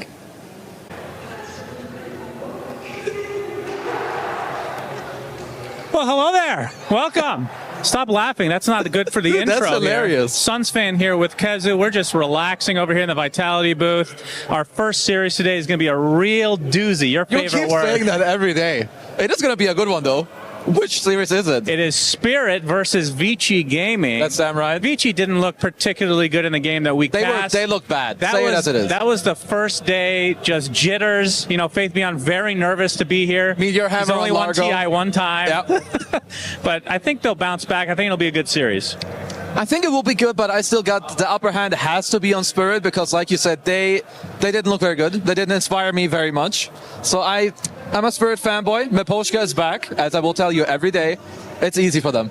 Okay, well, let's see how the first series go. Z.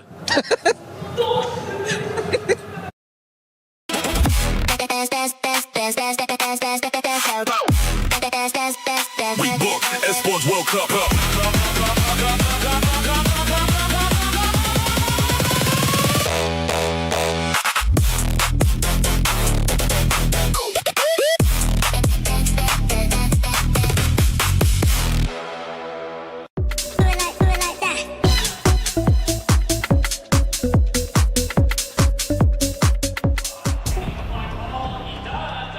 We are getting ready for game number 2 between ViCi Gaming and Team Spirit. And the game 1 was the way of Team Spirit, and it looked smooth for them.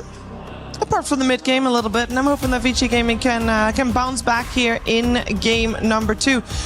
We focused a lot on what ViCi might be wanting to do different in game 2. I want to actually focus a little bit on Team Spirit, because I know they like winning. They love winning, actually. And I think the way that they won, Brian, you're going to look back at that and be super happy with the way that you won? Or do you feel like it should be more dominant? Because for a large portion of that game, after the laning stage, it was an even game. And I feel like that shouldn't have been the case. I think the discussion I would be having is just simply, hey, what we did later on in the... I feel like there was some moment in the game where they snapped back to reality. You know, whoop, there goes gravity, right?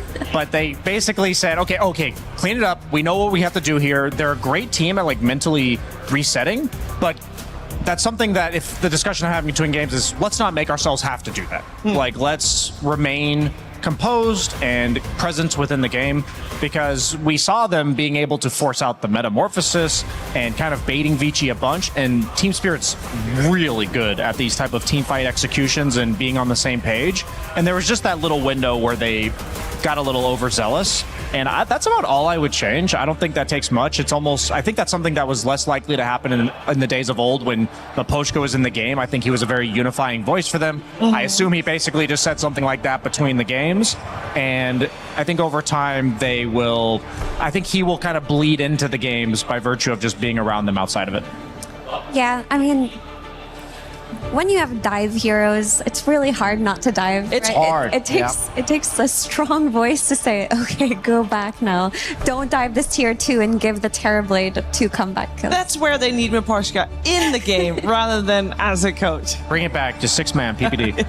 But I think calls like that are just a matter of playing more games and getting more reps in, you know? And I think overall they should be pretty happy, especially with that early game, because they took that mid tower very early on and that bottom tier one very early on too. And when you get those 2 towers within 10 minutes, it does feel like the entire map is open to you, and that's the ideal scenario for any Dota team. Yeah, they definitely had a clear vision of taking down the Treant Protector. A lot of times whenever people let through the likes of Treant Protector or Lone Druid, or in any meta we're in, the equivalent of these heroes that are just often permabanned, there's something about the hero that's often game defining, and I think for Treant it's always the laning phase, the living armor that was effectively giving XM a much better time against Laurel, and then also preserving the tier 1 tower. Something that we've now seen a few times now is the Largos, who consistently would be going for Kaya Sange, are actually turning that Kaya into a Meteor Hammer, which is, I like the adjustment a lot in theory, because we've often talked about Largo as a relatively unimpactful hero for the first 15 minutes, but suddenly the hero has tower pressure, he can walk from safe lane to mid, and that's exactly what they did there. So I'm personally going to have to be factoring that in to how I read teams' drafts, and I'm assuming the teams will do the same when you see a Largo and what it represents for the game plan. Yeah. Well, we got our opening picks with the Snapfire and the Bane. I'm a bit confused, Effie, about the Mirana ban. Oh, I was going to say, Mirana incoming for Mr. Zincu. Oh, okay. Yeah, the Bane Mirana classic. Okay, well, the classic. Just like the Clockwork Willow. Oh, yeah, that one. He loves this hero. And he played it a lot during TI qualifiers from what I've seen. And Bane is one of those heroes that opens up unusual combos that we're not used to seeing, like the Mirana. So while it does look odd, it makes sense within context of the draft. Snap, on the other hand, that's no surprise. She's banned in almost every game. She just wins that mid lane way too hard. The flex is also open, but for the most part, you know it's going mid. Yeah, I wonder what is the percent flex here? Because I know teams like Team Yandex very commonly flex the Snapfire to Soxa on the 4. But I imagine it is most likely mid. The most important thing for me about Snap, though, at least from what I saw at Dream League, was if you pick it block picks all the melee guys. You don't want to do that in the mid lane. But if they pick like an Invoker or a Zeus or some ranged spellcaster, Snapfire has felt relatively lackluster, because I don't think the hero's good enough anymore to just trade evenly mid. Or like maybe go 55-45. I think the whole point of Snap is that she has this like insane laning stage and then a bunch of damage to follow it up, and it bleeds into the rest of the map. So I would hope they have some flex there. There's also a game that XXS played where he was the off-lane Snapfire. Looked amazing in that game in particular. Team Spirit did that in Dream League as well, actually, where they moved Collapse to off-lane Snap. So that's something we definitely have to keep an eye out for. For sure. I mean, especially if you're picking Snapfire into ViCi Gaming, who have XM, who plays all of the ranged lane dominators that can beat up Snapfire. He plays Viper, he plays Sniper, he plays Razor. He plays so much Viper that they've decided to first round ban that hero. That's how much Viper he plays. It's an annoying hero to play against. I don't blame them. I don't blame them one bit. We got the Clockwork and the Ringmaster coming out, so locking in the Snapfire as a core, you know, could be still mid and potentially off lane, but for sure locking in 2 supports with those. Yeah, Ringmaster conceptually counters both Windranger and Bane because they're both very heavy on single target, and the Escape Act kind of nullifies what Bane wants to do in that early game entirely. It puts you in a position where suddenly you have to pick backline dive, go on the Ringmaster first, and then your Bane can play team fights. Otherwise, his job is way too hard. As a carry player, it's very difficult to itemize or draft around Bane. Like, it's just a very anti-carry hero, and by picking the Ringmaster, it makes Yaturo's life a lot easier because I don't have to be an illusion hero, I don't have to be somebody who jumps the Bane, I can just have a Ringmaster behind me ready to do exactly what Mira just said. They go for the Pangolier. Against the Snap, I think that would struggle a little bit. I guess it also potentially could be for Bach, yeah. And they do have overall last pick. So I maybe like this, I guess this is a bit of flex with the Windranger too. So I think that they're gonna have to reveal something here. And you need the backline control for the Ringmaster. Like, you need these dive heroes like Pango in order for your Bane to play. But there is an issue of the Snapfire scaling versus Pangolier. When Snapfire was trending at Dream League, in that late game, with one little Shredder and one scaling damage item, she was one-shotting these Pangos. Yeah, I forgot about the fact that the ground target physical damage from Pango is one of the few, because Ringmaster's box gives you 80% magic resistance. So Pangolier is one of the few heroes that can actually do meaningful damage within the Escape Act. Which is interesting, because ViCi is now drafting more for game matchups. While I think it's kind of at the sacrifice of a lane matchup. I mean, if you're gonna assume they're not gonna do well in the lanes anyway. There you go. There you go. You never want to be drafting like that. Like, we're gonna get... We can't win them anyway, just give it up. No, they can win lanes, just... It's been hard. Centaur, once again. So, locking in the Pango as well, though. Yeah, that means that Windranger, I mean, they could end up picking Zenku heroes last, but that likely means that it's a Shiro hero coming out last and Windranger going to the 4. I think the Escape Act, like Mira was saying, it does make Windranger carry's life a lot more difficult. Support Windranger's a lot less about the focus fire, so Ringmaster would only be good against Bane there, which still makes it a good pick, but I guess I would not want to be a Windranger carry, given the matchups that I see so far. For sure. I mean, I remember this one game where Nightfall was playing Windranger against Not Me's Ringmaster, and he made his life a living hell in that late game. This is the kind of game where you could get an early Ags on Ringmaster and get away with it too, because there's no natural dispel or nullification on the side of ViCi's heroes. I also like Pangolier because he doesn't mind buying a nullifier. He's one of the few mid to off laners that it's never, I would say, convenient for a core hero to buy nullifier. There's oftentimes a lot of items you'd rather buy for yourself, but especially as a carry player, it's like I hate buying nullifier, so having in a mid laner who can against Ringmaster is really nice. So I think even though they don't have that in the early to mid game, I think they will have an answer much later on. Ags doesn't make it indispellable or anything like that, right? No, it just gives you more choices. Yeah, it just gives you 2, okay. Terrorblade again, but this time on the side of Yatoro for Team Spirit. It's a very good hero against Bane. He's not an easy hero to just grip. So again, Bane's life, he does not have an easy task at all in this game. And the scaling against Centaur, the damage boost, the synergy with Snapfire's little Shredder and armor reduction, they're going to be able to take early Tormentors, they're going to be able to take Roshan. It fits very nicely. I think what's interesting about TB for me is that the hero's identity later on in the game, I think, has transitioned a lot. I think he used to be a lot about being like a man-fight carry that says, you can't enter into my ring of Metamorphosis attack range and otherwise I'll shred you. But I think a lot of the lineups we saw last game as well that deal with Terrorblade quite well are ones that force him to run away from you. And I think that oddly enough, his identity in teamfights for me has kind of shifted. It's not like 1-to-1, but it's shifted in the direction of a Drow. where it's like you want your teammates to initiate the point of contact, and then you want to just be wailing on people with a butterfly and a Daedalus, just doing a ton of damage. So I'm curious right now, what I'm looking at with Team Spirit's draft is there's no one on their team that really minds getting initiated onto. Like, yeah, Ringmaster's going to save you, but then it's always like, then what?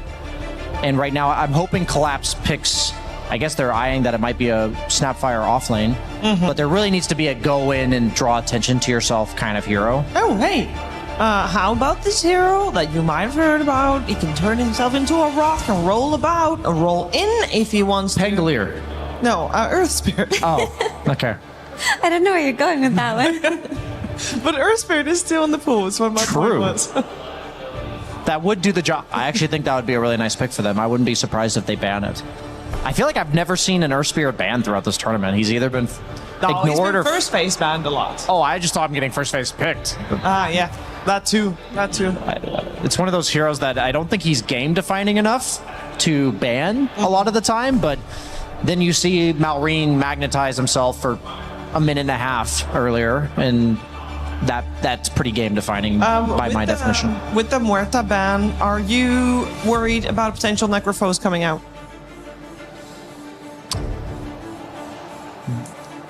I guess I would say yes. Like, I think Terrorblade doesn't...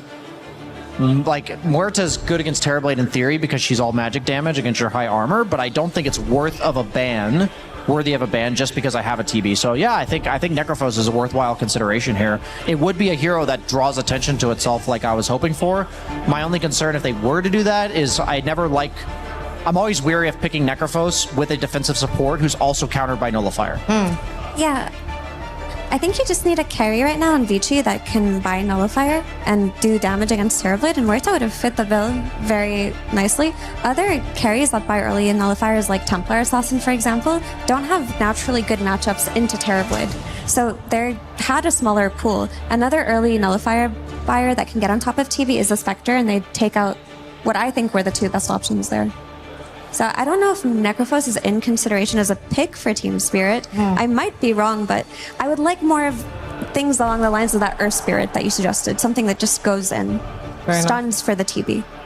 Well, they are running out of time, and it will be an Axe. I hope he has the automaton skin, especially in celebration of, I think tonight, Chapter 2 being released. That'd be cool.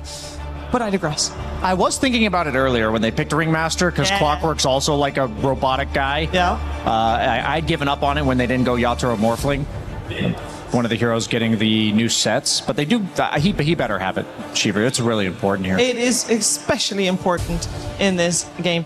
How do we feel about the Axe? Does it tick a lot of boxes that you wanted it to tick? And there is still the Necro just on the other side. On the other team, which is great now that you see the Axe. So this Necrophos actually... No carry comfortably lanes into this idea that Axe is going to just blade mill you later, except Necrophos. You're not really doing damage to yourself. You're going to bully him out of lane. The two times that I saw Team Spirit lose their early game yesterday versus Nemesis, Collapse was playing Axe both times. Yeah, I mean, Axe is one of his worst matchups is Necro, because basically all the melee guys are best against Axe in game, but then they usually don't do the best in lane because of the spin. So, and then all the ranged heroes that do well against him in lane die to the blade mill call. But like Mira said, Necro's the only hero that does both lane counter you and game counter you. I love Necro carry. I was talking about it before the series. We've actually been seeing him rotated a lot to the off lane and mid. We saw Yuma play him a couple times throughout this tournament as a carry, getting like an 11-minute Radiance. The beauty of this hero for Radiance is that he can just go Brown Boots Wand and get a super early Radiance, usually earlier than like an Alchemist.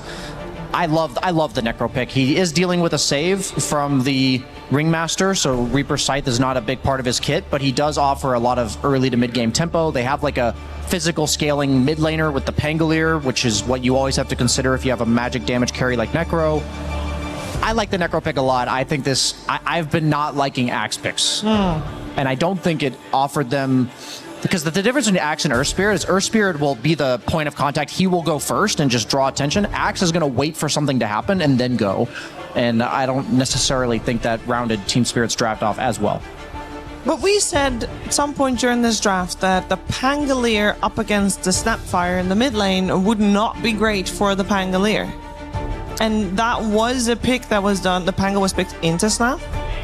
Yeah, I mean, it's Snapfire favored, but Pango still has ways to disengage from the creep wave. He has shield crashed out, he has a swashbuckle out, and he hunts the backline. It's very important to have this hero to go in and look for the Ringmaster, and I think what he does for the game is more important than having the best lane against Snapfire.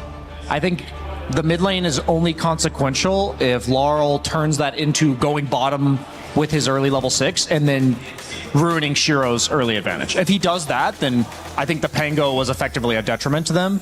But that's kind of the win condition, I think, for Spirit's early to mid game. It'll open up Collapse's game, but I'm still favoring them as a team. I'm looking. Can we see it? Can we see it? Oh, I need to zoom in on the axe. I'm sure that Sunsfan and Kez. Oh, here we go. Hold. He doesn't have it. He doesn't have it. He's very sparkly, though, I will say. By immersion. Lame. That's a lot Ringmaster's got a good set, though. That is true. We're finding out what's going to happen in this game number 2 with Sunsfan and Kezu. I think Collapse needs a third TI victory in order to afford that set, it seems. Very unfortunate for the viewers, of course, as we get into game number 2. ViCi versus Spirit. ViCi could not hold on in that game number 1. It effectively, for me at least, came down to one team fight. It did. Spirit went at 5-0, and that was the difference. Went from an even game to a 10K, and then it just snowballed from there. Yeah, no, that game kind of exploded on an instant. I do like what ViCi have kind of cooked themselves up here. I think especially, of course, the Necro was talked about a lot on the panel, rightfully so. It's a very good pick here, as Collapse also taking a very big beating here. Same goes for Y. has the knives. Y is going to survive this. Shiro will make sure of it. So we've been seeing this for a while already. Like, this is not some like new thing that's coming out where you pick Necro safe lane into Axe. It's one of the best matchups you can go for. So obviously ViCi are very happy with that. But the good thing for Spirit is that they have ways to deal with it later. Like, Snapfire is one of the best mids at like offsetting some of these like lane dominating carries, because when you get your ult, it doesn't matter who the hell you are. When Snapfire shows up on your lane with kisses, you're gonna die. That's right. XM will be playing against that Snapfire on that Pangolier, and how does this matchup supposed this to go? is very Snapfire favored. It used to be even more Snapfire favored when the innate used to work on denies. Luckily they took that out. But Snapfire just deals a sick ton of damage, and you have so many good spells. Pango generally has to play up in your face, so it's a very Snapfire like favored lane. But Pango's very good in the game against you until later, when you get like your 20 and 25 talent, maybe you play physical Snap, then it's Snap favored again. Glad to see Necro back in the meta. This hero is so satisfying. Yeah, position 1 this time around for Shiro. Zutoro getting blocked a bit. He's playing the Terrorblade this time. He's back on his Centaur. Yeah. Sorry about that. You should be so happy that Centaur is back. You love this hero. What do you mean back? He's never gone anywhere. Oh, he was not that good for quite a while. I mean, it was like 6 months he was semi-picked, and then before that he was picked every game. Sometimes for I 3 wonder years. what games you're watching and what games I'm watching. Just watching my own games, I guess. Probably. Centaur's in every one of them. 90% pick rate for me on Centaur, so, you know, it is what it is. I mean, ever since they came out with that set, where he's a donkey. Set. Yeah, the Courier Aghanim We have set. a support battle. Not Me versus Y, and Not Me comes out on top. They probably gave Ringmaster a little bit of a buff in that last, when the Clown Fall came out. Yeah. I mean, he does have the triple dagger, which I think when it comes to small instances like this, that was kind of nice, because he was he was able to outtrade Y in like, even though Y had a level advantage on him. I also want to see, because people have played this Axe Necro matchup a lot, you need to go Helm of Dominator on Axe to like later on try and skip the wave and like not really lane into him and just like get some stuff going. Because not just that, but also the HP region, because you do not want to interact with Necro. That is how you lose. This guy just slowly wins the lane, he keeps healing, he keeps, you know, being full HP. And it's also not just the fact that he counters you, he keeps his support on full HP like all the time with the heals against the Battle Hunger. Yep, that's true. So what is the idea behind Axe this game? Well, it was definitely very good, like, for them until they... I mean, obviously the last pick Necro is supposed to be good, right, when it comes out then. But it is very good. You want the type of lockdown for the Snapfire. And it is very good against heroes like Centaur as well. And you need a heavy lockdown with the TB. I feel like there may have been some other picks that could have been even better. And also, not gonna lie, Collapse has played Axe twice and he demolished both games. So there's they also actually flavor. just fortify for that single creep there? Yep. And he didn't even go for it. What the hell? I mean, unless there was something in the mid lane, of course we didn't see. Could have been simultaneously, because usually, you know, it's the nerdy mid players saying, oh, you get a deny here, you do something there. They still haven't added that yet, where you can see who fortifies. You should see that. I don't know which mid player I played with, but at some point, I think it may have been Quinn. He's like, don't use Glyph. Oh, Bach in a lot of trouble. That is the right clicks of Yatoro. Too much to handle. Kills bottom lane as well. Here? Y is taken out despite all the heals from Shiro. Looks like Not Me will be the trade. Does pop the Fairy Fire. Not going to be enough. That was very close, though. Does take down to it. A bit surprised that there was even a 1-for-1 trade to begin with, but not gonna lie, any gold injection into Necro is very, very scary. Like, this hero already free farms, and now he got a kill as well in the lane. It's, oh, this is quite cool. You know, with Collapse, like, just walking to the triangle to stack. Now meant he could be on the water rune. Yeah, but the Nightmare sets up this shield crash. Laurel's gonna get some TP support from Rue. We'll be able to cookie to the high ground. Well, luckily we don't have bottle refills anymore. That was garbage. Yeah, that was, I always hated that mechanic. No, that was a great removal. And it was in for so long, too. Oh, yeah. Like a decade. I mean, before that, you could even refill it with couriers. This is like very long time ago, like 10 years. Yeah, it's very dumb. Glad and they had it so the courier would go slower. Yeah. Very random. Band-Aid fixes, always fun. But for now, yeah, of course, Shiro's doing very, very well in this bottom lane. But if you are willing your way through with the axe, you are fairly happy. Because the other thing, too, is you cannot creep skin. Usually you can against Necro, but there's a Bane in this lane, so obviously that's something you cannot do. And Shiro right now doing pretty damn good in the CS department, but you can see Yatoro not too far behind on that Terrorblade. It's funny, because already at this point, a lot of the heroes in this game can like think about some of the first moves. Like if you're Shiro, you're gonna have to pay attention to Lars level 6 and the TP rotation. And if you're ViCi, you're already talking about the enemy triangle. You know that they're stacking for collapse. And not just do they have a very strong save, then you have Pango. Pango loves connecting to some of these early moves and like just being able to play into that, maybe aggress into the triangle, steal the sacks, or also kill some heroes. 30 seconds away from the first power room. We'll see how aggressive these supports want to be and taking that potential first fight of the game. Oh, the unicycle, not enough for Not Me. Man, I always get really excited with that thing. We saw it yesterday used for like 0.1 seconds and it just always got insta-cancelled. So this is the third time it hasn't done anything. I didn't see that. No, I did. It's one of the coolest spells in the game. It just, for some reason, it sucks. It's just so hard to use. I do love when people like use it to cruise into the mid lane to like the active rune. I mean, what would you want to see change with it then? Maybe there should be like a damage threshold of how you get like bounced off or something. I don't know exactly. No, Not Me. Able to steal the regen rune. Gets nightmared for his troubles though.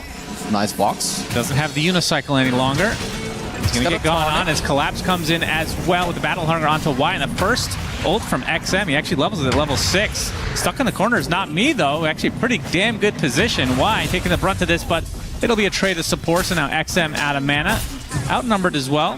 Battle Hunger gonna shrug it off for now. Still wants to stay around apparently. Scatter Blast.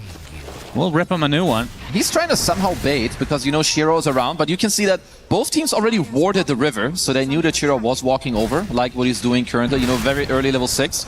Want to make use of it. Oh, that's a nice little stack steal for Shiro. Now, this is very, very nice. Your Necro seeing these, you get very happy. I mean, we'll be going for Radiant's first item. This is one of the strengths. Heard BSJ talk about it on the panel. You know, one of the things that's so nice about Necro is you don't really need to upgrade any items. You just go boots, fluffy hat, you get a magic wand, and you go straight Radiance. Collapse getting bullied out a bit here. Did sneak into the nice though, which is quite nice for him. And I do believe Shiro's going to go back for that stack. Oh, he should, but they need to respect this first Snapfire ult. Would like to see Spirit, of course, talk about this and make use of the fact that they are going so deep into your triangle. But seems for now, they're not really too interested. Yeah, they get this one for free. So, very good early macro movement coming off from ViCi. These Ancients are the important one for Axe, for Collapse to get a healthy amount of farm. It looks like Not Me will be able to get another stack going here as the rest of ViCi have exited the area. It's definitely some very nice hero synergy too. Like, of course, Bane with Necro, not just are you a strong lane, but now that you had a good lane, your Bane is very much freed up to walk around. And of course, in this first nighttime, can easily walk in here. You have 800 HP, Brain Sap, Nightmare. Okay. Yep, that's the plan. I thought he was. I knew he was going to do that one. Just testing. You know, it works. Yep. And Collapse gets the chipped vest. Definitely the item you do want to pick up here on the axe. Nope, show crash on the Laurel. He just jumps right over him with the cookie. Yep, gets a little bowling ball in the face. Yeah, the mana burn is kind of annoying for XM. We'll make it to the other side of the river, though. Still working on his defusal. I mean, what's the first item going to be for the Snapfire? It's usually Boots of Travel. There's like not really too much deviation. Nice shackle. Yeah, no follow-up, though. Yeah, looks like they're just going to leave it be. And I do like the magic build overall a little bit more. It is also what he has queued up. You know, the travels with the shard, the Kaya, BKB. Bot in trouble. Oh, boy. Yeah, does get out of the cogs eventually. Stampede already ran out. He should live, but kind of wasted spells here. As XM and Y teaming up. Try to take out Not Me. Mortimer's not going to be enough to kill off the Centaur. These are some big wins for ViCi. Well, hold that for now. It's XM. What okay. the Roach? Are you going to die to Not Me? Gets Nightmare, but the whip just sets it up beautifully. Not Me. Illusion Rune. Not going to be enough. He does fall in the end, but my goodness, he kills off the mid laner in a 1 versus 2. Dude, this guy's a gangster, I'm telling you. What I didn't see the initial start, but yeah, XM definitely not respecting what can happen in that situation. Because I was about to say, stack up. Like that was so good initially for ViCi. You just have full freeform on your Necro bottom. You baited out the meta in the top lane, and the first Snapfire ult didn't really grant them anything. Which means this is another full minute where Shiro has 0 pressure on him. Yeah, this is going to be like an 11-minute Radiance, maybe 11:30. So very, very happy days for the Necro. Haven't talked about Yatoro yet, but he's also had an absolute freebie of a game. 5k net worth. We all know what he does. First, and, well, do like to see the Shard Demon Zeal allowing you to farm that jungle pretty easily in melee form. That's always one of like the main core items. It's just too good. Tells you also so much to just like walk around and not just be a full bot when you don't have meta available. He also has an Orchid queued up for now. Wanna see if he will end up continuing with this. It is quite cool, and we saw it. This happened a lot around the like Singapore TI with Naga. If you can play these map heroes, you know, Naga with Manta, TV with Manta, and then you get an Orchid that can help you get kills. That's great. He's actually going to go for this roll onto Laurel. Able to dodge the initial power shot too. Stun. Root coming in to try to assist with the cogs, but it's not enough. XM does get the kill. It's a little bit late rotation here from Spirit. Collapse. Looks like he'll find Y, although the Stampede's going to make it a little bit more difficult. Root takes a tumble under the tier 1 tower. Stampede gives enough distance for Y to get out. Good sleep. So Spirit losing 2 and not able to get really anything out of it. Oh, just good plays. Just also taking what I would say is a little bit of a freebie. Like Lar just being on low HP and XM being like, okay, I'm going to take that one. So just a good rotation to the mid lane. They do take out 2 heroes. They are eyeing a back. But without a hook shot. Heart this time. Yep. Do like that one. Gets sundered.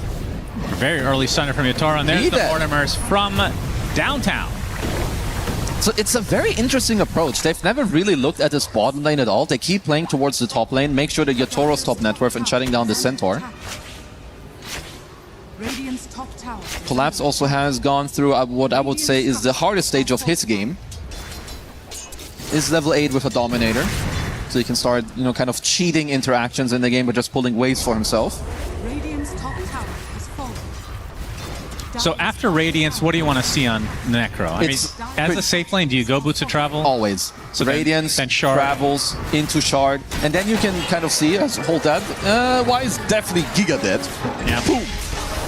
Collapse gets the choppity chop. Radiance is online now. And Shiro looking for his first Reaper Scythe of the game. Won't be allowed it though. Nice try on the power shot. Well, we've got some of the most satisfying ultimates in this game. I think maybe Mana Void is missing. Like both Scythe and Dunk are very, very satisfying. But yeah, like with the build, it's cookie cutter, at least when it comes to your first 3. You've got the Radiance travels into the Shard. I've been seeing more Manta styles. I think that is quite good. Consecrated Wraps also is one that falls like into this category. And then you have like your BKBs, Shivas. I also really think that Aghanim Scepter is a very underutilized item on Necro. You don't build it early. It's like your 5th or maybe 6th item. Because it depends on like the overall HP region you have. So you want like stacks on the side, maybe a hard anti-Aghanims. Super strong. I mean, will you see Ags without heart? That's my question. I don't think so. Because it's just way too good. They're like, it's the combo. You need them together. What if you're already 6-slotted? Then you eat an Ags. Well then, sure. Why not? Okay. You'll always do it at that point. as they are not looking for one of their own smokes. But of course, I mean, you have both the offlaners who are kind of playing a very much non-Dota simulation. They're just farming neutrals, and you know the dominators are pulling creeps around, so it's on the rest to make some moves here. Yatoro. Oh, that is not good communication from the ViCi side, but the grip is there. Rolling Thunder as well. But the box comes out, and that's the save Yatoro needed. As XM, he's actually going to continue to roll. Shiro is there with the Reaper Scythe. It's still enough. Dead. Big kill, even though it wasn't the best execution from ViCi. They get the kill they came for. Yeah, thank God that Shiro came through the gate, because honestly there was no real reason to start with Sleep. I think it just gives more time to Spirit to actually bring heroes over. So of course Not Me did come on through with the box, but good rotation to collapse onto this tier 1 tower. Well, hookshot with the Wheel of Wonder. That's enough to get the Pango into range for the Mortimers. So Spirit able to fight back a little bit here, and they find a Nightmare on the Axe as well. So it is just Collapse, gonna get focus fired. Yeah, but they can slow him, surely. And he's got a chip vest, so Jinkyu is basically killing himself. And gets the call into the Battle Hunger, looks for the chop. Gets the shackle at the last moment with the power shot as well. He is getting kited, will get the kill onto Y, and the chop onto Jinkyu. Double kill for Collapse. And now the Cookie on top of the Necro, already at half HP. Shiro in a bit of trouble now. Doesn't have his ult, of course. As you can see, Collapse from far, just getting those Battle Hungers, looking for another chop for the road. He won't get it, but it's still enough for the kill. And just like that, it's a 0 for 3. How does this guy keep doing this? My God. But it's also, ViCi, your only 2 supports, and obviously Collapse has like the best neutral item. I'm pretty sure Chip Vest dealt like 500 damage to Jinkyu in like that whole engagement. Literally 503 damage. Crazy, what the hell? Oh man. I mean, that is a huge turnaround. The guy who got absolutely obliterated by like a last pick Necro is standing his ground at minute 14 and like killing 2 heroes on his own. I mean, he played this really well. Like all the fog going back and forth. For here. Yeah, he's also bringing Mr. Pinecone Man over. Oh, that's true. Bam. Not able to get the chop, but kill is all that matters there. See Collapse very happy with himself. Getting away with murder. He's done that a few times in his career. Oh, he does it in like every series. All right, how many Aegis steals this game? 1. And that could be 1. I think he'll get 1. Because I'm thinking Radiant, he has a good hero for it. Yeah, they're still doing very well, and they're looking at Mr. Larlito here in the mid lane. Yep, the shackle into the shield crash. Rolling Thunder coming for him as well. Laurel still very healthy though. So he tries to run away with the help of the Stampede, but not enough HP in the world to save you there. XM is going to get hook shot. Very nicely done from Rue. Swashbuckles there from XM, but now he's going to get called by Collapse and get chopped to the ground. Of course, because this guy has Dominator, Blink Dagger, Phase Boost at minute 16. Easy. Against last pick Necro. Oh, Amplify Rune. Surprised he didn't just deny that. Might have to deny his own life to Roche, who's not there actually.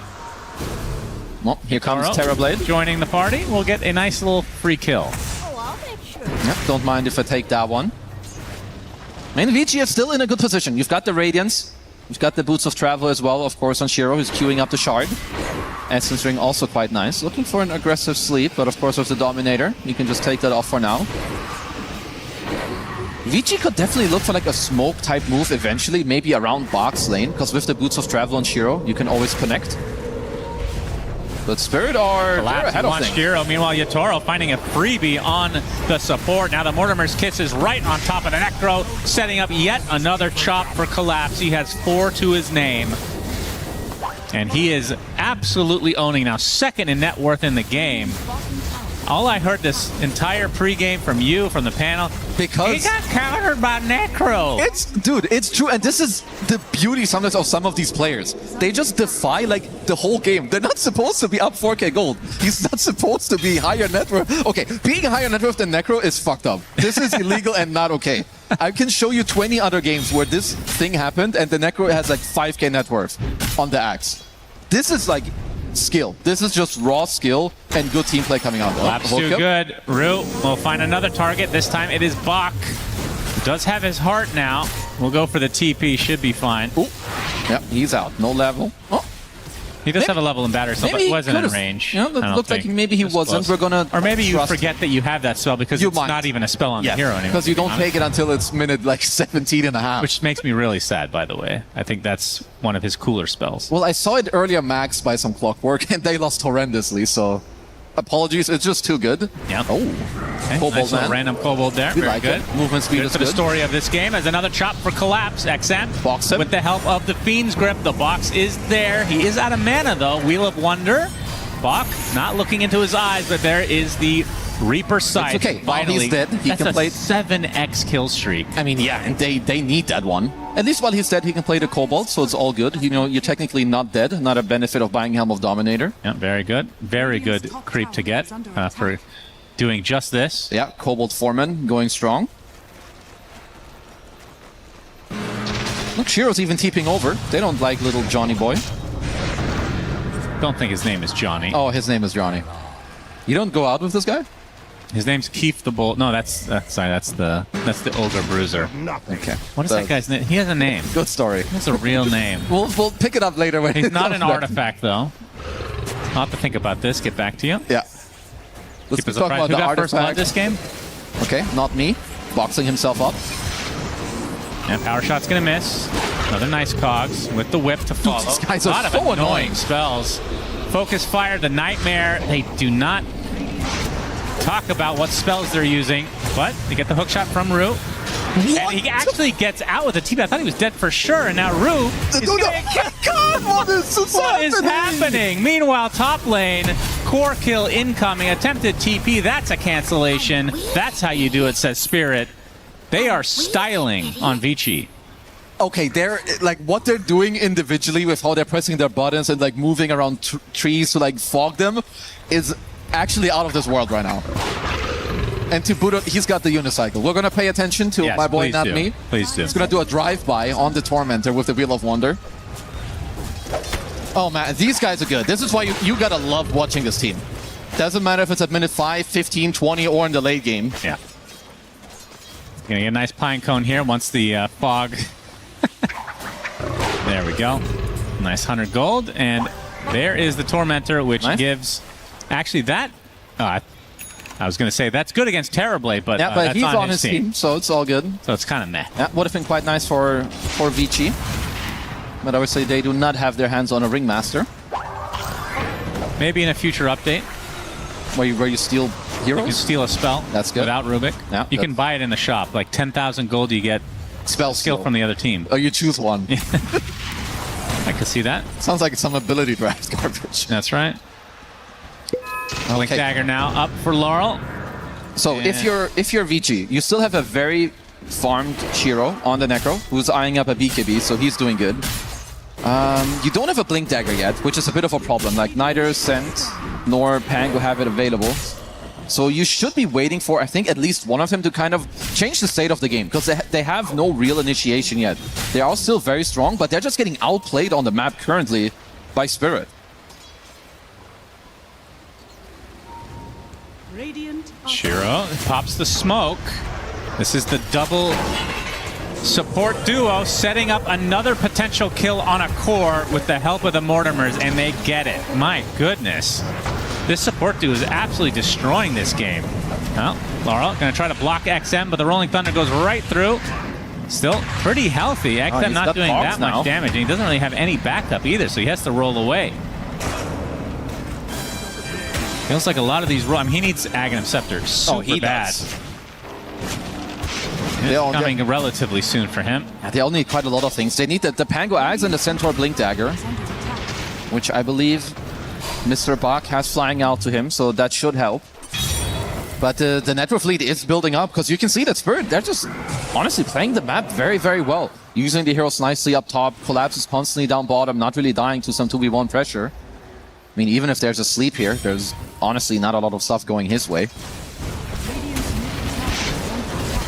Yep, Yatoro shows up to take out this tier 1 mid. Shiro's like, okay, never mind, I'm out. BKB almost up for Shiro. The thing is also, even though he gets the BKB, like this matchup is not, you're not supposed to be playing from behind on Necro. And it's not just like behind, it's 2k deficit to a TB. A rare misspell there from Rue. Yeah, stupid mud golems. Yeah, I have to say, out of any game that we've cast so far, Rue and Not Me have owned more than any support duo I've seen. This support duo is ultra clutch. And it's like not just the team fighting and like the stuff together, it's also all the moments where they're individually somewhere here or together as a duo and just like bailing each other out perfectly.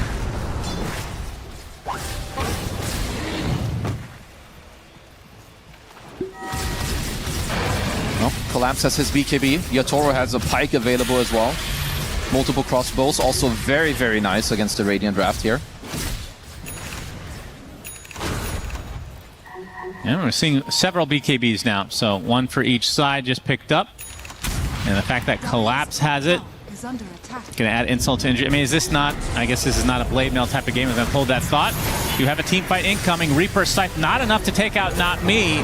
So Shiro, not able to get the kill he was looking for, has to use the BKB and the Stampede just to retreat. They've lost their Wind Ranger, as Collapse, with the help of the knives, will be able to chop down yet another kill, a double for Collapses.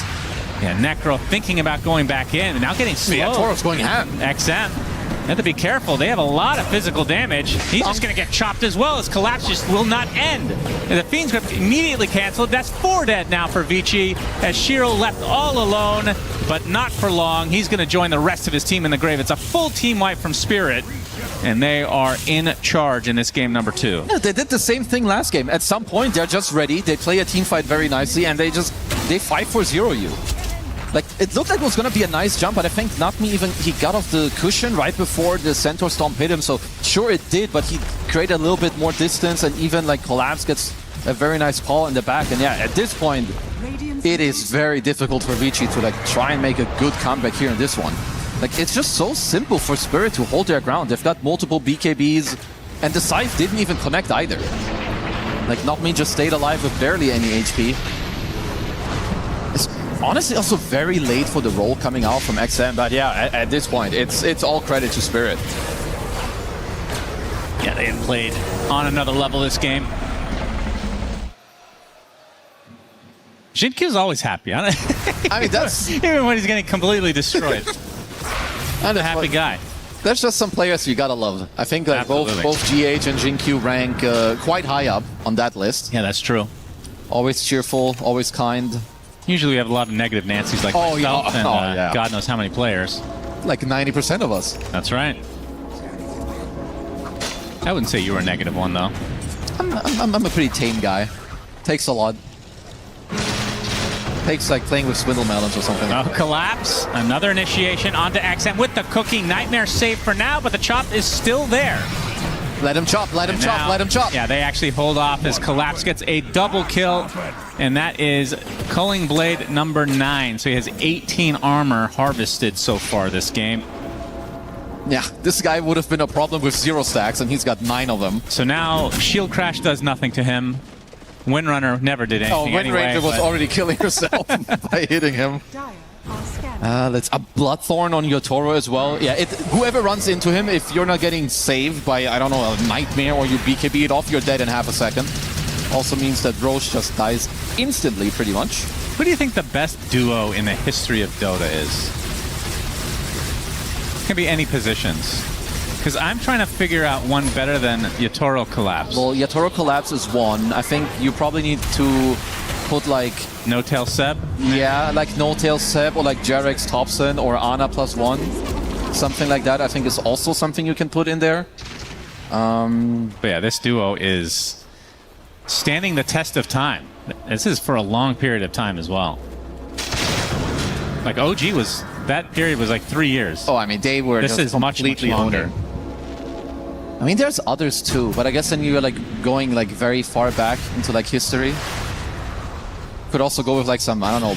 I'm a big fan of Zai. Like I think even like some Puppy Zai combo. I think Zai was always a player who definitely should have won a TI, I think. Yeah, let's just gift him one. Yeah, I'm gifting him this one, so shout out to you. XM? Oh my god, what? The damage from the Bloodthorn somehow was enough. Reaper Scythe, not quite enough for Yotoro, and he gets off the Sunder. My goodness, that damage did not look real from the Bloodthorn. I mean, he must have gotten Bloodthorn from like full HP down. You know, like he was literally full HP when it was used. and it probably was like a near perfect kill. That's dirty. Yeah, just like, look at it. It was barely after he got initially hookshotted. It is... Yeah, 20k lead at 28 minutes. Yeah, Spirit in full control. Have the Aegis for Yotaro. He can pound into the buildings now. And Shiro, another game. I mean, I think he had a pretty good game this time around, though. Just the support duo for Spirit. Just playing better. Honestly, just outplayed. Like in the mid game with a lot of the movement and some of their own kind of plays didn't really connect as it should. And I think like an insane overperformance from some of the Spirit players. You talk about the support combo, same with Collapse on the Axe. Kind of a criminal performance, if you may say so, on his Axe here. Looks like they may just cleanly wait for some of their next items. Got a BKB coming out on Yotaro very soon. Should pair up with his meta cooldown. We'll still have the Aegis available, and then you can knock up on the high ground again. And best way for ViCi to fight. You do have the Agnes on the Pango, but he is lacking the Blink, which of course hurts your team fight quite a bit. And I'm just looking at the lineups now. This is such a bad Bane game. How do you ever get Fiend's Grip off? There's so many stuns. You have box save. Even the box, you kind of can't. I think you're playing on like going around in the fight and like sleeping your core hero while the fight is going on to like try and take out the Axe, perhaps. But then you have Yotaro who can just unsleep himself. Yeah. Yeah, it's a tough one for Bane. Likely, if you're ViCi here, you're gonna try and think about a defense where you work around buybacks, or maybe forcing out a meta, prolonging the fight, and then looking to play after, or smoking around. You don't really have any other options. I think defending from the front at this point won't grant you anything. Yeah. You need something big, or you need to, like, you're gonna go home. Because if you just wait and chill, you're not gonna win this game. And now the high ground will commence. Yotaro not using the meta quite yet. Aegis for another 2 minutes. There's the call onto the Necro. Wheel of Wonder to follow, and that's just a dead Shiro already. 70 seconds as Bach not able to get fully chopped, but he's dead as well. So 2 without buyback, and Spirit can do whatever the hell they want now. They get the taunt. He's dead. Onto the XM Pangolier. That's all 3 cores dead. Capital GG from Shiro. As Spirit, again, domination. No, I am not surprised. Like, when you just look at this last play, they're getting ready to go up on the high ground. They're smoking up that everything is clean, and you can tell that they have a plan in mind. The moment that Shiro shows, it's a blink call into the Wheel of Wonder. Everything is perfect. Everything is there. Yotoro's ready. Get a clean kill. It's nothing complicated. Very simple, but so clean from Spirit. Yeah, Rue and not me, though. I have to give it co-MVPs to this game. Oh, absolute banger from their performance. Outplayed everybody in the server by a long shot. And we even got to see Unicycle for about half a second, which was really the highlight for me. Well, honestly, we'll see it more often. I like that it's like part of his main kit. And we've seen some good ringmasters, but yeah, there was too much outplay going on. This is not something that's, I would say, allowed to happen. Of course, you know, when you play against the best of the best, if you give them 0.1 second or even half a second, it's too much. You gotta be more careful with that. And Spirit definitely seem in form. Yeah, Collapse obviously dominating this game as well. I mean, Yotaro ends the game 11-1. He didn't really have to do that much, though. No, he was chilling. Collapse was making the plays with the help of the supports that we talked about. Collapse ends the game 12-1 on Axe, despite being in a not so great situation against the last pick Necro, which was looking good initially, but ViCi just not able to hold on here. And that's why you have to look at these things and you need to develop your skill. Like for all the offlaners watching and it's like, oh, Axe into Necro is unplayable. Honestly, nothing is unplayable if you're creative enough, if you're good enough to make it happen, because you can see what can happen. This is not about a hero matchup. This is pure skill, understanding the map, how to play, because ending this game 12-1-7, I don't know if there's any other offlaner in this tournament that would have replicated this performance. But he didn't steal an Aegis this time. True, they won way too hard.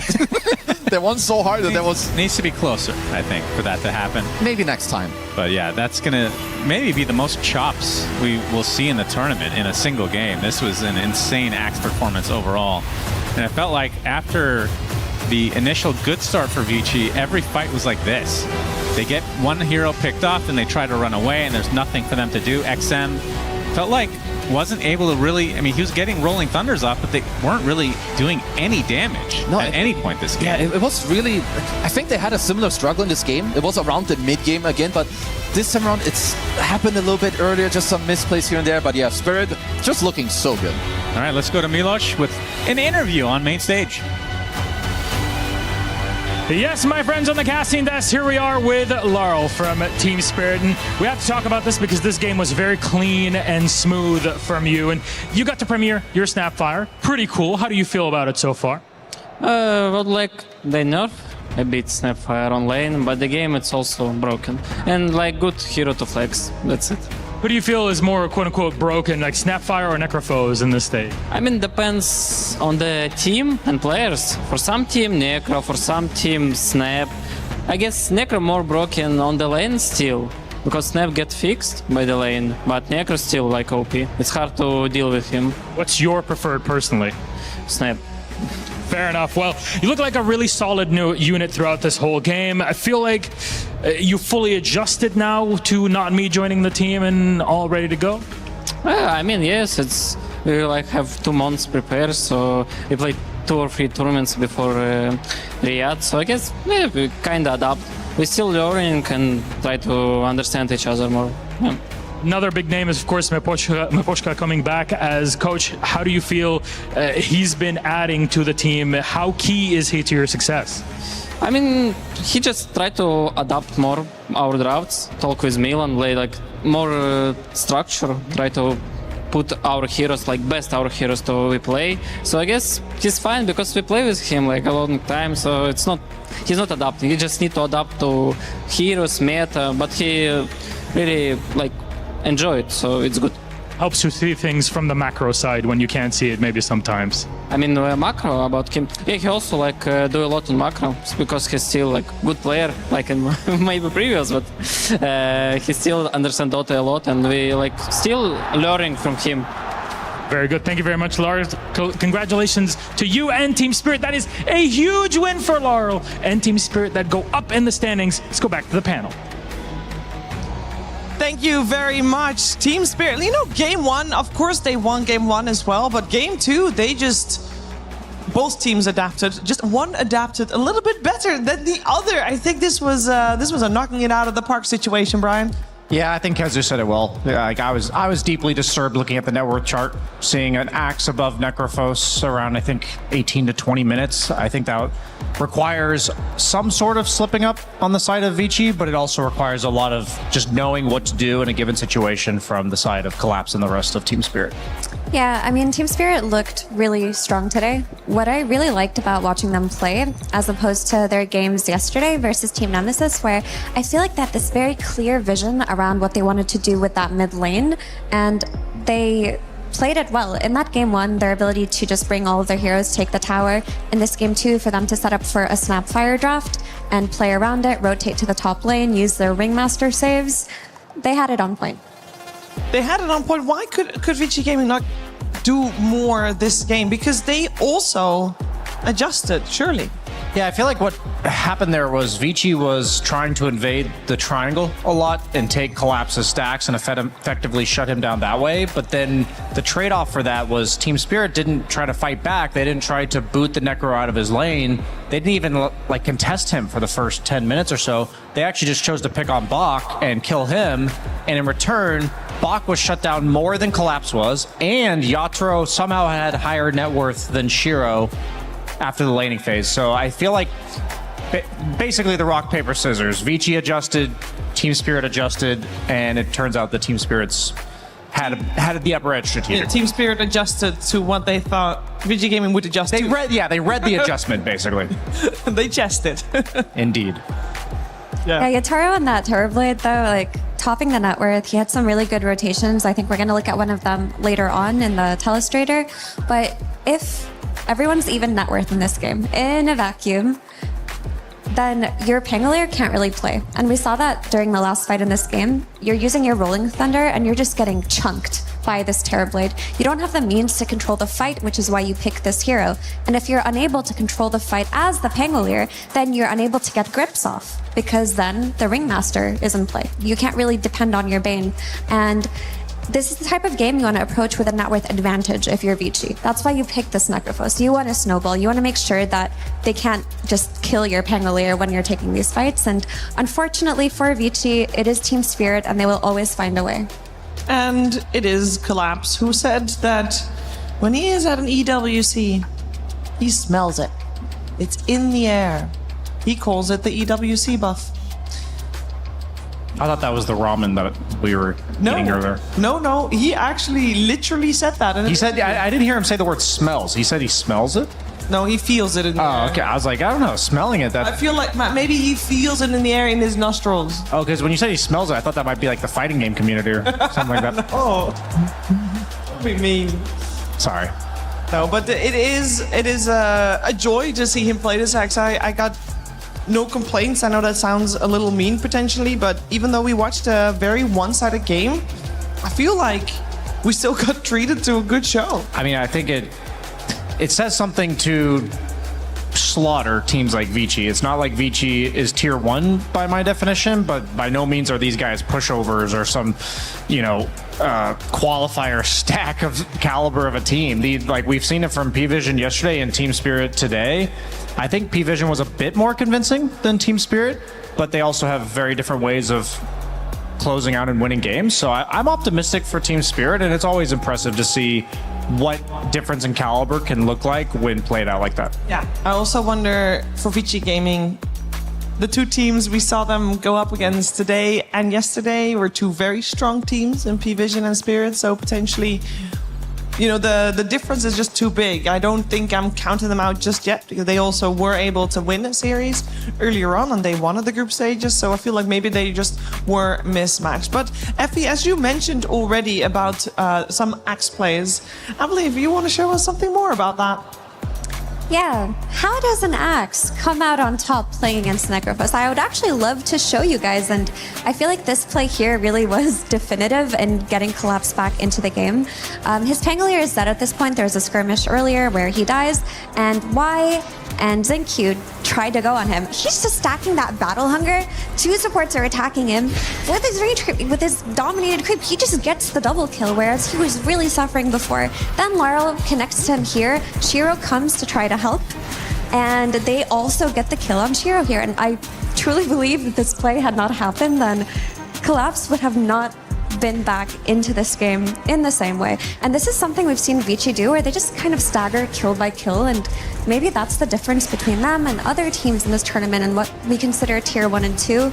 Unfortunately, the 1x1 feeds, you can't do it. And in this play, we just saw Yatoro go through the gate, set up this really great kill on Shiro's Necrophos, where we see Laurel again giving us that range damage, and this is how Axe gets back into the game. I mean, there were like several moments in this series that it felt like Team Spirit was like playing with their food. Like Collapse was dangling them so hard, all three of them for that first play. He like kiting the supports around the trees. He knows Necro doesn't have ulti. He's getting focus fired, so he's like spinning like a dancer. Yeah, I mean, that was very impressive. Watching those clips, like Team Spirit's definitely operating at full capacity when it comes to the mechanical skill. I was pretty blown away by Nigma. He had like a one play in the mid lane where he 1v2'd and killed XM, I think it was.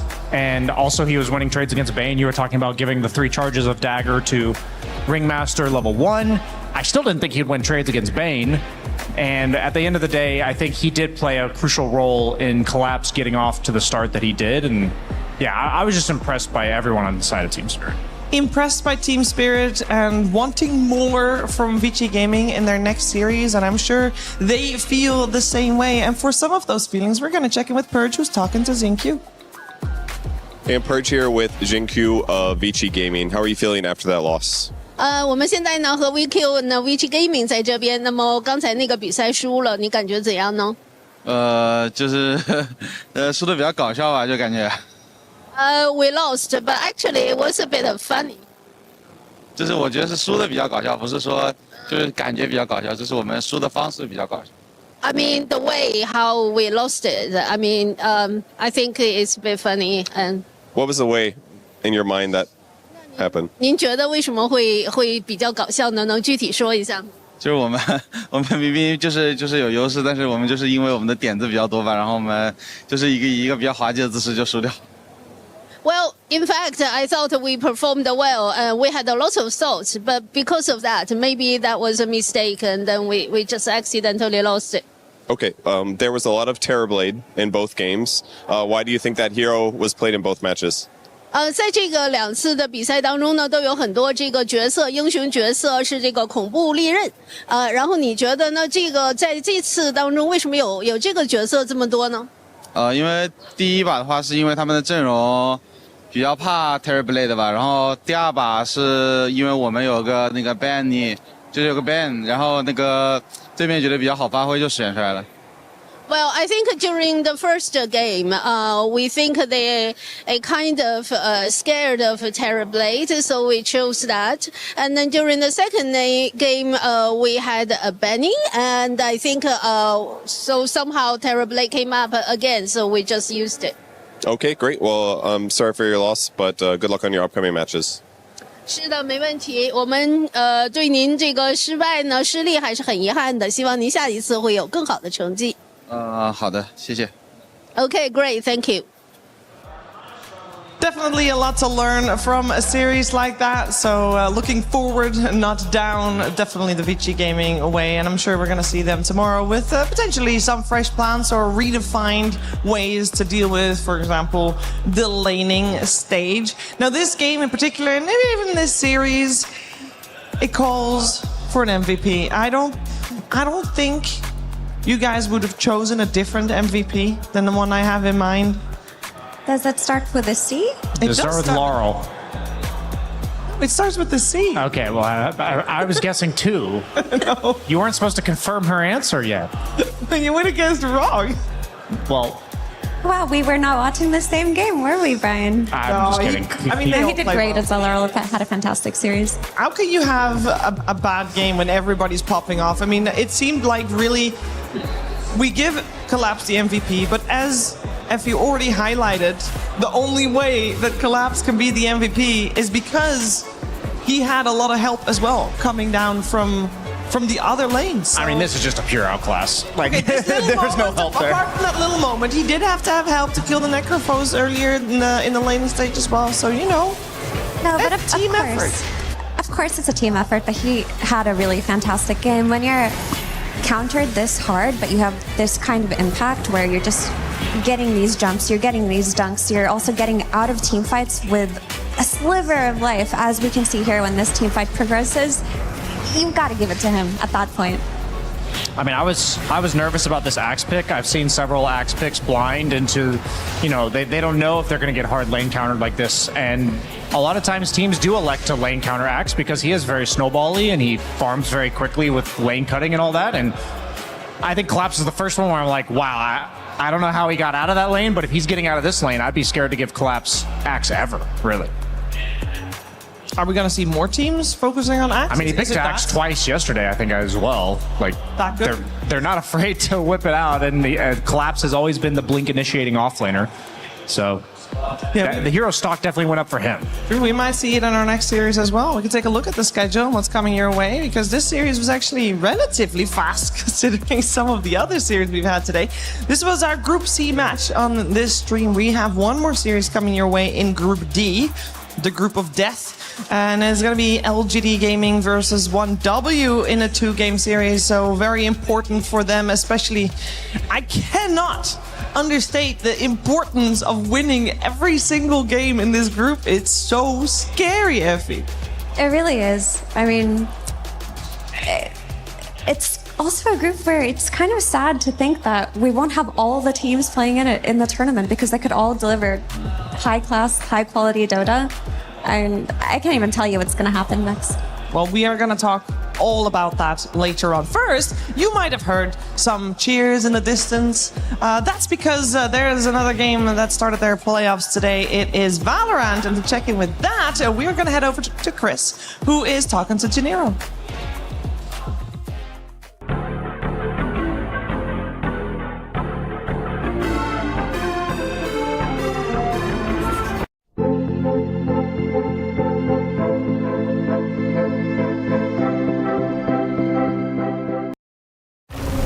The Esports World Cup, the most elite competition in the world. its trophy system is built to match.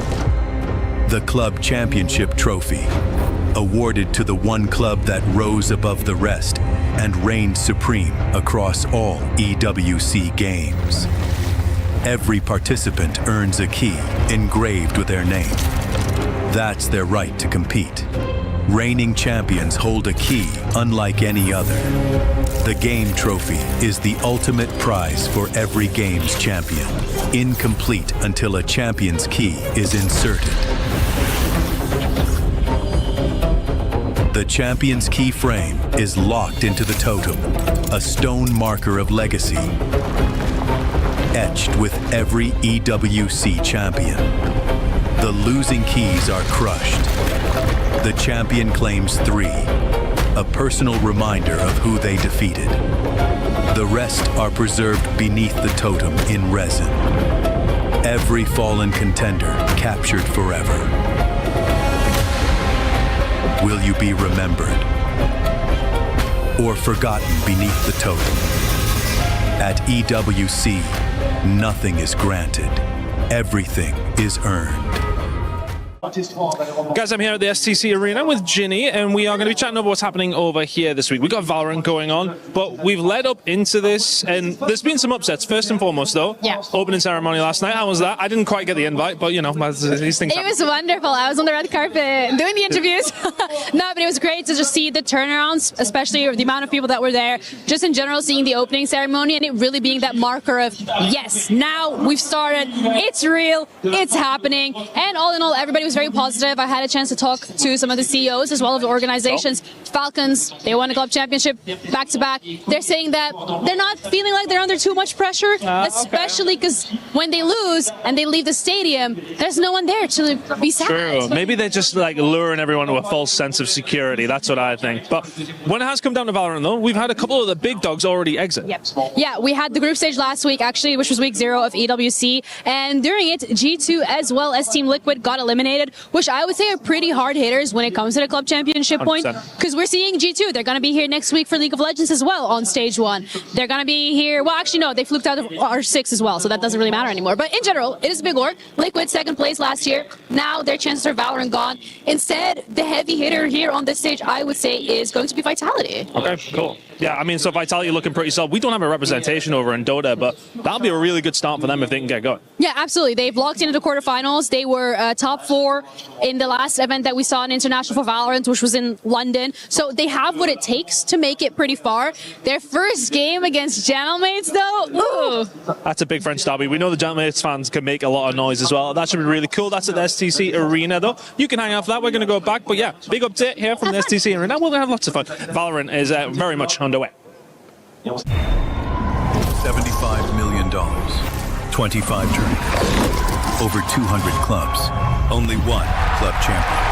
The Club Championship is the beating heart of the Esports World Cup. Over 7 weeks, esports clubs send their players to compete. Every placement, every win, every podium earns points for their club. At the end of 7 weeks, every point counts. The club at the top walks away with $7 million and the title of Best Esports Club in the world. It's not about being the best at one game. It's about being the best across all of them. Depth, versatility, consistency under pressure. One championship trophy, one title. Who will take it? Watch history unfold in Paris at the Esports World Cup 2026.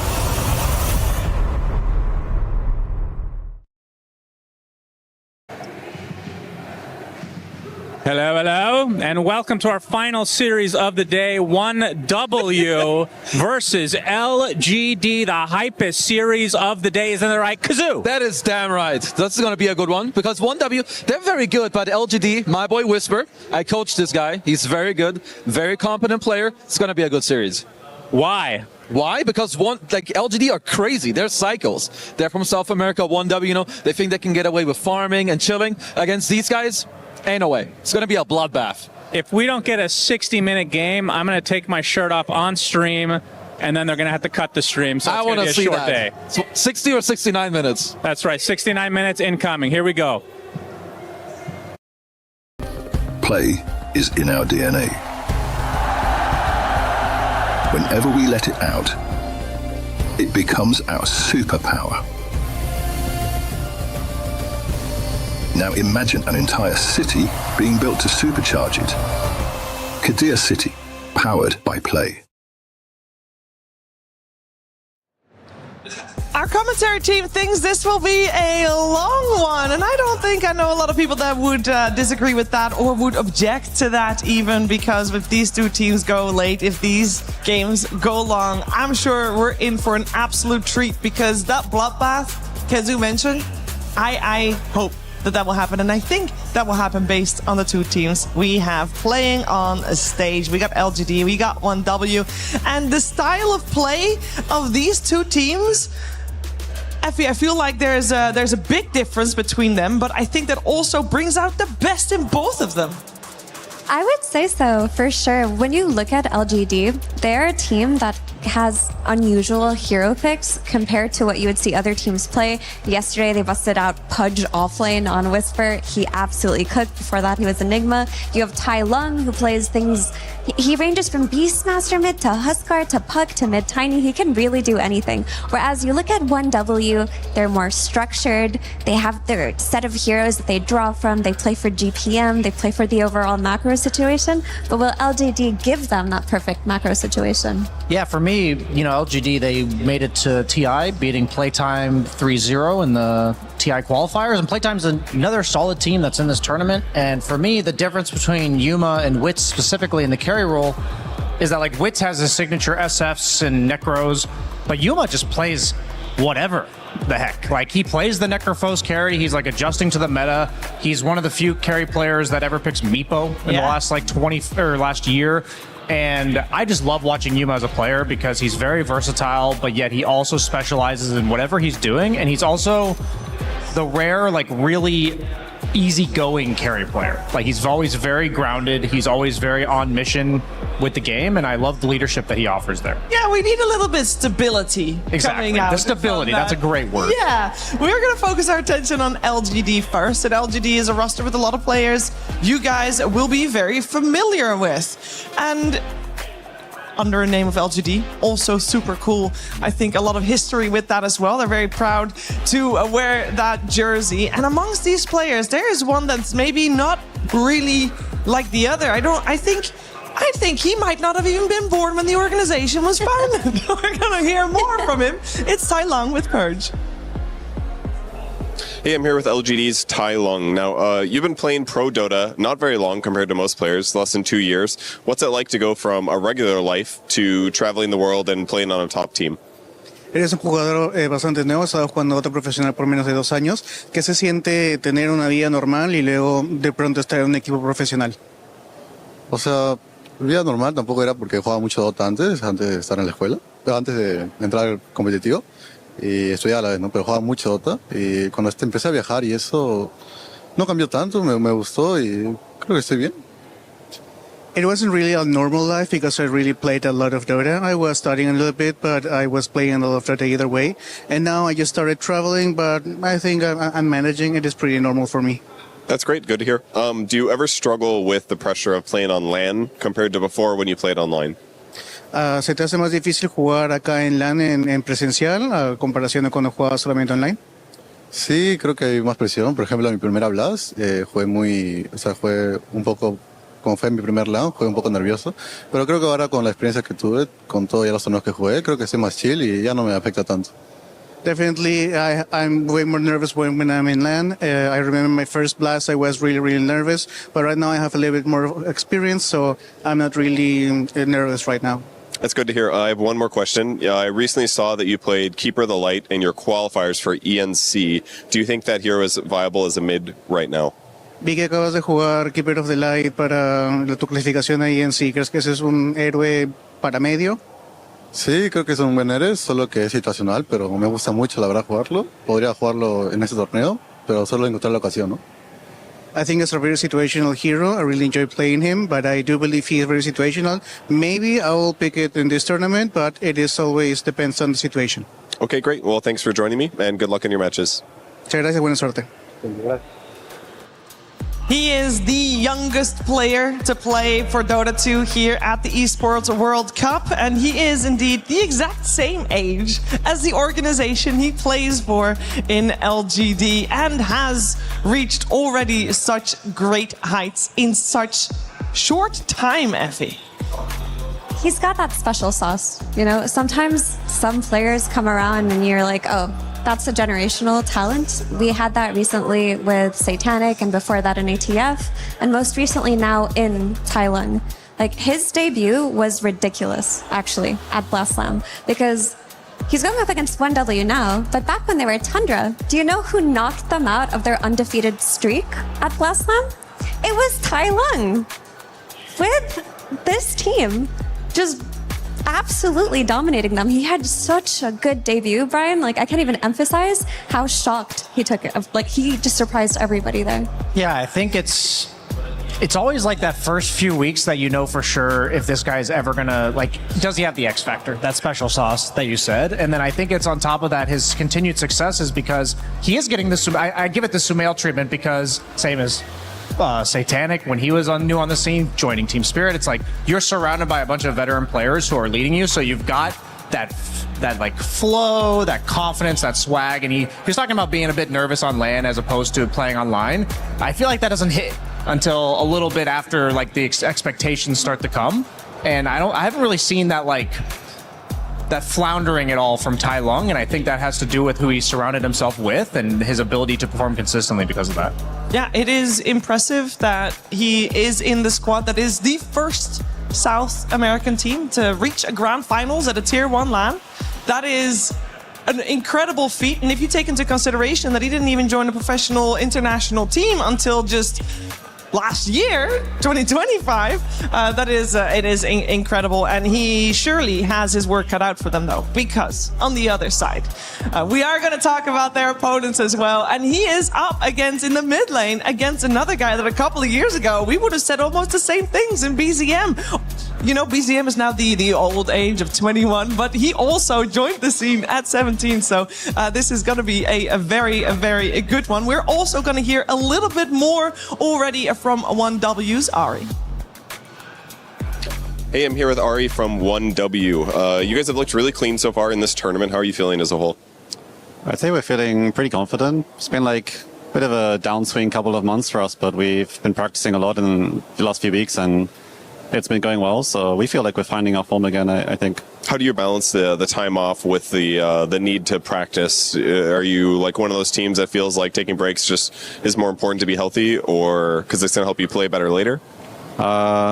It's quite hard to answer, because I think firstly it's different for everyone. Some people feel they need the breaks more than others, and it also kind of just depends specifically on the situation. Like, I think for the long-term mindset, like, you definitely do need breaks to not get burnt out. You can't just play like non-stop the whole year or multiple years, but breaks definitely don't result in better form for us. So if you want to be good for a tournament like Real or TI, really big tournaments, I think we just want to practice a lot. And maybe for the rest of the year, you try to take it a bit easier, take some breaks so you don't burn out. It's all about finding the balance already, but at least for me personally, I don't need breaks that much. I just want to keep playing and keep my form really good. So okay, that's great. Do you ever still get nervous in tournaments? I know you've been playing for a long time at this point. I would say on day one, when it's like a new environment and the setup's a bit different to what I'm used to, I feel like I play worse and I feel like a little bit like uncomfortable. But then by the time we get to like day 2 and onwards, I'm like settled in and I feel normal again and not nervous at all. Okay, that's great. You've played a lot of Wind Ranger so far this tournament. The hero has kind of interesting utility. Obviously, it's been played carry as well, so it's a bit of a flex pick. I feel like the hero has less damage than other typical 4s usually. How do you make up for that in your team? Do you just prioritize other heroes to make sure they have more damage, or is it just your goal is your goal? You're stunning and you're power shotting, and that's your play style? I mean, I don't think it's too different from other heroes. It's just a bit harder to execute because you have to land the skill shots. Yeah. But obviously Shackle and Power Shot are both really strong spells if you're hitting them, so yeah, I think you just have to play the hero a lot and get a good feel for it, and then it's really strong, just like other heroes like Hoodwink Willow, whatever, other range heroes like that. Okay, yeah, whatever works for you. All right, well, thank you for joining me for the interview. Good luck in your match. Thank you.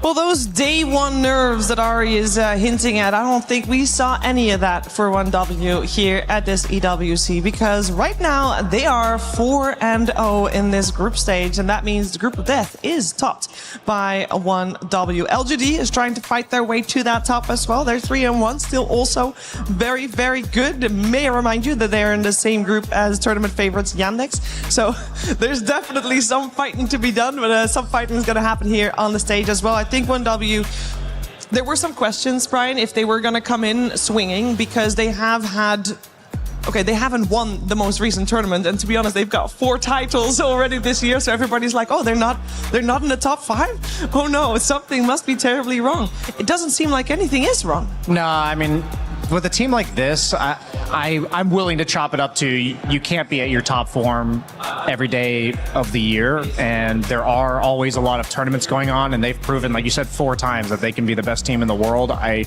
have no doubt that they're going to be a formidable opponent for anyone they see here, and this series, I mean, these best of 2s can be kind of brutal, because usually with best of 3s, you're allowed to mess up a draft, you're allowed to let one go, but if you drop a game to LGD here, for all you know, they 2-0 Yandex, and you might not be getting first place in the group. So every game here matters, and I think LGD can definitely take one from them at least. It does, but they've got the momentum from their win yesterday against Virtus Pro, and they looked solid. Like, that was the 1W that we expect to win tournaments. Yeah, 2 Ws. 2 Ws, yeah, exactly. Yeah. They 2W'd their way into their snowball, I think. And we heard a little bit from Ari, but he is a player that I wanted to talk about because his win ranger seems to be a staple for them, where this hero isn't succeeding so far at EWC. Her win rate when I checked earlier today was 28%, but not in Ari's hands. He's won every game he's played on her.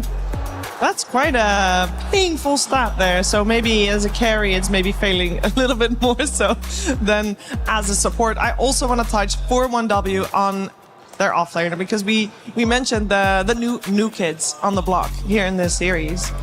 But we also got to mention the 2TI winner in 33, leaving his mark here on this squad and, of course, on the meta. And has he done anything where we're like, ooh, that's the 33 we know? I mean, I think he was the first one I saw that was going the Centaur build. He might have stolen it from somebody else, this whole early heart. I think out of everyone in the scene, 33 will be the one that tries his hardest to delay the Blink Dagger, delay the BKBs. He'll go for the hearts, the pipes, like any utility item or farming item that he can possibly go. And I think that's actually a really good playstyle right now. I know we just got done watching Collapse play a super active, stylish form of play in that last series, but I do think that the best way to play right now is like the Darkseers, the Centaurs, that just scale really hard with farm, and 33 has always been the meta-defining offlaner for that type of playstyle.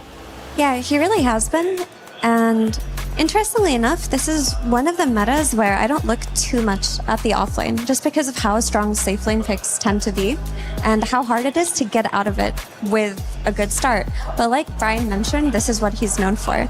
But for that reason, I actually think Pure plays a very important role in this team, in this meta, where the safe lane has to crush. This is what he used to be famous for.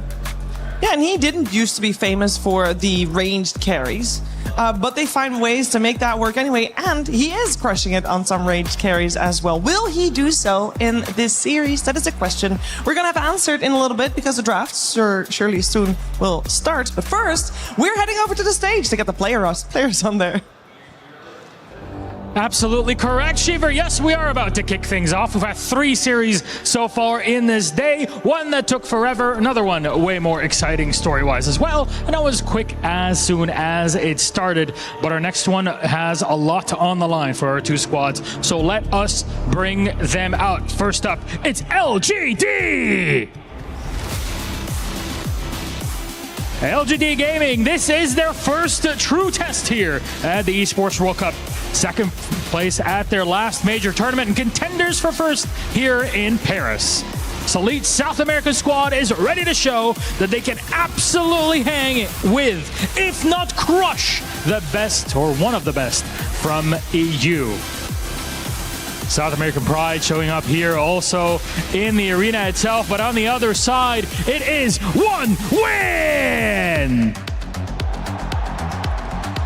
More like 4 win, am I right? yet to lose a game so far in the group of death. Remains to see if their undefeated streak will continue or if it will fall as it did last time they faced LGD. Bit of history, as you might have heard on the panel between the two teams. And we'll see what ends up happening once all the cards are up and ready here in Paris. The late night show continues.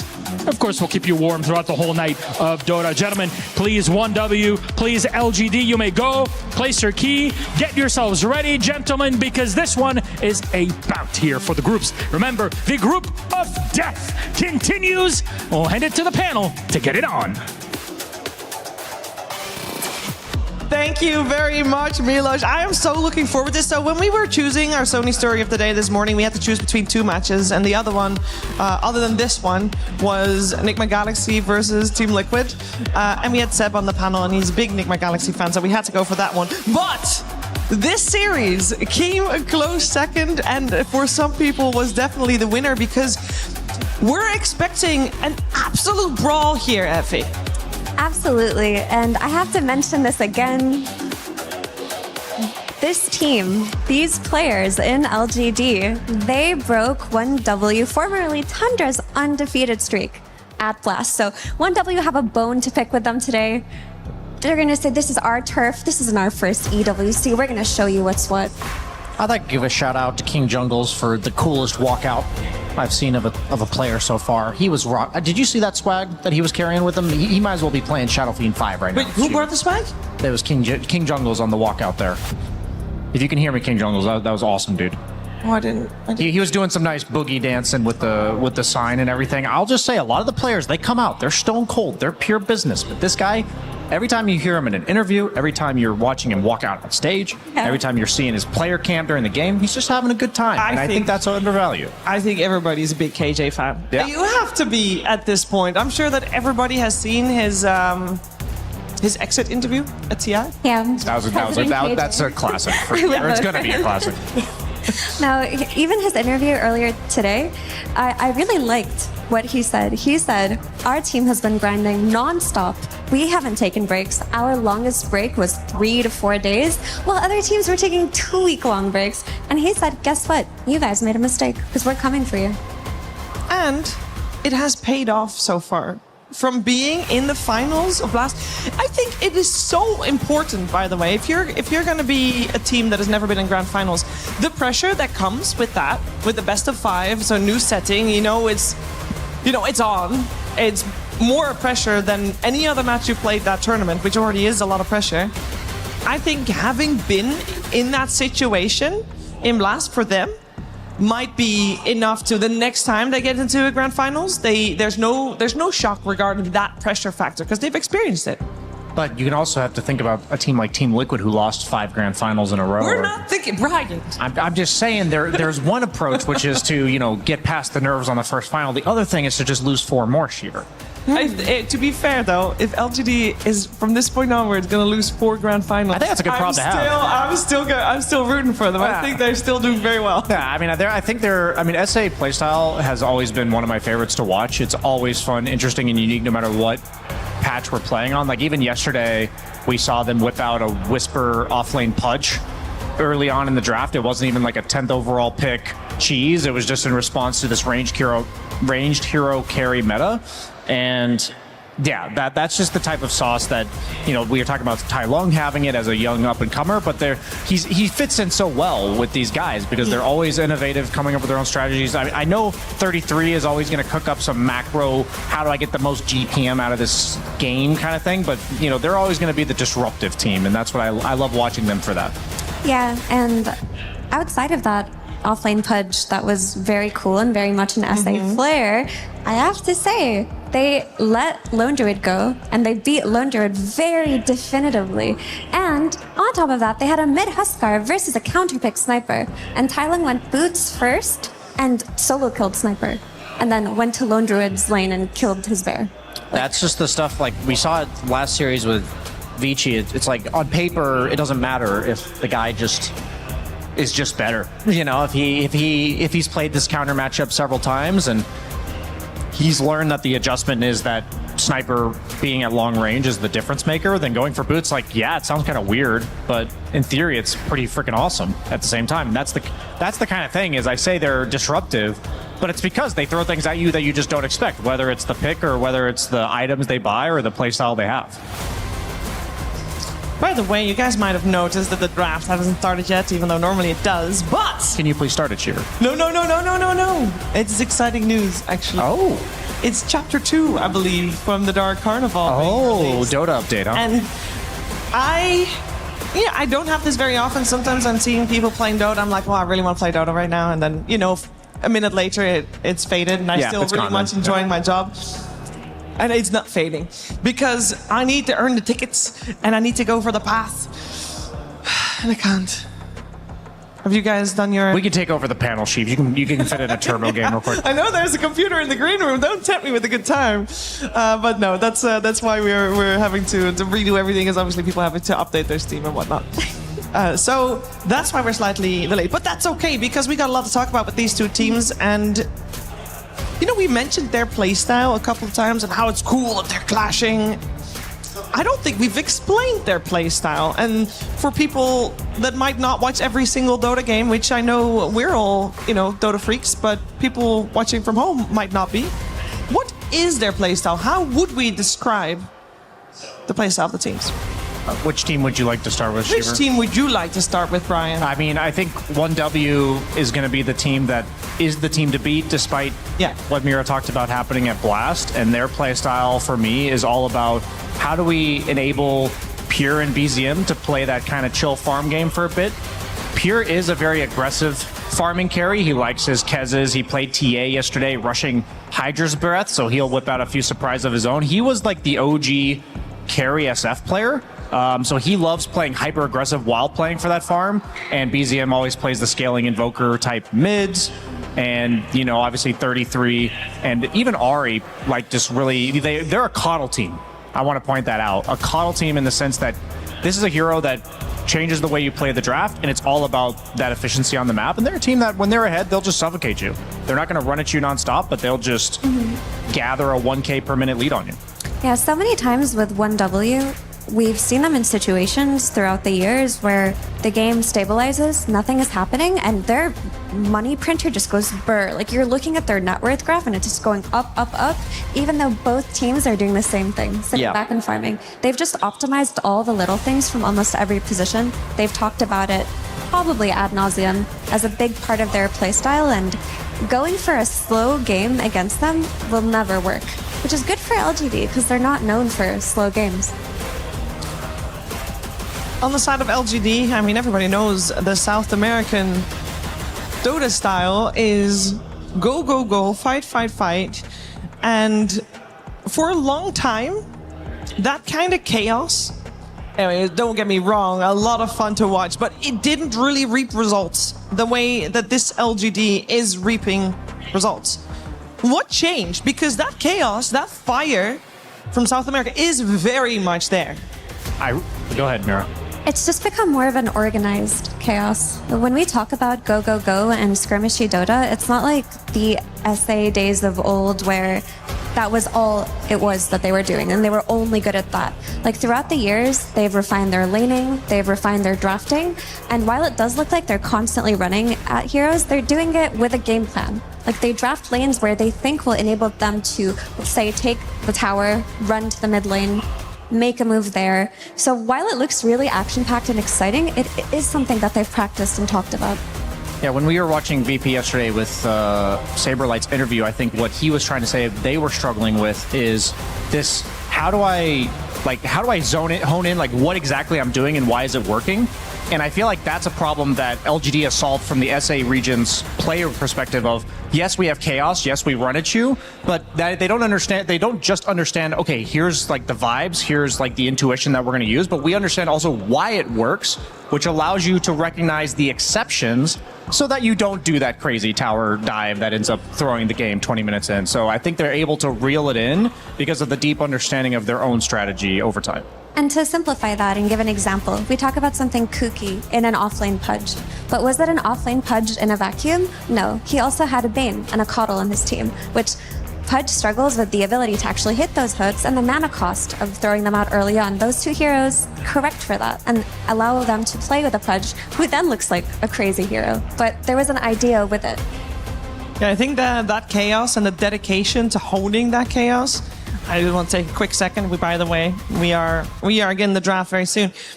Quick second to appreciate the dedication of the players. I think it is often maybe slightly overlooked about how many players that are not from Western Europe have to boot camp in Western Europe, because that's where the best, if you want to be the best, you have to play the best pubs, and the best pubs are in Europe.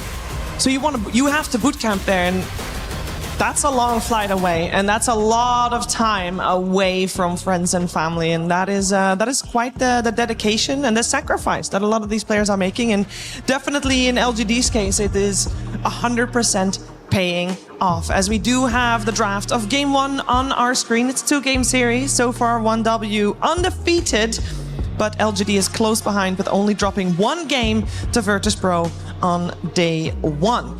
We're gonna start with 1W on the Dire side. We're gonna have LGD on the Radiant side, and the first pick goes to 1W, and they have already banned out the Husker and the Enigma, with LGD banning out the Doom and the Ember Spirit.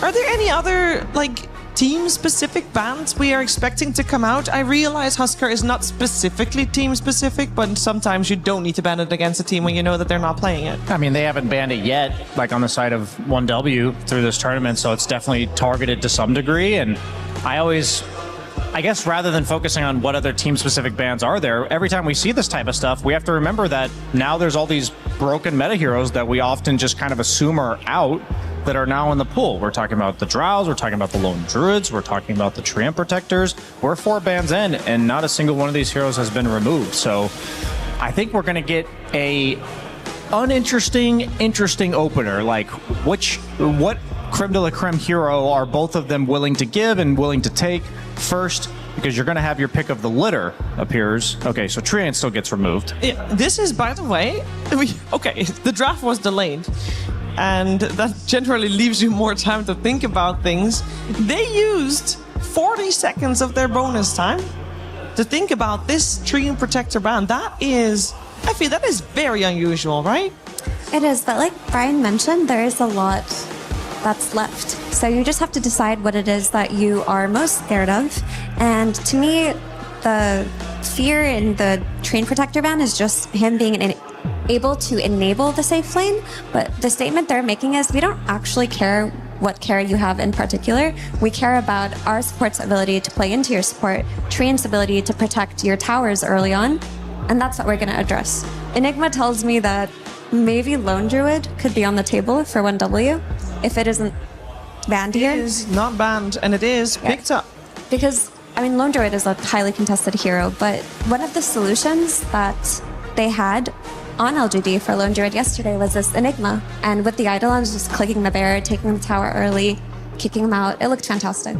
I always forget how universal hero matchups are, because I remember I played a pub where I was supporting a guy and I had a Lone Druid. I'm like, I can just play whatever the heck I want as support because I'm going to win the lane anyway. And then the offlaner picked Enigma and we got slaughtered. And I'm like, did we just play it badly? But no, it's clearly it's one of the few heroes in the game that doesn't get absolutely steamrolled by Lone Druid.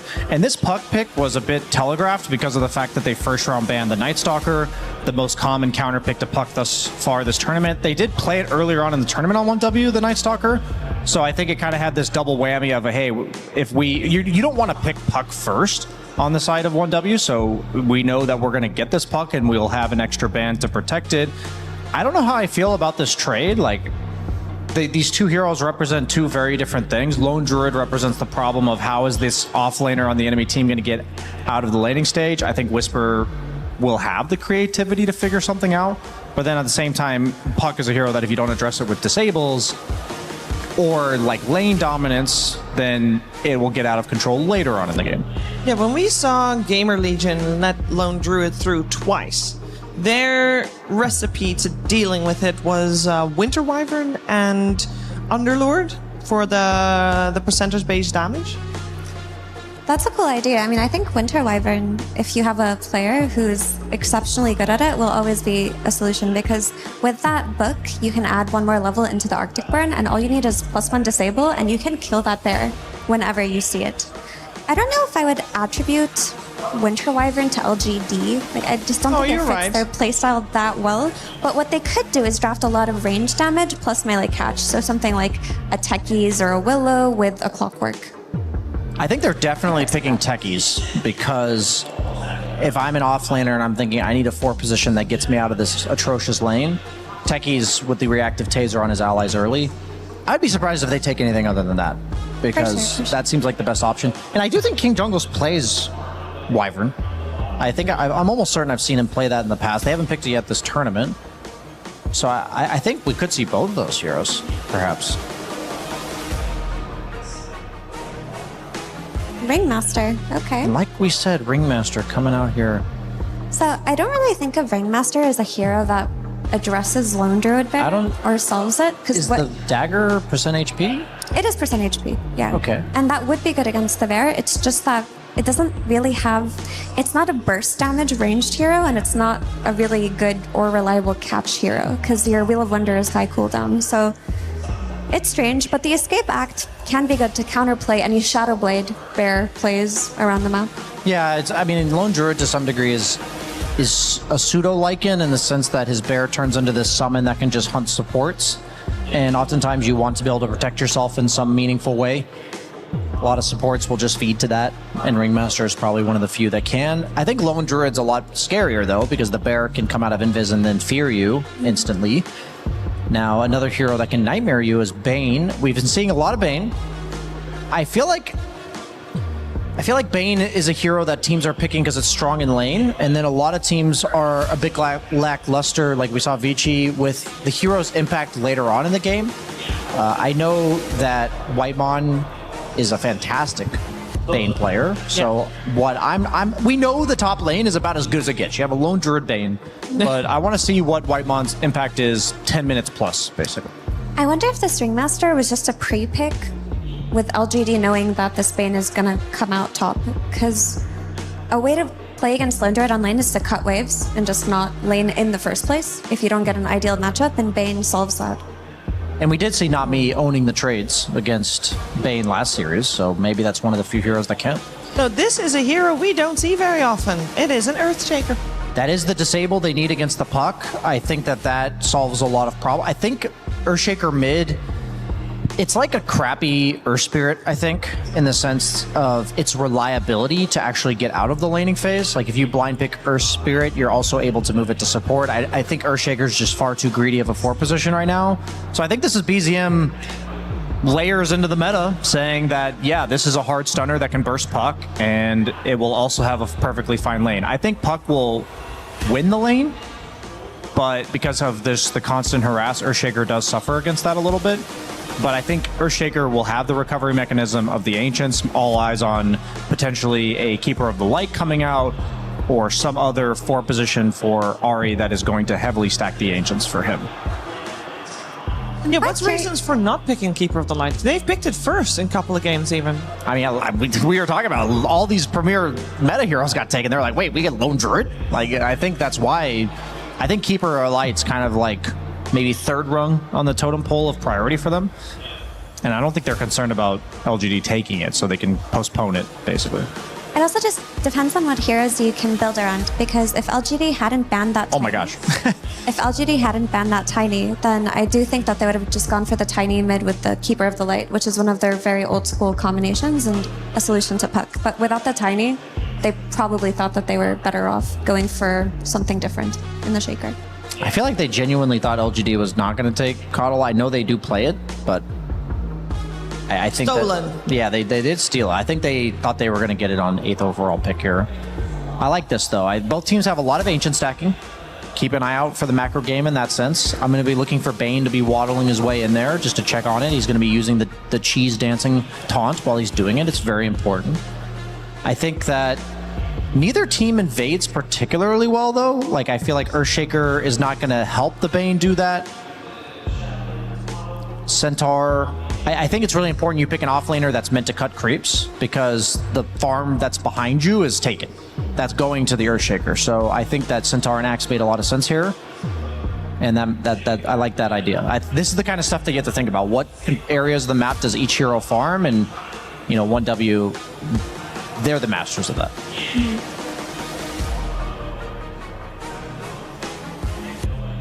All right, there's only one pick needed for both teams to round out their draft, and we're entering the last ban phase here. On the side of LGD, it looks like we're needing the hero for Yuma. There's already a Shaker. Meepo is out of the equation. Sad sounds all around. On the side of 1W, we are looking for our Ahri hero. Is there... I mean, there's no chance Shaker is support. I wouldn't think so, to be honest. I just think you need to lane something against this puck mid with the Shaker, and Ahri still has a lot of his signatures in the pool. He's got his Wind Ranger, he's got his Hoodwink. Hoodwink just got taken out for that very reason. What about that Wisp? Could see it. I would be surprised if they didn't ban Wisp. I think they'll ban Terrorblade on the side of 1W, and they'll ban... I would hope they ban Wisp on the side of LGD. I really think they need Ahri to just be some macro 4 that kind of plays a little bit of lane chill sustain, but also wants to go back and double stack the camps. Brian, you told me you don't like ranged and ranged carries against... two ranged on the safe lane. So we have already the 2 supports, both Ringmaster and Keeper of the Light, both ranged. Why would you not want a melee carry? First of all, they're up against a Centaur. Why not Lifestealer? I don't love Lifestealer against Bane. I also think Beastmaster is an incredibly greedy offlaner, generally speaking. So my idea was that you want to make it so that when you're stacking Ancients and you're farming them around 7 to 10 minutes, like, you don't need to give any of your support energy to the bottom lane. So I was thinking some independent, decent laner that will also be able to jungle. That's why, you know, Terrorblade is ranged, quote unquote, but I also think, you know, he basically is a melee hero for the first 10 minutes of the game. Do you think Ursa is pickable if you have this Ringmaster to save you from Bane? Or do you still hate that hero? I personally think Ursa is like... I think there's a reason that Centaur is as high a priority as he is not only is he good against the meta carries, but the Ursa's the Slarks, and I guess maybe Monkey King is viable, but I feel like Ursa and Slark specifically, heroes that usually counter Centaur, they feel really awful to play right now. It's so hard to actually... We're in the meta again of a bunch of Force Staffs and Glimmers and Blink Daggers. Everyone's just running away from you. The best idea for carries right now is usually to just sit there hitting people. And like a Lifestealer is a different example, for instance, because with him and Alchemist, you can just walk around with Radiance and you're dealing damage, but any hero that actually relies on right-clicking with like a Battle Fury just feels really out of place right now. I see. You know what's a cool hero that we haven't seen enough of that I think can punish Centaurs and the like? What is Gyro? that? Gyro. Yeah. Okay, I could see Gyrocopter. I don't know how it matches. Gyro's a weird hero because they like buffed a few parts of him, but then they also nerfed his flak cannon cooldown pretty significantly, and they also nerfed the fact that you get 2 extra shots from your Ags when you have flak cannon activated. So like the Satanic build is a lot worse, and you actually die if you get locked down. I think that was kind of a quintessential part of his kit. We see the Willow come out for Ahri. That's much more of a lane dominator than it is like a macro hero. I would still lean towards TB here. I think you need a reliable laner that can jungle. I like that Willow gives 1W damage when they're waiting for the period for Lone Druid to get strong. Like this Centaur, if he had a Wind Ranger instead, he wouldn't have had that threat on the stun. Whereas with a Bedlam, if they make a play, try to get a tower, try to make any kind of cheeky little smoke, Willow does secure that period of the game where they're waiting for Lone Druid. What if the Earthshaker was partially like, okay, it deals with Puck and it counters Meepo? Yeah, that's what I'm thinking. Just saying. That's why I said there's probably no Meepo. Unfortunate. Yeah, one of the... I'm sorry if I missed that, Cheever. They do go Terrorblade. I think that the role of Yuma in this game was to just be a self-sufficient laner. I think that whenever I have Beastmaster Puck as a carry, obviously I'm the carry, I need to scale, but I'm third priority when it comes to making sure these other 2 heroes have decent mid-game impact. And so I really like the Terrorblade pick for this. I think that 33 and Ahri will have a good lane. I think it's a very scary lane to play against, but worst case scenario, you're recovering as Terrorblade, and it will free up KJ and TheoLaCour to play around their other two cores. I like the Terrorblade a lot. Not just for the reasons you mentioned, but just that consistent damage to be able to take out two bears in those late game team fights. You need to be able to really kill him at that stage of the game where you're not really getting that damage out of your Coddle, you're not getting it out of your Ringmaster, and usually it's addressed through at least one of your supports, and LGD didn't actually solve the Lone Druid through their supports. So there is a lot on Terrorblade's shoulders to solve a lot of problems and plug a lot of the holes, but it is a hero that's absolutely capable of doing it. How are we looking in terms of how skirmishy this game is going to be? When we're talking before the series began that it would be a bloodbath and fire, is it going to come out based on these two drafts? I mean, Lone Druid's a pretty exciting hero for the first 20 minutes, Shiver. I will just say to people at home, this is Brian's sarcasm. Continue. Pure will be brawling with those jungle creeps for quite some time, as most Lone Druids now, they do go Treads, Mjolnir into an Ags, and yeah, that was sarcasm. Lone Druid, he's living the dream if he's allowed to just hit creeps. What this hero does, though, is he eventually gets that Shadow Blade after the Ags, and he wants the map to be split up. So I think there's going to be a lull in action from like 10 to 20 minutes, and then the map can very quickly become chaotic when you have a Shadow Blade Bear walking around, and then you have the stun damage follow from heroes like Willow and Earthshaker. So it's all about who has map control at that point.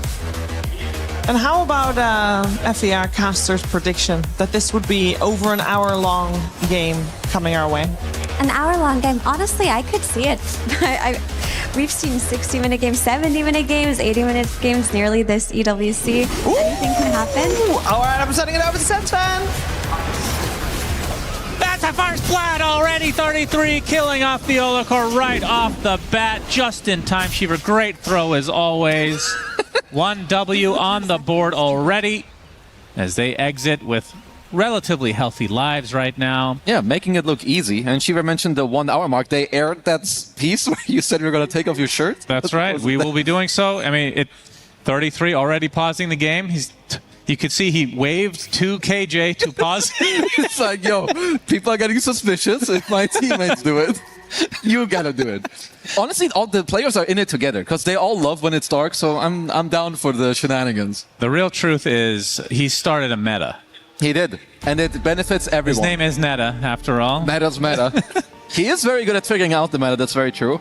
And as we're in a pause, I'll enlighten you about another thing, because yesterday we had Inner Peace, of course, the TA's Innate, which is a Kung Fu Panda reference. Okay. We have Tai Lung. The name Tai Lung, he's like the main protagonist of Kung Fu Panda 1. He's the bad guy. Okay. Oh, there's more than one movie. There's multiple movies. Okay. But you suck, man. Why would I watch? That's not Kung Fu Panda. And when you cast with Cinder and you make fun of him for not knowing like stupid-ass American movies that no one cares about. That's not true. Oh, it's true. He doesn't even watch Game of Thrones. Like, he doesn't watch anything. Okay, that's an L to him. So Cinder and... Any major production he hasn't watched. Well, then period. He's gonna take those L's, but you need to take the Kung Fu Panda L. The I'm fine with that. I can't watch everything. Good. 33? I have a life after all. It's 33. Yep. He gets he gone ain't got on. A life, Yuma dead. gets killed. The lights in 33's eyes could not dodge that gank. Oh, good Fissure. Yeah, good Fissure. TheoLaCour looks to be dead, although Ahri might have to trade his life. Oh, the knife goes right through the uprights as Ahri will fall, and TheoLaCour on his horse will gallop away. Man, he had double Fairy Fire, and you had was Mr. KJ, who very cool walk-in earlier, by the way, like he put on his little flare. He had the tonic, but this is disgusting. That's blur. Takes it off the screen. God damn. And we finally get to see an Earthshaker mid from BZM. It has been a hot minute since I've gotten to cast this. No, I like against this hero. The puck. Well, how does this matchup go traditionally? It is definitely like Earthshaker is an answer to puck, but when it comes to the laning stage, they're both fairly happy. I do think that Earthshaker should have a slightly better time. You have good attack damage, of course. With the totem, you can get all the denies, but it's a lot about how early you can get your Blink Dagger. Like have a Blink Reveal, Blink Echo Slam the puck. Because we all know what Puck can do in a game where he's not answered, but I think this time around 1W, they've got good tools. Why are we seeing Terrorblade every single game? I mean, these somehow feels like days of old. Yeah, most of these games just turn out to be pretty good TB games. Like, I'm not gonna lie, you know, against both the supports, TB is good. He is quite good against Lone Druid. It's not as one-sided as it used to be. Like, you know, Lone Druid is played now, Aghanim, Mjolnir, Farm Around, Shadowblade, and you're more of a map play type of hero, but I think it's just overall a very good TV game. And they rounded it out with a Kato, which this is a great combo. Yeah, we've talked about the combo with the Metamorphosis, Chakra Magic, but you also have the Axes, which is just a classic as well. And not too bad for Puck either in the mid-stage of the game. KJ was going to take some Shadow Realm, does in fact, still wants to be aggressive though, has to pop the Fairy Fire in response. Meanwhile, 33 just going ham on Yuma with the double edges. It's also, I mean, it's the same with Centaur, right? This is now the 3rd game in a row that we've Yeah, but I can't ever get sick of Centaur. No, me neither. I think this hero's great. And also from playing Centaur against TB, I really like this matchup for Centaur. Like, he's generally quite good against a lot of the, like, illusion heroes. Of course, when TB gets a couple items, he can be quite good against you, but you have a lot of magic damage, you're gonna go early Helm of Dom, you generally kind of free farm, and later when you get, like, the Heart and, like, a Shard and Shivas, if you have decent net worth against the TB, you're very happy in this matchup. And should mention, Ringmaster picked a lot today as well. It is good against Centaur, especially in the laning. I mean, throughout the game, the knives just do percentage-based damage, so always going to be a nuisance for the fat horse. And you've got the save, of course, again, against the Grip in this game. Also want to see how Whisper does in his top lane. Like the Caudal Beast, very, very strong lane, not just for the Axe spam that you mentioned, but also the Boars. Boars are very strong against the Bear, which is... What order was Ringmaster and Bane picked as, well, Whitemon's dead. Okay. He's dead. Wrong place, wrong time, wrong decisions, wrong hero maybe? I believe that, I don't quite remember the exact pick order, but generally Ringmaster is a response to Bane. Yeah, it's more, it feels like Bane should care more, and they should maybe prioritize banning that. Potentially. Or is it just... I mean, it's also, I think they're just protected. I mean, I guess there's plenty of saves in the game you could technically get for I mean, it. there's like Silencers and what else? Like some Shadow Demons. Yeah, Tusk also, of course, is on the board. I believe that they were just protecting like their Lone Druid with some of the bans. As Pure did a good job of killing the board there. Theolacor getting chased by the Bear. It's enough. Pure, his first kill of the game. Alright, gotta be careful with feeding some of these boars, because there was 2 of them back to back. And again, the main part of boars will always be the amount of experience that it shoots into you. Looking for a turn play here. Good Bramble. Yep, KJ, now we get the whip off, gets hoof stomped instead, and nice blocking from 33. Just like he blocks the light every time he turns on a computer. That's true. So his monitor doesn't create light? What do you think about that one? It's hard. That's why he's so good. He uses other senses to play Dota. Man, this guy's good. Tai Lung. Nice dodge there from Tai Lung. Be able to get the water rune. He, of course, learned that from Master Shifu, a reference you wouldn't understand. Is that Kung Fu Panda? Yes. Okay. I'm getting better. It's good. So tell me how the Earthshaker's game is supposed to go. So laning stage, you just farm. Like, I feel like you don't participate in fights that fast until you get the blink. No, you really don't. You rely on a pretty solid laning stage, which you generally have, and then triangle stacks, which is why I believe that the ward that they placed early on is actually blocking the Ancients, so you have no Ancient stack available that can come out there, even the same on like the other side. You just know that there's so many camps nowadays that you want to play around, so like, yeah, here. But this is what Earthshaker wants, at least later on. It doesn't have to happen yet, but definitely will be something that 1W will put their eyes on. The first Echo Slam for all the Ancients. Love to see it. A little bit more satisfying than Warlock Golem on top of Tier 1 Tower. Oh, yeah. Which is just disgusting. Theolacor in trouble again. Maybe not as much. Doing some good damage. It's always been a good matchup for Bane against Caudal. He actually just got the kill. Too easy. Whitemon. Bane Elemental. Yeah, but I mean, traditionally Bane is just seen as a good response because first of all, you have the night vision. You're also a hero that you can play quite aggressive as a 5, and Caudal wants to like play around the tree lines, be annoying. And I like this rotation from Ahri. At like minute 5, it's very nice to rotate to the safe lane because now both supports will move to the mid lane here. Tai Lung gets nightmared. BZM, only level 5, gets the enchant totem with the right click to follow. Fair Fire pop, but the fissure was still available, so Tai Lung nowhere to go. And now KJ getting run down. Meanwhile, Yuma taking some heavy damage from 33. Theolacor did at least steal the shield rune in the meantime, but definitely a big deal. You're definitely not supposed to be dying here on the puck. So with the lineup like this from 1W, when does 33 want to get Blink? Because Earthshaker traditionally not I mean, he can kind of pseudo-initiate with the fissure, but he's usually the guy that follows up with the blink echo. Honestly, I think they're all just going to be farming. It's going to be on your like 2 supports, as he is going to be forced to TP out here. And especially knowing 33 too, I think he's just going to farm up, and which is totally fine. Like, if you look at the other heroes too, like Lone Druid doesn't really make use of any blink dagger until later, so I think you just let BZM with an early blink do the work. As they want to go for a Wisdom Shrine invasion here. That's double board kills again. Yep, Curse Crown gonna hold him in place. Nightmare as well. Or the Beastmaster completely surrounded now as well. And BZM, another enchant totem. Doesn't have mana for the Echo actually. Alright, TP bottom to help out on this. We'll get the Shrine, but yeah, other side, 33 kills off KJ, takes the Shrine for himself. It's so many snowball things, and Dota at the top level is all about snowballing. They go mid, they kill Tai Lung.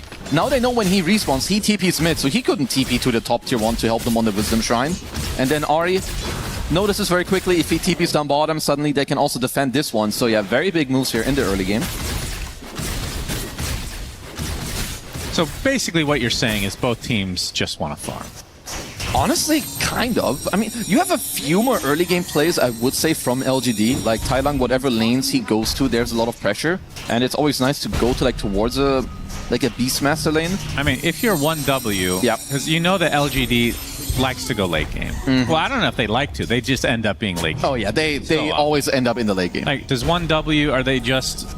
Is that kind of what the draft is about? Let's just match their late game because it's going to get to that point anyway, as opposed to just more pressure early to prevent the late game from ever coming? No, I think for them it's more about...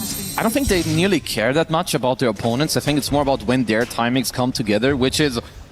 Lone Druid is kind of a stupid hero, but he doesn't interact for like 20 minutes. Yeah. So until this guy has an Aghanims and Mjolnir, I think it's kind of just on the rest, play around your Blink Shaker, keep farming on your Centaur. But I don't think that LGD mind that much, as the Ogre Cruiser actually got the TP cancel. You don't get to see that very often. I didn't know he was an Ogre Cruiser today. That's good to see. Yeah, you're welcome. Tai Lung will be able... Cruiser Bruiser is close in the alphabet, B and C, all the same. True, of course. You know what BC stands for? Big Chungus. Thanks for letting me know that. You're welcome. As a hoof stomp will find KJ. The 33 actually going to use the Stampede, and with the help of the Echo Slam, they find Yuma out of nowhere. Great rotation from BZM. Feel like they baited that in very nicely as KJ gets caught by the Brambles and will be brought down as well. So nice couple kills there for 1W. Oh, definitely good stuff there. At least in the meantime, Tai Lung. Oh, look at this Ogre Bruiser. Boom! Bam! Double. It's a Ravage onto 2. We're counting the bear as a second. These Bruisers are doing some good shit in this game. Well, we'll be feeding some gold at least after all. Whisper died to a new... That's not normal. Was not intended. That's not normal.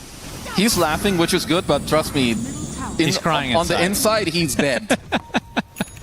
He got Prowlered. Man, classic. Classic Prowlers. Okay, we are... Oh, that's a huge solo kill. My goodness. Okay. Well, it is Puck with an Amplified Damage rune. This hero has insane damage early on. You just keep them there. You know, with your coil, keep hitting them like 7 times in the face. Did you play Dota 1? Like 40 games. So, no. There was an ancient creep that existed that has never existed in Dota 2. What's its name? I kind of miss. Give me the name. It was like a lizard of some kind. But the ability was it had evasion, which I thought would be an interesting skill to have. Like just passive, or it's like an active? Passive. Okay. Passive evasion, like 20% or something. I see.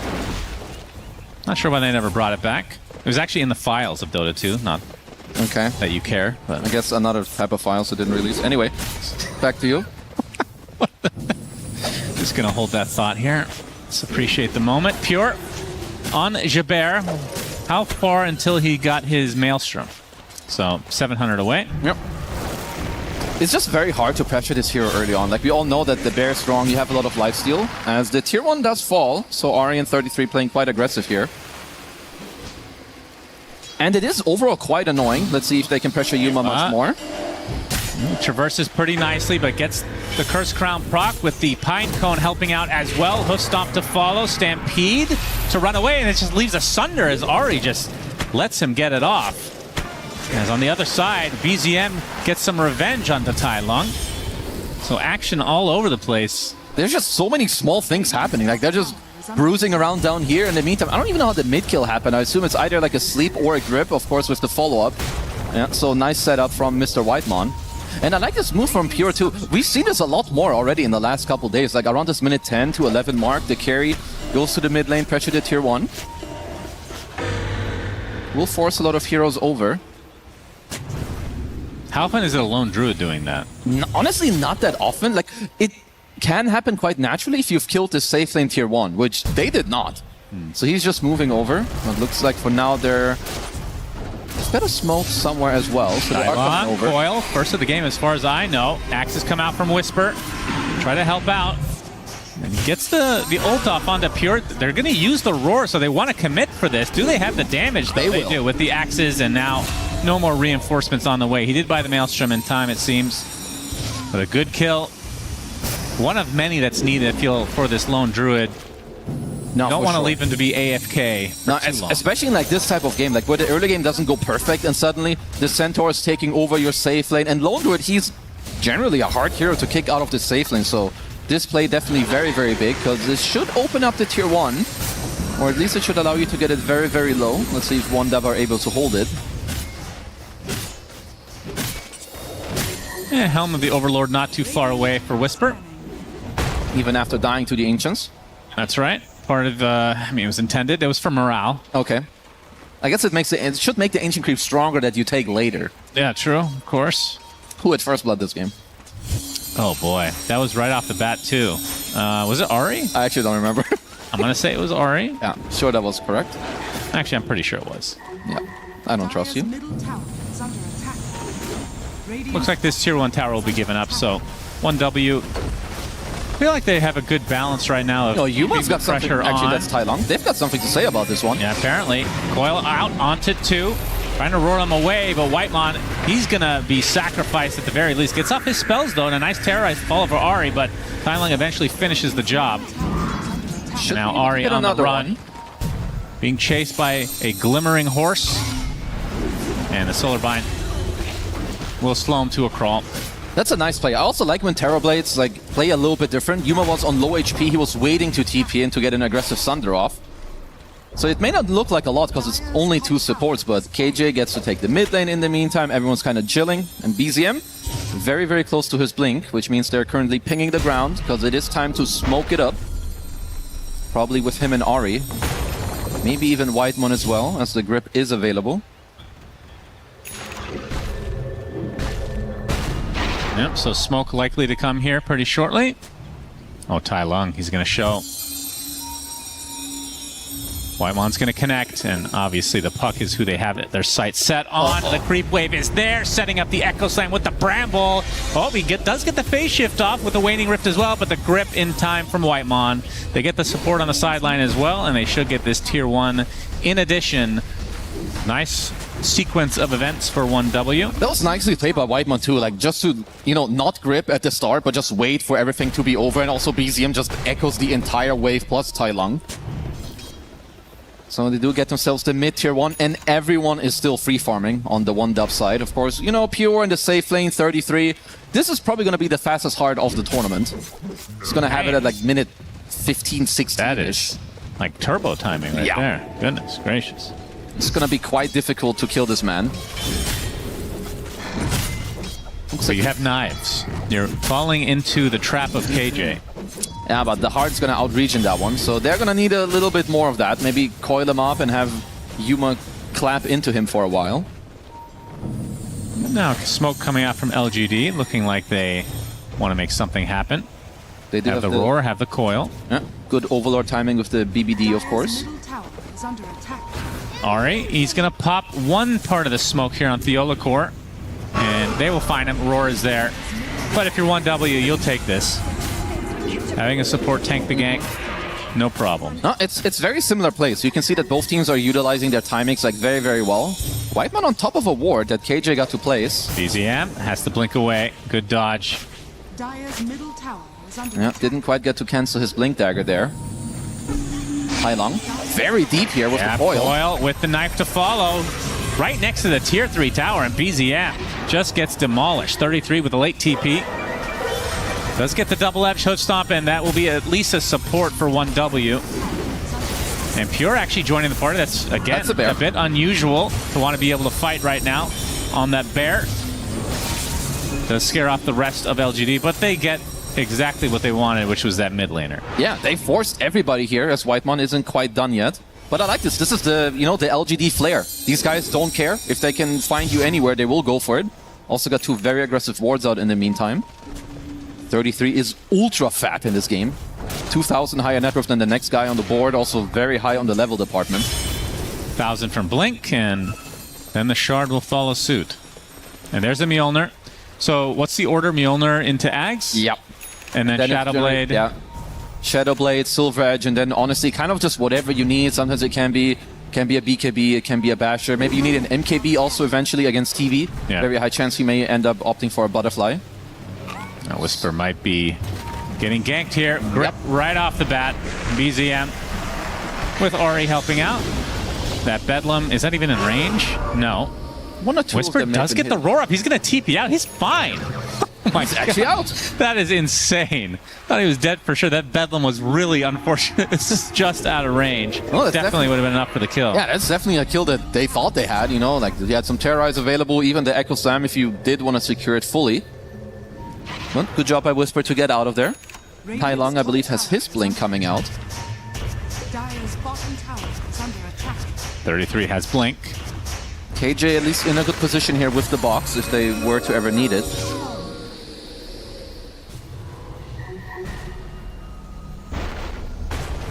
Tai Long. So Witchblade, Blink Dagger, what's next for him? Does he need a defensive item at all, or is this... I think you can go Parasma. Honestly, I think just dishing out like more damage, you know, Solar Bind with the Parasma on top, there is no Orchid, nothing. BZM, he's going to snap the coil right off the bat. Pure, popping his ult in turn, very healthy, and he's has a very nice animation going as well. Whitemon kills off KJ, so only a support kill. The Echo Slam comes out onto the Coddle. Looks like that's going to be the death of the horse with the double edge to follow for 33. Still relatively healthy. The Behemoth's Heart starting to stack up. Uses that Stampede to get away, so it's a couple of supports killed off. And he's 400 away from Shard as well. Oh, the Behemoth's Heart. Huh? Heroes of Newerth. Well, did I say Behemoth's Heart? Yeah. I meant Behemoth's Blood, I guess. Don't worry. We're all good here. We respect. What's it called? Behemoth's Heart? That was literally Han's version of Heart, yeah. Yeah, you keep that shit up. You know what the worst one was? PK. Portal key. Yeah. Just Blink, for God's Blink sake. is just... Oh, 33. Hold that. Gonna be spotted, we'll Blink. We'll PK away, depending on the game of choice. Yeah. I like also Whisper's combo. He's got the drums plus the Cobalt Cup. I'm a huge Cobalt Cup enjoyer. Move speed. It's a very nice thing to have, especially with, you know, the bigger map. Everyone's running around trying to dodge you. Wasn't Earthshaker Behemoth something? What was he? Just Behemoth. Just not to be confused, of course. Oh. This was not on my bingo card to be talking about, but I love it. Where's Chipper? Please bring him to best Dota. hero ever. Please. If they're listening, that's the one hero you should bring over. And Bombardier. Love that guy. I mean, that's the same hero, basically. Oh, 33 with a hoof stomp. Okay. Wheel of Wonder off the mark here. Gets roared up as well. Man, he is so tanky. And now the Fissure coming through with BZM. Getting the Enchant Totem as well. 33. Gonna get saved by the Nightmare. Whipped up. The Triceratops is right on his heels. The Illusory Orb as well. But now you can see the Behemoth's blood healing up quite a bit. And now the Triceratops looking to be the only casualty of this fight. Yeah, Whitemon snatching that one. And Pure's animation still completely bugged. They will find the support in KJ. Yeah, KJ is very low level, only level 6, so one dub just easily running him down there. Definitely struggling a bit. But can we take a look at the Lone Druid, the actual hero, here in a second? We'll get in a moment when there's no pressure. Oh. Yeah, he's like wobbling. Oh, I see. Okay, so I thought it was just his ult form, but it's his regular as well. Interesting that... I think it happens sometimes when you get like stunned mid-animation while ulting. Oh, grip. Oh, good grip up. Yep, Tai Long, oh boy. They have stuns for days here. KJ, no box to come. And BZM, he might be getting run down. It's just a couple of supports for now, though. Blink is back up in just a moment. A little bit late from Yuma. Yeah, he was so close to get the box save off there. So, again, Tai Long, does he need... Are you just relying on the box, or do you need Lincolns? There we go. That's a nice close-up. It's hard, because even if you go Lincolns, like then it's got some swagger. Look at this. Oh, yeah. Oh, yeah. Beautiful. Why is he inside of the Torment? Okay. Maybe they will just get a free shard for themselves. It's gonna go to Whitemon, which is very good. Love it. Especially in this game. Like, you have so many like units you can hit with your brain sap, whether it's some summons or illusions, and you just full heal. But yeah, honestly, I think the way it's gonna go for Tai Long is, if he doesn't want to die, he just needs to be very aware of the heroes he's playing against. Because Linken's only helps you against Bane. So honestly, the Ringmaster should. I mean, he's gonna get E on disc at some point, right? Absolutely. The problem is, like, but how early can you get it? You can't buy it that early. Like, he's gonna go Shard and I think Parasma after. Because even Echo Slam, there is no real item to buy against Echo. You can go like any type of HP, obviously, that can help you out. Disc. Yeah, sure, but if you go Witchblade into Aeon Disc, that... No, I'm not saying this early. Yeah, that's the eventual answer, though. Surely. Absolutely. It's like the best answer later on. Yeah, what do we usually see? Like Octarine somewhere in there. Yeah. Some Aghanim Scepters also gives you some HP. It's quite good for the damage output. But at least for now, he's just going the Shard. More damage, more farming capabilities for him. And so the build is slowly leading right now. Okay. Aghanim Scepter for BZM. Yeah. Very nice. Is this somewhat normal now? It's very good. I think this dropped off completely. His support will bite the dust here. Yeah, if his game was slightly worse, I do think BKB would have been needed for him, like against the Coil and so on, but his game is going very well. They're up 5k gold, and I think it just helps you farm more. It also makes you more mobile, so it's nice. It's a bit more greedy, but it is the correct choice in this game. You can see the Aghanim Scepter now for Piers Bear. He can be unleashed at all times. Whisper. Not able to cancel that teleportation. Yeah, it's just... But now the Bear, this is where it gets really scary, because Lone Druid himself won't even be joining fights anymore. I think it's both the Aghanims and the Mjolnir build, but also the 15 talent on the Bear. I don't think it should like increase the channel speed on the return and give it 0 cooldown. It's just permanently everywhere.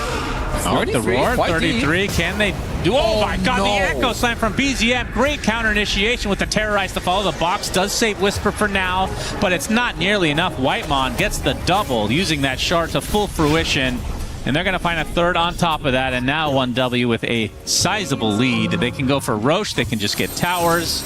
The world is their oyster. Yep, the whole map kind of belongs to them, and it's also... It's not just that they're killing heroes. If you look at 33 Centaur, he's reaching the point where it is very difficult to kill him. It is already difficult. It's been difficult. Yeah, and he's about to finish up a Shiva's Guard.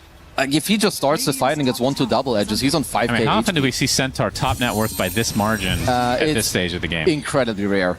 Very cool. But he's had a great lane, great play overall, and it was just a nice bait overall. Like, just dangling him here so deep in the lane. Perfect setup. Yeah. Yep, that's 2 kills, an Ancient Overlord creep, and then KJ to top it all off. What do you think of Ringmat? Oh, that thought, Nightmare.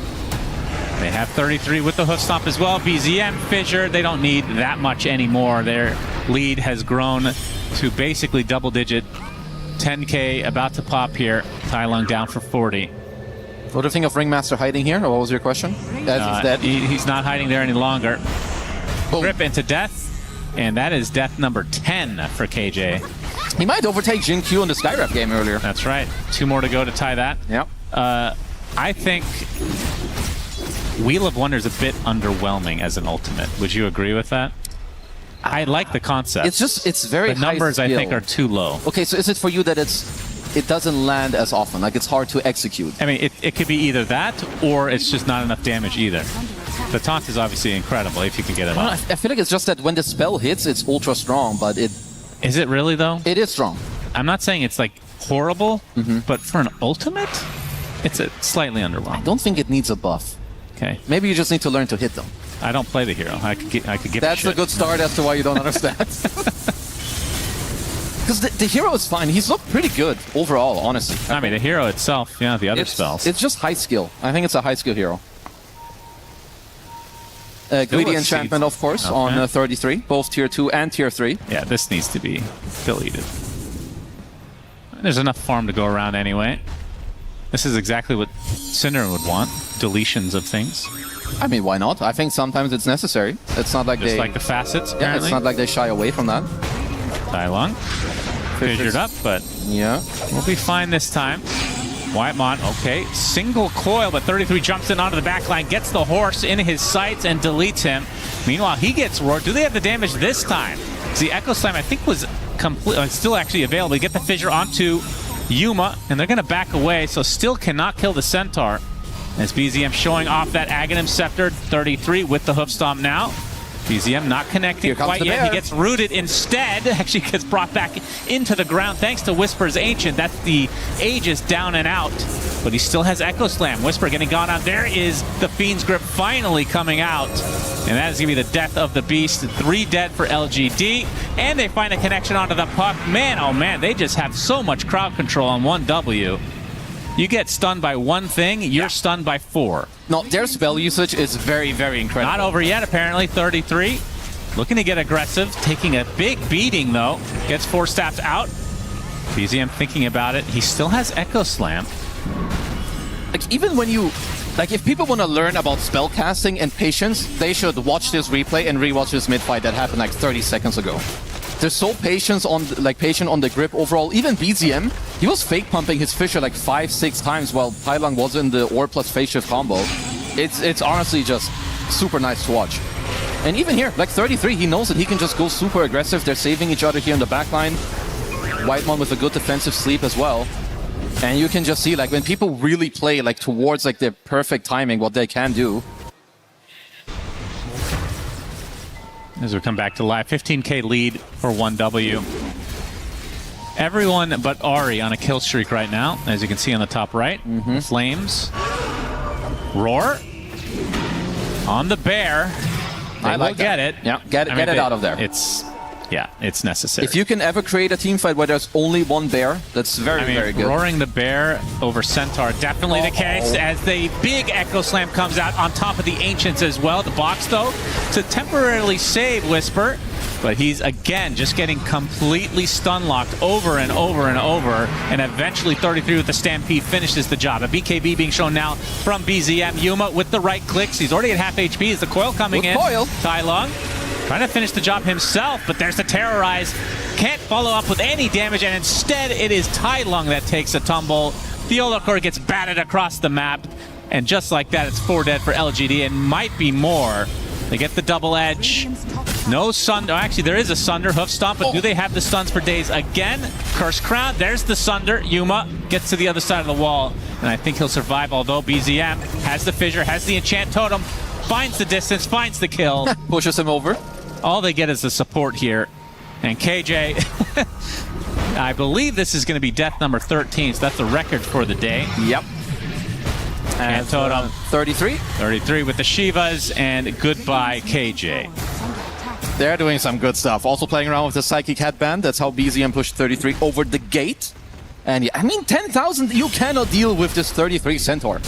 He starts the fight with 4200 HP, then he keeps double edging a few times. He has like 100 plus HP regen. He's even buying an Octarine just to have more stuns and faster stacks on his shard. Interesting. That is really interesting. Octarine. I kind of like it, not gonna lie. He's always in the face. He can use multiple Shivas, multiple stuns, and also just like the double edge, right, to get all the stacks more quickly. Why do we never see double heart? It's just not, I mean, at that point, okay. Oh boy. Oh, no. Yeah, this is becoming too much of a pattern now. Tailong just cannot go anywhere without dying. 8 deaths for the puck. Yeah, it's now just starting to be difficult. Now, also Pure is like reaching the state where he can solo kill people. 4,000 gold on him as well. That's 33. TP's in very aggressively. Can, of course, look to chase here. And Whisper nightmared. It must be an Aether Lens. The Fissure coming out as well, and there is the grip to follow. Another easy pickoff for 1W. They get the Olakor on the other side as well. Echo Slam finishes it up. Why not do it in style? Man, I dead. love Slugger. It's such a funny innate. Just playing bowling with some corpses is hilarious. Yeah, I mean, what is the one comeback that you have here for LGD? You can look for, you need a high damage item on Yuma. Currently he's got the, I guess it's a Bloodthorn queued up. I think you need either that or a full Daedalus. Play for some later timings, but I don't really know how easy it is for you to get there. Like, they can just push top and bottom at the same time. You always have a Fissure and Sleep to bail you out. And yeah, Tailong is going for an A on this right now already, because he can't really do anything else. The Bear on top of the Mjolnir, Ags, and Silver Edge just bought a Butterfly. So not even needing to optimize against Yuma, who doesn't have a Butterfly yet anyway. I like it. Like with the Butterfly, you know that like TP has to kind of itemize for damage anyway. Oh boy, Thailand. Oh my goodness, just demolished. And they dropped the gem, so more net worth in the pockets of 1W. They're just diving the base now. 2 dead just like that. They do have buybacks, but I mean, what can you do?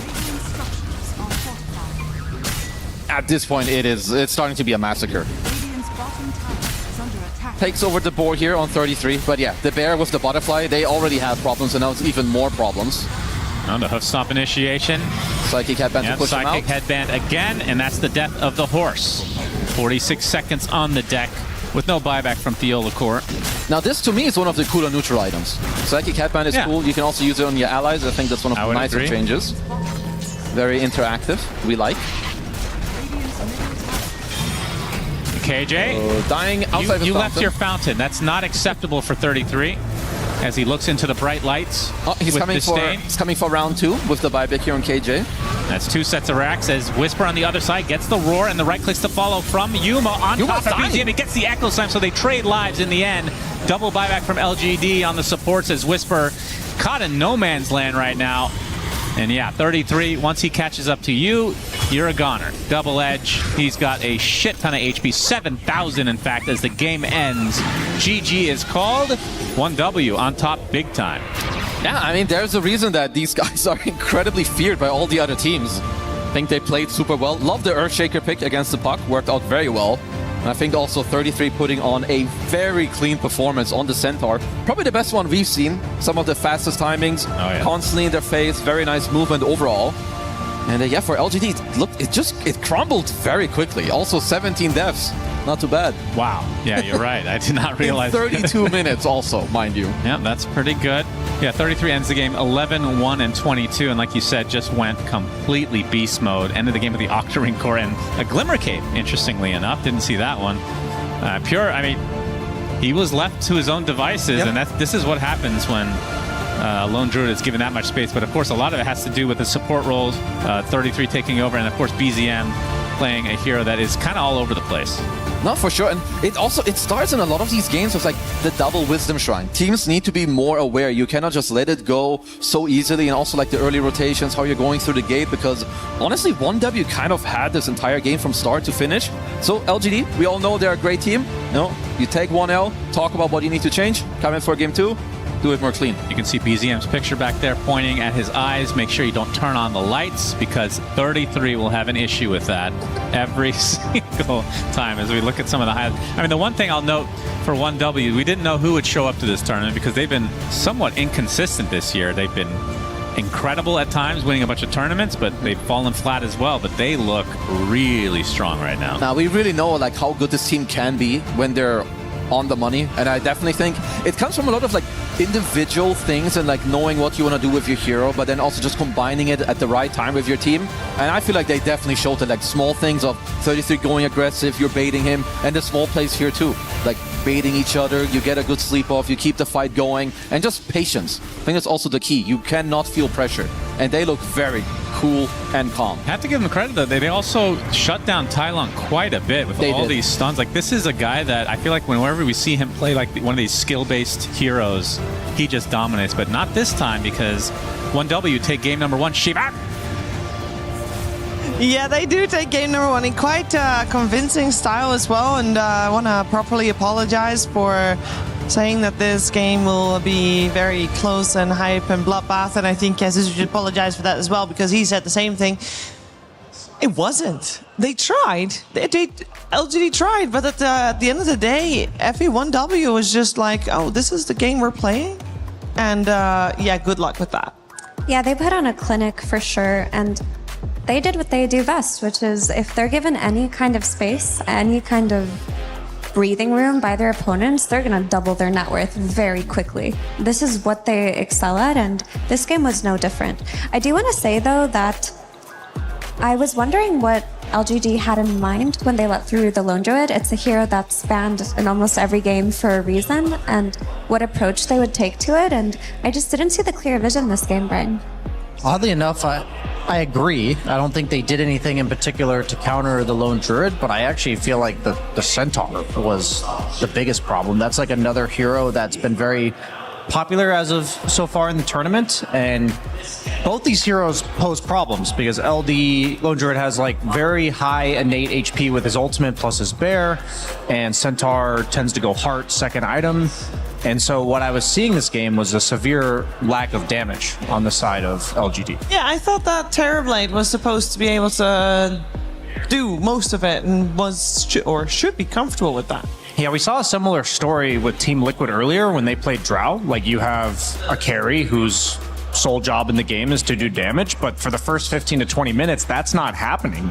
Every carry in the game is just going to be farming a bit. And it's like easy in theory to say, yeah, just connect to the fights on TB. They need your damage in order to finish people off, but there's a Lone Druid split pushing. Even like Centaur pushes waves really aggressively in a game like this. Yeah, and we couldn't really see what the TB could do because the fights were so hard to take. I mean, if we look at KJ's score, he had a really rough one on the Ringmaster. 1-17-4. For me, the story of this game, outside of how well 33 played, how farmed he was, and how much of the map that he took over, was how good 1W were at just picking off LGD's heroes. It felt like at a certain point in this game, they were getting pick-off after pick-off, finding the Ringmaster, finding the puck and gripping the puck, that there was never a situation where LGD could bring all 5 of their heroes and take these fights. We were often seeing them fight 1 hero down or 2 heroes down, and Terrorblade can't really do much in those situations.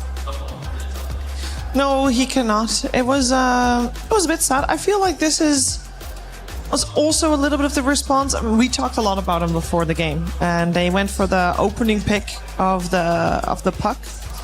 But I felt like he was a little bit quiet in the game. And was that just because Earthshaker actually turned out to be a great answer against the puck? I mean, I think every hero in the game of Dota has weaknesses for a reason, maybe other than Lone Druid. I think that when you have a hero like Puck picked early in the draft, you always have to consider, it's always been this way for Puck. Will we have damage problems? Puck will absolutely destroy people 40 minutes plus. Like, she does all the damage you'll ever need.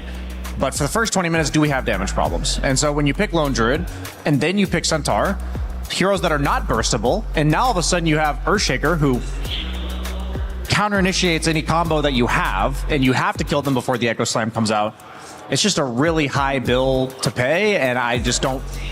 The thing is, not only did they pick Earthshaker to counter the puck, but they also enabled it with the Ancient stacks. They enabled it with playing around mid in the early game. They got that kill on Tai Lung like right when he got 6, when LGD was the one trying to make a move. So I feel like 1W covered every stage of the game through and through. Yeah, and part of that was, as we already said, the not being able to kill any of 1W's heroes. In particular, the tanky one, the fat one, the offlaner, the Centaur, Brian. I believe you got something to show us. Yeah, we were talking about like the disruptive nature of LGD and the way that they like to play. And to do that, you have to be able to make plays. As we pull up this first clip, we see there's 1 hero, 2 heroes, there's a 3rd hero coming in over there. But Puck, he's not here just yet. He's actually busy with Lone Druid over there in the triangle. And you're going to see this Centaur looks like he's going to go down, but he's narrowly going to escape. And you see Tai Lung, he barely connects late. The orb's barely going to miss.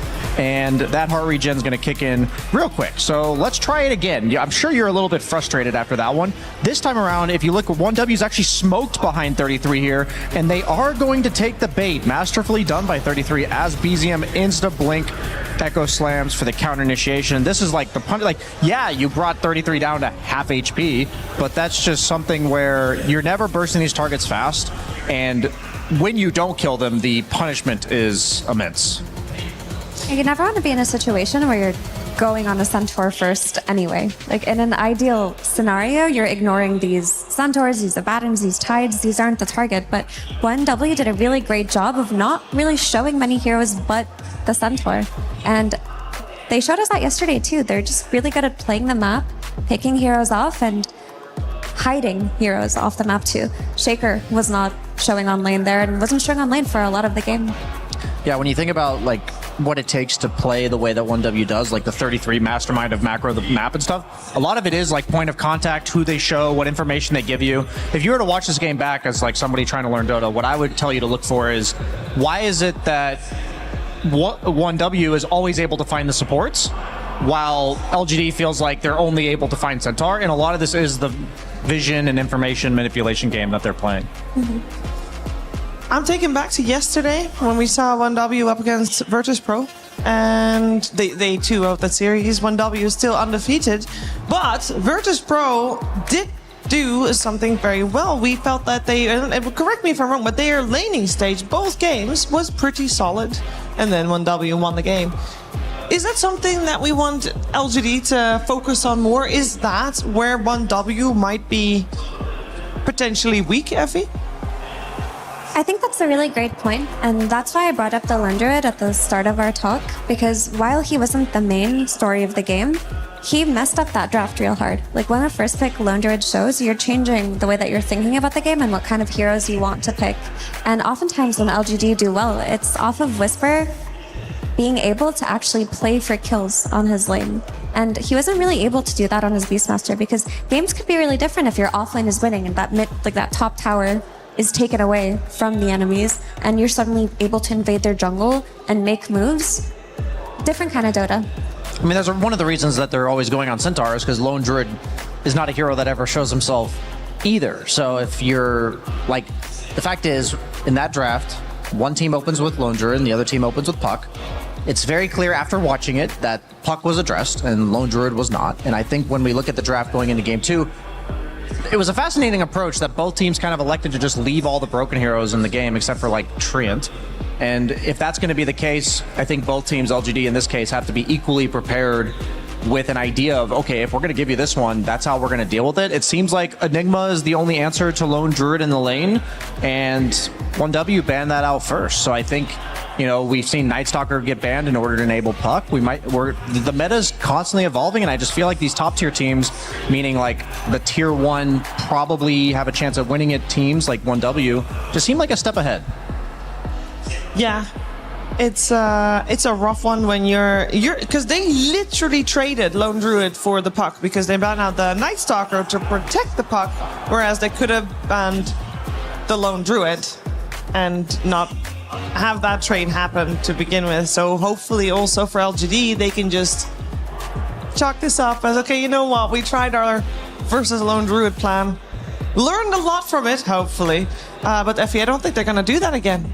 I would be very surprised if they did. I mean, that's one of those games where they clearly had an idea. They thought that Beastmaster could replicate a similar scenario to Enigma, where he's able to take that tower early, and maybe like you bring in your mid hero and it works. And they did make some really good moves early on, but it just didn't function in the same way. So an easy thing that most teams are doing is banning that Lone Druid. But I also have to mention that I think we might see a Centaur ban too. That was just a ridiculous performance. I mean, you did say, Brian, that it was 33 that seemed to have pioneered that build. So he is the most comfortable on that. Yeah, if there's one guy in the world that's going to build to be absolutely unkillable and then farm really aggressively in your face, that is going to be 33, and he displayed it perfectly for us there. I just want to, you know, remind people, including myself here, that there are so many ways to lose a draft, and when you're talking, you're kind of in uncharted territory when you're leaving all these heroes in that, once again, that most of the time doesn't happen. And so we're talking about the reasons that LGD lost, but there are like a million things they did correctly, but they missed like the 3 or 4 things that we're talking about. And when we're talking about like fixing the draft, I think they have much more hope than we've seen some of these other teams have after losing game 1. But at the same time, it's like maybe you just go back to the comfort zone of ban the most broken heroes in the game and put yourself in a more familiar spot. Yeah, we're going to find out if they can do that. But first, we are going to check in with Chris, who is at the Apex stage.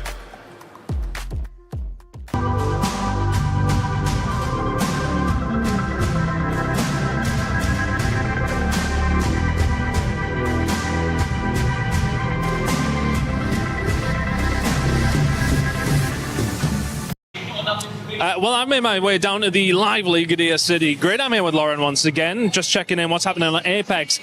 things are starting to heat up here. We're losing some teams and some really important teams of the club championship. Absolutely. I mean, right now we are moments away from closing out our group stage, and closing out the group stage means a lot. On the top side of things, there are some positives, okay? We do have the likes of Elite Esports, Team Liquid, S8UL, and Falcons pretty much already guaranteeing themselves all the way through to our match point finals on Saturday. However, like you said, on the flip side of things, down there at the bottom, we're currently about to eliminate 6 teams. And out of those 6 teams, Aurora Gaming is one of them. So kind of a big surprise. They were very highly expected to do well in this tournament, so kind of a shock. And that's the beauty of BR, right? I mean, sometimes you can get these kind of moments, but that's happened so quickly through here in Apex. In comparison with Dota, we're still just moseying on through the group stages, but yeah, happening very, very fast for some of the big teams. Absolutely, and it's only going to get even more difficult as we head into the survival stage tomorrow for the teams itself to battle their way through to the finals. 10 matches in a row that they'll have to make their way through. It's not about to get any easier. Oh, wow. High stakes over here at Apex, though. So that's your update on the club championship. Things starting to heat up a little bit. The Esports World Cup, the most elite competition in the world. Its trophy system is built to match. The Club Championship Trophy, awarded to the one club that rose above the rest and reigned supreme across all EWC games. Every participant earns a key engraved with their name. That's their right to compete. Reigning champions hold a key unlike any other. The Game Trophy is the ultimate prize for every game's champion, incomplete until a champion's key is inserted. The champion's key frame is locked into the totem, a stone marker of legacy, etched with every EWC champion. The losing keys are crushed. The champion claims 3, a personal reminder of who they defeated. The rest are preserved beneath the totem in resin. Every fallen contender captured forever. Will you be remembered or forgotten beneath the totem? At EWC, nothing is granted. Everything is earned. Do you believe you can go out of the meta or create some twists maybe? Or maybe not change it completely, but change it like a bit?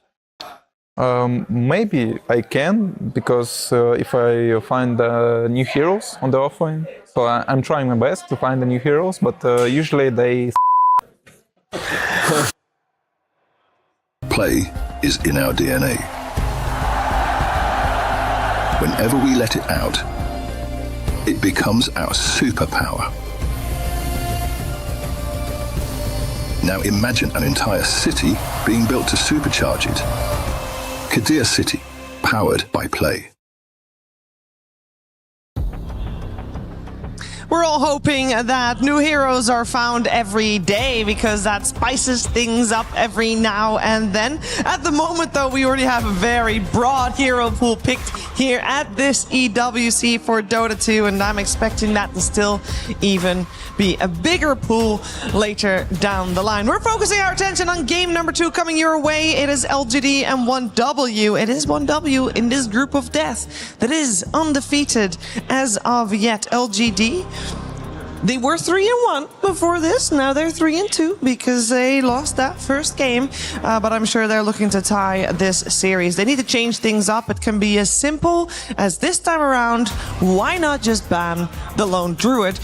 One way or another, Brian, I think we're going to have a completely different style of game on our hands.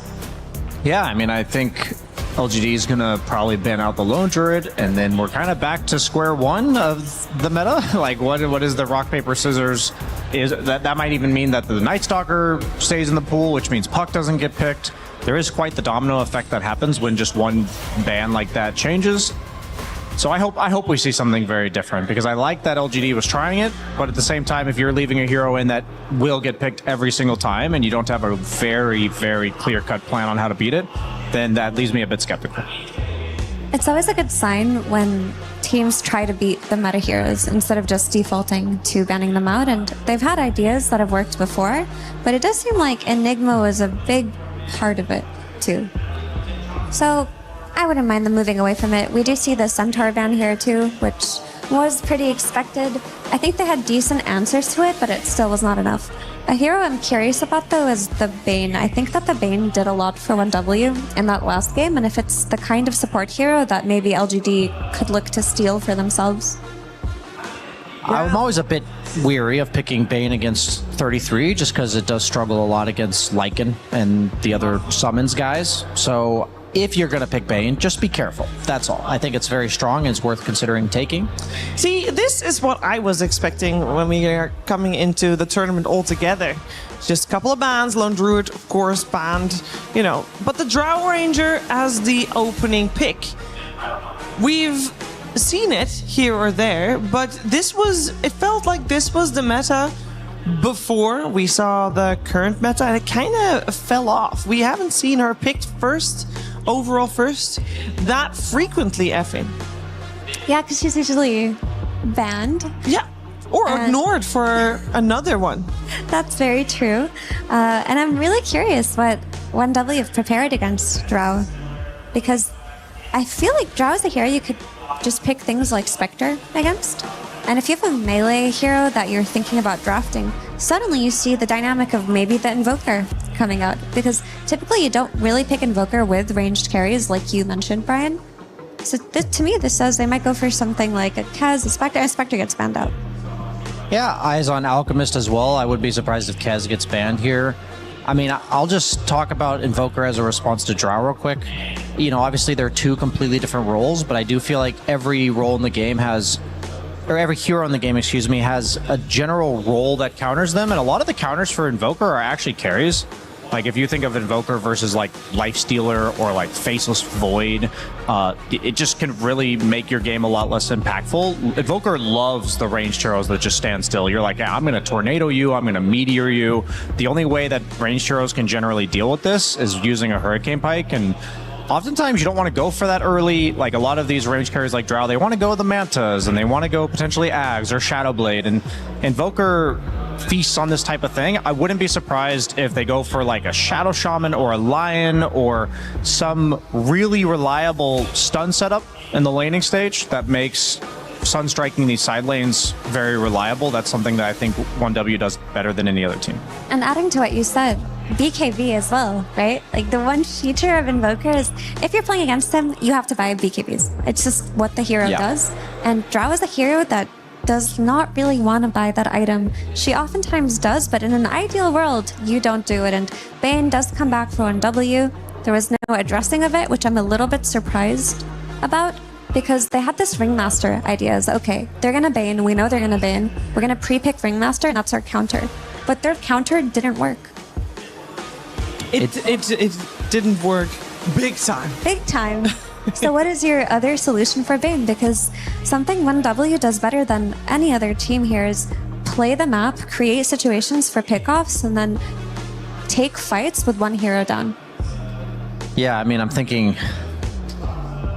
Obviously, they have a more in-depth understanding of Dota than I do, so when you ask these questions, I'm like, if I knew how to beat them, I'd be out there on the stage. I don't really know...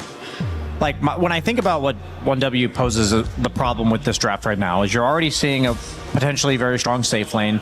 Beastmaster and all the summons heroes do cause issues for Bane individually in the lane, so a lot of times you'll need a carry like Lone Druid that's banned out, but in this case for Beastmaster, like a Gyrocopter, or like, I know Dusa never gets picked, but you want a carry that's specifically good against Beastmaster. This does require you to do that. But now you're thinking like, okay, Bane might be freed up to go mid. Invoker's a mid that often will win the 1v1, so you need to bring multiple supports to the mid lane, but then your off lane's under duress because it's against Bane. And then you also probably need to help your Drow. Like, I don't know. Like, for me, I'm always thinking they're going to spread you thin, and I don't know how to solve this problem. Is Omni Knight or Undying, are they off the table as kind of fixes for Bane? Are those heroes just not as reliable, do you think? I think I like the Clockwork a little bit more here, just because, yes, Bane is a concern, but you also need something that jumps Invoker. You need a backline disruptor, because if you don't get that, then even if you're getting saved, you're just going to get pelted by a bunch of rounds of spells anyways. So I think Clockwork's, rather than just being a strict save, he is a generally decent Fiend's Grip canceller.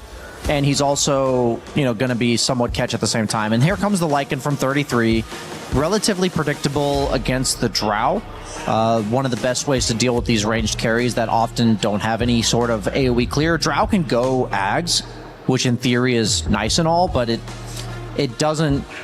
It's like, yes, it does deal with summons to some degree, but also a big part of the Ags is the slow, and that doesn't do anything to Lycan specifically.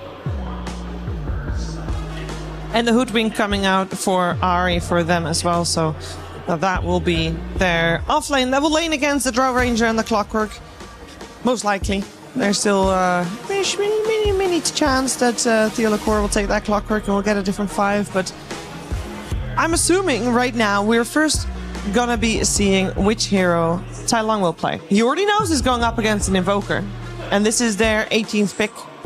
What lanes well into an Invoker? And is it Batrider?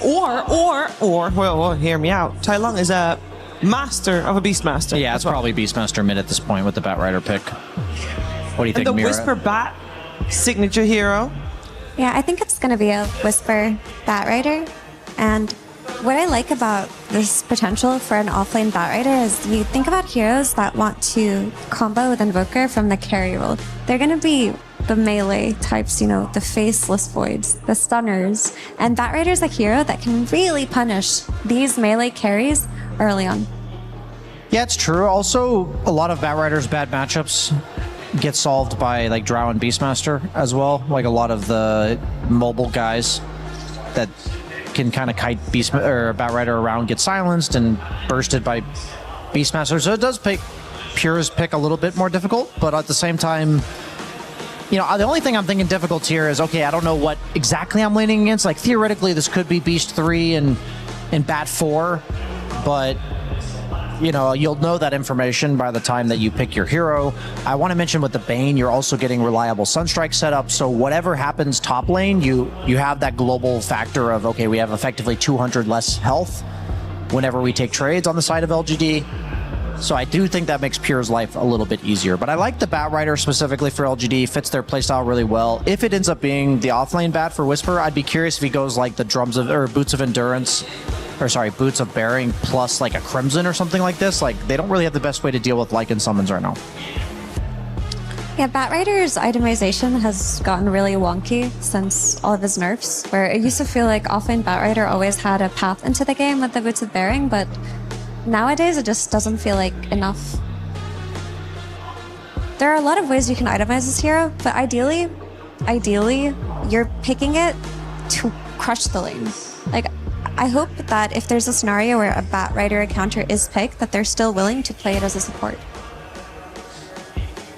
Well, we got that Omni Knight banned out that you mentioned earlier, Effie, together with the Winter Wyvern, and it is up to LGD to go for their last pick first. And I just want to take a second look at the bonus time both teams still have available. In this draft, 1W did not use a single second of bonus time. I'm actually quite surprised. They came prepared. Yeah, and would that not make you worried? If you're LGD, you're like, nothing we do gives you pause? No, there will be a pause, Shiver, at the beginning of the game for 33 to fix the lights. There wasn't previous. We saw 5-man-5 brawl. Yeah, that's true. Most of the pick, we were already talking about the Bane threat. You know about the Lycan threat the minute Drow comes out. I think that, honestly, 1W's gotten everything that they've wanted out of this draft, and it's like, I don't know, it's just this sinking feeling I'm getting watching this is, for a team of LGD's caliber, I also feel like their Enchantress is interesting. The enchant of the wolf in the lane can maybe give them a little bit of the oomph that they needed to win the trades, because oftentimes as a 5 you're dealing with the 4 plus 2 wolves. But does that mean you want Enchantress as the 5? Yeah, 100%. I want the Enchantress there. I wouldn't see any other reason to pick it. What do you think, Mira? I agree with you for sure. And oftentimes when you look at Enchantress, the way that I perceive this hero is that what can she do for her mid laner more than what she can do for her carry. And obviously you need her to give Yuma the best start that he can have, but she's kind of something that needs to go mid. Take Invoker's tower, kick him out early, come with like a Centaur and gank him, anything. Because if you're not getting a successful mid rotation out of Enchantress, I don't think she gives enough versus the heroes on 1W. Like, she's not really... The dispel that you get from Enchantress isn't really good for anything except dispelling like an Alacrity or something right now. Yeah, for sure. I'm wondering if we ever get a Faceless Void. If there were ever a Faceless Void game... You think this is it? No, it's no, a it's Kez. Kez. I was trying to think outside the box, but we went right back in there and picked Kez. You already mentioned Kez because you figured they should, LGD should have banned this out in the second ban phase. They did not. Kez is in the pool. Is it still then a good Kez game? Well, yeah, Mira mentioned earlier, like, when you have the ranged mid, you know, you want that melee playmaker, and that was why Kez came into the conversation, and so I think the mistake we saw from ViCi yesterday was picking a ranged carry and a ranged mid, neither with stuns, and I think that these teams like 1W don't make that mistake, so they've got, like Lycan and Invoker, they're pretty greedy at the end of the day. Like, they'll come online hard when they get there, but having a carry that's going to put pressure on the offlaner, that's going to take part in these early skirmishes with like an early Mage Slayer, it just rounds off their draft quite well. Yeah, there's definitely like the fear of taking it to late game in a slower game versus 1W. They've shown us time and time again they're the best team at slowing it down and playing the macro game. But something LGD has this game that they didn't have last game is the ability to out-skirmish in those first 15 minutes, whereas they were uneven in that last game. But we know this Enchantress is moving mid, we know this Beastmaster is going to hit an early timing, and while Lycan does counter Drow in a big picture, she still has a good lane against him. So I hope that they can just use this, you know, South American magic, keep running at them while they can, and not give them that space to do the 1W and out-network you. It sounds like 1W is in a somewhat of a similar situation as what we saw from them yesterday, where they did have, once the timing was there, very strong timing, very scary. But before that, that is LGD's time to shine and LGD's time to put the pressure on. Yeah, it reminds me actually of the P-Vision draft yesterday with Lifestealer, where at like 15 minutes, it's not going to be specifically 15, but at that game, that lineup came on all at the same time and ran them over. I think if this game's like stable and even by 20 minutes, then that's what's going to happen to LGD. So that's kind of their time window to, okay, let's get that 3K lead. Let's make it difficult for 1W to play that map game that they like to play. They're going to have the Boots of Travel Invoker, Lycan Summons pushing lanes, Kez playing off map and hunting you with the Bane. If you're playing at that stage an even game, you're going to operate with no information. All of the heroes on the side of LGD have to be literally on the creep wave in order to clear it. They're very susceptible to these ganks. That's the point where I'm concerned, if that gets there. We got a couple of signature player-hero combinations in this matchup. The first that I want to talk a little bit about, as we are having a little bit of a tech pause, is the Beastmaster on Tai Lung. There was, of course, earlier this year, there was a Beastmaster patch, and I know Tai Lung is only 17 and he's only been in the professional scene for so long, so how can he already have a signature hero? It's because the way he played this Beastmaster. Super excited to see him playing that again. How does it lane into Invoker? Is it quite okay? He's gonna get his levels? For sure. I mean, that's the great lane for Beastmaster. Invoker is a hero that, like Brian mentioned, he needs to ramp up. He needs that time. He kind of gets his net worth lead from those Sunstrike kills on the side lanes, but Beastmaster has this point of the game where he's just tankier, he's outlast hitting him, and can get his tower. Awesome. We're going to see if he can deliver in this second game between LGD and 1W with some spam. And guess who? Thank you, Shiva, very much. LGD versus 1Dubs. We got game number 2 underway. I actually really like LGD's draft, I'm not going to lie. Okay, tell me why. It's cool. Okay, any real rationale or just what's cool? I just like the old combo of Beastmaster Drow on the same team. Okay. Feels like they push really fast. You got fair. I mean, you have Whisper on Batrider, one of his specialty here. This guy's a complete now that's beast. a good reason. Yeah. I just like not even looking at the enemy lineup. I just like their 5 together. Okay, honestly, I think that's kind of fair. And also with the man you have on your screen right now, you know, they talked about Tai Lung before for the correct reasons. His Beastmaster is legit as hell. Of course, they did give up the BZM Invoker, which is, that's his Siggy. But Beastmaster can take it to town on Invoker in the mid lane. You absolutely dumpster this guy in the lane. Invoker has no ways of clearing out the boards. You can outlast hit him. They also talk about what Ench loves doing is collapsing on the mid lane. So that's absolutely what I want to see them do, because other than that, 1W have really good scale. Kez, Lycan together are very strong. We talked about it yesterday. This is, I think, currently the best hero you can wolfbite later in the game. And trust me, you don't want to play against that. Yeah. You die in half a second. Yep, I can see it. Yep, and you might. See how fast 33 wants to itemize for something like that. I mean, is that... You go Helm of the Overlord, and then what? Nah, it's going to be Helm of Overlord, and then you always go AC. First of all, AC is way too good against the Radiant draft. It's also very good with your own draft. Then you can look if you want, like... I think a BKB, but I don't think that's that good. So it could be like a third item for him in this game. But look, so Whiteman already got a Wolf kill, I think, early in the mid lane. And he de-warded an Observer Ward just now, which means a little bit of an advantage there when it comes to the early XP. This is very interesting. Starting Ahri in the mid lane just to like clear out the double boar timing. Super cool play. Yeah, he gets rid of one of the boars. Yeah, and most importantly, they got rid of the one that was freshly summoned, which means this one is timing out. So actually the worst timing of the entire lane. They kind of skipped by doing that. That's ultra cool. You see the kind of ramifications they had. I mean, they did have to share some XP. I'm not sure if that matters that much, but... Not as much. I want to see how long Ahri lingers around, though. I don't think he should stay for too long. Looks like he is making his way down bottom now. But yeah, you talked about the Whisper Batrider. Absolutely one of his ultra signatures. Pure. Is he dead here? Sunstrike's going to hit the Olacore. Pure going to try to turn this around as the first blood that goes the other way onto Whitemon instead on the Bane. Man, that was such good pressure. If that just didn't turn out to be a kill, like it would have been so nice for LGD and Whitemon level 2 with the early Observer he killed. Whisper. He's got a Fairy Fire. Okay, Whisper. Who's winning this? Flame Break is there, and he goes down to Whitemon. A double kill for the Bane. I thought there was something I didn't know. Like, what is he going to do? He's going to pull something. No, yeah. He just dies. No, he just dies. Yesterday, Whitemon had a triple kill to start the game. Now he has a double kill and an Observer Ward kill straight up to start. Not bad, not bad. Yeah, there's a reason that this guy is considered one of the GOATs. He's top net worth right now for his team. Okay, well, Bane can do a lot with that, I'm sure.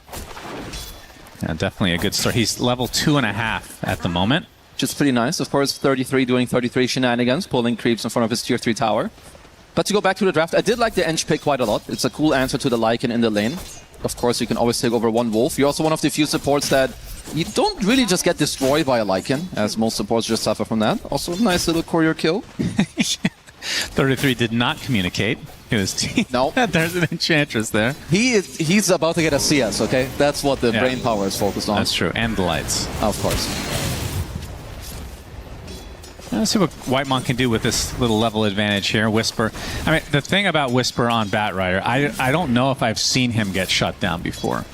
So even when he initially doesn't have a good start, he somehow finds his way back in the game. He somehow finds incredible impact. It's definitely rare for him to get shut down. I do think Whisper occasionally has some off games, but his Batrider is very good. And he's off every game, off lane. Oh yeah, very good one. Sorry about that. I think Cinnamon would not laugh at that joke, so I won't either. I'll make him proud. But no, it's also a very good Batrider lane in general. So even with the death, he'll be A-okay. Who hit first blood? Bane Elemental. Okay. Took you a while. It was only one guy who got the kill. Okay, Brain Sap. Yeah, speaking of Brain Sap, Pure. Okay, we're going to see the Flame Break on the Whitemon, burning to a crisp. Whisper wants the kill. He'll get it. It will cost him his life. Cog's very close to saving his teammate, actually. And Pure going to be pretty happy with this exchange overall. It's definitely level 4 here. Yeah, it is one of the problems in the top lane. Like when you go up against this Kez, you just have magic wands, so many charges, he can always stay on top of you. But you can see what happens in the mid lane. Tai Long already has 11 denies. That's Pure. It's going to take it a little bit here to steal the core. 22-11 versus 11-2. And that was with him starting the first wave with 0 boars because Ahri started there. Yeah. And this is amazing. This is, first of all, the matchup should pretty much go like this. And it also means that it is very easy to play through this hero. You can go here like one inch rotation. You can easily threaten the tower with the level minute 5 siege creep. And let's talk about the BZM Invoker, obviously one of his signature, like you said. Absolutely his best hero. And what kind of combos can we look forward to this game? Because that one. Sunstrike, okay, there we go. Right on cue. Whitemon will finish the job. I mean, they don't really have that much CC, though, if you look at it. It's both. Like, it's Bane, and that's kind of it. It's both the subs. You can definitely do it with Bushwhack if you, like, communicate, or, like, you ping the tree, because obviously you don't know exactly where you're dragging him to. There's also, like, when you have Lycan, like, Dominator creep, you can, like, pick up a Centaur, so there's some random ones. And then, honestly, this guy is so good. at some point you don't need a setup. Obviously, it helps if you have it. Yeah. But he will hit the ones that you wouldn't expect him to. As we have a little gank here from the Mud Golems. Ari's going to help out as BZM will take the heavy damage. He'll be rocketed as well. Tylung trying to create as much space as possible to do some heavy damage to this tier 1. Yeah, they're being ultra aggressive, but also perhaps a little bit early. I think you kind of want to time this with your level 5 siege creep and also make sure that both your cores are doing well in the side lane. Because look what happens. There's the setup with the Nightmare again as Whisper's going to take an Echo Slash and another death to his name. So 3 already at 5.5. This was a caster curse if I've ever seen one. BZM though, going to get some help from Ari as the Cog's not going to fully hit, so BZM does survive. But still a lot of pressure in this mid lane. Well, definitely good pressure. The thing is, though, they did pay with Whisper's life up top, and 33 is getting to recover down bottom. So I do like that you're putting your supports into the mid lane, but perhaps not the ultimate best timing. But let's see what they can make use of it here, of the 5-minute siege. What is this, dude? 33 is always on some random side of the map. Anytime he's not given any kind of a lane, he'll make his own. Yep. I mean, Yuma had an incredible game, and he's TPing to shut down 33 here. Ends up canceling, but Yuma will force him out. This is why it matters a lot. First of all, nice block by KJ, but you need to pay attention to like the guy that you're looking at. Like basically 33 was paying full attention to Yuma the moment he stopped showing. He TPs out, but yeah, minute 6 tower gone. Very textbook and nice early game here from LGD with the Beast and Eng combo. But they have been getting killed a lot. True. Which isn't really being shown in the net worth at the moment. Oh, absolutely not. And I mean, this is one part of the game I think will change eventually, is the impact of how much you get from getting hero kills versus just sitting and farming. I think it's, over the last year, it's been a little bit too skewed towards farming. It's also here LGD need to be talking, because you need to understand this Wisdom Shrine is yours, the aggressive one. Maybe you can TP a couple heroes up top to then like kind of do both at the same time. Tylung is now here. Oh, Whitemon. But it is a Bane. Yeah, one of the best heroes for stealing these Wisdom Shrines. Are going to get a roar onto Kez though, and that is a bigger kill than taking the Wisdom Shrine, I would think. Gets off the Nightmare, will TP out. Honestly, that was nice. And KJ takes the other shrine. They also got the bot tier 1. Honestly, these guys are having some really good movement right now in this early game. I'm very much liking it. You also gotta remember, like 33 was pulling this entire family around for 2 minutes. Now you have a double wave here with the siege creep. So that's a tier 1, 2 tier 1s gone at minute 7. Yeah, some nice damage on the tier 2 as well. Whitemon showing himself. Level 4 right now. Yeah, tier 2 glyph. Alright, Sunstrike. Nightmare back in. No Sunstrike to come until, unfortunately, Theolacor read the situation. He sure did. I mean, look at OneDub's heroes. Like, 33 is farming his own jungle. Up BZM, hello, Meteor. Yeah, Meatball will finish KJ off.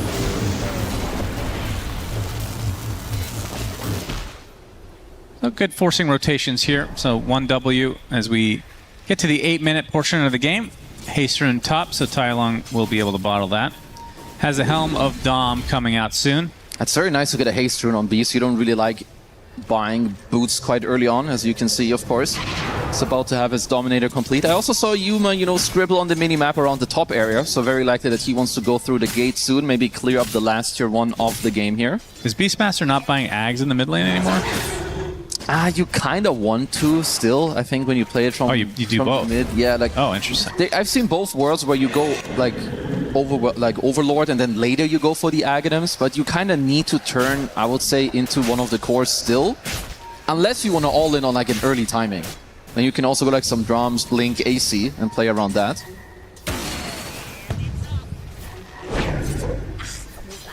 Going for some aggressive D-warding here by KJ. I like that. I mean, you can see 1W's warding. Like, this was this high ground here, then their own high ground in the triangle, because they understand all this aggressive movement that will be coming out. How strong is Drow right now? Because at the beginning of this tournament, everybody's thinking it's the best hero in the game, essentially. I would say she is an S-tier carry. She might be the highest on my list with Lone Druid. As why did you curse him? Yeah, good job. Whitemon getting another kill, as this time it is Yuma taking the death, as Pure on the other side. So both carries going to be traded across the map. Good turn kill here, for sure, by LGD. So nicely done by Tylung to immediately spawn the boar. Otherwise, you'd be greeted with a little nightmare from Whitemon. It's very, like, if LGD can hold their own tier 1 towers, it is infinitely more like useful and more important than taking the last tier 1 of 1W. If you can just keep their map small by holding your own tier 1s, it is so good for them. 33 with a shape shift just to run away. So what kind of power spikes should we look forward to for 1W? Honestly, I think they're going to have to, similar to last game, I think you're just going to keep farming with a lot of your heroes. I mean, you have Invoker who's going to farm Meteor Hammer, who is currently in trouble. Yep, Yuma gets Tornado, but he's going to turn this around onto BZM with the help of Theolacore. Good Ice Wall slowing him down a bit. Gets cogged up. We'll be able to get out, but that's actually enough, huh? No mana to speak of. Yeah, I would say for 1W, it's more about overall map play and splitting up LGD. Like, you have Invoker who's super greedy, Lycan as well. And without a good early game, like, this hero doesn't really do that much. And sure, Pure, maybe he can get a Mage Slayer, but it's all gonna be up to Whitemon and Ahri to help them in this early game and keep them in it. It's already a 3k lead here for LGD, as they're gonna take some stacks as well. This feels like something 1W are gonna need to do something about. Ahri, aware of it, Whitemon as well. It's honestly they're very outnumbered. difficult. I mean, these creeps alone are like about as strong as at least one of the supports. Tai Lung gonna force them back with the threat of the Roar, and just like that, these creeps are gonna be mostly going the way of LGD. Ahri and Cup, they do leech a little bit of XP, but the gold is really what you get these for. I mean, honestly, what matters for 1W is just that their cores get to keep farming. So if you have to give up your Ancients to, like, basically give your other 3 cores space on the map, I think that's fine. Right now, I do feel like Pure's getting away with a little bit too much. Of course, they did take away the Ancients, but he got to push in the entire lane, which now means he can just farm his way backwards very nicely. So I want to see where LGD take it next here. Grip. BZM gets the Meteor, and they get the Sharpshooter as well. KJ, I don't think he's going to die 17 times this game. Oh, I think near impossible. Echo Slash on the Tai Lung. We'll be able to walk away here. Definitely a bit of pressure that was dropped there. But of course, Tai Lung and Yuma still with absolutely incredible games. Yeah, Yuma is going to be going... So he has Yasha and then straight into Ags after. I do like that build. I think especially with you having like a good early game, you always need Falcon Blade, and I think then one of your next items should be either a Yasha or a Dragonlance, and then you can kind of decide. I do think there's a world where you can go Specialist Array, but it is very greedy. So I do like that he goes the Ags next. There's lots of summons to deal with that you can splash off of later with your multi-shot. Definitely would like them to keep up the pressure here, and looks like they are trying to do so with a smoke.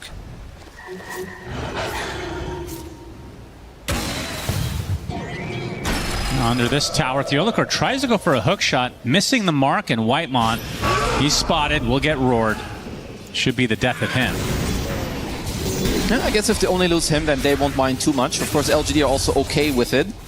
But let's just see how the map play does continue, because we have to think about it. Like 1W, you are always going to have double Forge Spirit around on the map. You're going to have at least 2 Wolves and always 1 Helm of the Dominator creep, which currently 33's creep is just continuously cutting the bottom side of the map over and over and over again. Mr. Tomato Man will have to give up soon. You can see the difference in farm right now between the two off lanes. Not that big of a difference, about 500, and that's pretty crazy considering 33 wasn't even in lane. Yeah. As Pure is going to have to use Raptor Dance to get most of the damage done here, but does have to be a bit careful.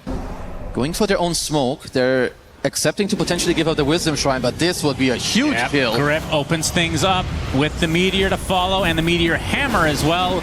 33's like, I won't even right-click. No point. As Tai Lung Centaur just stunned.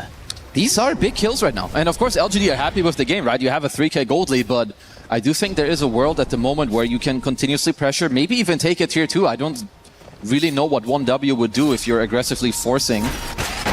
Oh, okay. Pure not going to get hit by it. That would have been the death of him. These are expensive. They're going to turn this around. Ice Wall with the Sharpshooter as well. Pure not going to fall here. Meteor Hammer was going to miss as KJ does have the heals up, and of course the Untouchable making him incredibly annoying to kill. Can count themselves lucky that they lose only 1 hero there. And the first 33. Yeah, He's Whisper. dead. Okay. Okay. 33 gets run down. Very, very slow young man. Okay, that's a good entry to the game here for Whisper. It also gives him his Blink Dagger, which it should vastly change how the game can be played now. So it's not only going to be on Theolic Core to try and get the map play going and some pickoffs. He is the highest level by a pretty large margin in the game. So he fed early, and he's come back with a vengeance.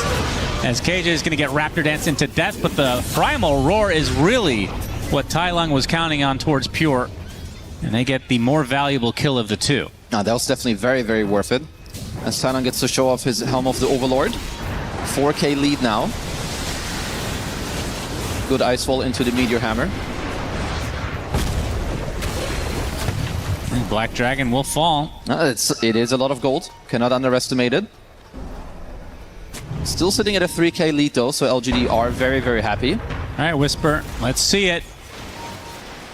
Going for the gank on to that creep from 33. Just dodging the gank himself very narrowly. He doesn't have very good posture, you can tell. That looks very uncomfortable. He probably has very tight shoulders. He's been, just like you. I would know a thing about that. Hard. But he's been playing like this for years. This is how he gets in the zone. Guess it's my shot. Tailung, top net worth in the game right now, having himself a free one for the most part, which is creating a lot of space for Yuma. Yeah, I also think he will keep it that way as they find Ahri. Very nice. Absolutely a freebie here. So Whisper, I think he was 0-2 to start, if I'm not mistaken. 4-3 now. Nice, been having a lot of space, making use of it right now. And with those drums, with these creeps, gonna force out the fortification on this tier 2. Yuma making an early push for himself. Dragonlance in tow. Should be a tier 2 gone, especially with the Ancient Creep helping him out. He does have grip. Gonna start out with the Nightmare, back away. Yuma looking for the catch, but he's already ran away. They will get the tier 2, so 17-minute tier 2 tower, not too shabby at all. So there's a lot of little things that happen. All of this was very good for LGD, but also look at their gold lead. It is only 2K, and White One got off a very good ward before he TP'd back earlier in the enemy triangle, so they know that Tailung TP'd back all the way here, currently smoking up because they know they had to split. Yeah, the shapeshift and the grip. That's going to be enough to take out the Ench. Meanwhile, Kez in a lot of trouble. He's going to get hook shot with Gusset to start things out. He has no play at all. Just stun locked into a silence. So another big death for Pure. BZM under the cover of his shroud.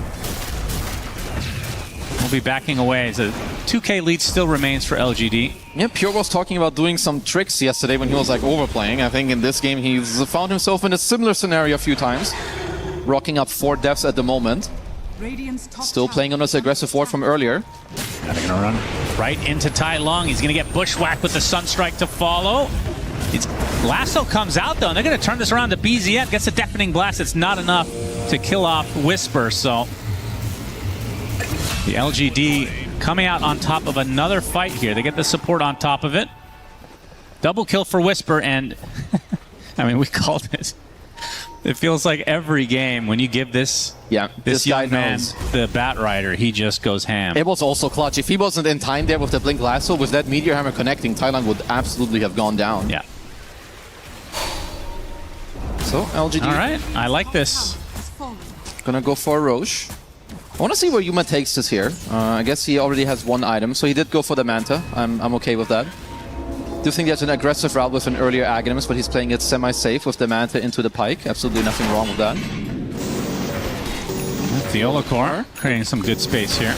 Yuma gets off the Gust and Whisper nearby. That's the death of BZM. They're racking up these very valuable kills. I mean, they were down close to 10 kills at one point. Now have come back with a vengeance. Still only 3K lead though.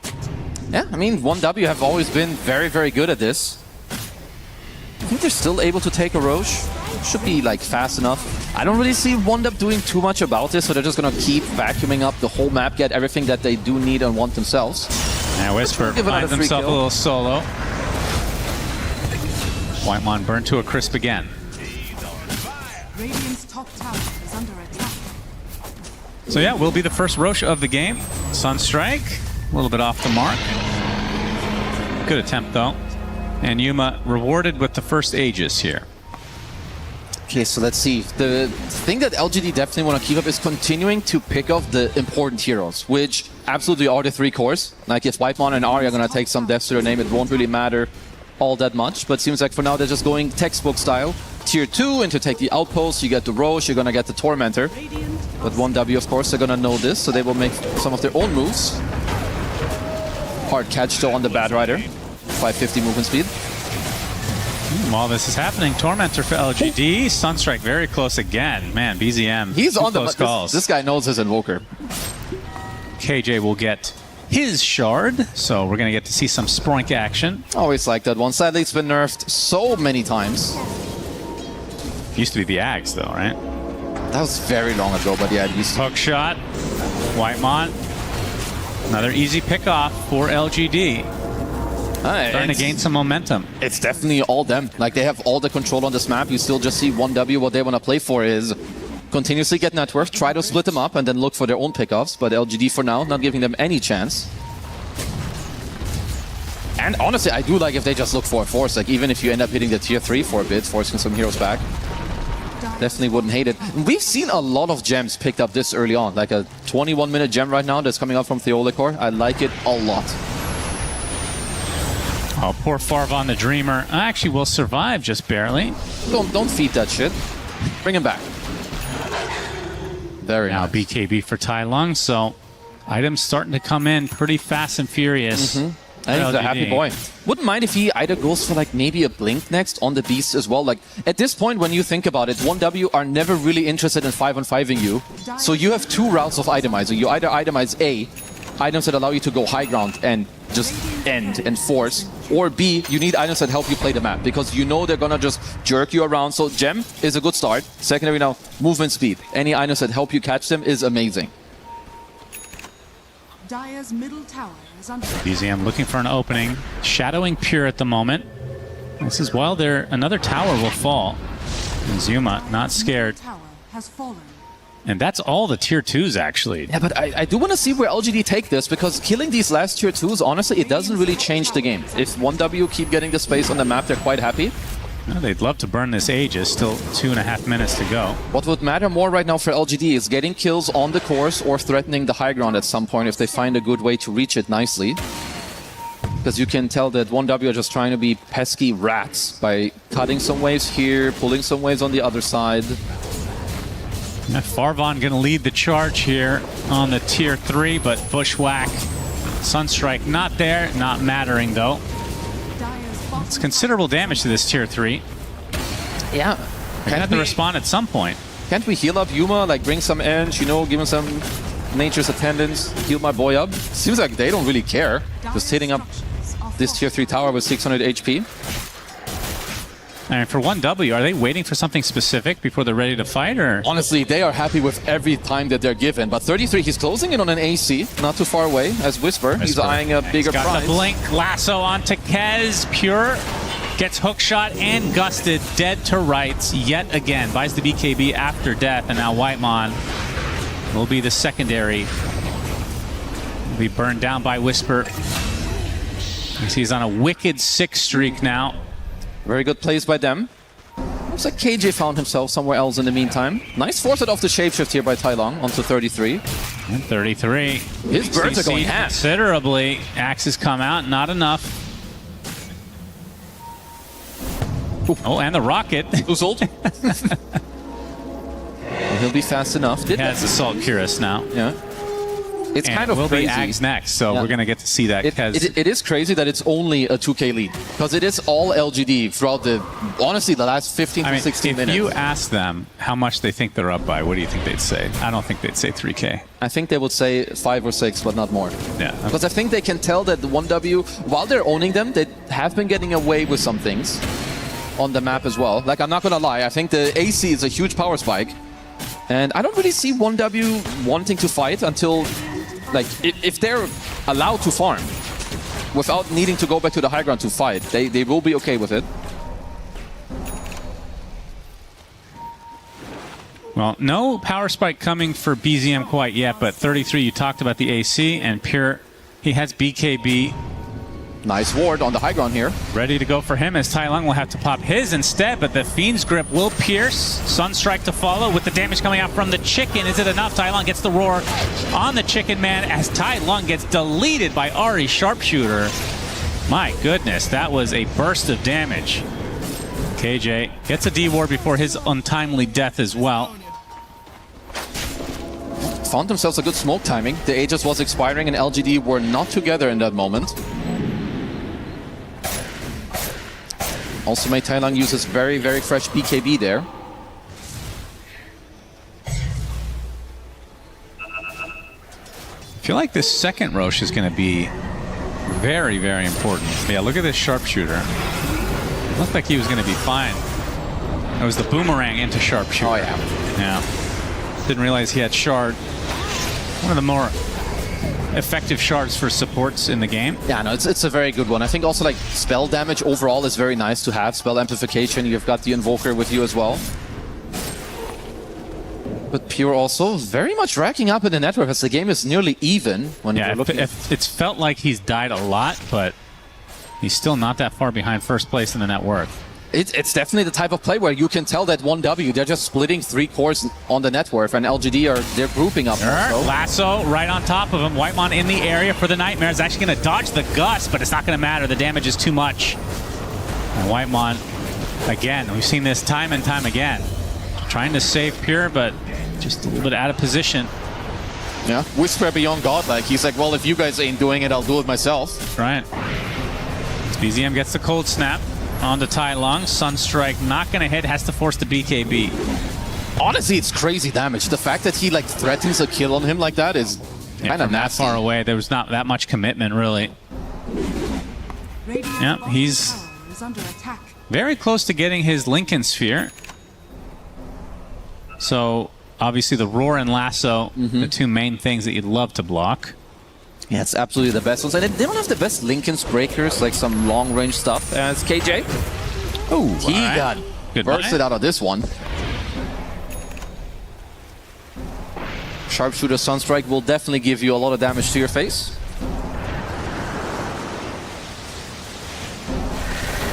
Yeah, I would assume what LGD are going to be waiting for. This is feeling like one of those entertaining late game. Oh, it's all gonna reach there already very soon. Like, I think that actually when you play with like this Lycan Axe, which it should be the first time that 1W really look for a very aggressive move if they find one. And with how it's going currently, I think they could be reaching that state later at like the second Roche. Oh, he's actually switching it up. It's not the Axe. Switch it up to BKB. Okay, looks like potentially thinking that, okay, you know, the second Roche could have been quite early, as it is a pretty long respawn here. You got me excited for the Chicken Wolf. I think we'll still get it. Chicken Wolf will be on the menu. I mean, I have a hard time believing that one fight is going to decide this game. But we've seen so many this tournament that it's hard to... No, this game will probably drag on even if the Wolf Bite does come out, because Drow Ranger in nature is like... She's a very, very strong hero. And while like Kez within the Wolf form can go kind of ham, Drow can just always keep her distance. But yeah, like you said, he did swap it up to the BKB. Which, if you're watching his gold tick, you can tell that he has a greedy enchantment on the Lycan. He gets one every game, huh? He does. Radiant are scanning. Thank you, observers. Love you.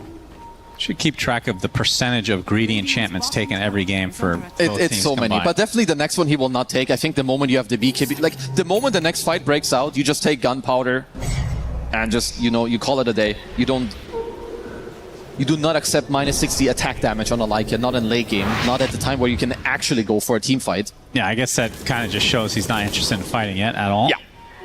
And it's also the fact that it's not just going to be Wolfbite later. You have Wolfbite and Alacrity. Like, you cannot really buff up a core more than that.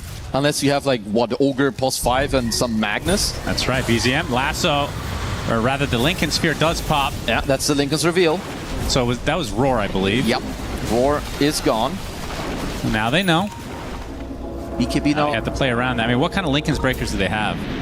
Honestly, like, not many. Like, you can't really walk in and, like, enchant him. And Drow Ranger will never use a pike aggressively, so honestly, nothing. Like, enchant, after all, is your best option. That's pretty bad. It's I mean, the range on that's very low, right? Yeah, it's not good at all. So does that mean you need to itemize? Like hooking him and then like pushing him into your own team, I think would be a very nice way of going about it. Because if you get him pushed in and like you slow him with like a Drow Ranger or anything with a multi-shot, I think that's good. Tai Lung though. Yeah, he has to pop the BKB, but again, the Fiend's Grip finds him. Even within that BKB, nothing to do. 60 seconds on the deck. LGD are actually sticking around. They actually want to fight without their beast. And they'll think twice about it and back away. This is a very, very big catch from 1W. I'm surprised that LGD aren't together. It's a long road spotted. respawn. It's going to dodge the gust. I'm surprised that LGD are even remotely close to them right now. Whisper getting gone on. Hook shot to try to save him a bit. Sunstrike's not going to hit. Whisper gets to the low ground successfully. No more casualties here. Oh, but this is such a big deal. You knew that this was like a 3-minute Roche respawn. It hadn't respawned this entire time. You're not allowed to be split up during that time. Now this is 25 seconds without Tai Lung. They're actually going to try to contest this. I mean, they do have a clockwork. No hook shot at the moment. Rocket Flare gives the vision needed and actually will roar. As the Olacor with the bowling inside. Pure does get the Aegis. They get the kill on Roche as well. And with that, surely the fight ends. No, okay, I say that. They get the lasso again onto Pure. Gonna get the grappling claw off. Now he finds a good amount of distance away. He uses the Raven's Claw, as we like to call it, to get away. As you can see, Whitemon TP successfully. Theolacor not going to be so lucky.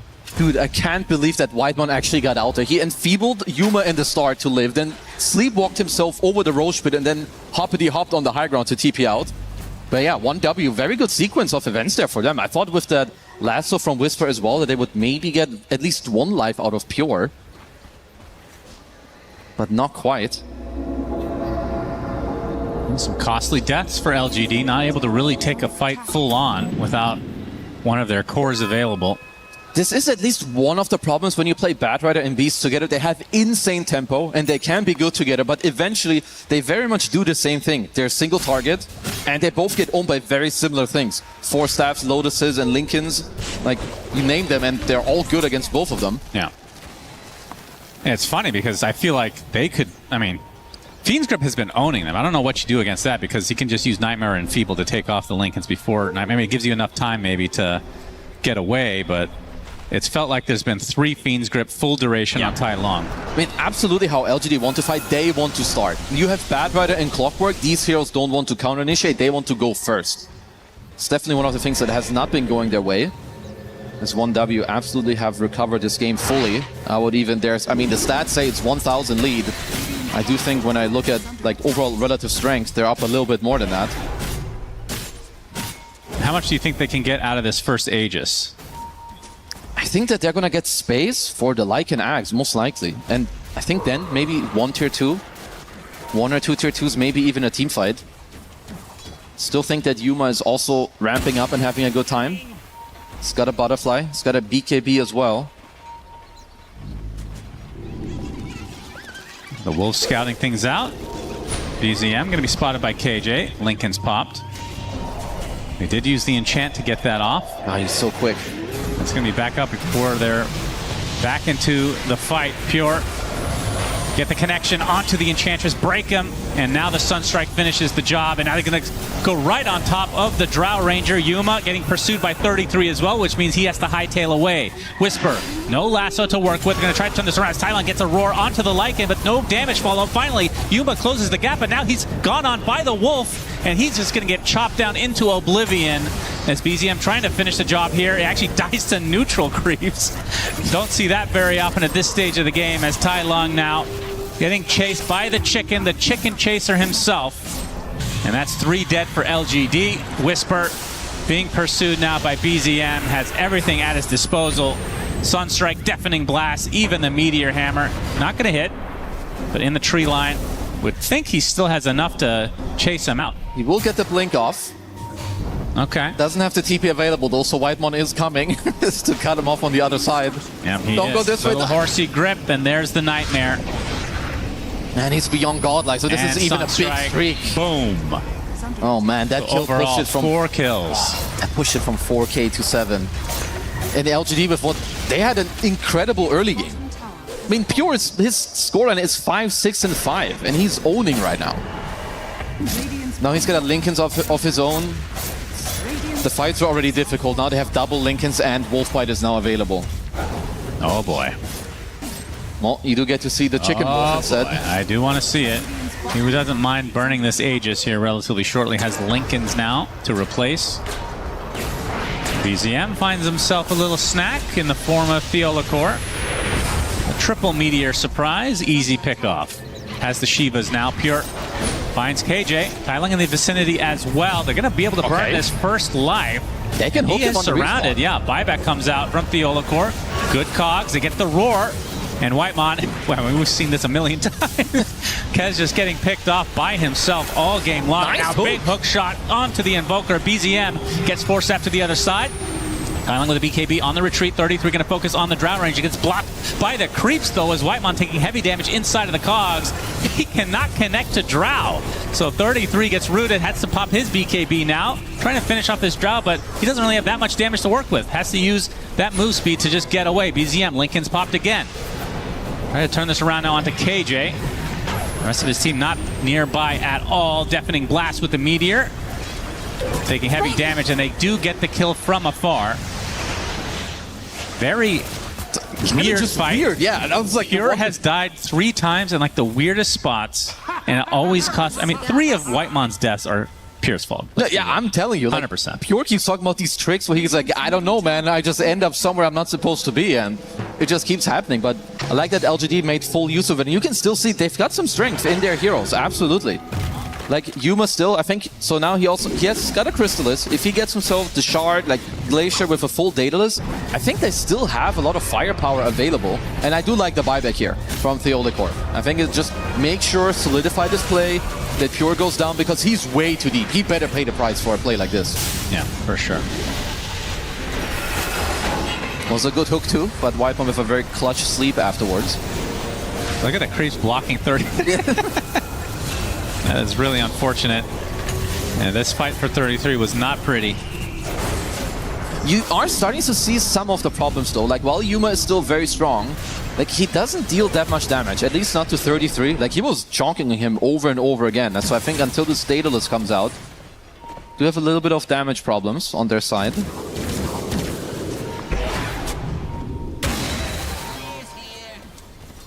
I also like that Yuma did go for the Gust move speed talent on 20, so every time you see him Gust, even if it's on a BKB, it's just to make sure that he runs around hasted on the Drow.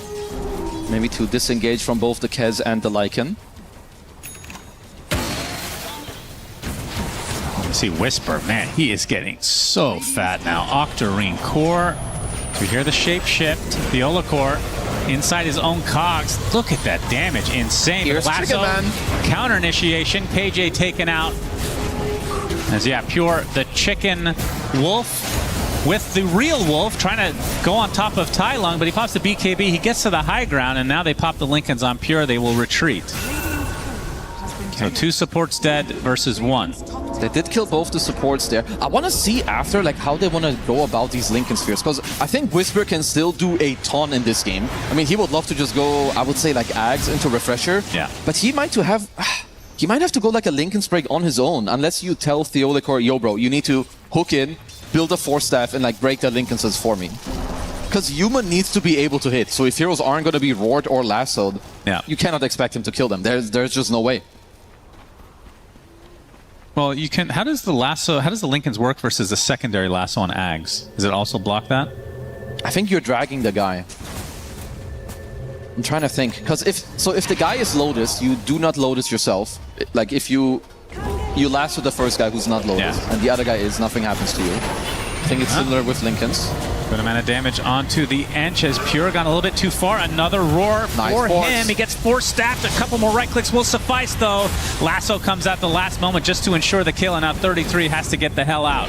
BZM with an AoE Deafening Blast.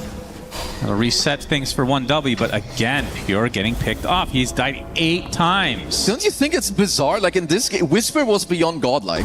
They're down 11k gold, and just now Yuma got godlike in this game. That's true. It's really, really strange, but Yuma is still, kind of showing that he is in this game. His net worth is very, very high. Oh, wow. And he's honestly, he's got good itemization here. All right, Whitemon somehow gets himself an Aghanim Scepter. I'm guessing that has something to do with the greedy enchantment that he has. I think it might. He's got the gem, the Hoppity Hop, Lens, and the Aghanim, so of course that is very good for them. He's gonna be the best counterplay like right now, because LGD kind of have to play around Whisper's lassos. So if Whitemon is on the money, I think he's can always try to get the grip off. Of course, Whisper does have a Lotus, so he can try to Lotus himself to immediately put a stop to that.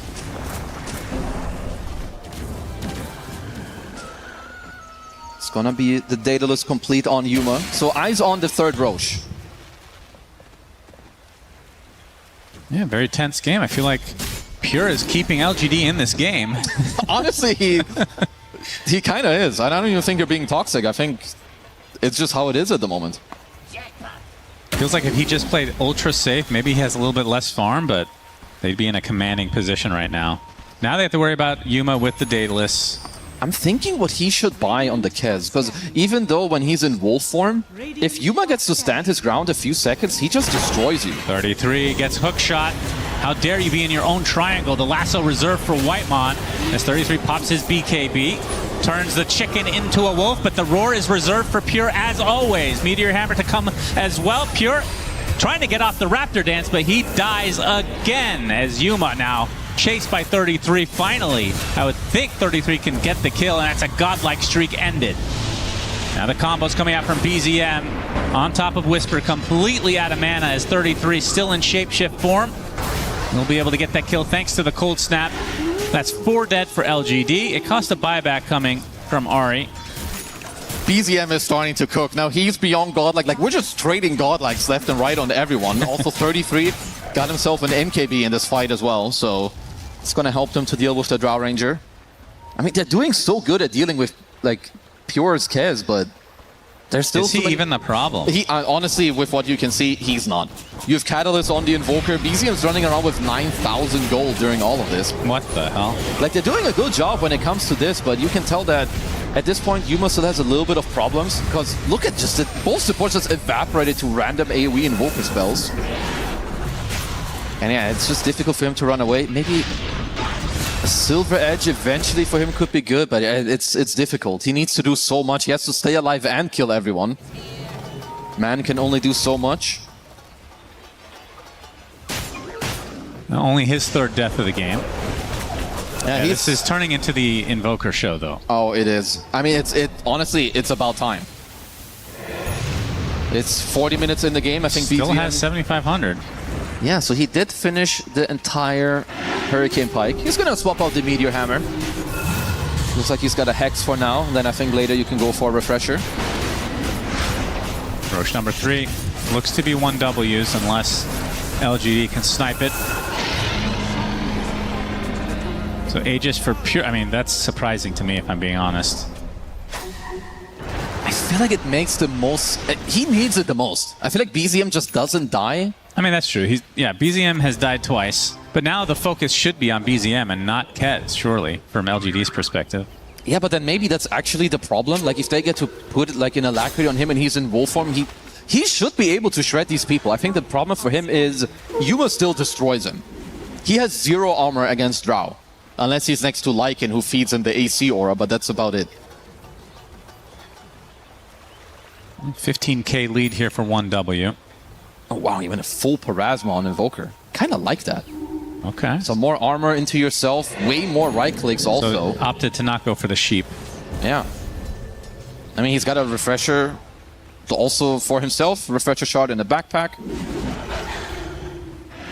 I mean, technically, they just have 3 legit cores on the 1W side. You also see Whisper, of course, still having a very good game. Got his own level 25 talent. You've got a lot of flame breaks going off. So Lotus Orbs also for 1W would be quite nice. Don't have any of those at the moment. How's LGD's high ground defense? It's very good. You have the lasso is crazy. Yeah, you have Clock and Bat. They're both very good. I mean, Bat is one of the best high ground heroes, both aggressively and defensively. And you have a turret hero in Drow Ranger. And she's ultra happy. You also get some attack range from your neutral. Glacier gives you more attack range. Everything is nice here. He actually goes for the Prophet's Pendulum. Yeah, honestly, I don't mind it. Just trying to stay alive to get out. Because the name of the game for them should be you win the fight either A, on a very good lasso, or B, because you get to kite out both the wolf forms. Can never count out a Drow Ranger and a Bad Rider combo.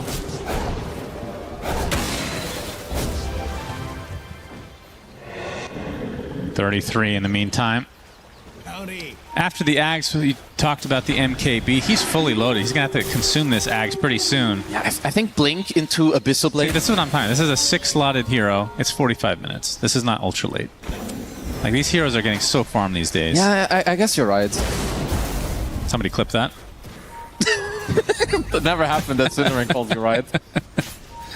Yeah, I guess you can like talk about the fact that maybe like eating your Ags and then having ultra big Blink, maybe that's like the ultra giga late game, but I feel like even that is not correct. Ultra giga late game is like maybe 70, 80 minutes. Yeah. It's when you just run out of things to actually buy. Yeah. I would assume that 33's next items is going to be you eat your Ags, you go Overwhelming or Swift Blink into Abyssal Blade. I think that's always very nice. Yeah, I feel like he's missing Abyssal right now. Yeah. I mean, that's definitely going to help him out. Of course, he said he doesn't have a money hack yet, so you'll have to farm it. Well, they have all the time in the world. They are going to use the Wolf Bite, so we get the Chicken Wolf again.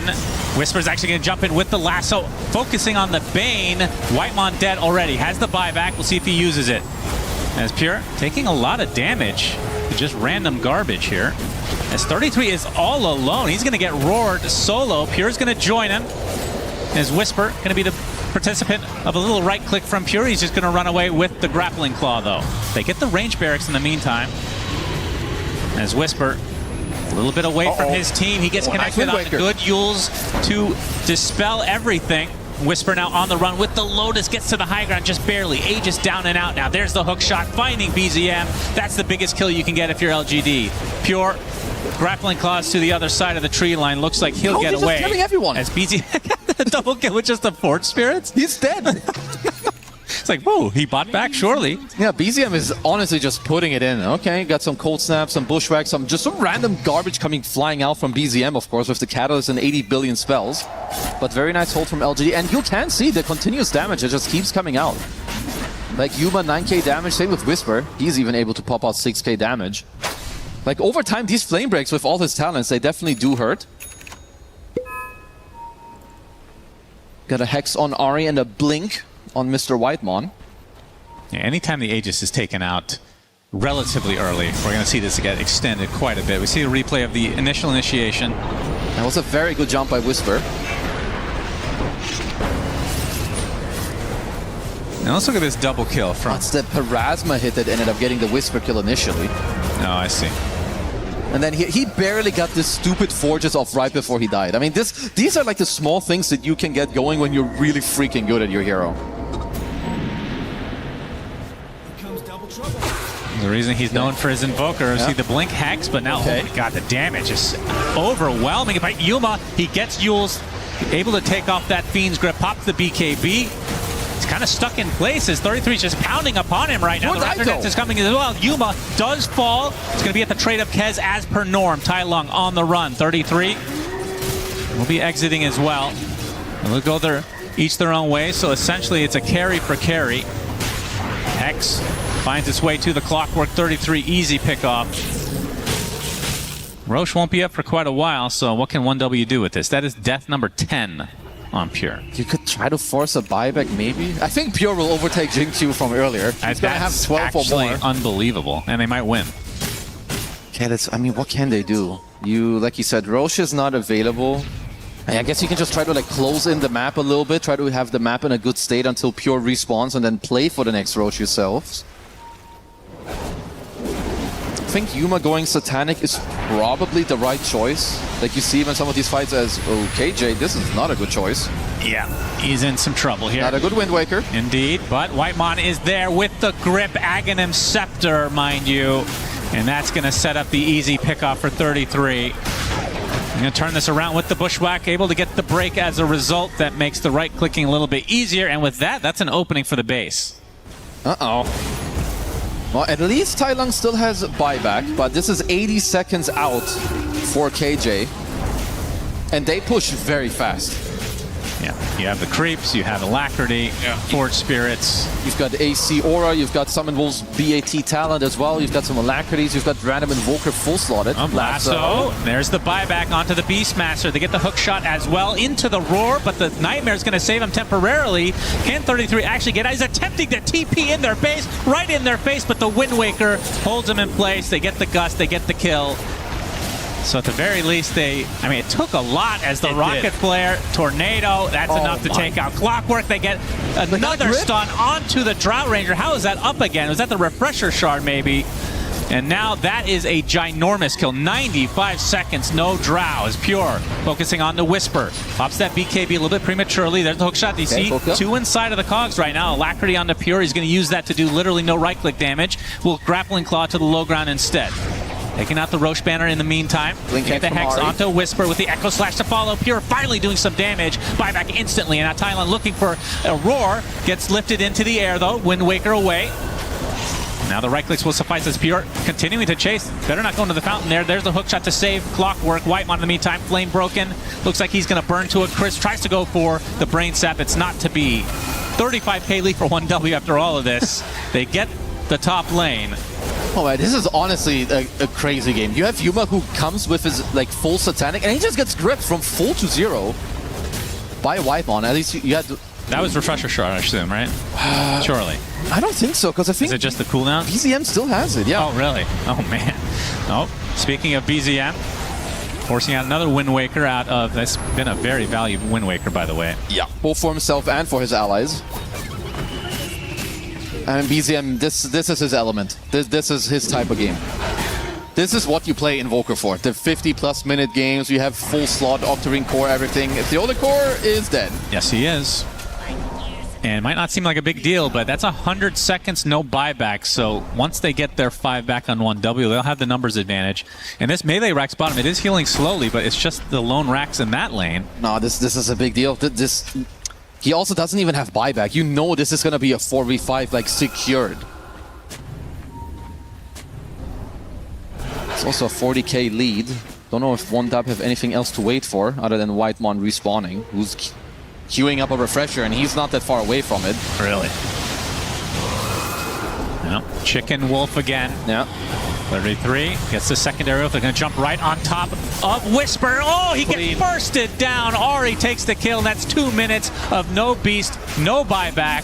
This is going to be mega creeps with this mid lane to come. And look at the push power of 1W. Buyback from the Ench. KJ, only so much you can do. Look how fast those tier 4s fall. Yuma on his Glacier gets gripped. Yep.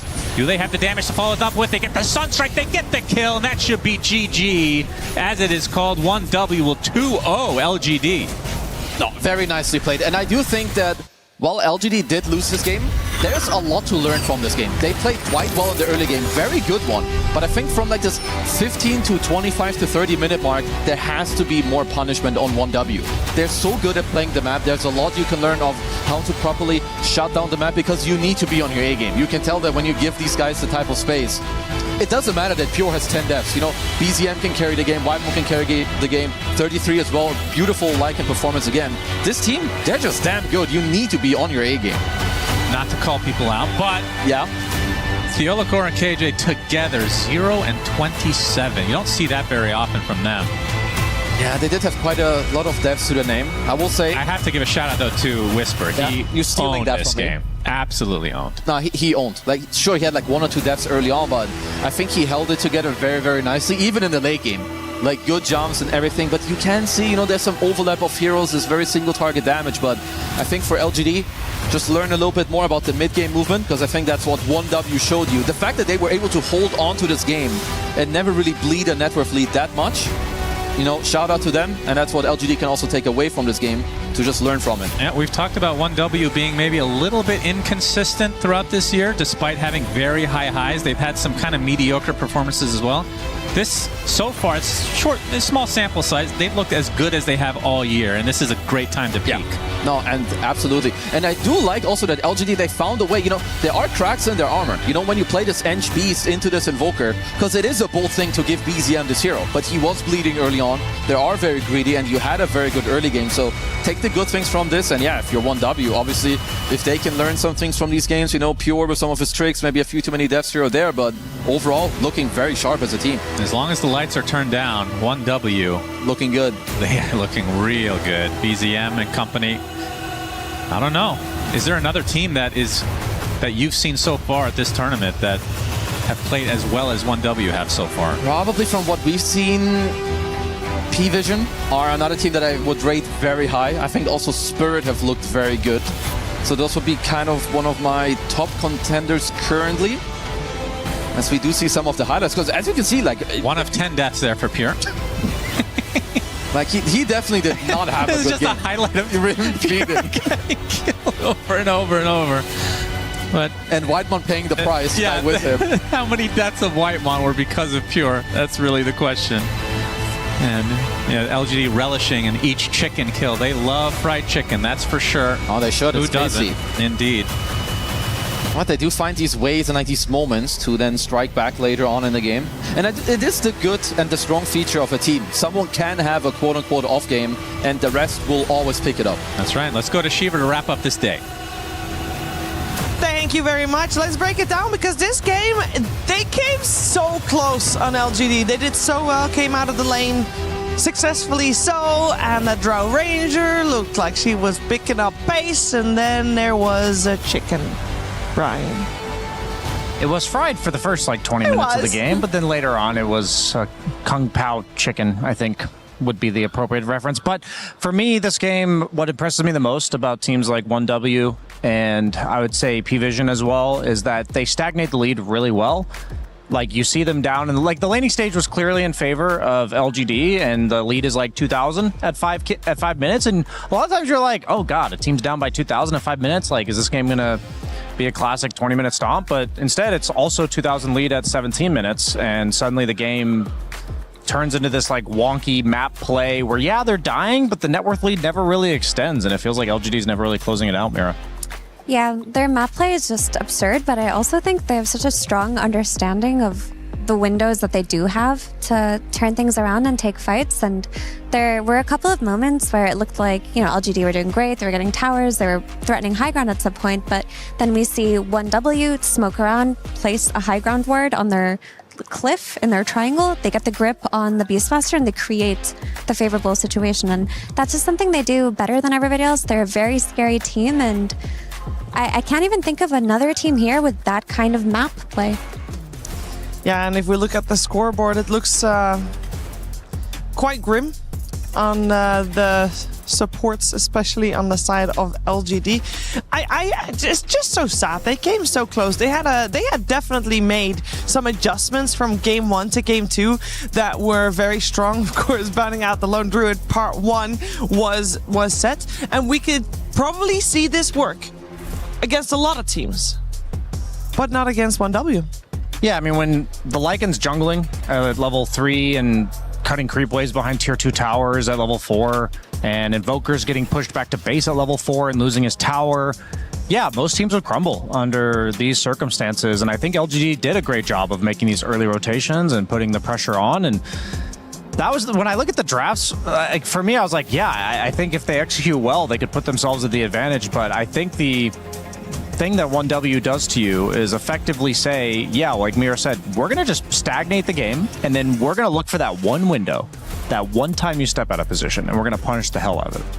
And they punished it very well. Yeah. And does lead into a 2-0 in favor of 1W. It also means that for LGD that were 3-1 before the series, they're now 3-3.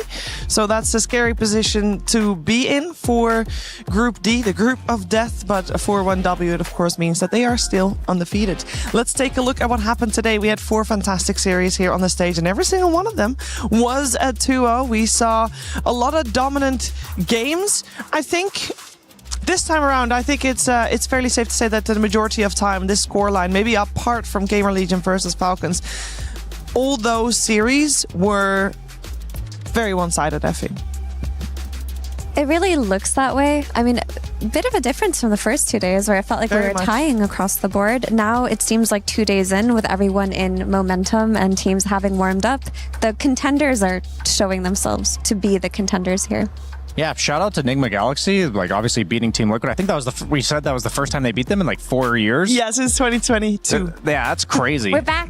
And they are bringing their own flair on the meta. And Sumail has a cool approach to the carry role. We're seeing a lot of heroes like Alchemist from him, and when I see a team winning with their own identity, I have a lot more faith in longevity of them doing that than just over the group stage. Yeah, and I think especially in these first 3 days, and now that we see maybe a little bit of a bigger divide between the teams, is also because the teams are just learning, and we see which teams are better at adapting on a day-to-day basis compared to some of the others. Let's find out what's happening tomorrow, as we have 4 series once again planned for you guys. Still all 2-game series. We're still in the group stages for 3 more days, actually. So we're at the halfway point here. We're going to end the day with LGD versus Yandex. Always look at the end of the day first. I think that's a very hype one. I think LGD definitely learned a lot from this series as well. So that's going to be one to watch. P-Vision versus Mouse. Before that, Aurora versus P-Time. I think that will be my Sony story of the day, but we'll talk about that tomorrow. Extreme Gaming versus BB Team to start the day off. Which one looks most exciting for you, Effie? I mean, maybe I'm biased because we just did Group D, but it really is the group of death, and LGD having to have faced 1W today, which is one of the contenders, and having to face Yandex, which is the team that everyone said would win. It's going to be a big challenge for them, and I'm excited to see how they adapt. Same for me. Final thoughts on today, Ryan? Yeah, I mean, I'm surprised about the 2-0s. That's my final thoughts for today, is that the teams are clearly shaping up in their spot in the tournament, and I think we're getting a really keen sense of the top contenders so far. Yeah, we have 2 teams left that are completely undefeated so far. We got P-Vision and 1W at the lead in their respective groups, C and D, I believe. And curious to see if that will be the same still at the end of the day tomorrow. But of course, that's it for today. We're looking forward to a nice day of Dota 2 tomorrow again. But for now, we are going to leave you with the SDC recap of today.